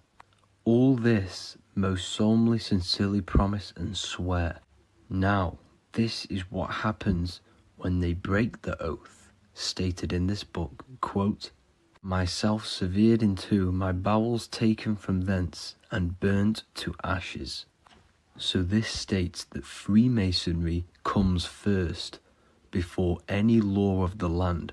It has the right to kill you if you break your oath. This is the hand gesture they have to do every time they enter the ritual room inside the Masonic lodge. This is the cutthroat symbol, showing you and reminding you of the oath and what will happen if you break it. Now in this book, Richardson's Monitor of Freemasonry, it states, if you break your oath, binding myself under no less penalty than to have my throat cut across, my tongue torn out by the roots, and my body buried in the rough sands of the sea. If they do not decide to kill you, this book states this by pointing him out to the world as an unworthy vagabond, by opposing his interest, by dearranging his business. In other words, they have the power to frame you and destroy your reputation to the world, and destroy your business if you break this oath. So yes, they do kill to keep this truth hidden, because this truth of this reality is what keeps them in power. They have the ability to manipulate people, because people do not know what manipulates them. This is why they call themselves the government. They govern the ment, which is the mentality, because the mind is the root cause of reality. They control what you perceive to control what you manifest. By knowing the truth, you are set free, and you no longer need no controller above you. So this is why they are willing to kill and do whatever it takes to keep the truth concealed within these high-level degrees of Masonry and these secret societies.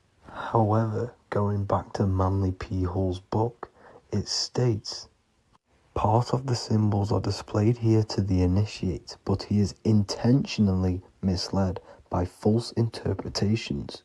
So this is saying even Freemasons are intentionally misled and told lies to conceal the truth, to make sure the truth is hidden in the high degrees of Masonry. So that's it for this video, guys. Thank you all for tapping in. Please leave a like and a subscribe. God bless.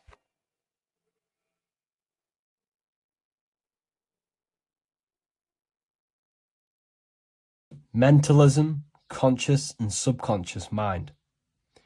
You need to understand that the mind is the root and the cause of all reality. I am mind, you are mind. Every single living creature in this physical plane expresses and manifests mind. We are all the invisible substance of mind. We are all the source, which is God.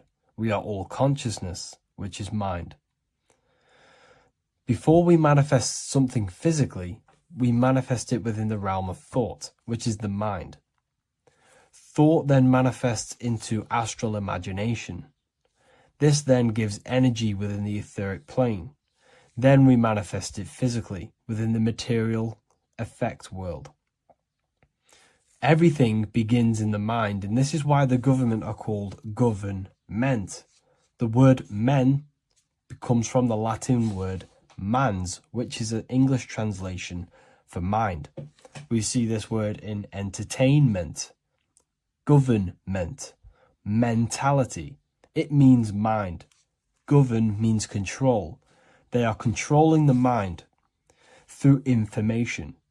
Information creates perception within our minds, and so do the words that we use and the language that we speak. It all creates perception within the mind. It is our perception that creates reality, and our reality is a level of realization. Your reality is realization. Everything begins in the mind. This is why they are controlling your mind through many different things. Okay? So essentially, they understand how the mind works. So this is why they manifest all things through mentally and not physically. Okay? You have a conscious and a subconscious mind. The conscious mind is what you are consciously aware of. It is the 10% of your mind. It is the mind that keeps you alert. A part of your conscious mind is for survival. A part of it is your visual field. A part of it is your just five senses. It is basically what you are consciously aware of right now. Your subconscious mind is the 90% of your mind. The subconscious mind is what holds all of your memories, your programs, and all things that you have ever experienced is all stored within the subconscious mind. It is this part of you where you draw memories from, where you draw your words from. I am consciously speaking, but the words that are coming out of my mouth are not thought about consciously. They are coming straight from the subconscious mind, where all programs and memories are stored. It is essentially this part of the mind which is manifesting our daily basis behavior. Because the subconscious mind stores the programs which we are operating our life off. For example, if you tie your laces, you do no longer have to consciously do them. Your hands literally just know exactly what to do because you've done it that many times. So essentially, you create these programs within your subconscious mind through repetition and emotion. These are the two main ways your subconscious mind is programmed and installs things that you do on autopilot. The subconscious mind, like I said before, manifests 90% of your daily basis actions and 90% of your daily basis thought patterns. For example, if you were in a car crash 10 years ago and you had a very traumatic event, that car crash and that emotion that you felt in that time impressed your subconscious mind with a program. And even to this day, 10 years later, you are still wary about entering cars because of that program. Even though you may be not thinking about the car crash, you are still wary about entering cars because of that program, because of that emotion impressed upon the subconscious mind. You see, everything you say, everything you think, and everything you feel is telling your subconscious mind, that is what I want. The subconscious mind takes everything literally. Even if you are talking about someone else, your subconscious mind only knows you, and it only knows yes, and it only knows the now, the present moment. So this is why the golden rule back in the ancient days was treat others like you want to be treated. Because the way you treat others is telling your subconscious mind that is how you want to be treated. And this will create subconscious programs within you, affecting you. So, before you go to sleep every single night, what you want to do is to impress your subconscious mind with thinking and feeling of something that you want to become. Become that reality. Think and feel that reality. And by doing this, you are impressing your subconscious mind, and you will wake up in the morning with ideas.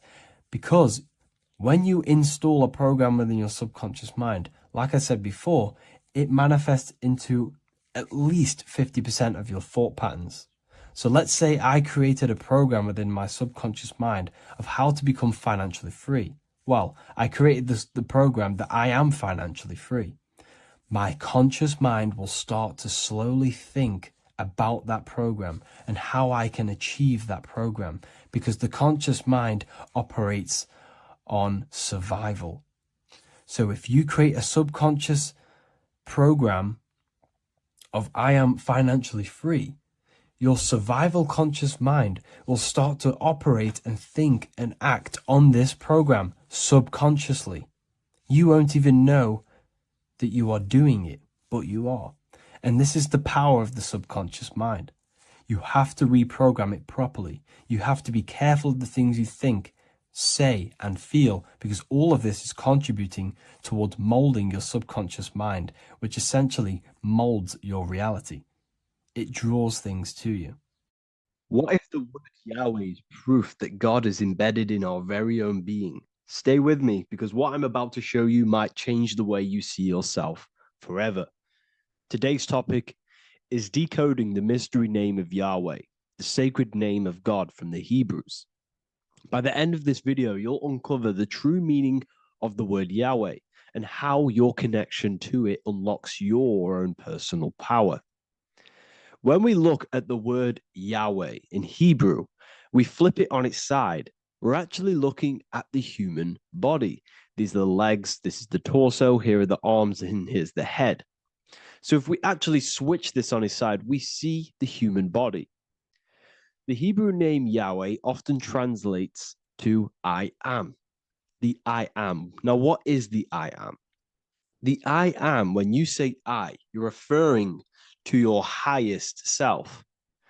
Everything with the letter I in the beginning, most of them words are referring to our inner self, inside, intelligence, internal, in. The I represents the inside self, the invisible self. You cannot see the I am, because this is the spirit, this is our consciousness. It's the intelligence controlling the human body.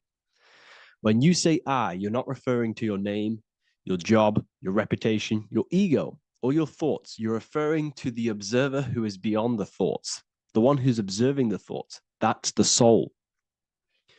Look at the word Yahweh, Yahweh, the sacred name of God. Yahweh can be observed in the natural rhythm of the human breath. When inhaling, we subtly hear Yah. When exhaling, we hear Way. Do this yourself. Breathe in through your nose, you'll hear Yah. Breathe out, you'll hear Way. And in fact, the letter H, H, when it's pronounced, it carries the soft sound of wind or breath, a gentle exhale that mirrors the very essence of life, giving air. Breath is the spirit of life. It's what connects us with consciousness. If we stop breathing, we lose consciousness. The body shuts down. We're breathing the spirit of breath. We're breathing in the spirit of life. It's the very essence that gives us physical existence, and we're constantly staying connected to this breath at all times. Now let's look at Yahweh. 1, 2, 3, 4. There are 4 letters. The tetragrammaton is the 4-letter Hebrew name for God. Okay?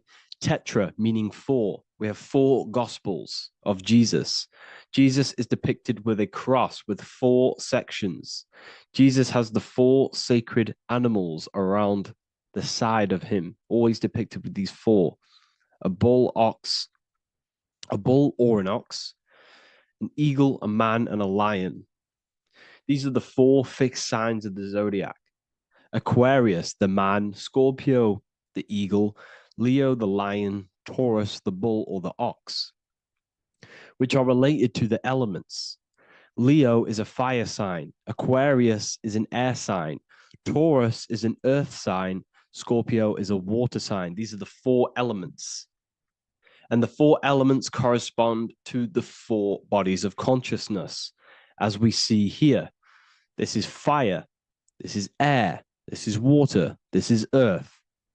So we are made out of the 4 elements, which represent the 4 bodies of consciousness: mind, emotion, spirit, and body. The soul is incarnated into 4 sections. Hence why Jesus has 4 gospels. Hence why Yahweh is a four-named word, because we are tetraform. We have 4 bodies of consciousness. There are 4 pillars to reality: the mind, emotion, spirit, and the body. So what we're actually looking at here is the name of the very essence of the self. Yahweh represents the universal consciousness that we're all tapped into, because the body is like a radio. The body is basically a radio antenna, which is picking up the stream of consciousness, and we're all the same consciousness, just experiencing it in a different body. And Yahweh is the name for this intelligence that we're all acting out, that we're all manifestations of. So now let's look at the word Yahweh, where we read it this way in Hebrew, which is 10565. 10565 in the Hebrew letters and the numerical values. And the DNA is made up of 4 bases. These 4 things which create the DNA. This basis is the genetic code for all living things. Each DNA strand is held together by sulfur bridges that appear in a repeating pattern of 10565. This pattern matches the numerical value of the Hebrew letters of Yahweh, Yod, He, Vah, He, which are 10565. This means the structure of DNA, the code of life, follows the same number sequence as the sacred name of God, Yahweh. This is a factual observation. So we're looking at 10565. So let's look over this one more time. Yahweh represents the breath, Yahweh, inhale, exhale. It translates to I am. It's written in our DNA. The word Yahweh on its side looks like the human body. Now, this is where things get a little bit deeper. 10565 adds up to 26. The number God, well, the word God adds up to 26. Allah adds up to 26. There are 206 bones in the human body, 26. 26 adds up to 8. 8 is the number of infinity. We are all the infinite consciousness. Consciousness will never die. It's immortal. It's infinite. We are all infinite. We are not these skeletal structures. We are Yahweh, the universal consciousness. The creator of all things is our essence. We're all God with individual identities, but the highest versions of ourselves is God. The ego is our own personal experience of God. Does this make sense? So in conclusion, Yahweh is not the name of a separate God from us, but rather the reflection of the divine consciousness manifesting through the human form. The human body is like a receiver acting as an antenna that tunes into the infinite intelligence and life force we call consciousness or God. This means that rather than being external, the divine presence is within us, expressed through our very existence. It's very interesting when we look into this, and what religion has done is flipped all of this knowledge. All of this sacred knowledge has been externalized. They've externalized God so that we worship God and we view God as something separate from the human experience. They do this so that we don't find the God within us, so that we don't find that we have the power of creation. The mind is the creative force of God. The body is the will to act out that thought. They don't want us to figure out that we are creators and we're all creating our own earthly experience. We're all projecting this reality. And they don't want us connecting with the divine intelligence within us because they want to be the creators. They want to keep this knowledge. They don't want the masses to wake up to this powerful knowledge. So what they've done is that they've taken the scriptures, they've externalized it so that we start worshiping and giving away our power to these external things. And when God is external, we start to fear God because we start to think that God has power over us. He can send us to hell or heaven. So this is what's going on. They've been externalizing this for thousands of years to keep us in a suppressed state. Okay. Humans are very advanced because we possess self-awareness. We possess the ability to move our awareness and our thoughts outside of the instinctual nature. For example, a cat or a dog. These things can only live in their instinct. They live based on instinct. They smell, they eat. That's pretty much what they do. But humans, we have the ability to rise above that nature and turn to our infinite selves, our higher selves. We can move beyond our instinctual nature and create very advanced things. That's why humans are made in the image of Yahweh. We are literally God in human form. So this is what we all need to realize. And I hope this video has helped. Please leave a like, a comment on inside of the description. I'll have some links to my books and my university. The people who have read them have just absolutely changed their lives. You could probably see that in the comment sections if someone leaves a review of the book. We also have Trustpilot. But yeah, I thank you all. And I'll see you in the next one. Neo is plugged in on the back of the neck, which is the reptilian brain stem. The reptilian brain is all to do with survival mode, survival state. It's always scanning the environment for safety, whether that's physically, emotionally, or mentally. It does not think. It is instant. For example, do I smack the guy or run off? If something happens to you, like a car's coming really quick to you, you do not think about this. The reptilian brain is the animal instinct that will instantly move your body on the instant reactions. Hence why it's the closest brain to the rest of the body. It has instant access to the electrical nervous system to control the body at instant reactions. Now, Neo is plugged in on the back of the neck, which is the reptilian brain. Therefore, the matrix is the body itself. It is the lowest state of consciousness. This is what it represents. The word matrix means womb. It translates to womb because your body is a womb. Your body is a vessel for universal consciousness, for God consciousness. And the body is also a womb where you can be born again outside of this body by raising your consciousness, by awakening the neocortex. This is why Neo is called Neo, because it represents the neocortex. This is the higher aspect of our brain. This is all to do with new things, higher reasoning, higher thinking, new learning. You see, the brain is a receiver for universal consciousness. And what do I mean? It is a radio receiver. Think of it like this. You have a radio tower which emits frequencies. And each little frequency, 00.1, 00.2, 00.3, each 00 point is a different person. We are all the same universal consciousness encapsulated inside of a different vessel. This is why our body is the temple of God inside of the Bible. Your body is a sacred temple of the divine essence of the universe. However, consciousness is controlling this physical body. And I'll show you this diagram here. Consciousness consists of imagination, emotions, thought, and memory. All of these things are not physical. They're not made out of atoms. You cannot think with atoms. If I split open your brain while you are thinking of a cheesecake, I would not see a cheesecake. It's because these things exist metaphysically within consciousness. They are not physical. The body is physical. It's part of matter. It's part of time. You see the Leonardo da Vinci, the circle and the square. The square represents limitation, beginning and end, because when you draw a square, there is a beginning and end.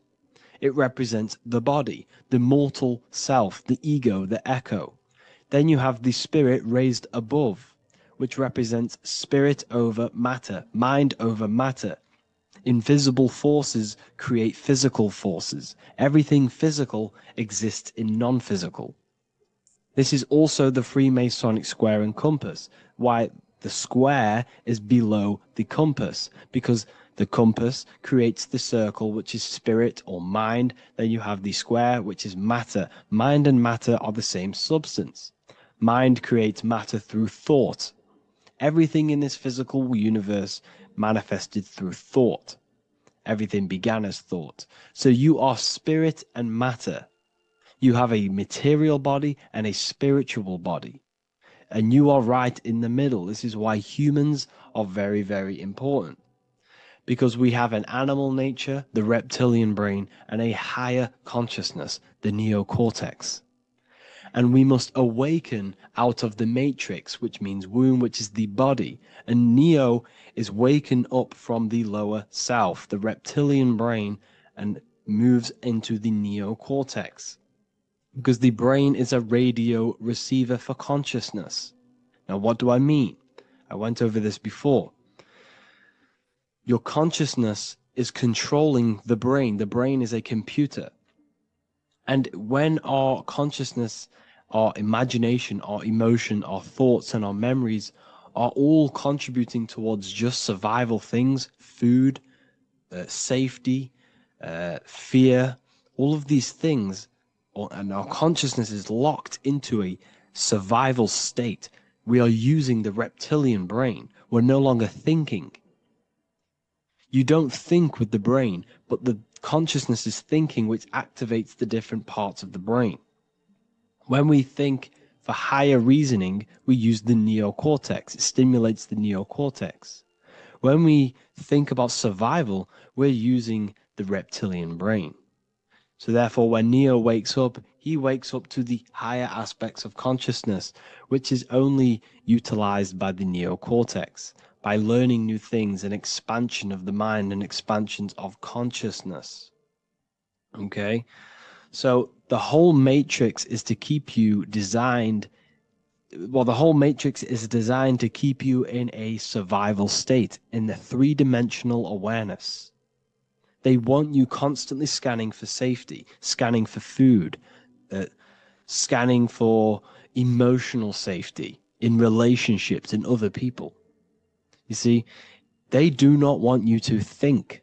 They want you stuck in that reptile, that animal state, that beastly state that most people are in. Most people, all they do is eat, listen to music, consume, have sex, lust, desire. This is all the reptilian brain. So when we say the world's being ran by reptilians, it's symbolic. There is no physical reptilian humanoid beings controlling, manipulating human consciousness. We are all the same consciousness. However, there is a corrupted state of consciousness running this world. And this consciousness worships the physical plane. And they control the physical plane. So by doing that, they keep you stuck in a reptilian way of thinking, the animal state, to keep you stuck in the lowest state of consciousness. Now, this is the god Osiris, which represents the reptilian brain. None of the Egyptian gods ever existed. They are all symbolic for the brain and anatomy of the human body. Osiris represents the reptilian brain. As you can see, this anatomy compare to the brain stem and Osiris statue found in Egypt. And we also see an ancient artwork of Osiris with green skin and two reptile crocodile alligators next to him, which also symbolizes the reptilian survival state of human consciousness and the activation of the reptilian brain. This is what it symbolizes. Now, This is what the Matrix is all talking about. It's talking about the awakening, the expansion of consciousness. The word divine is dive in because you connect with the divine by diving inward. There is no man in the sky going to save you. You must connect with the self. Know thyself. Truth comes from within. All of these things I'm telling you comes from within you. I'm just pointing it out. All of this is self-realization. A lot of people say, well, what are my sources? My sources is knowing thyself, observing thyself, using the neocortex of critically thinking, sitting down and thinking about yourself and having deep realization of yourself. You can realize that your thoughts are not of this physical world. It's quite simple. The brain does not think. The brain does not imagine. The brain does not hold memory. All of these things exist in consciousness, the one consciousness, but we are all fractal, infinite parts of. This is the eye on the triangle, consciousness being given down to the rest. This is separate. Consciousness is separate from the rest of the pyramid. The pyramid is your body. Neo is the one consciousness. This is the Egyptians symbolizing the one consciousness giving Ankh, which is life, to all the different life forms. However, you can see that the central sphere is giving a big Ankh to the humans, because humans, like I said, possess the advanced consciousness, an advanced brain that allows us to turn above our reptilian animal self. For example, we can go against our reptilian lower animal nature and turn to our godly nature. Animals cannot do that. They are stuck in instinct. They are stuck in a reptilian animal way of thinking and operating. Everything they create is to survive. We can turn against our lower nature and create for amazing things like buildings, architecture, technology. We can use our creative consciousness for anything we wish, not just survival needs. And it's the same with your spiritual journey. You can raise your consciousness beyond this animal state that they try to keep you in through fear, consumption, food, and the reptilian brain. We must awaken, start to think critically, and awaken to our divinity, because the mind, the consciousness within you has infinite potential to expand. There are infinite fields of knowledge that you can explore. The mind can never be filled. It can never ever be full of knowledge. It always expands, and that's why you are alive. That's why you are part of this universe. That's why the science always says the universe is always expanding, because the universe exists in your mind, and the mind is always expanding into new fields of thought, new fields of knowledge and information. And that is your whole sole purpose, of expansion of mind and expansion of consciousness, and the exploration of the mind of God. We are living in the mind of God. You are a thought in the mind of God. You must awaken out of this body. This is why Jesus says you must be born again to see the kingdom of God. You must be born again. You must raise your consciousness beyond physical limitation and awaken to your divinity. And this is pretty much it for this video. I hope you all understand this, that this is all symbolic for consciousness.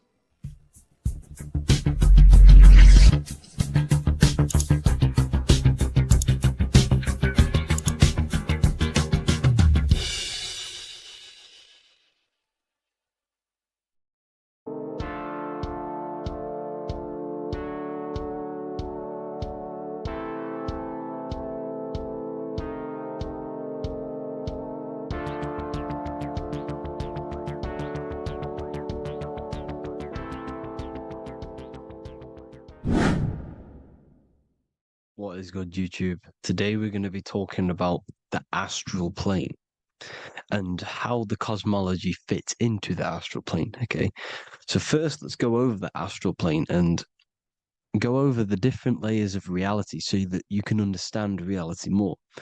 You are a multi-dimensional being. You are not you are in all of these realities at the same time. They all interweave into one big reality. But there are different planes. They are different vibrational dimensions. There are different dimensions of reality. The mind is the root cause of reality. We're living in the mind of God. Everything is being thought into existence from the root cause, from the universal mind. This is why the ancient Egyptians said, all is mind. We're living in the mind of God.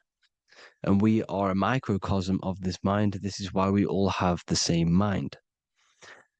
This mind is the world of thoughts. Now, this world of thoughts is just the thought alone.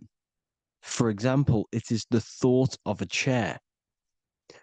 But then when you start to imagine this chair and you start to mentally see the chair, you're now manifesting the thought, the singular thought, into some sort of form. So now you're imagining the chair. You're imagining the form of this chair, which is then manifesting into the astral plane. The astral plane is the world of thought forms manifesting. So when you are imagining something, you are seeing into the astral plane. Okay? Your third eye, it is an eye because it sees the astral plane. It is seeing the other side through imagination, through dreaming. Well, we'll go over dreaming later. So the thought of a chair is a singular thought. The imagination of the chair is the manifestation of the chair. And in the astral plane, it's basically the world of all the chairs that could ever exist. So you're thinking of the chair as a singular thought, which is the mental plane. The astral plane is the imagination of that chair, is the thought, the manifestation of it. Depending on the vibrational state of the thought will depend what level of the astral plane it will go to. For example, if you're thinking about a chair to torture someone on it, it's going to go on the lower astral plane. Or if you're thinking and imagining happy things, it's going to go to the higher astral plane. So wherever your mindset is, that we call it a mindset because your mind is setting frequencies to certain things. Thoughts are frequencies. And a mindset is setting your frequency, setting your mind to a certain frequency. So when you set your mind to a certain frequency and you imagine something in that frequency, you're going to match everything in the astral plane that are on that similar frequency, just like you would in the physical world. Because we're all in these worlds right now as we speak, but we can't see them with the two physical eyes. We can feel it though. When you're around someone and you've just met a new person, for example, you can feel their vibration. And if you're not on a similar vibrational match, you will not get along with that person, or you just won't not get along, but you won't connect with that person because you're on two opposing frequencies, not matching. And this is something you can't see, you can only feel because it's the astral plane. It exists within the astral plane. Everything in the astral plane is made out of vibrations. So if you do astral project, and if you already know how to astral project, you will see beings and people and things that are on the same frequency as you. This is why before you astral project, you need to sort your vibration out before you astral project, because you are projecting your consciousness into this. It's the mind. The mind is the bridge. It can move between realities. You are a observer. You are a observing soul which observes different realities. And the mind is the bridge between all of these different realities. The mind can choose. If you want to project into the astral, you set your mind to it, you can. Okay? So let's not get off track.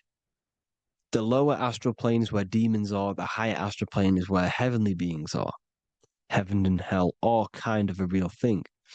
The etheric plane is a powerful substance, the ether, the fifth element that they don't tell us about.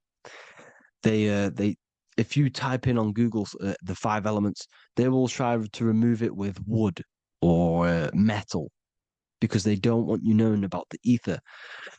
Ether is the energy double behind all physical objects.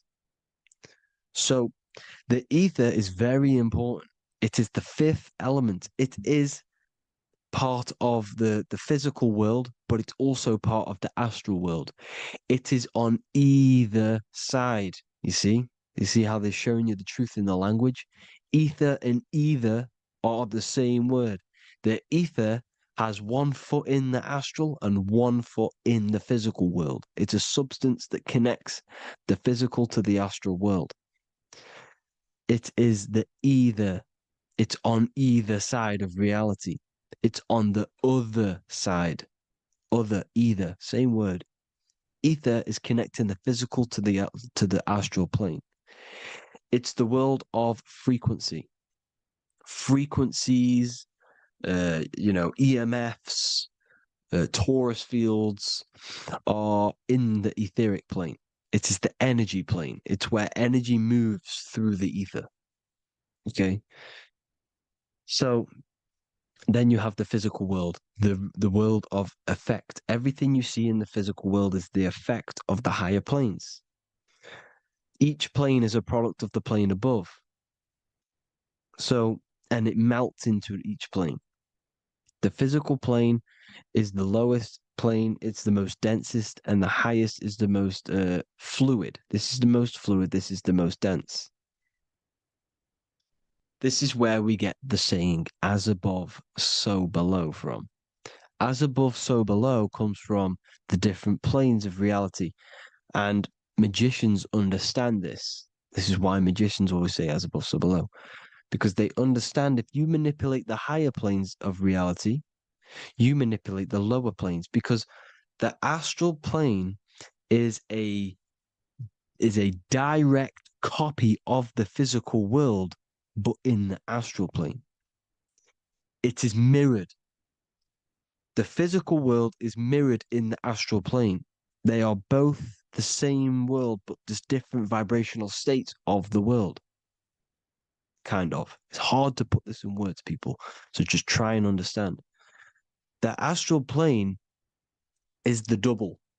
It is whatever happens in the astral plane happens in the physical plane. This is why magic works. This is why demons work. This is why spirit communication works. Because if you manipulate the higher planes, you manipulate the lower planes. As above in the astral, so below. Leonardo da Vinci showing you to look up, pointing up. You got to look up. He's telling you to change the mind, you change the physical world. You change your emotions, you're on the astral plane, you change the physical world. You change your reality by changing the higher planes. This is the Masonic 11, the 2 pillars. This is the 11 also symbolizing the 2 hemispheres of the brain here. But the 11 symbolizes the 2 mirrors. 11, 9, 11. 9, 11 adds to 11. 9 plus 1 plus 1 equals 11. The Twin Towers were in 11. Flight 11 was hijacked because it's a mass ritual within the astral plane. Now, we're going to go deep into that later, and I'll show you these rituals they do in order to manipulate the astral plane.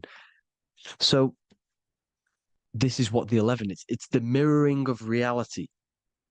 If you contact spirits and conjure spirits, you can either summon or attract demons and spirits. Summoning is creating a spirit. You create demons. Okay? Like I said here, the mind is the root cause of reality.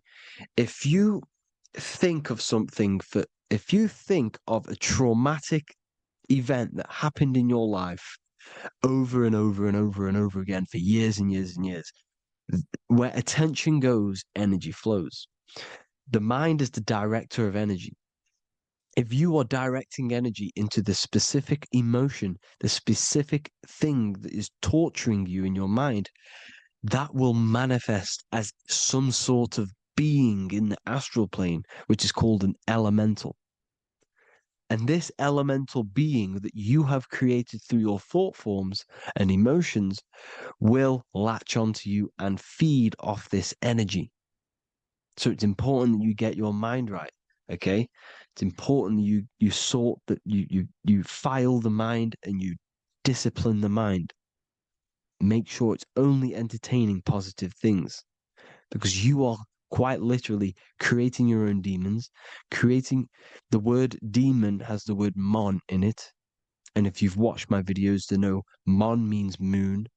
The moon is your mind, the sun is your soul, the earth is your physical body. Demon is mon means mind, moon is mind. You create demons with your mind, summoning. Now, this is where the rituals come in. 9/11 was a ritual because everyone was thinking about this big fearing, the death of 9/11. Everyone was thinking about it. And all of their minds thinking about this horrific thing will manifest and summon a negative energy spirit elemental within the astral plane. That's how all of this works. This is why it was a mass ritual. Okay. Chris Brown, new album name 11/11. Release date on the 11/11. This will be my 11th album and contain 11 songs. All of these people know the occult. This is Hermes Trismegistus with the star of Saturn, the six-pointed star, as above, so below. The mirroring of reality, physical and astral. The two Masonic pillars. So as above, so below. What's above us? The stars.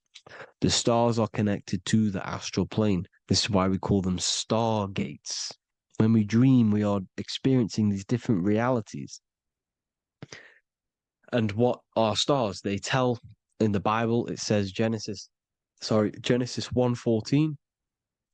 And God said, "Let there be lights in the firmament of the heaven to divide the day from the night, and let them be for signs."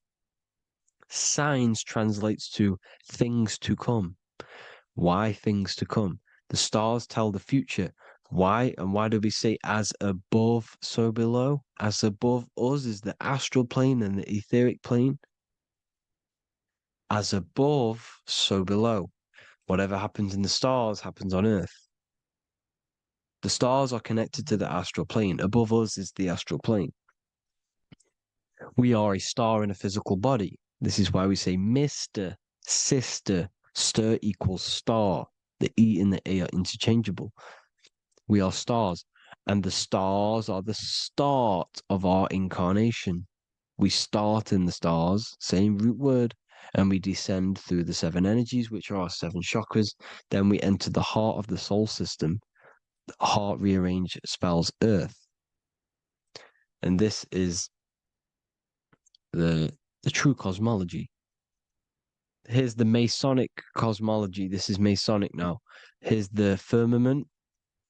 Let there be a firmament in the midst of the waters to divide the waters from above, from the waters that below. Genesis 1:6. The firmament, firmament comes from the word firma, Latin, I'm pretty sure,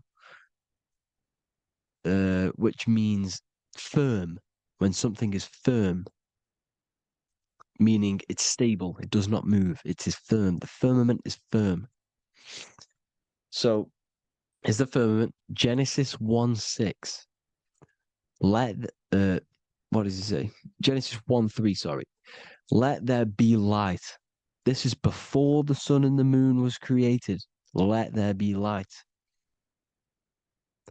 Before the sun and the moon was created, light was appeared. So what's that tell you? This is a holographic projection from some sort of light being, some sort of projector. And that projector is the all-seeing eye you see in the Masonic cosmology. This is the all-seeing eye projecting the light beams. Let there be light. Everything is made out of light. The universe is created out of light waves. The torus field is one unit of light. The light projecting this reality is Polaris. Okay, the famous all-seeing eye. Now, what else? Then we have after let there be light in Genesis 1:16, and God made the two great lights. This is the sun and the moon, electric, magnetic, male and female. Then we have the Masonic checkerboard, the black and white symbolizing dualities within the dualistic reality we're in, spirit and matter, light and matter, rest and motion, positive and negative, good and evil. Everything's dualistic here. Okay? And it's a dance. The universe is a dance between flickering of white and black light, which is the Taurus field. We're not going to go over that, but this is all connected to the astral plane. This is the true cosmology. The astral plane cannot work on a spinning monkey ball in the middle of space. Does not work. Cannot work. It's impossible. Okay? Impossible. So even in the Quran, it says, Allah has made the earth for you as a carpet, flat. Quran 15:19. And the earth we have spread out like a carpet, set there on mountains, firm and immovable. It is immovable. In the Quran, it also says 65:12, it is Allah who has created the seven heavens of the earth. The seven heavens meaning the seven layers of heaven, the seven planets.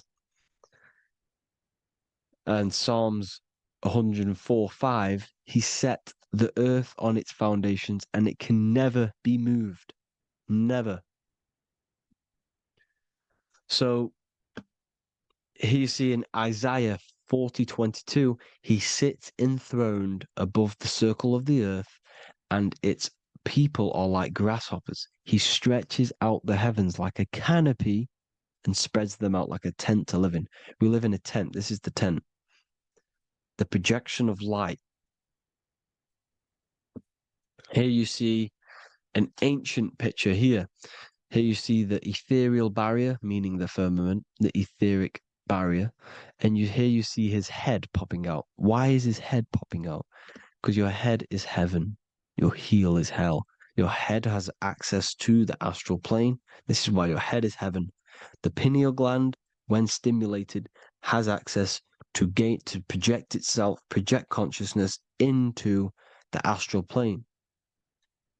Here you see another ancient picture here with the Masonic Royal Arch, with the zodiac here, the zodiac on the top, arching, because there's a firmament above us. Here's God in the brain. Consciousness is God. Here you see the Masonic Royal Arch, symbolizing the firmament. George Washington above the Masonic Royal Arch. These are the stars. This is Polaris projecting reality. Here's ancient churches with the dome, Polaris projecting reality with Jesus. Disney World is under the dome. The seven layers of heaven, ancient paintings, all depict if you go and look at the ancient paintings, they'll all depict the firmament, the arch above us. This is where we get interesting. The Masonic Royal Arch has the 6-9, which is Cancer. The constellation Cancer, which is 6-9 is associated with portals because CERN is the 6-9. Okay, CERN is opening portals. They're trying to create a portal to the other side. Cancer has the word CERN within it, so there is a link between Cancer and the opening, the firmament opening above us to ascension. Here you see the Masonic art with the Royal Arch and the light and the opening. Here you see the light and the opening. This is the opening of the firmament. Here's the Hebrew cosmology with Sheol, the underworld, and the opening. So Cancer is definitely some sort of portal in and out of this reality. I'm just connecting dots here. Now, we're going to go change a bit now. These celebrities that you are seeing they have not sold their soul to Satan, okay? They have not sold their soul to Satan. Satan is a demonic, low vibrational energy that has been summoned over the thousands and thousands and thousands of years of evil occult arts. So since Babylon was summoning this demonic energy, and this demonic energy in the astral plane will grow and grow and grow. It has no form. It has no physical form. Okay? But you can see it in the rappers. If your third eye is open, you can see clearly that these people are demonic. You can sense the energy that they're manifesting. Selling your soul is not what you've been told. It is gaining, because your soul is pure love, okay? Your soul does not want to do anything bad.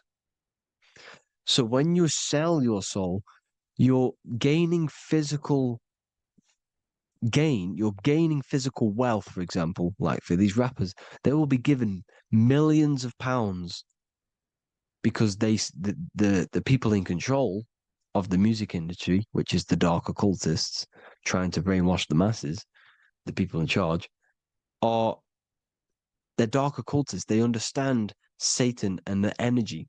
They are satanic energy, which has been summoned in the astral plane. They see that they have influence over the masses, so they will go to them and say, "I will give you this amount of money forever if you manifest this satanic, demonic energy through the music and through social media to blind the masses, to brainwash the masses into this demonic energy." Because when you listen to music, music is frequency. Whatever you listen to, you become that frequency. So if you're listening to these people, they're throwing energy, this demonic, satanic energy that they sold out to. Soul, same word. When you sold something, you've got your soul involved. They have exchanged money, physical gain, so that they manifest this satanic energy within the astral plane and through the music, through the videos, through social media to keep us in this vibrational frequency, in this low state of consciousness. This is what it actually is. It's not, you're not selling your soul to some sort of devil. This satanic energy has no physical form it is formless in the astral plane. It's a summoned energy. Now, the root chakra is red. This is why the devil is red, because it symbolizes the animal nature of man. When you are operating off your root chakra, you will kill, you will fight, you will do anything to survive, because it's all about survival mode in the root chakra. They want you keeping in that fighting mode, that surviving mode, so that you are manifesting this low vibrational frequency, this satanic energy, this demonic red energy. This is why the devil is red. And the devil has a tail with the red arrow pointing down because it symbolizes your light body. This is your Merkaba. Your Merkaba is your light body. Mer equals light, Ka equals spirit, Ba equals body. Merkaba, this is the devil's tail pointing down, the descension, your heel, up to your heel, hell. Ascension to heaven, head. You see? This is the all-seeing eye with the illumination coming off it, your head, when you're illuminated. The Merkaba is your celestial sphere to portray different planes of reality. It is the vehicle of ascension. It's your light body. It's in the word Kabbalah, Kabbalah, Ka, spirit, Ba, body, La, light. Same thing, Kabbalah, Merkaba. Same thing. It's all about the light body. This light body sees different realities. So when you see the goat in the music industry, it's this satanic summoned energy that's been summoning for thousands of years within the astral plane. When it becomes to the physical plane, it will manifest through different things. A goat, an owl, Satan, Moloch, Baal, same deity, same demonic energy that's been summoning in the astral plane. And this is why the Baphomet has a goat head. Drake's new album is the goat. The Polo G, the Masonic G, with the goat. And here's Rylo Rodriguez in the mirror with the goat in the mirror and him in his physical body. It symbolizes, the mirror symbolizes the astral plane because he's manifesting the goat, the demonic energy. He's sold out to the demonic energy, and in the physical plane, he's his physical body. The mirroring, the Masonic 11, the mirroring of reality, the astral and the physical. And what do you call them when they're an amazing rapper, the best rapper? You call them the goat. Because the goat, you're the goat because you're manifesting the goat energy, the satanic, demonic energy within the astral plane. So Baal, Moloch, all the same thing. Because in the astral plane, if you want to gain spirits to come to you and communicate you in the physical world, if you want to communicate with spirits, you have to gain their attention. You can either gain their attention or come together and agree to create some sort of being, which is Satan.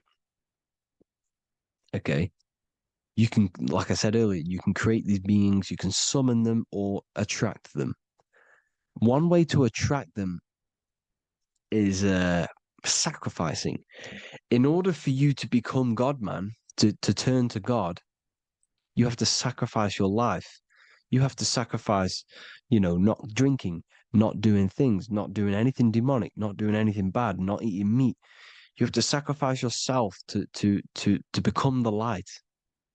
However, if you want quick, instant gains in the physical world, you can sacrifice something else to communicate with these spirits, because these demonic energies feed off demonic energy, your demonic energy. So these dark occultists will give away babies, they'll sacrifice, torture babies so that they gain, so that they can communicate with these spirits for physical exchange. Yes, you can do this. These powerful spirits, these powerful demons can give you powers. They can give you certain things. And this is what they are doing. They're summoning and attracting these demonic energy. This is why, trafficking is one of the most, Balenciaga. Baal is the demonic energy in the astral plane, which requires child sacrifice for his presence. Balenciaga, and they were trafficking children. They were trafficking, killing them, and offering them to the spirits. This is what they are doing. Balenciaga. It's in the name. Here you see, you can see here a stick man with two horns. The goat, obviously, it's all the same deity. Baal, the goat, Moloch.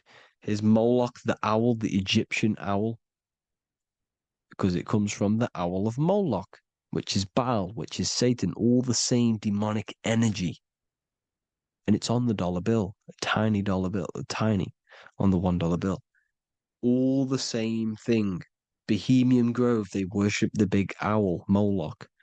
It's all the same thing. It's all one big demonic energy which has been summoning in the astral plane.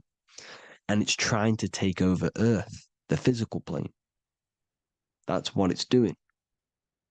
So I hope you all gained a deeper understanding of the astral plane and what's actually going on in the world. Please leave a comment if you can to help the algorithm. Drop a like if you like this content. And hope you all learned something today. And God bless you all. Thank you all.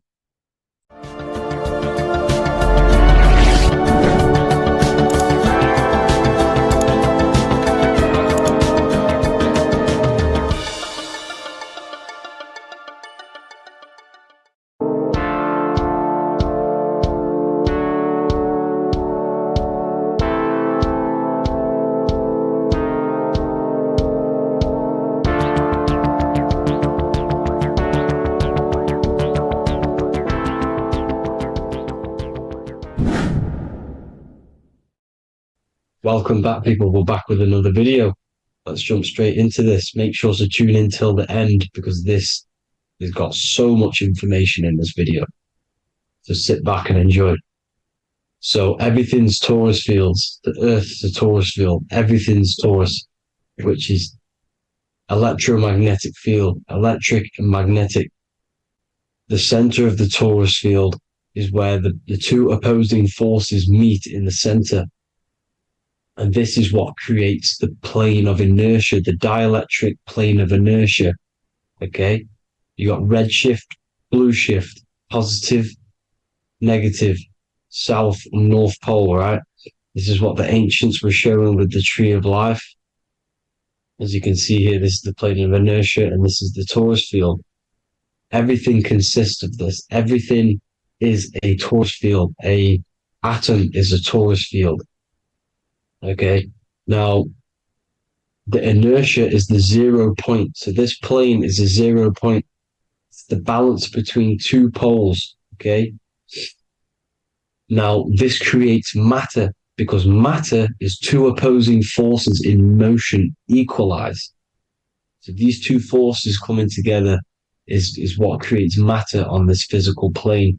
And this is why we can't see the electromagnetic field, because it consists of one of the elements, which is either electric or magnetic. But when they combine together, is what creates this physical plane, which is physical matter, which is light in motion. Now, everything is one. Don't get confused by duality. Duality is two opposing forces, but them two opposing forces are created by the same substance. It's two aspects of the same substance. So, for example, water and ice are the same thing. You know what I'm trying to say? But it's two aspects of the same substance, because all is one. The whole universe is one. All goes back to the one, which is God, the creator, or magnetism, whatever you want to call it, because magnetism pulsates. Electricity has two poles, red shift, blue shift. Okay. So red shift, blue shift is electricity, and electricity vibrates, and all vibration always comes back to a standstill point. But magnetism is what pulsates. This is why your heart pulses. You breathe, which is a pulse. This is the breath of the universe, magnetism. Now, this is why the earth is green, okay? Earth can be spelt heart. If you just move the H to the beginning, it spells heart, okay? Because the heart is the center of the torus field, which is the heart chakra for us humans, okay? We consist of the same field, as you already know. Heart being the center, which is green, which is the center of the seven colors. The center of the seven colors. This is the most powerful chakra in your body. People think it's the crown chakra, but it's the heart chakra because it's the center of the torus field. You must align them all and combine them all into one, which is the heart chakra. Now, earth is green. Nature's green. Okay, this is because we live on heart chakra, the plane of inertia. It's the center of the torus field. Okay, and this is what the Egyptians called Isis, which is nature. Nature is balanced, and nature is female, Mother Nature, because it looks after us with the fruit it grows with abundance, and the water. It's a female energy, Mother Nature, and this is the symbolism of an equal, balanced arms. This is the scales, it's balanced. Mother Nature is balanced. This is why the sky is blue, because what comes after the heart chakra? Blue. Sky is blue. We live in Midgard. This is what the ancients called Midgard. You don't have to take this tree literally. It's a metaphor. We live in Midgard, where both positive and negative duality here. Now, Mount Meru. Mount Meru was known as the center of the earth, okay, or known as Hyperborea. And this is the North Pole, the electromagnetic North Pole. But when I say Mount Meru, it's not an actual mountain. They weren't saying there was a real mountain in the center of the earth. a magnetic rock. No. The plane of inertia, okay, there's something called a hyperboloid. That's what it's called, a hyperboloid. And this is the center of the torus field. And this hyperboloid is what is in the shape of a mountain, you see? So if I go to this next one, they say Hyperborea on this map. Why do they call it Hyperborea? Because this is the hyperboloid in the center of the torus field. And this is the electromagnetic mountain, a metaphor. Mountain, what they're metaphorically saying, this is the electromagnetic mountain at the center, the double vortex, the center of the torus field, which is the North Pole. Pole of electromagnetic energy. So this is why they call it Hyperborea. It comes from the word hyperboloid. And the center of the earth is so sacred. And they symbolize this with, obviously, the North Star, which is Polaris. And this is where the swastika comes from, because it's the 4 seasons moving around the North Star. This is the Big Dipper constellation moving around the North Star, which is Polaris. There's that pole again. Pole. Magnetic pole of the torus field. And this is where the green, emerald green, aurora borealis comes from. It comes from this center hyperboloid at the center of the earth, where the most electromagnetic energy is stored. The center of the plane of inertia. The center of the plane of inertia. This is the all-seeing eye as well. As you can see, they got the sun, the moon, this is the Masonic cosmos, the sun, the moon, and the all-seeing eye, because the eye is Polaris, the eye of the stars. It's all the big eye. Now, the eye means a lot more as well. It's not just that. There's different ways you can interpret symbols.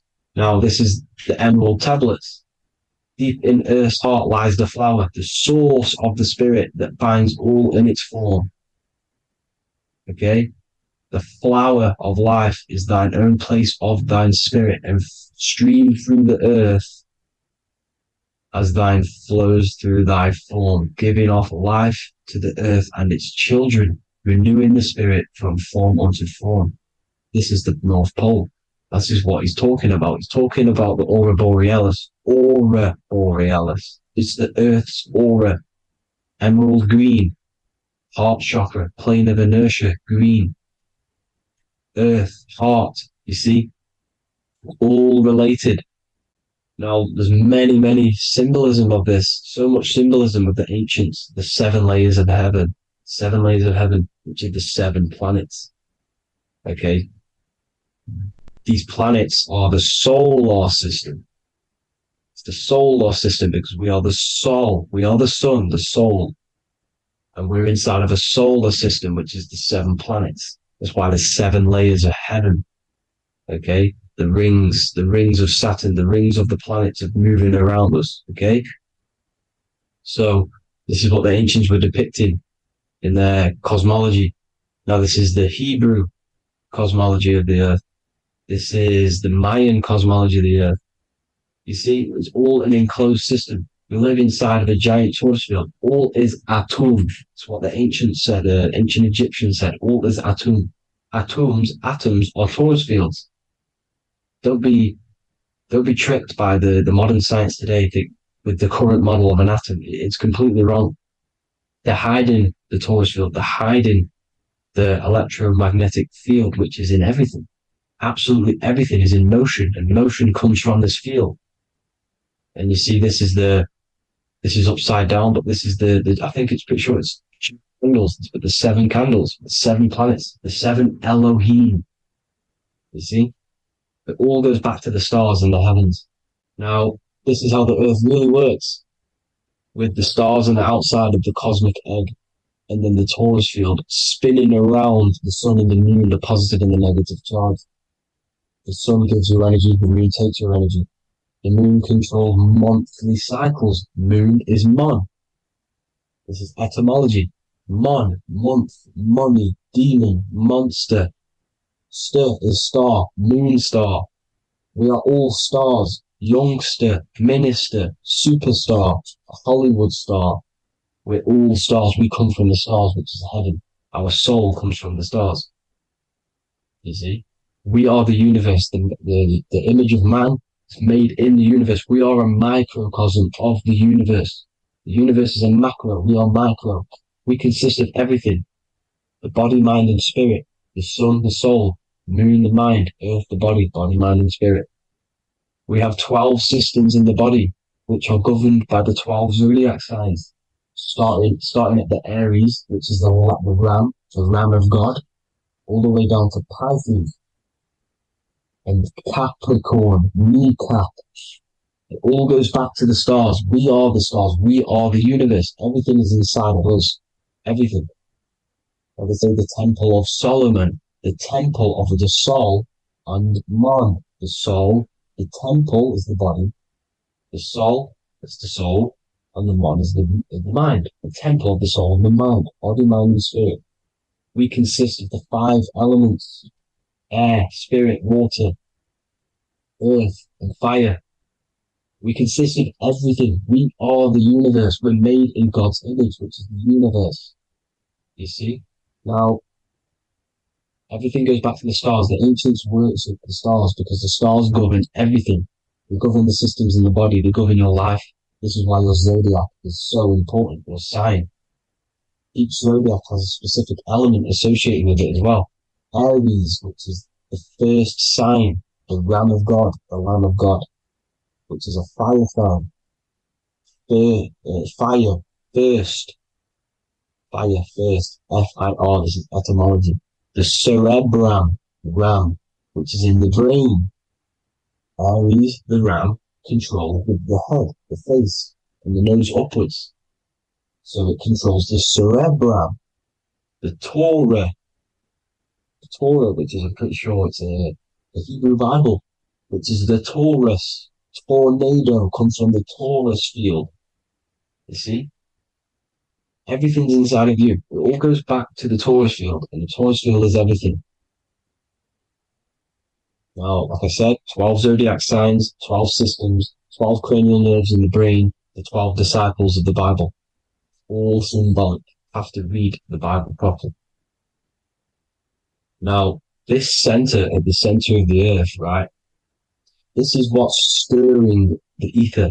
And the ether consists of the 4 elements. Because there's 5 elements. Spirit can be called ether. People call it spirit or ether. Ether is pure potential, pure energy.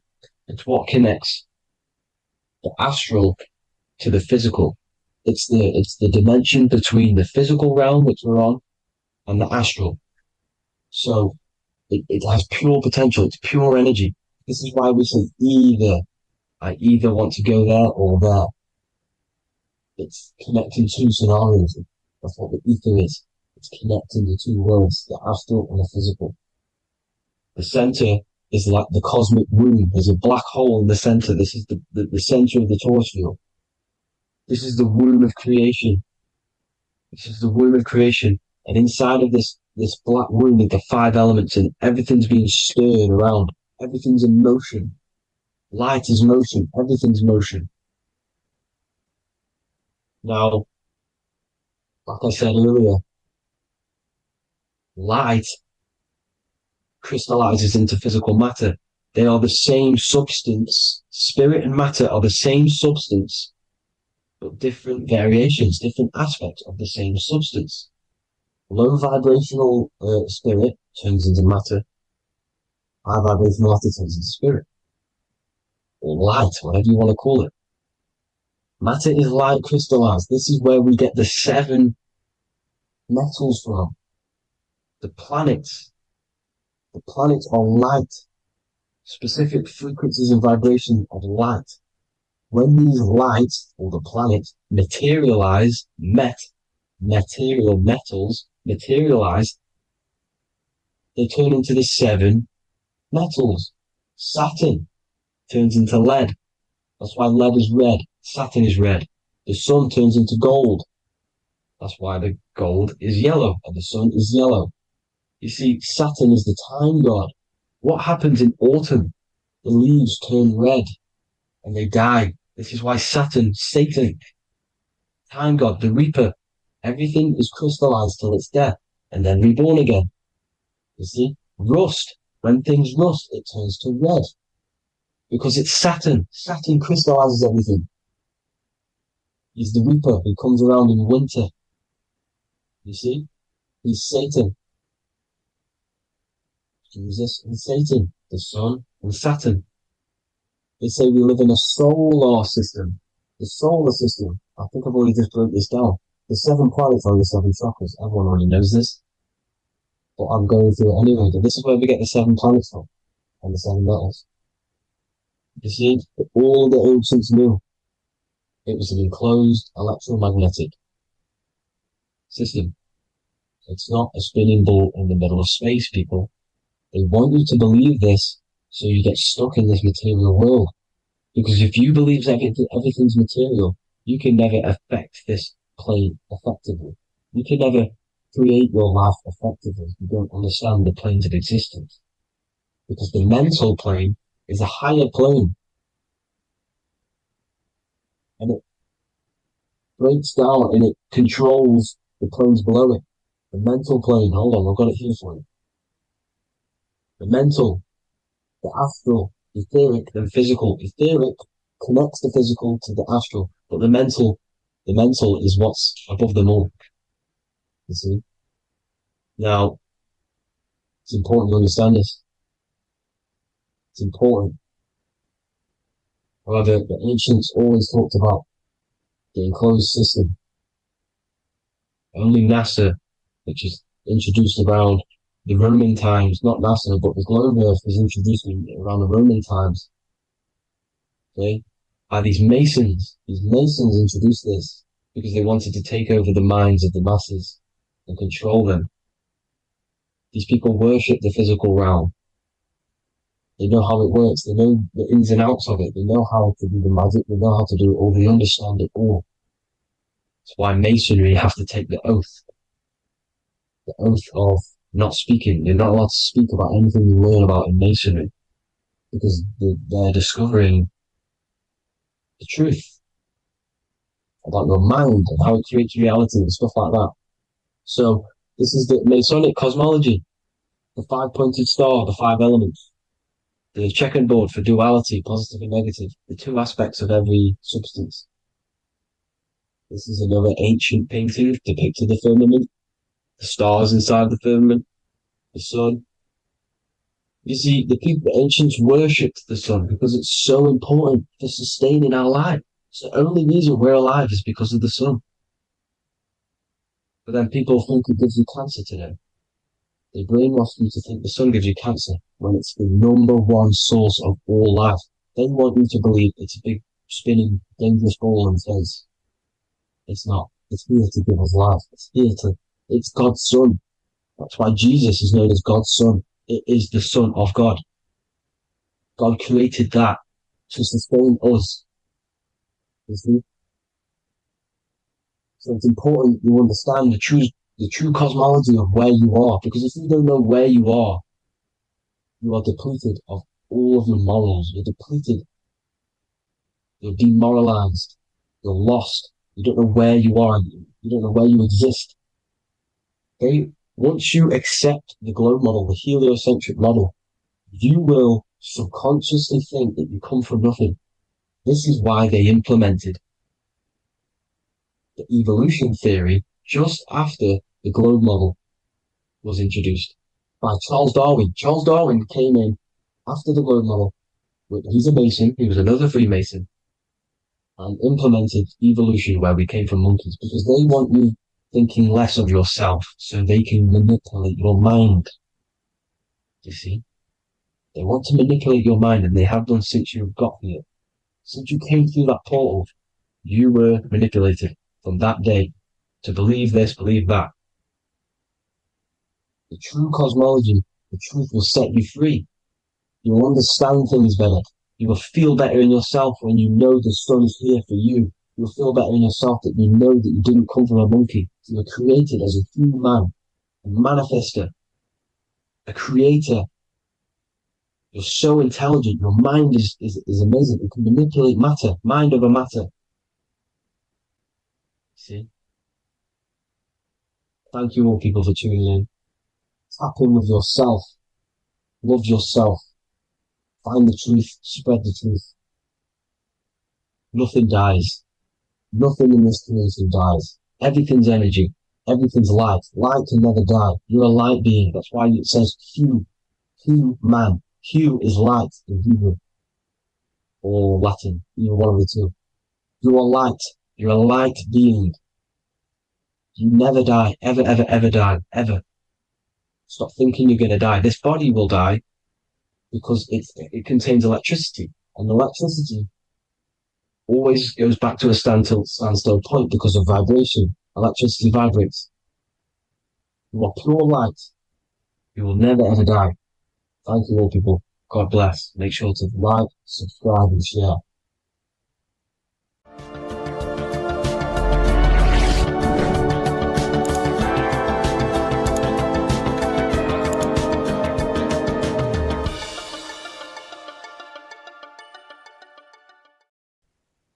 As above, so below. This is one of the most crucial teachings within esotericism, occultism, or what we like to call it today, spirituality. I don't like calling it spirituality because it's not spirituality. I teach human consciousness. I teach the science of you and your consciousness alone and your being. And in order to fully understand you and this world around you, you must understand this number one principle of as above, so below. There is many misconceptions of this, and there is many simple teachings of this, but I'm going to break it down today from the most simplest to the most complex, and you will see the connections between all things. This is the most important lesson you could ever learn, and I'm going to teach it you today. So what you must understand is with the term as above, so below, it applies with everything you see in this world and about yourself. We have something called the macro, which means the bigger scale. On the bigger scale, we have the whole earth. If we look down from the sky on top of rivers, this is what we see. We see this tree pattern. Then on a smaller scale, we see trees have the same pattern. Then we look even closer. We're going smaller and smaller into the leaves of the tree. We see the same pattern. Then we go even more micro into the human brain and look at the human brain cells and we see the same pattern. This is proof this is a fractal universe, and everything is in the micro is reflected in the macro. As above, so below. As within, so without. On the macro is a reflection of the micro. So now that you understand this, we can go a bit further. A yearly cycle of spring, summer, fall, winter is a macro. A micro is a daily cycle. So a day is a mini year. The summer is the midday. Autumn is the evening. Night is the winter, and spring is the morning. This is a macro, a reflection. We have a miniature cycle of the zodiac every single day. And this cycle is also reflecting the cycle of life and death. We live, we are born, which is the spring. We live, which is the summer. We then age, which is the autumn. And then we die, which is the winter, and then we are reborn again. This is the cycle of life and death, and you do this every single day. You see, death is a macrocosm of sleep. This is why we say sleep is the cousin of death, because you die every single night. You do this process of life and death every single day. As above, so below. What's in the micro is in the macro. So when you go to sleep, you are essentially dying. And then in the morning when you wake up, you are then born again. This is a fractal cycle that we live in. Everything in this whole world is fractal. Everything applies to as above, so below. We have the sun, we have the moon, we have the day, we have the night. we have the life, we have the death.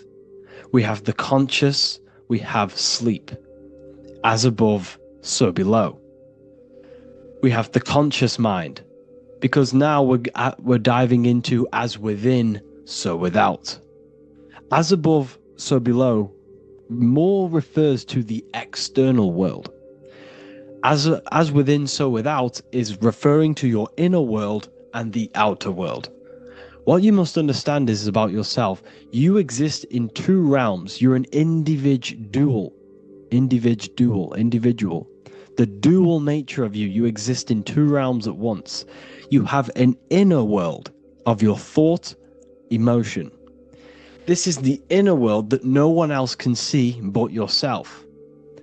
And you have an outer world with a physical body which everyone can see. So you exist in two worlds. You have the inner voice, you have the outer physical voice, which I'm speaking to you with now. But I also have an inner voice, which no one can hear, only but me. So you exist in the light and you exist in the darkness. The sun represents your external self, your physical, conscious mind. The moon represents your shadow self, the inner self, the psyche self, the spirit self. There is an as above, so below. The sun is within you. The moon is within you. Everything is within you. Now that you understand as above, so below, what is your body? Your body is a miniature earth. Let me repeat, your body is an earth. Your body is the earth. Okay?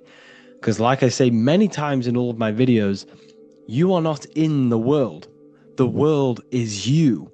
You are the universe. Your brain is a computer creating this reality. What you see with your eyes is produced in the back of the brain called the visual cortex. You don't look into the world, the brain produces the world. The body produces the world. When you touch something, you're not actually touching something.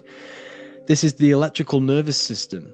When you touch something, what you feel is actually electrical signals on your nervous system reporting back to your brain. Therefore, when this body dies, you leave the earth because this body is the earth. Okay? As above, so below. You have the mental plane, the astral plane, the etheric plane, and the physical plane. This is essential for understanding reality and the teaching of as above, so below. Everything in this material plane began in the thinking mind. For example, the microphone I'm speaking into, the phone you're watching this video off, or the laptop or iPad. Where did this begin? It didn't begin in the factory. The first ever place this item begun was in the mind of an individual. The invisible realms of mind is where all physical things and physical items begun. Essentially, this physical plane is the effect of the thinking mind. This world is the world of effect. It's the world of outcomes. When you see something, it is already manifest. It is already being manifested. It is an effect. And in the effect of the cause, which is the thinking mind. Therefore, the mind creates thoughts, which is the mental plane. Then after thoughts creates imagination, which is the astral plane. These two are spiritual. They are non-physical. So spirit kind of means non-physical. Then you have the physical planes, the etheric and the physical plane. As above, so below. What happens in the mind is manifest on the physical plane. Like I said, the phone that you are holding, it was a thought, and then it brought down into a physical reality. As above, so below. You change the mind, you change your reality. Your environment, the word environment has ment in it because your environment is mental. So now that you understand this, so what is the world around you? The world around you was created by the mind of God. It was manifested through God's thought. So you are living in the mind of God. You are a thought in the mind of God. God thought you into existence. But like I said, we are all fractals. Everything is fractal. If God exists, this means that you are God, as above, so below. God created you through the thinking mind, and he gave you a thinking mind. So God created the macrocosm. God created the macro, the whole world. He designed the whole world, the sun, the stars, the moving. He designed this. But then he gave you the thinking mind to design your own life and create your own life in his world. You are a microcosm of God's macrocosm. Just like God thought you into existence and the whole world into existence, you are a microcosm thinking your world, your reality into existence. You see this now? Everything is a reflection. Everything is a mirror. Everything is fractal. So in order for you to change your reality, you must change these higher planes. Your thought and imagination are the two key aspects of creating physical reality. Every object you see around you was begun in these higher planes of the non-physical, and they were brought out of spirit into physical matter through the thinking mind and physical action. So now we're going to get a bit deeper. The brain is not the mind. Now that you understand, we have spirit and matter. As above, so below. You have a non-physical side of reality and a physical side of reality. The mind is the spiritual brain. The brain is a physical manifestation, a physical effect of the mind. The mind uses the brain to operate in the physical world, and it's the same with the heart. The soul manifests itself physically through the heart. The heart is a physical manifestation of the soul, of the emotion, thought and emotion, the mind and the soul, the brain and the heart, heaven and earth. So you have the inner world and the outer world, the spiritual, non-physical, and the physical. So we are all on this process of awakening, an expansion of our minds into new fields of thought, into new fields of awakening ourselves. Because essentially we are born into this world, but you are born many, many times. You can be born physically and you can be born spiritually. Like I said, everything is fractal. So just like when the baby finds out that there is a world outside of its mother, what does the baby do?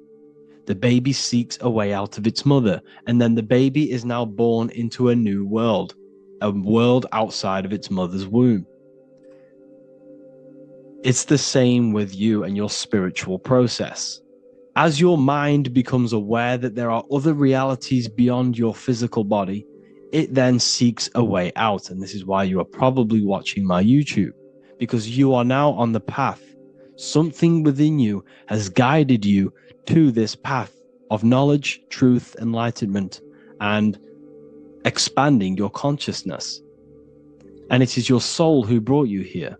Your soul speaks through emotion, like guidance. Emotion is the language of the soul. When you feel very bad, this is your soul telling you you're not in the right place. You're doing the wrong things. Because the soul is always unfolding its purpose, which is expansion and learning. That is it. The mastery of the self and the learning of the mind is the only thing that counts in the end after this life. So you are on a journey of expansion, of learning, creating, and spiritual rebirth. As above, so below. What does this body tell you? When I see someone overweight, I don't see the overweight. I don't see the body. I see the mind. I see an undisciplined mind. I see a mind that lacks self-control. I see a mind that seeks external validation. That's what I see when I see an overweight person. I don't see his body. I see the result of his mind. Because what does the Bible tell you? You shall know them by their fruits. It's the same saying as above, so below. You shall know them by their fruit. The fruit is their manifestation. Your body is a direct correlation and manifestation of your mind. Your inner world projects your outer world. As within, so without. As above, so below. Now, what do you see when you see this man's body? I see discipline. I see strength, mental strength, not physical strength. I see mental resilience of pain. Because all of this man's mental energy has been manifested physically within his muscle. This body is a direct manifestation of this man's mind's pain and suffering. And it shows discipline. This is why people instantly respect you if you are in shape. You walk into a room and you are in shape, people will instantly give you respect because they know that you are mentally disciplined. The body is a reflection of your inner world, and it's the same with your friends, your family, your connections with people. If you think about yourself very negatively all the time, and you don't have a good connection with yourself, you don't have a connection with your true self, this will manifest into every single relationship you have in your life. If you don't have a good relationship with your inner self, you don't have a good relationship with the people and the friends around you. Because as within, so without. If you think negative about yourself, you will only pick up the negative in other people. If I think very highly of myself and I think very happy and good things about myself, I will then see the good things in other people. Because it's as above, so below. As the inner world is, so is the outer world. It's the same with your life circumstances. Your life is a direct correlation of every thought you thought in the past. If you possess millions of pounds, millions of dollars, this is because you have thought this into physical reality. You live the life you are deserved. You live the life that you manifest through your thought. If you live a very poor life, this is a reflection of your mind. This is a reflection of what you have thought into physical existence. Because like I said, everything begins in the mind, as above, so below. And this is even present within the body. So where is the head? The head is at the very top of the body. And where does all manifestation begin? In the mind. That's where the mind is, in the head. And then the thoughts we think travel down the body into the heart, which is the emotion. Every thought we think is in the emotion. Every thought we think creates an emotion. This emotion then drives the action. Where does the action come from? The feet, because the feet move our body. We move with our feet to take action. Our hands. You see, so the body is even a micro reflection. I can't even say it. Reflection of the order of manifestation. This blew my mind when I figured this out. You see, the head, the thoughts begin here. This is the beginning of all manifestation. Then it comes down to the heart. This is the emotion. Then you take the action. The thought and emotion then sparks the action, which is taken with the hands and the feet. And where's the lowest point on the body? The feet, and that's touching the physical earth. So the head is where the thought is, the non-physical, and the lowest point on the body, which is touching the physical earth. So the head represents spirit, the feet represent matter, spirit and matter. Your room, if I walk into your room and I see a messy room, I don't see the room, I see a messy mind. The room is a reflection of the mind. If you have a messy room, this is your mind. It's an externalization of your unsorted mind, undisciplined mind. So like I said, we are all God, and we must find the God self within us. And I teach all of this inside the Book of Wisdom, Volume 2. This is not just a book, this is a revolution. This is the beginning of a new age with this book. If you have read it, I congratulate you. You should feel very proud of yourself if you have an open mind. You should feel proud of yourself for watching these videos, because not many people have an open mind. Remember this, people. You are special if you're watching these videos. You have the mind. You have the ability to see through the illusion. And I take my hat off to you. You want to take this to the next step? Read the book. Or if you want to take it to the serious levels, join the university. The university, you gain access to every piece of my material that I've ever done, all of my books, all of my lectures that are hidden from YouTube, that are hidden from everywhere else, the lectures that give you real power. And if you feel alone on this journey, we have a conscious community where you can connect with like-minded individuals, because I've been there. I've been there when you feel lonely, because you feel like no one else is thinking the way you are feeling. You can't talk to people about these things because people just think you're crazy. That's why I put together this, so we can connect, so we can unite, so you can connect with people, so you don't feel crazy about thinking about this stuff, learning about this stuff. And if you truly want to level up your life, people, and take your studies serious, this is for you. We do live calls, we do lectures. There's a whole library filled with books you can read. It's the perfect place for the truth seeker. I thank you all for joining. Please leave a like, a comment, a subscribe. Let me know any future videos you want me to make in the comments. Thank you all. Have an amazing day.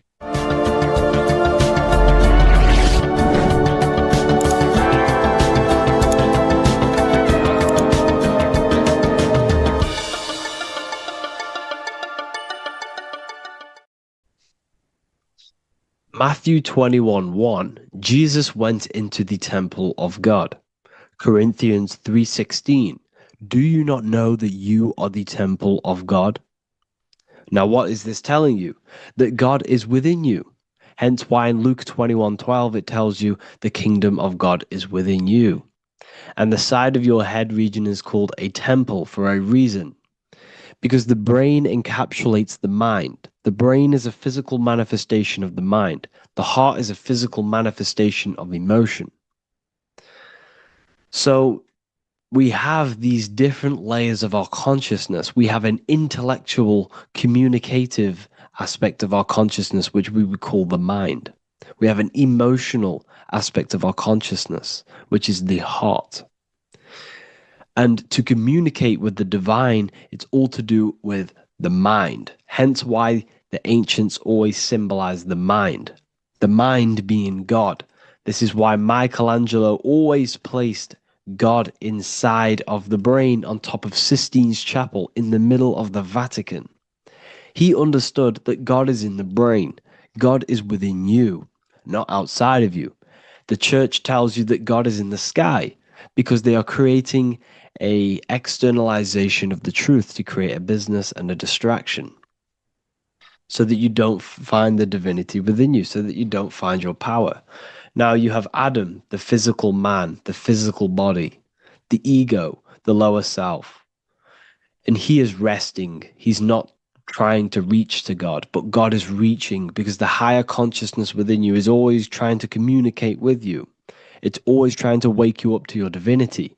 But the lower mind, the lower self, Adam, the physical self, is always in ignorance of truth, always in ignorance, and stays in a materialistic way of thinking, which is the lower animal self. And this is what we call a sleep, or an NPC. This is the lower mind of man. But all you have to do is to move your finger to touch God. You have to look within yourself, within the brain, meditate, and you can find God. This is why in the Bible we see many references to the human body and anatomy to truly connect with God. Kings 6:8, the door to the middle chamber was in the right side of the house, which is the right hemisphere of the brain. The middle chamber is the pineal gland, where the seat of your consciousness is, but the seat of your higher consciousness is, the mind. And they went up the winding stairs, which is your spinal column, into the middle chamber, and out of the middle chamber into the third. So they went up the winding stairs. This represents raising your consciousness up the winding stairs. Your spinal column acts as a stairway of consciousness. Depending on what sort of consciousness you are operating in, depends on what part of the spinal column you are using. Because the spinal column ascends and descends consciousness. What do I mean?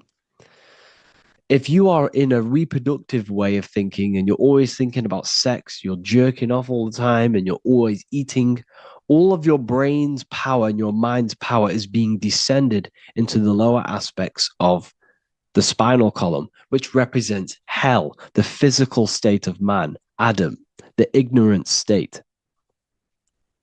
We're basically living off low-level pleasures like an animal. And the stairway to heaven is your spinal column. They went up the winding stairs into the middle chamber, which is your mind, your pineal gland, and out of the middle into the third stage of consciousness, physical, etheric, astral. When you meditate and you start to raise your consciousness during meditation, you enter the astral plane when you turn off thought. But this is the middle chamber inside of the brain. Here we see another painting inside of Sistine's chapel of God inside of the brain. This is the brainstem. This is the brain. This is the frontal lobe. This is the back lobe. This is the back lobe. This is the cerebellum. Here's the reptilian brainstem. Here's the claustrum. This is what we are seeing here. Anatomy. Here is another one in Sistine's chapel in the middle of the Vatican. This is depicting the brainstem. God's neck looks exactly like the brainstem. Here we see a real brain compared to God's neck, because the neck is just below the brainstem. And this is what they are symbolizing, because they knew that God is within you. God is a part of the human body. God is inside of the body, because the body is a vessel for consciousness, for universal consciousness. Inside of you, inside of me, is the same spark of consciousness. And this same consciousness is spread out into every living essence, because everything comes from the one source, the one God, the one consciousness. Matthew 6:22-23. The light of the body is the eye. If therefore thine eye be single, thy whole body shall be full of light. Practicing the single eye. What is this? This is meditation. This is entering within yourself. So the Bible's telling you to practice the single eye. But if thine eye be evil, thy whole body shall be full of darkness. What does this mean? If your consciousness is in an evil way of thinking, if your mind is filled with an evil, negative mind space, then your body shall be filled with darkness, with evil, with negativity. Because negative thoughts destruct the body. Positive thoughts heal and regenerate the body. So he tells you to be, the light of the body is the eye, your consciousness, the inner eye of consciousness, the eye that lets you see. And what do I mean? You look with your two physical eyes, but you see with the inner eye. What you see is perception. You look with the two eyes, and what you see is perception. You are seeing, you are understanding, and that's what consciousness, the mind, gives you. Consciousness, or the mind, is the force that allows you to be a human being, that allows you to understand things and interact with things and make decisions. It's an infinite intelligence. See, the mind is not the brain. This is a big confusion with people. Hence why the eye on top of the pyramid is separate from the bottom half of the pyramid, because the consciousness is separate from the body, the eye, the all-seeing eye. It represents the observer, the eye that sees into this body, into this world, into this. You are the perceiver. You are the invisible spirit within the body. Theologians 4:17. After that, we are still alive, and our left will be caught up together with them in the clouds to meet the Lord in the air. You don't meet the Lord in the physical air. Okay? This symbolism of the ancient Christian artwork is showing you this is symbolic. These things never happened. There's no man in the sky. Moses didn't go on a mountain to meet with God. The air represents the mind. This is why you say you're an airhead when someone's very stupid. Earth is your body. Water is your emotions. Fire is your spirit. Air is your mind, the invisible mind. So Anton Mengs, an ancient Christian art worker, is showing you anatomy of God in the clouds. But this is anatomy of the human body, raising yourself to the mind and turning the mind inwards on itself during meditation. And that's how you meet the Lord in the air. You meet the Lord in an elevated state of consciousness. The air represents an elevated state of consciousness because the air is up. You have to raise your consciousness to meet the Lord in the air. This is why Moses went on a mountain to meet with God. The mountain represents elevation of consciousness, raising the mind up the spinal column, taking all of the mind's attention away from the reproduction and the physical aspects of self and raising it to the brain and turning off the brain and going inward into the air.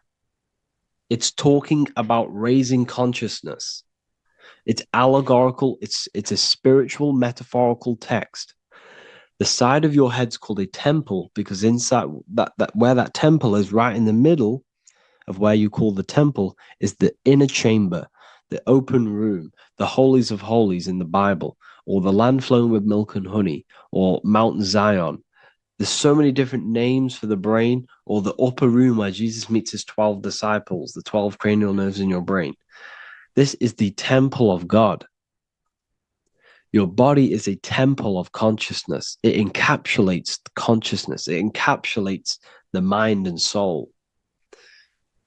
John 10:30, Jesus states, I and the Father are one. Psalms 46:10, be still and know that I am God. He's talking about the I am within you, not within Jesus. Everyone refers to ourselves as I. I am God. When you say I, you're referring to the highest aspect of yourself, the aspect that is above all thought, above all emotion, and above all things. When you say I, you're referring to your pure awareness, your pure consciousness, the highest aspect of yourself. And anything after I is egotistical. I is God. The letter I is the Roman numerals for one because there is one God, one consciousness. The letter I is one line, just like the number one. Matthew 6:3-4, take no thought. Therefore, take no thought. Take no thought. He says this 5 times because you must turn off the 5 senses and take no thought to connect with God. Be still. This is telling you to meditate and know that I am God. The I am within you. I and the Father are one. I and God are one. You, who you think you are, is a completely wrong. The body is matter. Your name isn't you. Your job isn't you. Your reputation, your trauma, your memories, your friends, family, worries, bills, interests, dislikes, goals, passions.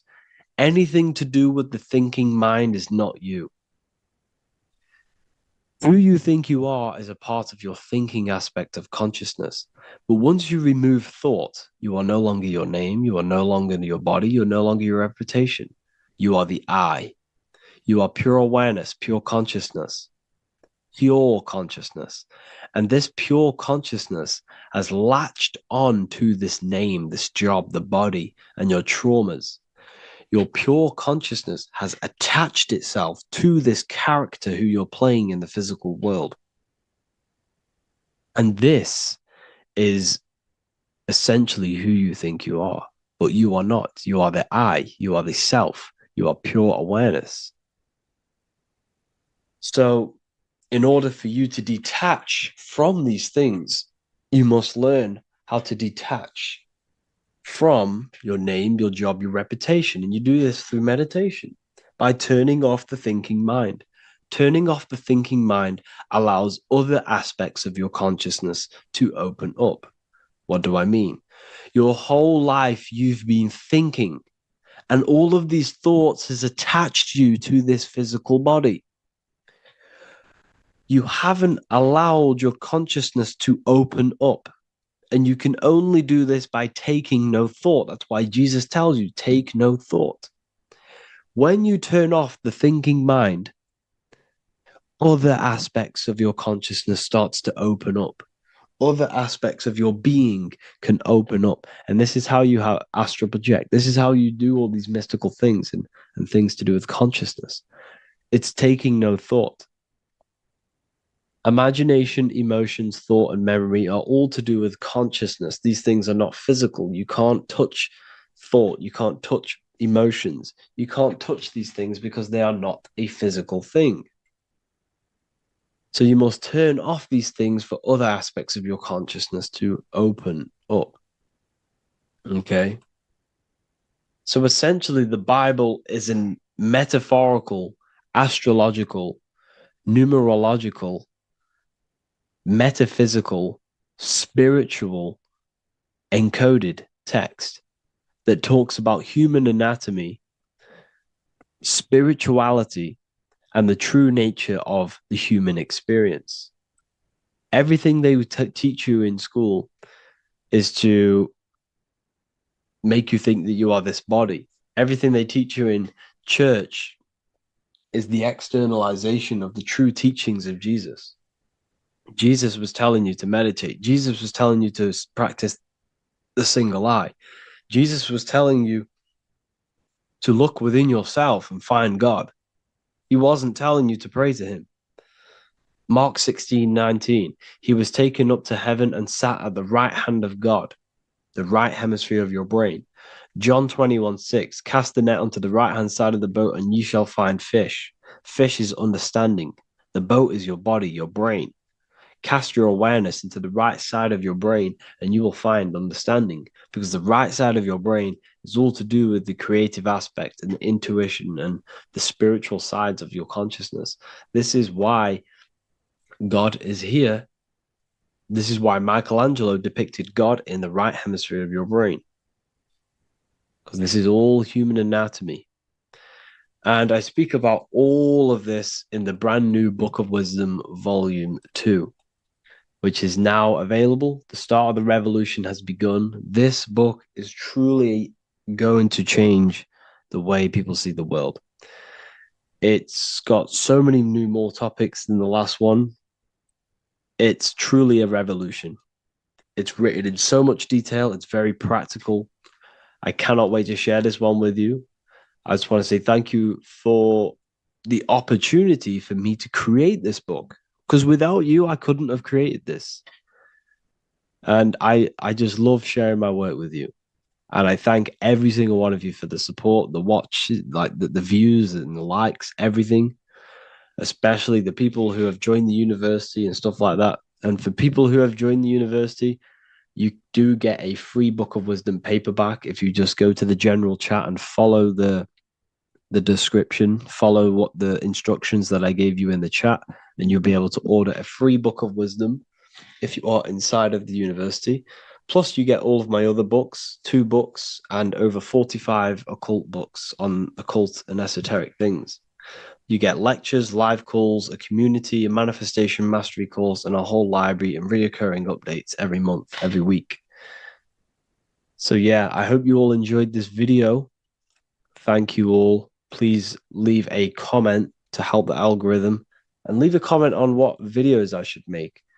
And yeah, I'll get to uploading on the YouTube a lot more now. The second book is now released. I have a lot more time on my hands.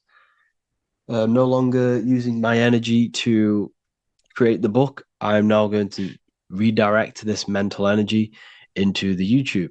So there will be a lot more content coming. So I need some content ideas. So feel free to comment some ideas, some YouTube videos that I can create. Thank you all, people. Have an amazing day. Hello, everyone. Today we're going to be discussing the esoteric and occult meaning behind the story inside of Genesis, the story of Adam and Eve. This is a widely known story, but not many people know the true esoteric meaning behind it. Okay. So today we're going to be breaking this symbolism down. Before we get into this, please leave a like and a subscribe on the channel. I would greatly appreciate it. And please comment below any lectures or anything you wish to know, and I could maybe make it in the future. The first thing we must understand about the Bible is that it is an esoteric and occult book. It is written in allegory. It is written in such a way that we understand the book compared to our level of perception. Now, what do I mean? If a child read the Bible, they would gain a standard meaning and story behind it. They would gain a normal interpretation of the book, of being good, praise God, and be a good person. However, me, who have studied the occult and esoteric and symbolism for a very long time, when I read the Bible, I see a deeper meaning. I can read between the lines of the allegories, which means the Bible is written in such a genius way that it speaks to your level of intelligence. Depending on how advanced you are mentally and with knowledge, will depend on how you decipher this book and how the parables inside the book can speak to you in your personal life. Okay. So the Bible is the greatest psychological book ever written in history. This is why it's known as the greatest story ever told. It's a story. What we must understand with the Bible is that the Bible creates on the surface a logical way of thinking, which is what we call religion. We read the Bible and if we think logically and we take that book literally, then we gain a religion. But if we look beyond the surface, this is what we call esoteric, metaphorical, symbolic. You can read between the lines using our right hemisphere of the brain in deciphering this book and what it truly means to us and the evolution of our mind, body, and soul. What this book actually reveals between the lines is instructions and stories which teach you how to level up your consciousness, how you can sync the mind, body, and spirit and soul all together so you can live like a god. This is what the esoteric is. It's the purification of consciousness. Now, when it comes to Adam and Eve, okay, what we must understand is that this is the beginning of creation. This represents the beginning of your life in an esoteric way. This is symbolic for the beginning of your incarnation into this physical world. Okay. And we have Adam, masculine, Eve representing feminine. These are the two masculine and feminine energies which create the whole material universe. Okay. And as we are born with a pure consciousness. We are born with pure consciousness. Well, now, what do I mean?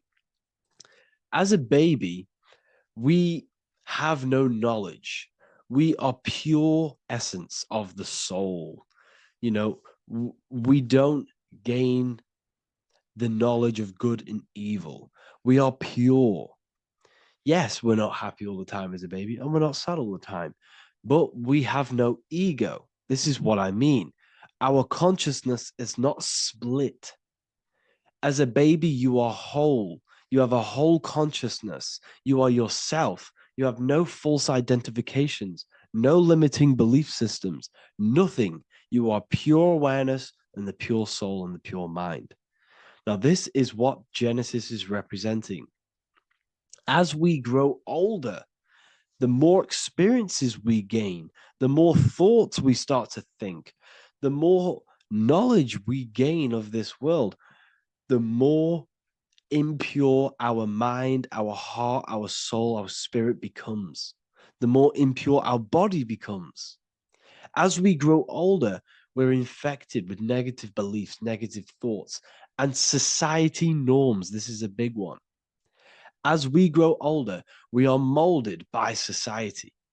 We shut off areas of ourself and we push them away so that we fit in with society. We all know this. We all did this in school. We pushed away parts of ourselves to act cool or to fit in, whatever it may be. Whatever type of person you were in school, we all went through this because society and culture is programmed. So as we grow older, our consciousness splits. We gain a persona, an ego, and we gain a shadow self, the subconscious, and we gain an ego. Now, the ego is what you show to people. It's that character that you show, that you put on to your culture, to your family, to your friends.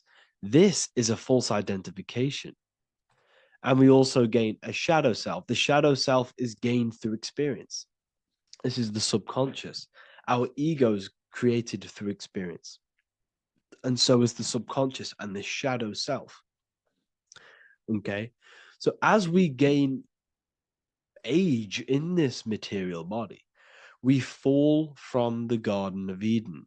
We gain the knowledge of good and evil.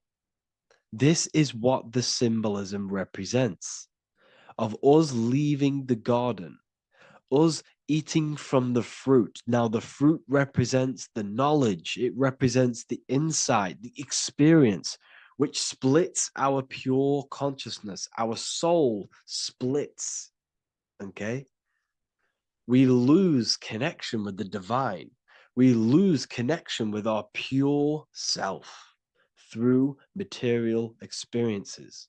We may lose ourselves in material experiences. We may lose ourselves in lust and material gain, wealth, and all of these lovely things that the material world offers. We lose ourselves in this. Okay? And not only that, there's another symbolic thing that we're missing with being a child. There's another symbolic meaning behind this tree in this story of Adam and Eve. And this is sexual energy. Okay? As we are a baby, we have no ability to create another human life. We have no sexual urges. We have no desire for the material things as a baby. Nothing. As we grow older, our sexual energy cultivates around the age of, it's like 10, maybe earlier for some people or later for some people. This is what we call puberty, when our sexual energy activates. This is when the masculine and feminine energies are present within the body. And we are now given the ability to create human life.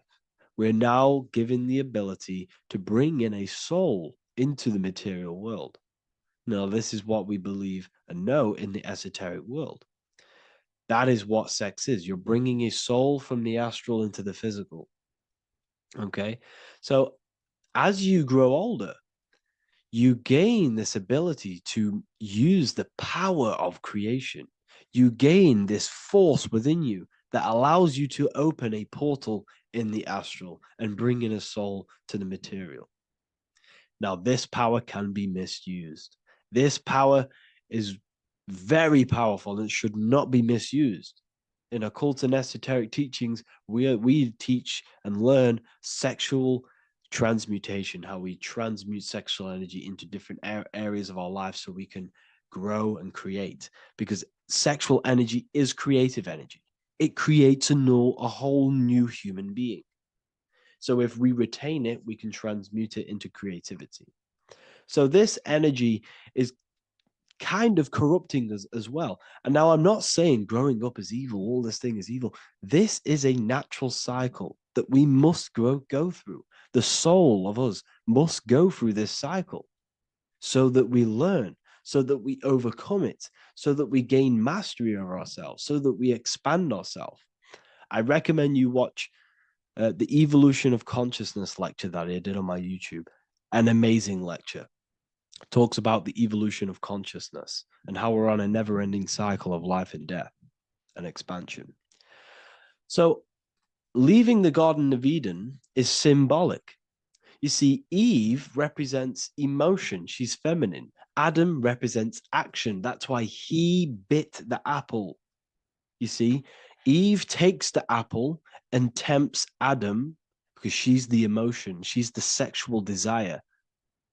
And Adam eats it. He releases. He misuses the power of his creation. He misuses his consciousness because of material illusions and material desires. This is natural, okay?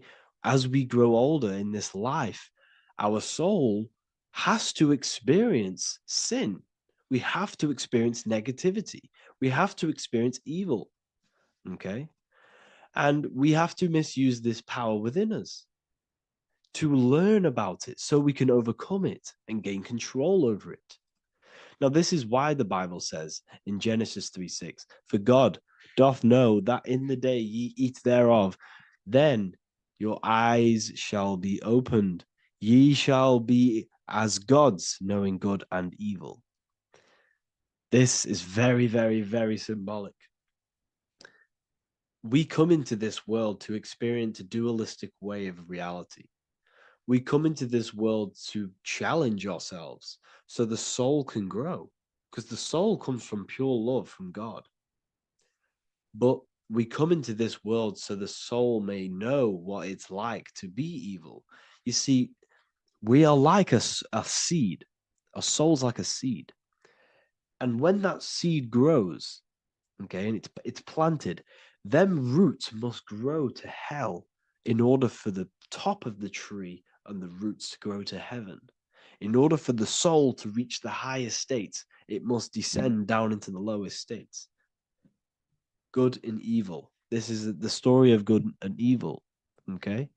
And this is the story, a psychological story of how the human mind has functioned in this life. This is what this story is representing of how our soul and mind is functioning, how our consciousness is splitting and growing up and evoluting. Okay. Like I said, snakes represent sexual energy. They represent, snake, when you've been snaked. This is why we say you've been snaked, because it represents a temptation of sexual energy. This is why the Kundalini is symbolized as a snake. This is the serpent within us that we can rise to activate dormant brain cells in our brain. Now that's called the Kundalini Awakening. I'm not going to get into that into this video, but this is what it symbolizes, the tree and the knowledge of good and evil, because our body is the tree. Our central nervous system is the tree. The snake is our sexual urges and this false temptation that tempts us to interact with sin, the material world, okay, and go against our higher divine self. This is what it represents. Now, it's very, very symbolic. Not everyone is going to agree with this, but this is my interpretation of Genesis based on my research of occultism, symbolism, metaphors, and me studying the Bible. This is my interpretation, and I hope it resonates with you. It might not resonate with you, but this is what makes sense to me, and this is what has made sense to many other occult researchers who are in this space as well. Okay. So please leave a like, leave a comment, leave a subscribe. I'd greatly appreciate if you could, just give me some support on this channel. We're nearly at 100,000 subscribers, which is insane. I just want to say thank you all. And yeah, I will see you inside the university. If you join, I'll look forward to mentoring you, connecting with you on the live calls, There's a new symbolism course which is going to be available very, very soon. And yeah, if you join the university, you also get a 30% discount on all of my products, astrology readings, one-on-one calls, all of my books. Yeah, so I hope you gain some insight on this video, and I'll see you in the next video, and I'll see you inside the university. Have an amazing day.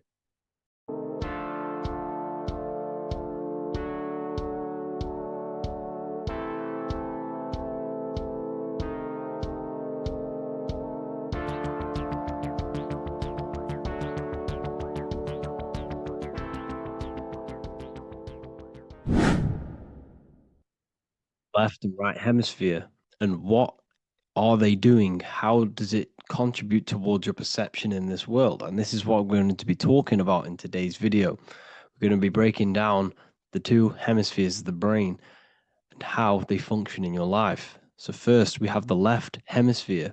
This is the logical hemisphere. This is the analytical, divided, scientific, or verbal hemisphere. The right hemisphere is creative, wholeness, artistic, symbolic, and metaphorical. The right hemisphere does with non-verbal things. It produces a holistic perception. It is more to do with creativity. Because what you must understand is that we are not in the external world. The world is produced by our brain. We see with our brain. Our eyes are a part of the brain. What we touch is the brain's interpretation of electrical signals on the nervous system. What we smell is the brain's interpretation of smell through the nose.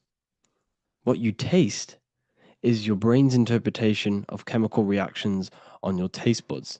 So what you are experiencing is the brain. The brain is a computer creating a simulation. And you have two hemispheres which breaks down this reality. So essentially, the brain is the perception creator. It creates perception. So if the brain is creating this, who is the one experiencing the brain? Well, that is you, the consciousness, the mind, the all-seeing eye. You are the all-seeing eye experiencing the brain, the observer behind the brain, behind reality, behind the emotions. So if you're walking through a woods, this left brain sees individual trees. The right brain sees the whole woods. It sees the biome. It sees the bigger picture. So when you are walking through this woods, the right brain picks up a holistic perception of reality. It creates the woods as one unified woods. The left brain's job is to break this down and analyze it so that we can see individual things. And this is also necessary for humans to have the ability to break things down and manipulate things in this world. So without this left hemisphere, we could not manipulate things and break things down. So this right hemisphere is important because it sees the whole woods. It sees humanity as one unified consciousness. However, the left hemisphere sees individual egos. So the left hemisphere is the place of the ego because it only understands it sees the world very divided. Okay, so for example, here's another example of the left and right hemisphere. If someone pulls out in front of you in traffic, your left brain's going to start going crazy and analyzing them, calling them names. The right hemisphere, however, sees the bigger picture. Maybe he didn't see you. Maybe it's just a mistake. Maybe he's in a rush. You see how the two brains are very different. They do the same thing, but they function in different ways. The right hemisphere is feminine, the left hemisphere is masculine. So, like I said, this person pulls out in front of you, you start to think with the left. If you start to perceive that in the left brain, you're going to start analyzing them, you're going to start going crazy and calling them names because you're analyzing it. You're not seeing the bigger picture behind it. You're not seeing it from his perspective. So there is a crossover. So the left hemisphere of the brain controls the right side of the body, the right ear, the right eye. Everything to do with the right side of the body is connected to the left hemisphere, and the right hemisphere controls everything on the left side of the body, including your eyes, your arms, your legs. So everything is crossed over, and even your visual field is crossed over. So this is your visual field, as you can see here, and even the left side of your visual field goes to the right brain. There's a crossover. No one really knows. There's not really a reason for this. However, this is how the human body is designed. As we all know, the human body is the most advanced piece of technology on the face of the earth. They cannot replicate the human body. And they tell you it has no creator. This is crazy. People are that brainwashed, they can't even understand that their body is the most advanced piece of technology. Your body is so advanced, the computers that you use are mimicked of the body. Everything they create is mimicking nature, but they don't show you how intelligent nature is because they don't want you to understand you're in an intelligent design. So anyways, let's get back on track. There is a crossover in the brain, and this is why they teach you to write with your right hand. And I was speaking to someone who's in a nunnery, or whatever you want to call it. They were a nun, or they knew someone who was who was a nun, and they forced these people, these nuns, to write with their right hand. You had to write with your right hand. This is why, I'd say at least 70% of the world, or 80%, is right-handed and right-legged, because they taught us this to activate the left hemisphere more because of this crossover that happens in the body. So when we are using this right side more, we are using that left hemisphere more. Why? Why are they doing this? Well, they also called it writing. Writing is a spell, to cast a spell on you to use that right side of the body so that you use this left hemisphere, because they want you to see the world as a divided perception. They don't want you using the right hemisphere, using that left side of the body to activate the right hemisphere to see the bigger picture and see how everything is all one and everything is created. This left hemisphere domination keeps you from seeing the connections between everything, because that left hemisphere analyzes, it breaks things down. So when we are left hemisphere dominated by using the right side of the body, we are essentially seeing everything as divided. And this is why so many people will not understand my work, because my work connects dots and connects fields of knowledge, and makes you see the bigger picture. So people who are left hemisphere dominated will see my work and think this guy's crazy.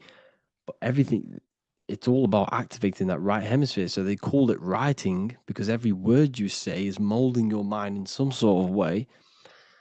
The things you see is molding your mind. Everything you take in through the five senses is molding your mind. And language is a massive spell, especially the English language.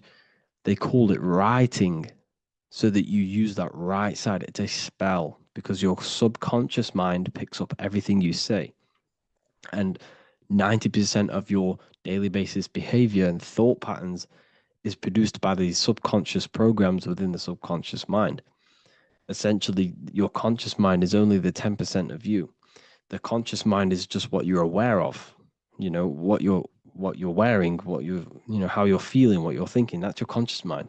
The subconscious mind is controlling every system in your body. It's telling your heart to beat without you being conscious of it. So essentially, this is what they're programming. They're programming this system in the back of the mind, which is controlling everything through the words. And this is what spells are, because it's all about creating perception in the subconscious. So they want you to use that right side more. I truly believe the ancients, they were balanced. They used the left and the right side of the body. They didn't have a stronger side because they understood this science of the body and how the body works. So this is actually called phonetics. It's not etymology. Etymology is the study of root words. Phonetics is the study of how words sound similar. The way words are spoken. So phonetics, phone is why we call them a phone, because you speak into a phone. So this is write and writing, to use that right side to activate the left hemisphere more. So your hands are a manifestation of your brain. The left hand is the right brain, the right hand is the left brain. And as a child, we were always taught that when you place your hands together like this is the size of your brain, which is true because your hands are a part of your brain. They're an extension of your brain. Everything, every part of your body other than your brain is an extension of the brain. Everything's working and feeding back information to the brain because you're experiencing the brain. So another trick that you can do, or another exercise, is looking in the mirror and closing one eye at a time. If you close your right eye, if you take your top off, for example, you'll analyze your body if you close your right eye because you're using that left hemisphere. Sorry, other way around. If you look at yourself through your right eye, you'll use that left hemisphere, which will analyze yourself. You'll see individual body parts. If you close the right eye and use the left eye, you'll see your body as a whole. You won't really analyze it. This is how you can analyze yourself using these two hemispheres. So this whole system is created to keep you thinking logically and to restrict you from creating and restrict you from understanding symbolism, allegories, metaphors, and teamwork. They want you stuck in a logical way of thinking and a logical way of seeing the world. This is why when you go to school, you are told exactly what to do. You're told to think this way and no other way. You're told to do orders, do this. It's a very left-brained system because if we all started to open up this right hemisphere, we'd all see, wow, everything is all one, everything's all connected. And this is what my work is doing. I'm showing you everything is one. The physical world is an illusion of duality, but everything comes from the one source, the one mind. The universe is a giant mind.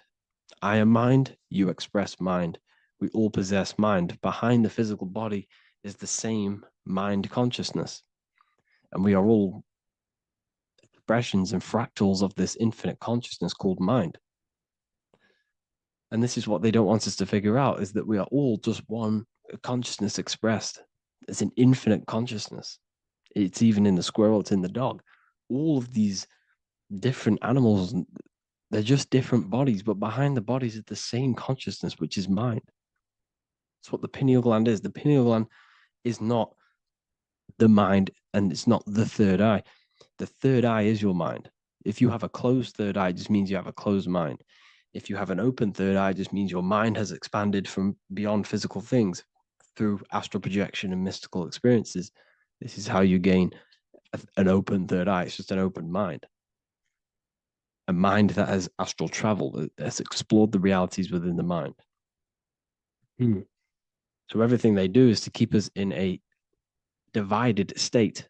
Divide and conquer, right? That's their motto. All to keep you thinking how everything is divided. Everything they've done is division. Postcodes, countries, everything is divided.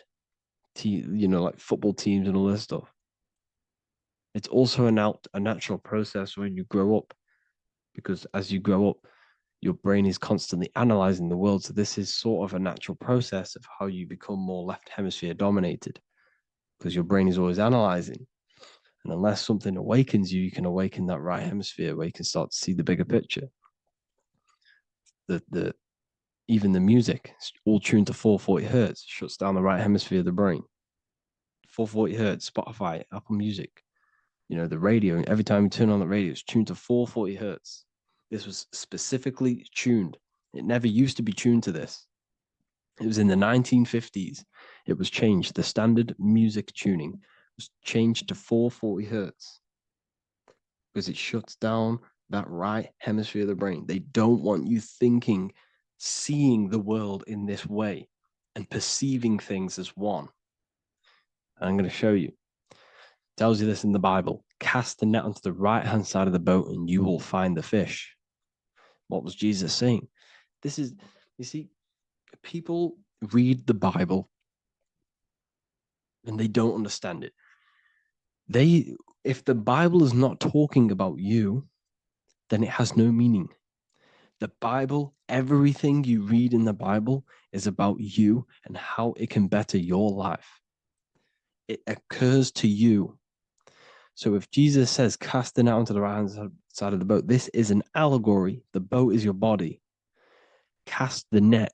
It's the awareness, the perception onto the right hemisphere of the brain, and you will find the fish. What's fish? What do fish do? They swim deep in the ocean. Represents the knowledge, deep knowledge. Cast the net onto the right-hand side of the boat and you will find fish. You will find the wisdom. You'll gain understanding when you cast that your awareness into that right hemisphere. You will see that I am you and you are me. We are all one consciousness. You will see everything. You'll see that the trees are the same patterns as the nerves in your body. You'll see everything is connected. Everything is a fractal of the one infinite consciousness. And how many fish did they catch? 153. That adds up to 9. This is now numerology. The Bible's filled with numerology. Adds up to 9. What's 9? Human consciousness. It represents consciousness. You're in the womb for 9 months. Feminine. It's all about consciousness. And in Revelation 14, and I looked and behold, the Lamb standing on Mount Zion. That's the spines, the mountain. With him, 144,000. 144 adds up to 9. It represents consciousness on top of the spine. You see? And he had his name the name of his father written on the forehead. What's the father? The higher mind, the higher consciousness within you. Where is that? In the forehead, the pineal gland. The pineal gland is the radio receiver for the higher consciousness. Because every body part of the body has consciousness. Your heart has consciousness. Your gut has consciousness. You are thinking with these different consciousnesses. You think with the gut. You think with your penis. You are thinking with all these consciousness. And it's about raising your consciousness to the higher consciousness, which is the father, the mind in the head. Don't think with the lower parts of the body because that is your animal nature. Think with the higher parts of the body. It's all representing consciousness. How to activate the right hemisphere of the brain? Well, it's all to do with non-verbal things. So music will activate the right hemisphere. Make sure it's tuned to the right frequency though, 432 hertz, 528 hertz. Any frequency that adds up to 3, 6, or 9 is good for you. Meditation, turning off the thoughts, and you raise yourself to the higher brain. Symbolism. Symbolism is all right hemisphered. Reading between lines, metaphors, determining the Bible, it's all right hemisphered. Seeing the bigger picture, it's reading between the lines. So tithing in the Bible. These people in the churches are giving 10% of their money to the church. It's nothing but a scam. What these people have done is they have externalized the Bible. They have taken the Bible and literalized it so that they can make a business out of it. So what they're doing is 1/10 of the produce of what it says in the Bible, 1/10 of the produce of the land, whether grain or fruit, is the Lord's and is holy. So what's that saying? The 10th of it's basically saying give the 10% to the Lord, to God. What does that mean? Well, what's the land and the fruit? This represents physical things, the physical things that you have. The 10th of the physical things that you have. What's that? That's your ego. All the physical things that you have is all to do with your ego. That's the lower self. The ego, what is the ego? It's the mind's perception of the physical self. You had no ego when you were a child. Okay, when you were a child, you had no ego. As you grew older, you created the ego. But the ego is the full self. It's the echo. Ego, echo. It's the echo of the full self. So it's saying give the ego over. Take away the animal self. In that left hemisphere, that's all to do with the left hemisphere. That left hemisphere sees the ego. It sees individuality. It's divided. So it's saying give that 10%. Give that 10% of you over to the right hemisphere. The 90%. The 90% of you is in that right hemisphere. The higher self. Now, I'm not saying the left hemisphere is bad. Okay, I'm not saying that at all. But it sees it sees things divided. It's like I said, the left, the hands are manifestations of the brain. So when these Christians are praying, they're putting their hands together. What are they doing? They're syncing the brain hemisphere is what you're doing, because everything's an extension of your brain. So if you put your hands together, you're putting the two hemispheres together. And what's happening when you place the hands together? All the electricity in the body is now running in a circuit. So once you connect these two hands, The electrical energy is now running in a circuit, and energy can move around the body quicker and more efficiently. So when you pray, when these people are praying, they don't realize that they're engaging in ancient forms of meditation, of balancing the two hemispheres. So now we're talking about balancing the hemispheres, not the right hemisphere. This is what Israel is. Look at the symbol for Israel, the up triangle and the downward triangle. What's that? The up triangle represents male. The downward triangle represents female. Okay? This is talking about the brains. Israel is Ra. Isis, which is female, the Egyptian god. Ra, El. El means God. Electricity. That's the force of the physical world. It's the force that runs this world, electricity. It's the force of God. El, consciousness. It means God. Is Ra, El. Isis, Ra, and El. It's the two hemispheres of the brain, the holy land of Israel. It's the holy land, it's the brain. Once these two hemispheres are synced, this is how you unlock your consciousness. This is the easiest way of astral projecting. Hemisphering, I forgot the word for it. Hemisphere syncretization, something like that. It's about syncing the hemispheres. This is how you unlock your consciousness. Once the brain is running as one electrical system, this is how you balance the two masculine and male opposing energies. Once these opposing energies are no longer in war with each other, the brain, they come together to work as one. You unlock your consciousness. You are born again. What happens when a male and female have sex? It creates a new child. It becomes one. You are born again. Once the two hemispheres of the brain, you are born again. You can then have an out-of-body experiences. So this is why the symbol of the Holy Land, Israel, is the up and down triangle back combined together, because it represents unification of the male and female, unification of the hemispheres. You're born again. You unlock consciousness. And you can get this for free. It's called the Gateway Tapes on my website. Basically, it's a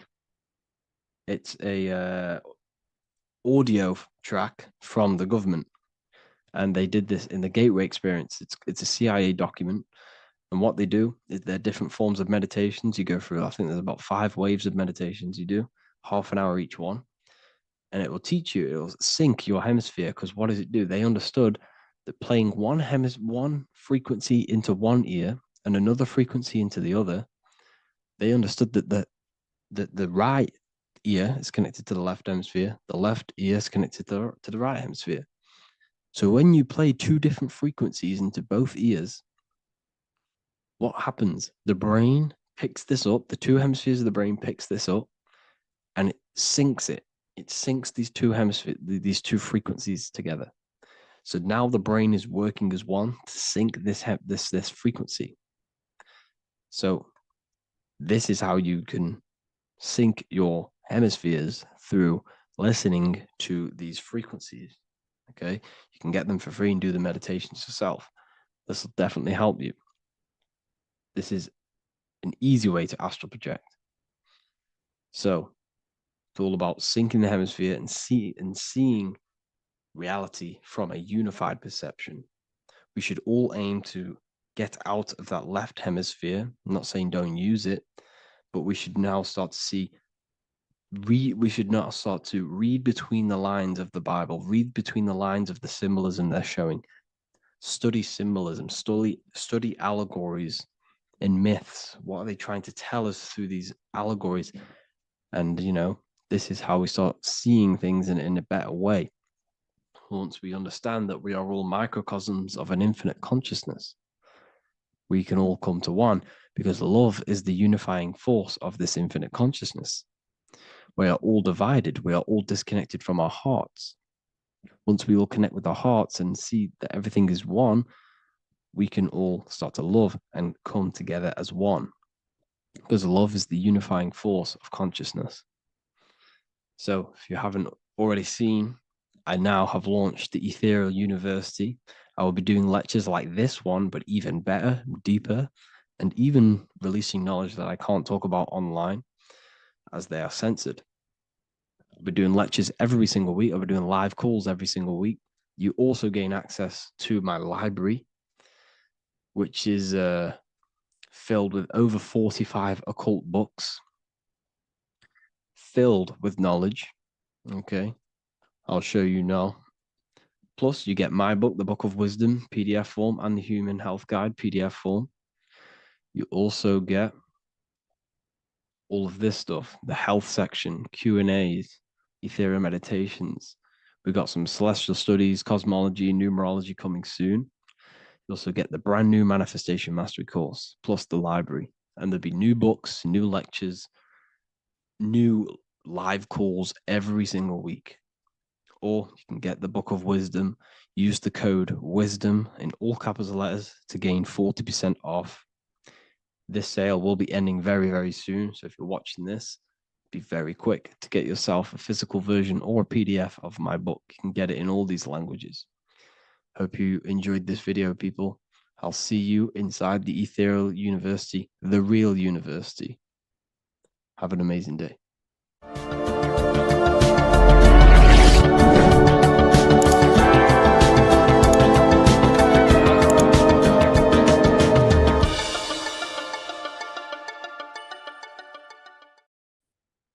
What if I told you that you are under a spell and this spell is controlling you in every aspect of your life and you don't even realize it?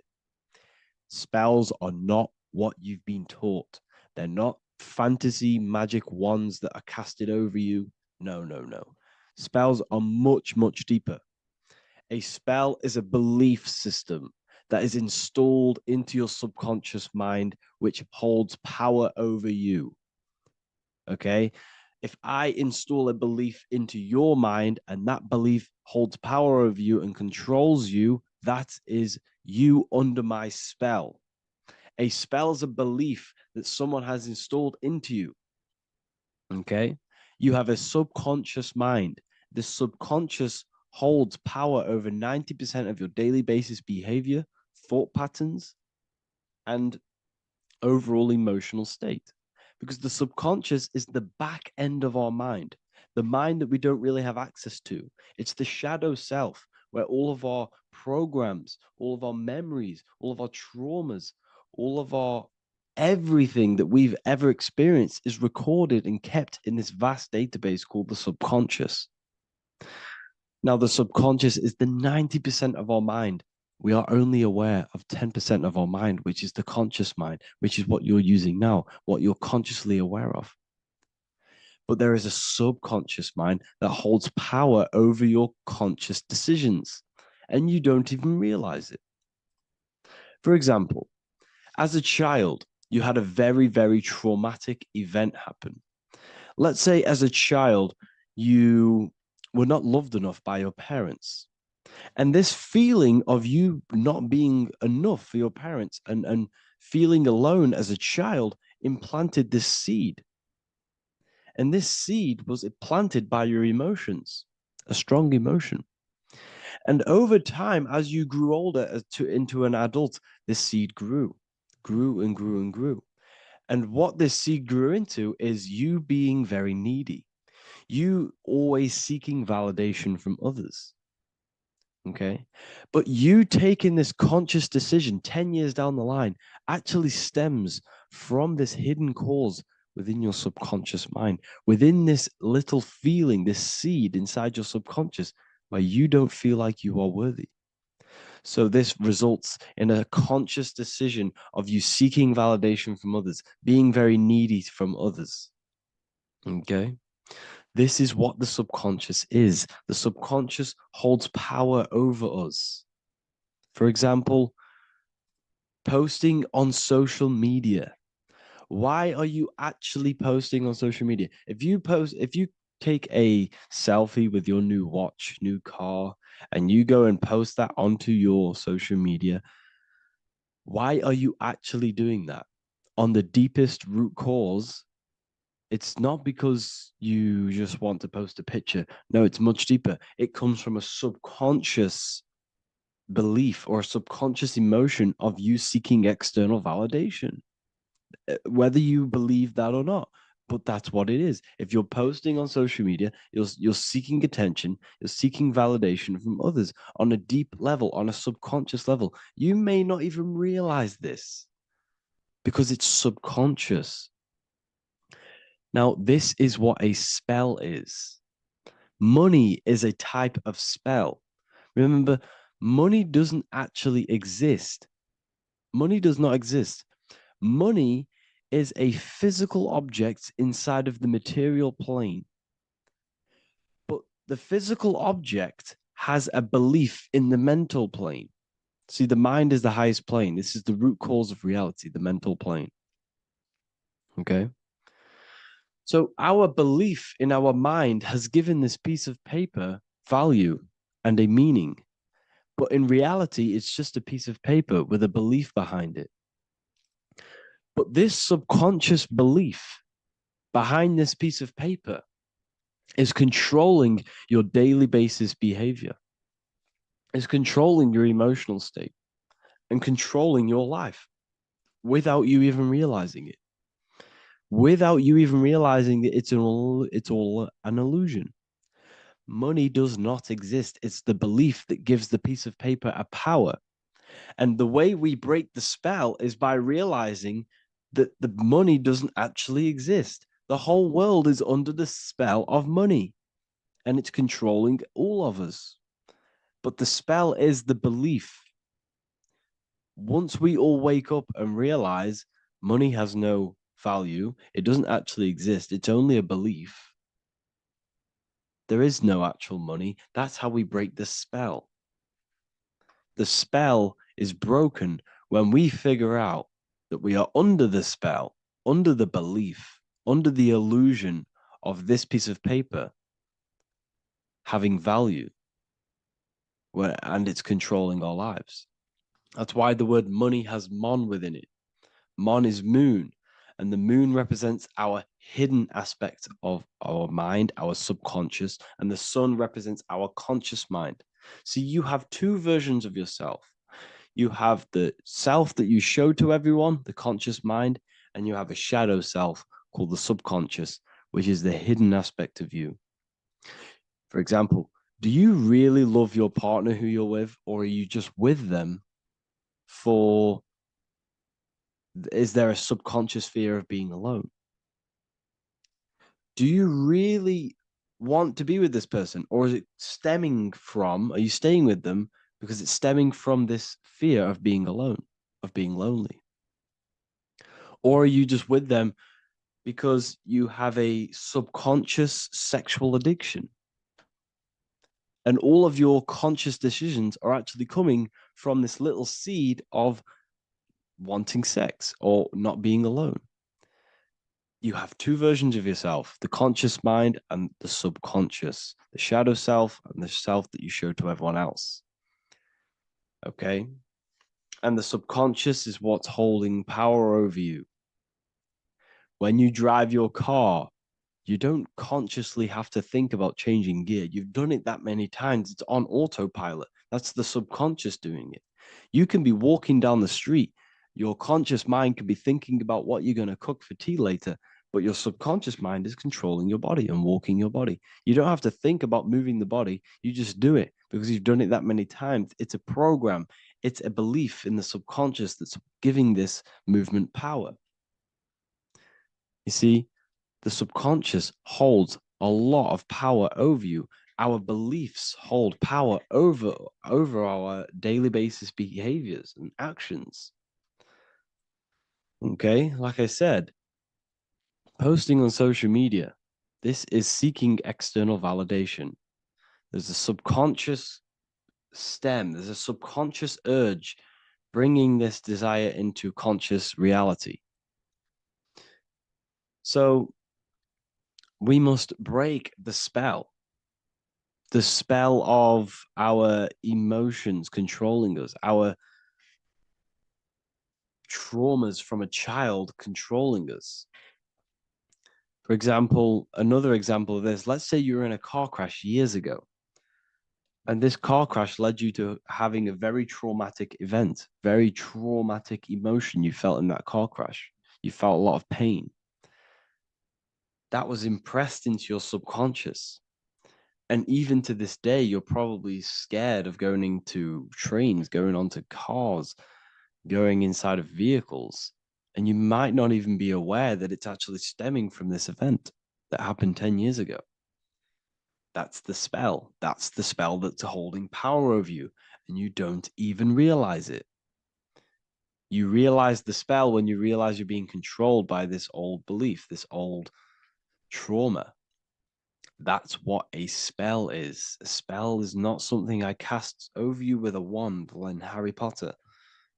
Spell's much deeper.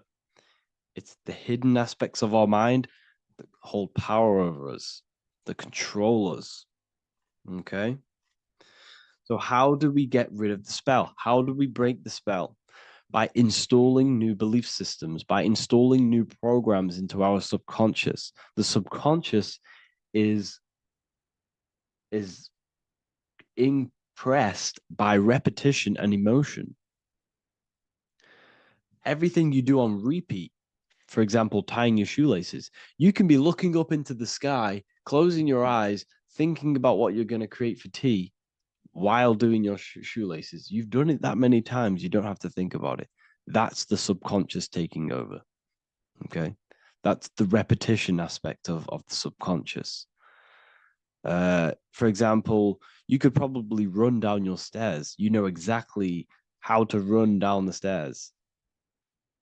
If I tried to run down your stairs, every staircase is different. I'd probably fall over. But you've done it that many times, you know exactly how to do it. It's what we call ritual. When you have an evening ritual, when you tidy the house, you do your skincare routine, you wash your teeth, that's a ritual. This is what the ancients called ritual. When we do rituals, we're trying to implant something into our subconscious to either remove an old program, an old seed that is controlling us, for a new one that's going to grow into new light, into a new reality. So you can implant messages, implant new programs into our subconscious, which will then grow into a new reality. Okay? Because if I tell you something over and over and over again every single day, for example, if I say, you do what I say every single day I repeat this statement into your ears, about a month or 2 months in, you're going to start to believe in that statement and you're going to start to be under my spell. You're going to start to do everything that I say. So this is what spells are. Spells are subconscious beliefs that hold power over you, and you don't even realize it. So we need to remove these old programs we have that are controlling us for new programs. And we do that through ritual, affirmation, and imagination. Repetition and emotion is key to impressing the subconscious.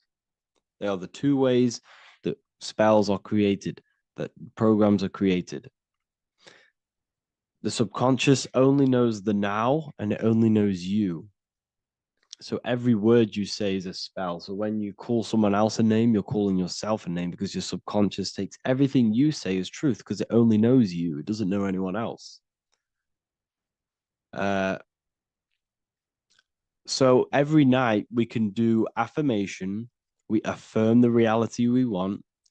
This is what we call a ritual. We sit down or we stand up, whatever it is, you affirm the reality you are, I am statements. And then you imagine that reality. And you do this over and over again, every day, twice a day, 3 times a day, however many times. And this will cause repetition. This will install a new belief system into your subconscious, which will then start to show in your external reality. It will start to put you under a spell of the new program. For example, if I install into my subconscious that I believe that I am rich, every single night I affirmate that I am rich, I am wealthy, I am free. And then I do a ritual. I start to imagine this reality every single night. I do these 2 things on repetition and I start to feel the reality and imagine the reality, over time, I'm going to start to believe that I am rich, that I am free, and I am wealthy without having the physical reality. And what this will do is that it'll implant a message deep within your subconscious mind. It will plant the seed of this belief. And this belief over time will grow into 90% of my thoughts, 90% of my actions, 90% of my words. My words, my thinking will change due to this new belief. I may not even realize it, but I'm looking for more opportunities to make money. I'm speaking to more people because of this belief that I've installed. This belief has triggered new ways of thinking. My mind, my conscious mind is now only operating to fulfill this belief. And my conscious mind might not even be aware of it. You won't even realize that you're manifesting this belief of being rich. And that's how it happens. You implant the belief within your subconscious. You implant the spell into your subconscious, which will then gain control over you. So we need to make sure we're removing the negative spells, the negative programs that are controlling us, for new regenerated ones, for new ones that are going to create new realities, a better life. Okay? You don't want negative traumas, negative seeds controlling you and growing into your life. If you don't cut them off, they will continue to grow and grow and grow. Your anxiety will get bigger and bigger and bigger. Your depression will get bigger and bigger and bigger. But it's all actually stemming from one belief system or one trauma. Okay? So this is important. Everything in this physical plane is an effect of the higher planes. It's a shadow of the mind. Everything we think, all physical objects began as a thought, then an imagination, then energy, then a physical reality. So we must change the mental plane. We must plant seeds into our mind to change down into our physical material life. It's about manipulating this higher plane so we can create change and effect in the physical external material plane. That's what magic is. This is what spellcasting is. This is all what it is. It's not fantasy. This is the manipulation of the higher planes of consciousness, which your mind has access to. You have access to these higher planes. Okay? This is exactly what I teach in my university. I teach different rituals. I teach specific rituals to get rid of certain things, certain belief systems. I teach all different rituals, all different ways for you to create your own reality and live the best reality you want. We also have all of these different courses. We have activating the inner eye. This will teach you exactly how to lucid dream and activate your inner vision of imagination. We have the sexual alchemy course. This will give you the power of transmuting your sexual energy into creativity. We have electromagnetism studies. We have esoteric exchange, an exclusive live call that we do every single week. And I connect with all of the students. They can ask me questions, can speak with me one-on-one inside of these live calls. We have the real numerology section. We have the health section. We have a lecture section. Look at all of these lectures we have on occultism, symbolism. All of these lectures are designed to gain you power, to give your personal power back to you, to make you realize things about you. We have a meditation section. We have a library section where you can download all of our library, all of our books, different books on occultism, symbolism, Freemasonry, astral projection. And of course, we have the Manifestation Mastery course, which teaches you exactly how to create reality so you can live that desired reality that you want. This is the last chance to lock in the price of $55 a month. This is less than $2 a day. You can really level up your life because the price is going to increase as the value of the university increases, because there's a new symbolism course coming out. And if you join now, you'll get this course for free, because obviously when this course releases, the price will go up. The symbolism course will teach you the language of esoteric and occult symbolism. I'll leave the links in the description. Make sure to leave a like, comment, subscribe to the channel if you want to see more content. Thank you all, people. Have an amazing day.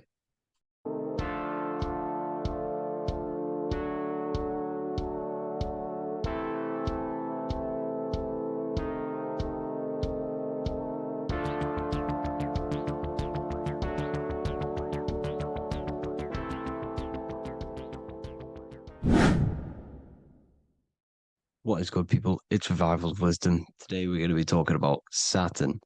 I've done this video in the past. However, this video is going to contain a lot more in-depth explanation of Saturn.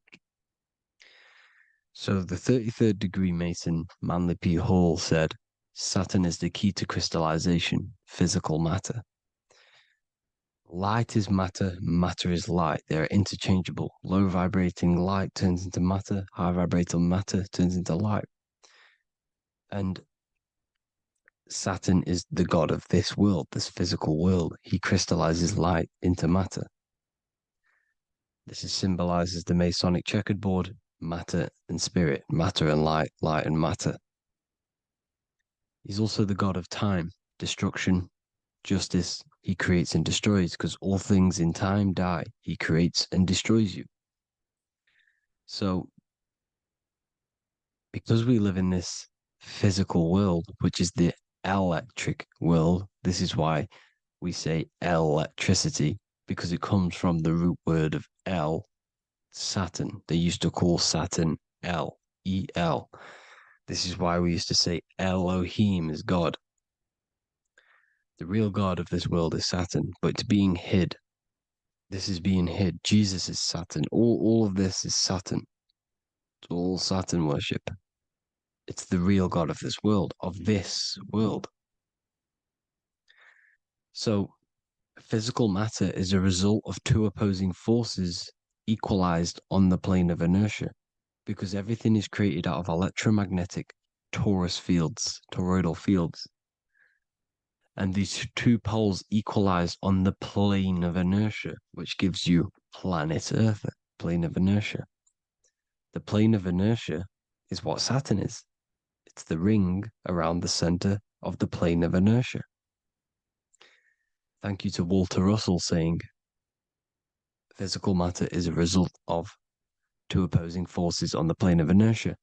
This is what Walter Russell says, so please check out his work. He's got many books, many books on light and electromagnetism and stuff like that. So I advise you to check him out. So the torus field gives you the binary code 0 and 1, the female vagina and the male phallus. This is the code for this world. Saturn crystallizes physical